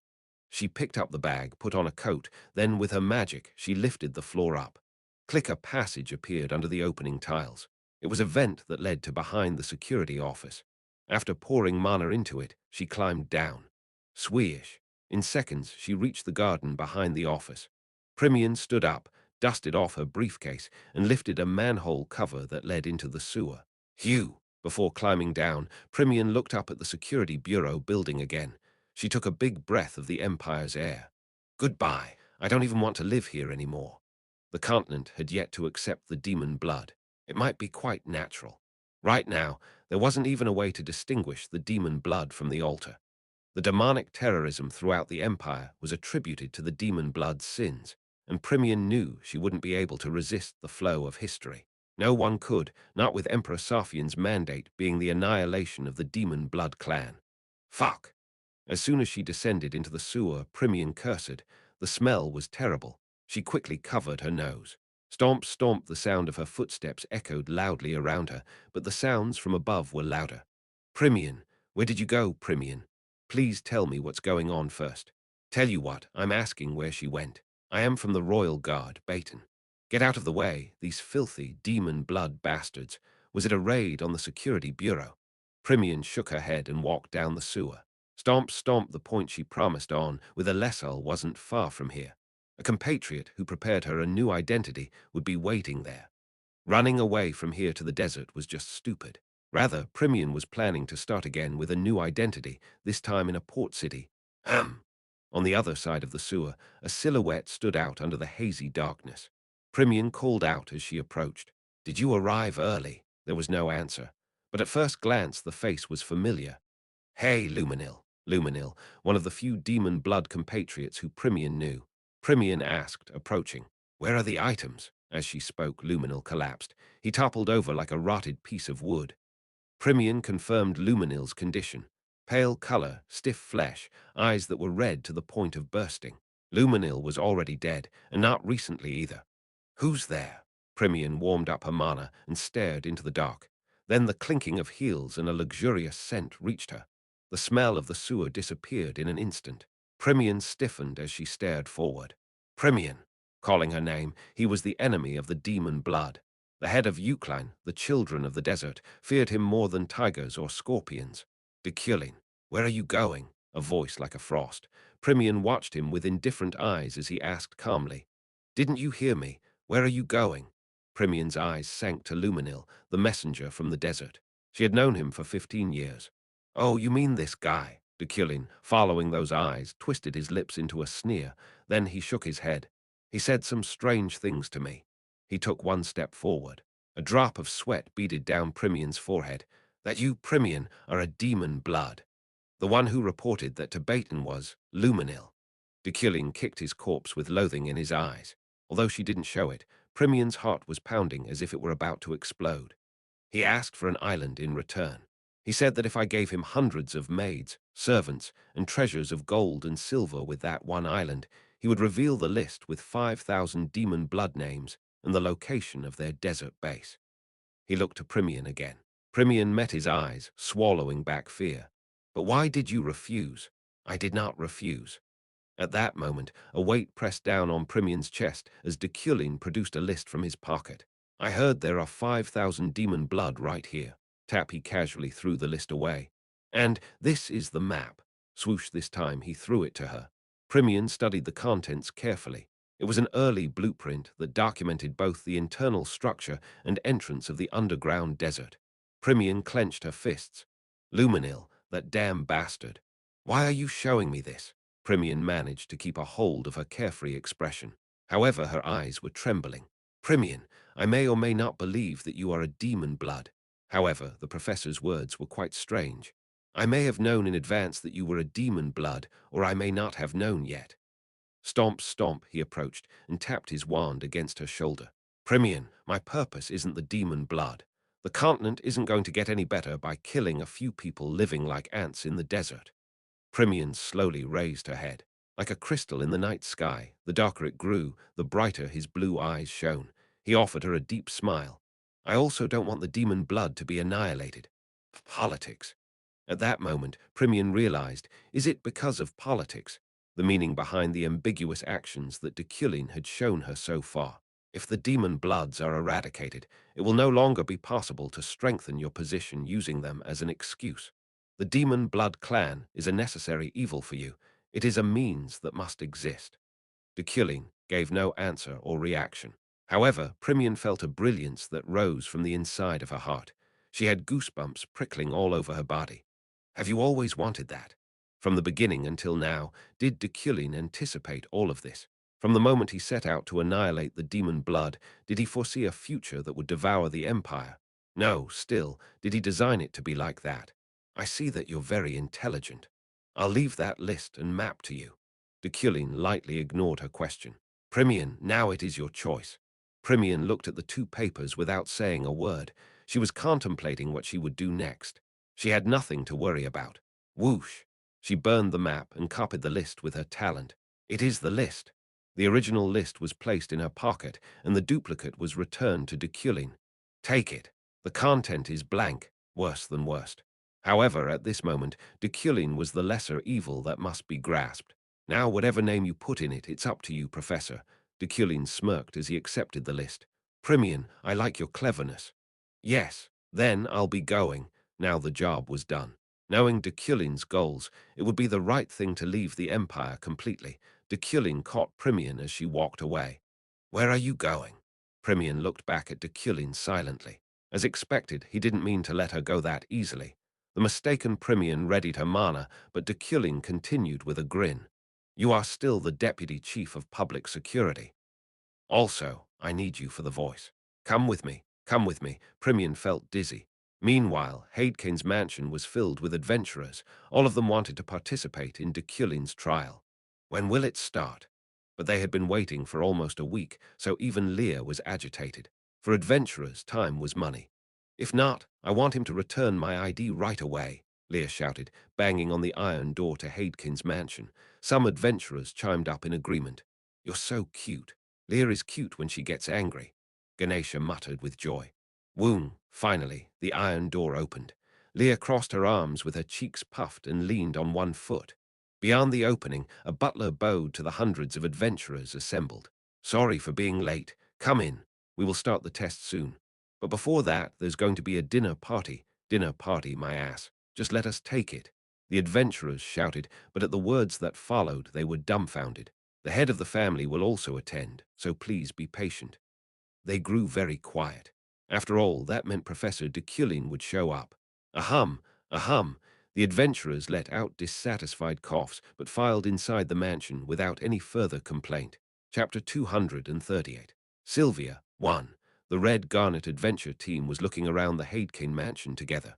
From the front gate to the front door, from the front door to the hallways inside the house, the central garden spread splendidly out, another hallway, and passing another garden. Gosh, it seems that Hadekine is getting bigger. It's thriving every time I visit. Ganesha admired the size of it. Leo, and Carlos held similar thoughts. It's Hadekine after all. Hey, Leo, stop touching me. Squeak, squeak, squeak, squeak. Leah glanced at him, forcing herself to hold back a laugh. Ha, what's that, Carlos? Leah, you stopped touching me too. I told you not to touch me. For reference, Carlos was now a hamster. Disguised as a small hamster, he sat on Leo's palm, using the natural camouflage method he developed. Oh, sorry, you're so chubby that I didn't even realize. If you keep touching me, I will bite you. Yeah, sorry. Anyway, the Red Garnet Adventure team was walking through Hadekine's castle to participate in the test. Gosh, fuck. Then a curse rang out. It was obvious who shouted without looking back. How long are we going to walk? Will Deculein even come? Jackal. The old butler pointed around without saying a word as the man stomped on the floor and complained. What? Jackal frowned. The old butler calmly faced him. Look at the numbers. Number. Then, not only Jackal but Lear and Ganesha also looked around. The number of adventurers had decreased. There must have been about 1,000 people when they arrived. 337 people. Jackal immediately counted them by reading their mana. The trial is in progress. Adventurers who are underpowered are already lost in this mansion. Is Deculein here? Is that bastard conducting this? The butler shook his head. The Lord is watching. Where it's here. Deculein's voice echoed through the corridor, sending a wave of surprise trembling through the adventurers. They each glanced in one direction to the windows lining the hall. Deculein stood in each of them. I can use mirrors like this to observe you without having to go far away. Leo quickly hid the hamster. Leah and Ganesha moved to block Deculein's sight. Deculein looked around them and nodded. I guess at this point the test is ready. Get started. Yes, Lord. Then the old butler pressed a switch on the wall. Gwoo, a staircase appeared in the middle of the hallway. Come down. The adventurers filtered down the stairs silently. Soon they found themselves in another long hallway with private rooms lined up on either side. The rule is 1 room per person. Inside each room there is a helmet, a chair, and a biosignal transmitter. Put it on and you can start the test. Leo whispered in Leah's ear. If this is the case, the hamster cannot participate. Leah hurriedly raised her hand. What about pets? For a moment, everyone's attention focused on her. Many began to laugh, but the old butler shook his head after thinking for a moment. I don't know what type of pet you mean, but the helmet won't fit. Yes, it's okay, I can't help it. Leah gave up easily. Leo blinked and whispered again. Is this okay? Yes, Carlos has already left. Ha, Leo looked at his palm. The hamster Carlos had already disappeared. Ganesha laughed softly. He just went into that room. He won't get caught. Jackal helped. Jackal, Leo asked. Ganesha replied quietly. I don't know if the butler noticed, but Jackal counted the number of people by the characteristics of their mana.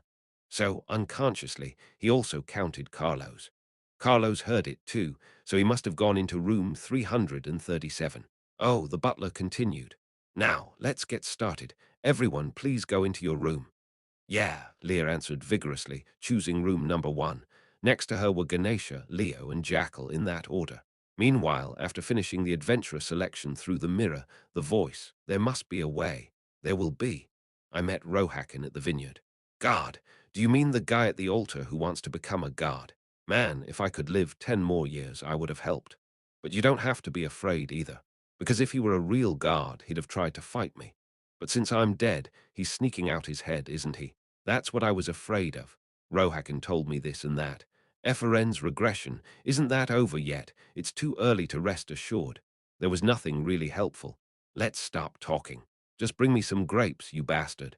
Why do you have so many questions? I picked ripe grapes, shaking off the dirt before placing them into a basket. If you have a future vision, could you please tell me in more detail? I asked bluntly. My body was already wet with sweat from the scorching sun, thanks to Rohakan's class today. Grape picking, excluding all magic, including psychokinesis, only with my bare hands. Kyuhuhu. It is impossible because of its force. You know that too. In telling the future, the speaker and the person receiving the message are both very important. You are not yet qualified. And now I am already dead. That's all it takes to maintain this magical space. I can't give you the answer. And above all else, would it be fun to walk along according to an answer sheet? I stood and brushed the dust off my clothes. I harvested 30,000 snow grapes today. The body of Iron Man was wasted on such a menial task. Thanks to you, I'm all dirty. This is the true taste of work. You're not dirty. You look like a divine worker.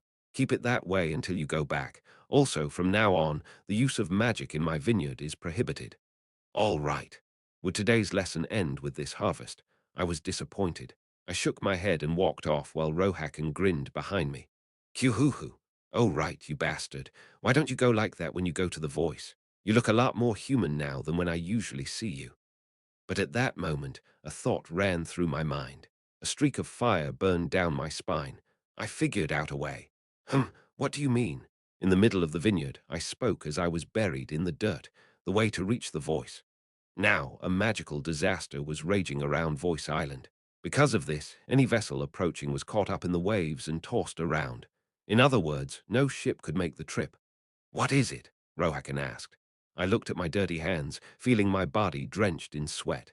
After a while, I looked back to Rohakan, swimming. I breathed in the scents of the vineyard. It was fragrant and harmonious. Ha ha ha, swimming, that's good.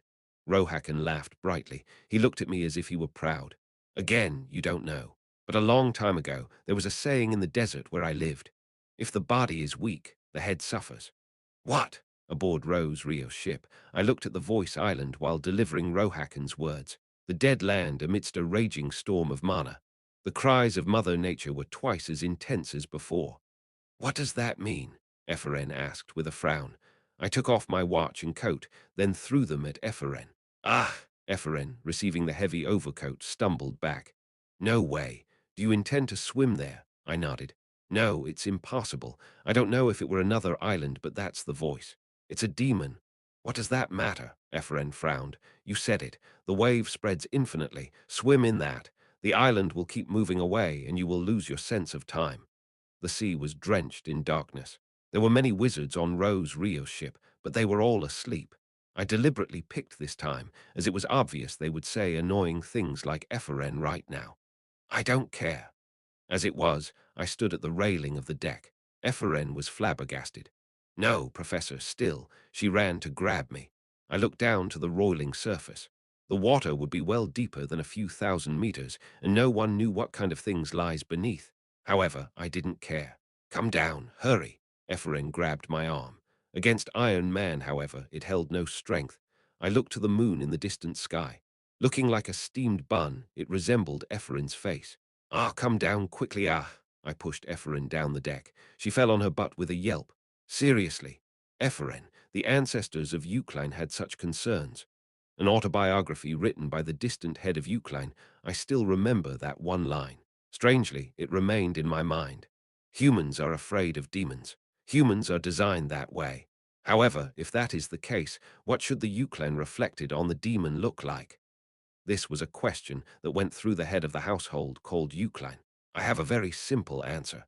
Humans are afraid of demons, and in the eyes of the demons, Euclid must not be human. The family's purpose provoked Deculein. It led to an intense and passionate desire. Nothing human will do. Therefore, Euclid wasn't human. They shouldn't be human.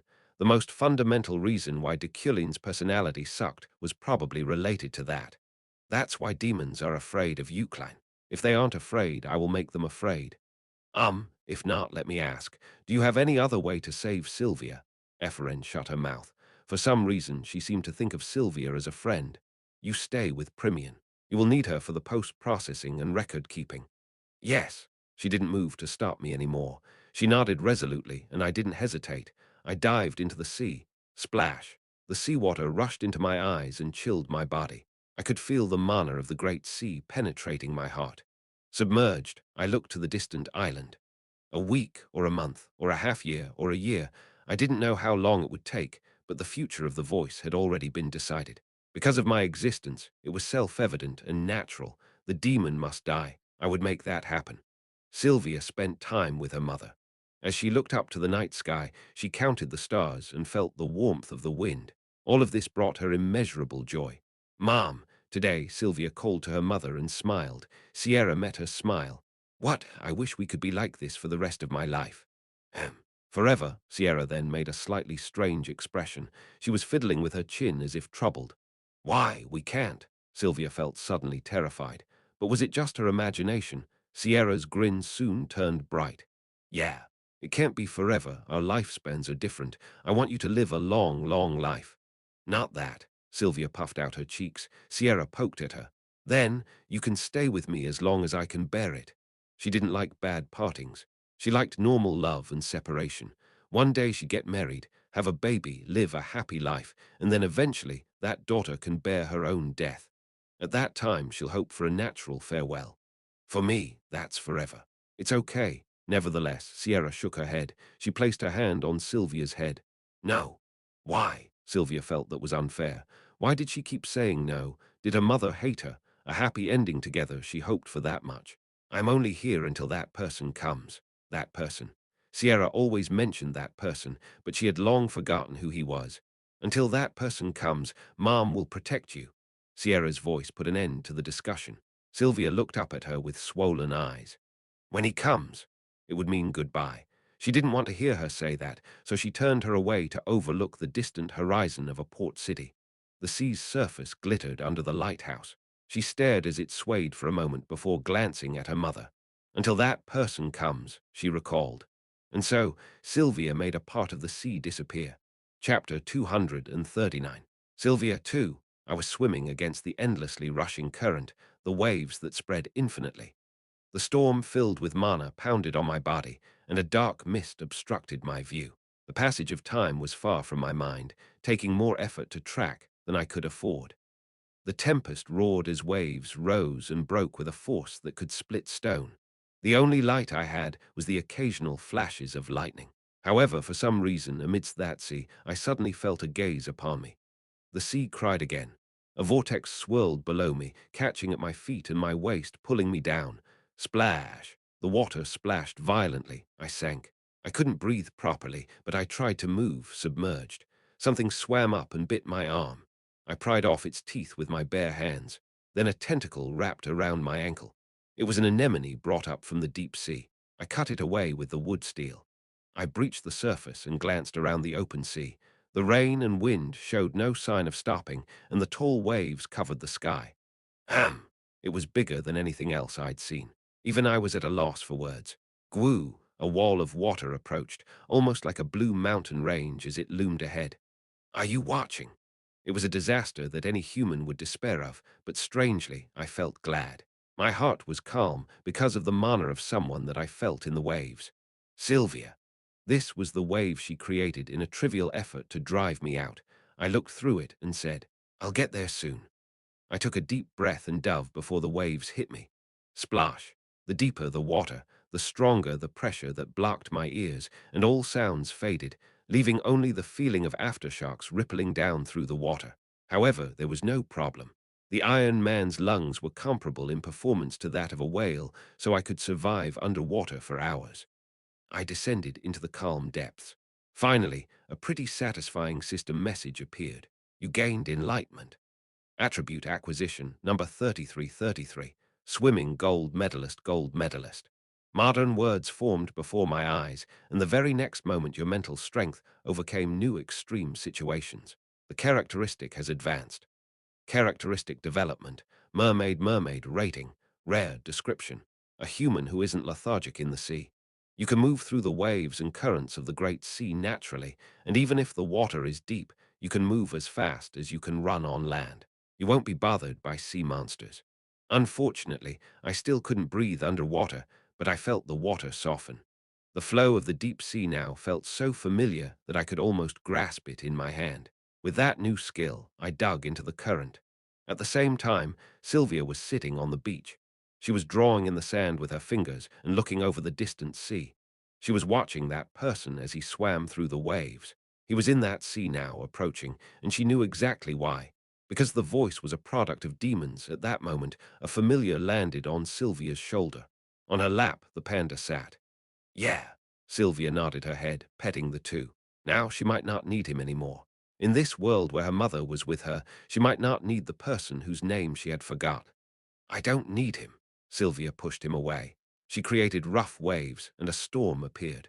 Professor, the person she always hated and loved.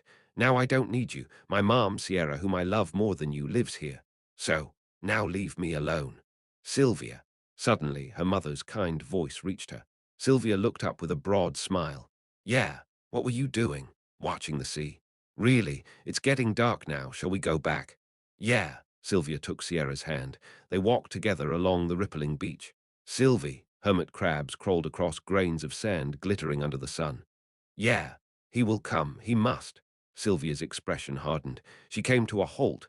Why was she suddenly saying that? She glared at Sierra. Why are you? He will protect you. Sylvia frowned. She didn't know what it meant.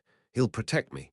Yeah, he promised, before I died. Swoosh, a light wave crashed against the shore. In this way, the nature of the voice still flowed, but Sylvia's time stopped for a moment. She felt scared. How do you know that her mother was already dead? Sylvia asked in a trembling voice. Sierra smiled broadly and placed her hand on her head. Sylvia, I am your mother. I'm not fake, I'm real. Oh. Then something in Sylvia's heart exploded. She suddenly stopped breathing as streams of tears rolled down her cheeks. So I have no choice but to leave. Why? If it's true, stay with me. SHH. Sierra put a finger to her lips. I'll tell you the rest when he comes. Splash, more waves crashed against the beach, scattering the sand like jewels. Meanwhile, Ephraim was sitting on the railing of the ship and looking over the sea. Professor. Can you hear me? Over. It's Ephraim, over. If you can hear me, please answer me, over. At that moment, when she was talking through a crystal ball connected to Deculein, push, a hand playfully shoved Ephraim's shoulder. Ephraim groaned and glanced back to see the Deputy Chief of Public Security, Primian. Ephraim glared at Primian and screamed. What are you doing? Was it that scary? I almost fell. Primian sat beside her. I heard Professor Deculein is in that sea. Yes. He said he would go swimming. Don't you need to go too? I can't go. How would I get there? There was still a mana storm around the island. Even Zeit, the king of winter, could die if he were caught up in it. Is the professor okay? Yes, he won't die, Ephraim knew. At least for now, Deculein would live. Wait, did that mean that the future didn't change? The one where he eventually died? Was it correct that he wouldn't die now since he would die a little further in the future? No, one way or another, wasn't it right to change to the future where the professor died? Ephraim, suddenly lost in thought, laughed. Of course it has to change. If it doesn't change, how could it be called the future? The future is about change. What are you talking about all of a sudden? It's nothing. Efren pulled the wooden pocket watch out. She still didn't know what it was used for. What is it? I don't know. It has no effect whatsoever. Can I touch it? Efren slowly put the pocket watch back, staring at Primian. Trust me. I have a knack for hypothesis. Hypothesis? Right. Primian tapped her temple. Multifaceted thinking is my talent. Except for Starks, everything is under my purview. Starks are madness, you know. Efren thought for a moment, but well, she would never know what this was all by herself anyway. Give it back right away. She handed over the pocket watch. Primian placed it on her palm. Then she extracted her thoughts to present a hypothesis by considering all possibilities. Her talent was, in theory, to complete a month's worth of a person's thoughts in 10 minutes. Finally, Primian spoke. It might be a catalyst. Catalyst. Yes, a catalyst that amplifies the magic efficiency of the caster. Then we're back to square one. That's what I thought too, but nothing has changed. Or a catalyst that imparts a certain mana to an item. Item, Efren frowned. Primian nodded and returned the pocket watch. Put anything on this pocket watch. Anything. Even that crystal ball. Efren had a slightly suspicious look, but she soon placed the crystal ball on the pocket watch. Professor, can you hear me? No answer. Efren shook her head while Primian cleared her throat. The hypothesis is always right, but I can hear you. Efren yelled, startled. Whoa, have you arrived? Have you met Sylvia? I am Sylvia. Eh? What? Why do you have the professor's crystal ball? Because I have it. What does? Efren suddenly felt dizzy. She rapidly ran out of mana, and her body went slack. It was something she had felt quite a while ago, in a place where time was intertwined. Deputy Chief. This is a bit strange. Efren looked back at Primian. She's sleeping. Her head was bent over. The woman suddenly fell asleep. Anyway, Sylvia, you for a moment. Efren stopped. Someone's voice appeared inside her head. It takes quite a bit of mana to talk to someone in the future from the present. Efren almost dropped her pocket watch. No way. Gulp, groping for her thoughts. She stared intently at the crystal ball. Sylvia. What's going on there? Maybe this Sylvia wasn't the current one, but the Sylvia of the not-so-distant future. Could this wooden pocket watch be a catalyst that connected to the future? Sylvia explained. I killed Deculein. What? What does that? Efren's eyes lit up with astonishment. Immediately after, a shock rocked her head.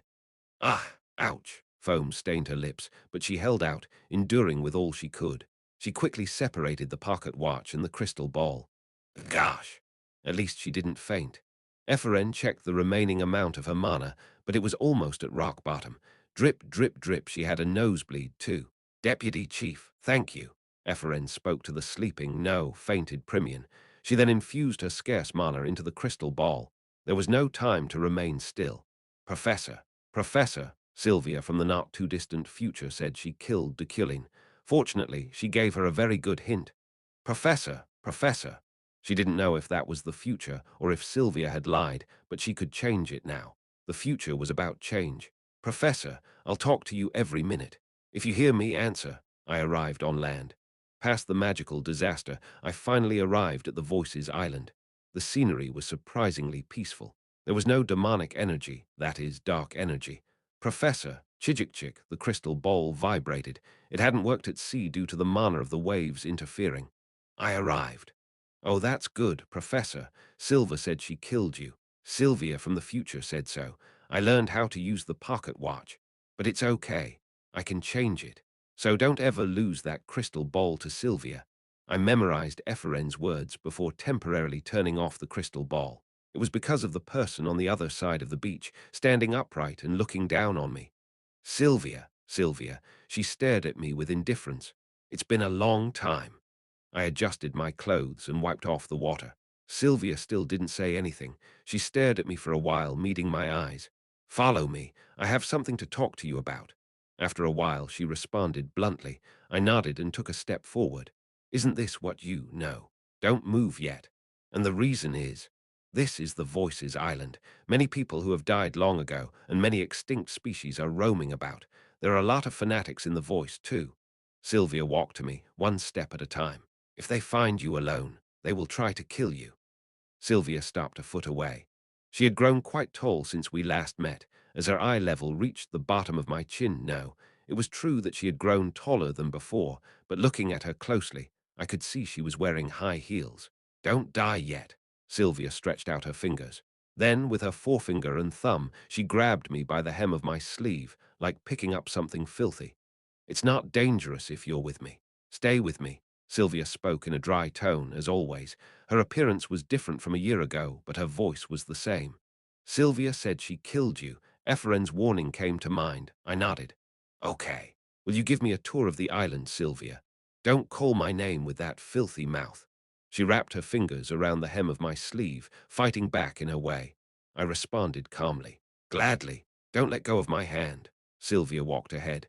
I didn't know if this could be called holding hands, but I followed her. As I came up from the beach to land, another city scene greeted me. Houses with round blue roofs, with spying glances behind windows. However, none of them exuded dark energy. That was curious. Are you hungry? Sylvia's absurd question. Though her tone was flat, it was certainly a question based on experience. Why are you asking that? You swam. Sylvia pointed to a store serving hot dogs. They're delicious. Aren't you hungry? She asked with a pure face, holding my sleeve tightly with 2 fingers. I shook my head. I don't need it. Then Sylvia nodded. Sorrow lasted upon her face for only a moment before it grew as cold as ice. Tell me if you are hungry. You guys, would you like to buy a flower? Just then, a woman with a flower basket approached us. Sylvia growled as she glared at her. A strange sound came out of her mouth. Oh my, I'm sorry. The woman ran away, scared. Then Sylvia glanced at me. Don't look around. Don't talk to them. Everything is dangerous for you. I couldn't get used to her being friendly. Chapter 240. Sylvia 3. I walked the island with Sylvia as she guided me here and there. That's a curry restaurant. It's very popular. The island resembled a modern Mediterranean landscape. The peaceful town with its clear blue sea would make you think that it was a replica. Sylvia said she killed you. Thanks to the villain's fate, my death was an annual event. How many times had I died, and how many times had I revived? That's the gallery. Sylvia pointed to a small wooden building. After that, a sudden silence fell over us. Sylvia stopped and looked up at me. I asked, do you have anything to say? The pictures I drew are there. So, Sylvia's cheeks puffed out. Aren't you curious? I looked at the gallery with vision. There were no special traps. Let's go in. Yeah, Sylvia nodded. We approached the gallery. I took one step inside and quietly glanced around. There were many paintings, ranging from landscapes, portraits, still life, and abstracts. What do you think? Sylvia asked. At that moment, I was immersed in a certain old feeling. Sylvia's paintings, that I felt with my aesthetic sense, were perfect. You are a good painter. Sylvia shrugged silently. I walked across the gallery carpet and admired a still life of a sunflower, then a landscape painting of the magic tower of the distant empire. Finally, a self-portrait with golden eyes. A long time ago, my dream was to be a painter. You also had a dream. Sylvia took a step behind me. There is no one without a dream. Dream. Right. I turned to Sylvia. She had matured just like these pieces of art, yet it must have been only a year since she left the tower. It was my dream to be a painter. So now I envy you. You envy me. Sylvia mulled over my words. I smiled a little and looked at the canvas. Aesthetically and artistically, it is a perfect piece of work. Intuitive brushstrokes, the sense of using color, the method of interpreting an object and expressing it on the canvas. I turned my head regarding Sylvia as she looked at her work again. I like it all very much. Sylvia nodded. With a glance at me, she created another canvas, an easel. She spilled paint over it. Scratch, scratch, scratch. She was painting while looking at me. Sylvia. She poked her face over the easel. I told you not to call my name with that mouth. Let's go back. Then her hand stiffened. She cleared her throat quietly, moving the brush again. I can't go back. The reason is, because this island is a wave that spreads in one place. There was a very small clue in her words. I thought I knew what it meant. I wish you hadn't come. Sylvia put the brush down and turned the easel back up. I examined myself on the canvas. So you are the center of the voice. The wave concept is a phenomenon in which vibration spreads around one place in matter or space. Thus, the voice was both a phenomenon and a concept at the same time. But the voice had more ambition than that. It wanted to become a substance, choosing Sylvia as a medium. Sylvia gladly accepted. In that way, Sylvia became the center of the voice. Clap, clap, clap. Lights flickered on inside the street lamps on the side of the road. People gathered around them with bright smiles and applause. The technological level is still very low. It's amazing to even have street lights at all. Sylvia explained their behavior. Since it hadn't been long since this island had been born, the residents were happy even with that. There must be people who originally lived on the continent. They are busy. They intend to return with the power of the demons that are still on this island. Is it a treasure hunt?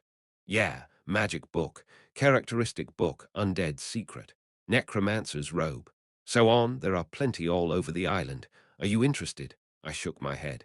I was interested, but I concluded there is no point in getting stronger by borrowing the power of a demon. Sylvia nodded. Then she looked up at me. Are you hungry? I met her golden eyes holding no emotion. It doesn't sound bad.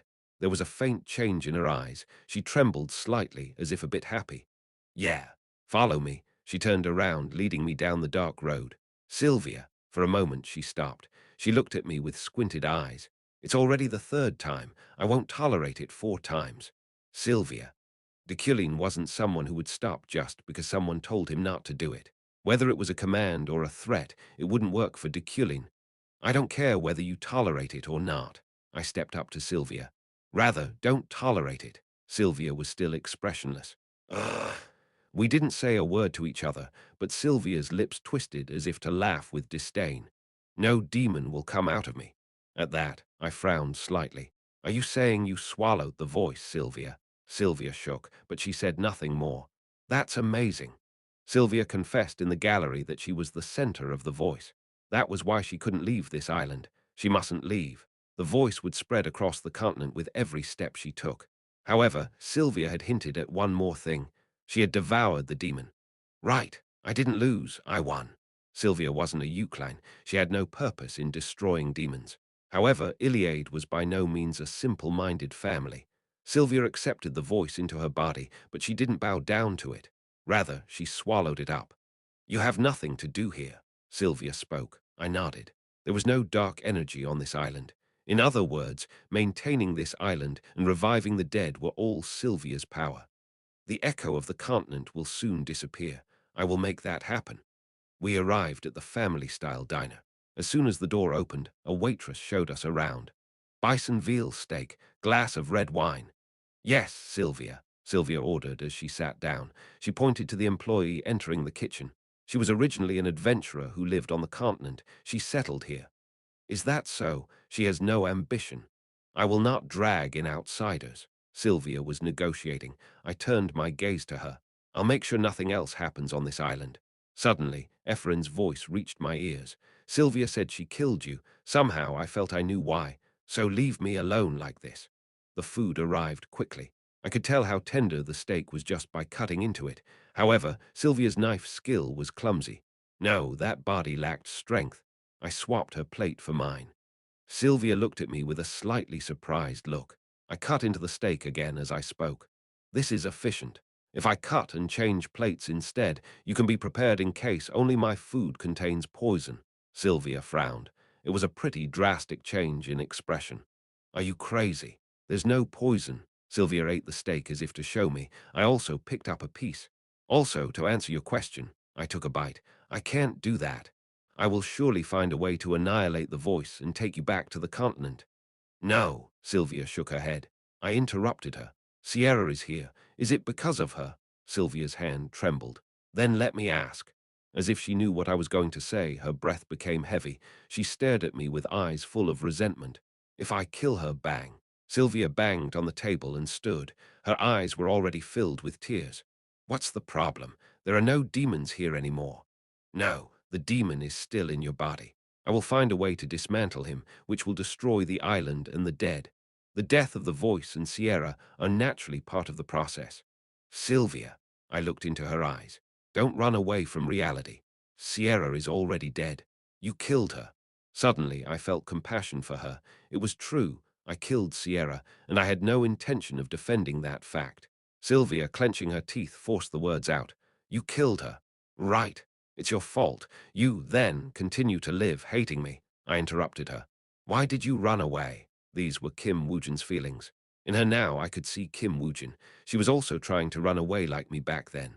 Her breath trembled. There was sorrow in those deep eyes. The employee closed the kitchen door. Didn't you want to run away? Run away. I pondered for a moment. She was asking Deculein, not Kim Woojin. However, in the end, it was a question for both. The person you love died because of Iliade. She already knew that. There was no way that this smart girl wouldn't have known. Escape is the easiest way, I know that too, I answered. It was something I had never told anyone, but this girl had a similar loss. I ran away for a bit. It wasn't long, it wasn't short. I slept a lot every day. I forced myself to dream of escaping reality. However, in the end, I accepted it. I accepted that she was dead. Now, there was someone in front of me who wanted to run away a little longer than me. I just watched, and then buried it in my heart. I took one step closer to her. However, I didn't intend to persuade her through conversation. Perhaps it was because of me that the demon brought Yuli back here. Sylvia trembled. Maybe it's forcing me to make a choice, just like you. I laughed. Then I shook my head and sneered. But Sylvia, I don't run away. Dozens or even hundreds of times I will kill my love in memory. Sylvia took a breath. That's why I'm going to kill Sierra here. She took a step back with fear plain on her face. Hold that grudge and live your whole life hating me. No, her small voice faded away, and I grabbed her by the shoulder. So don't run away. Listen carefully. I shared the very natural truth that I learned while living as Deculein and as Kim Woojin.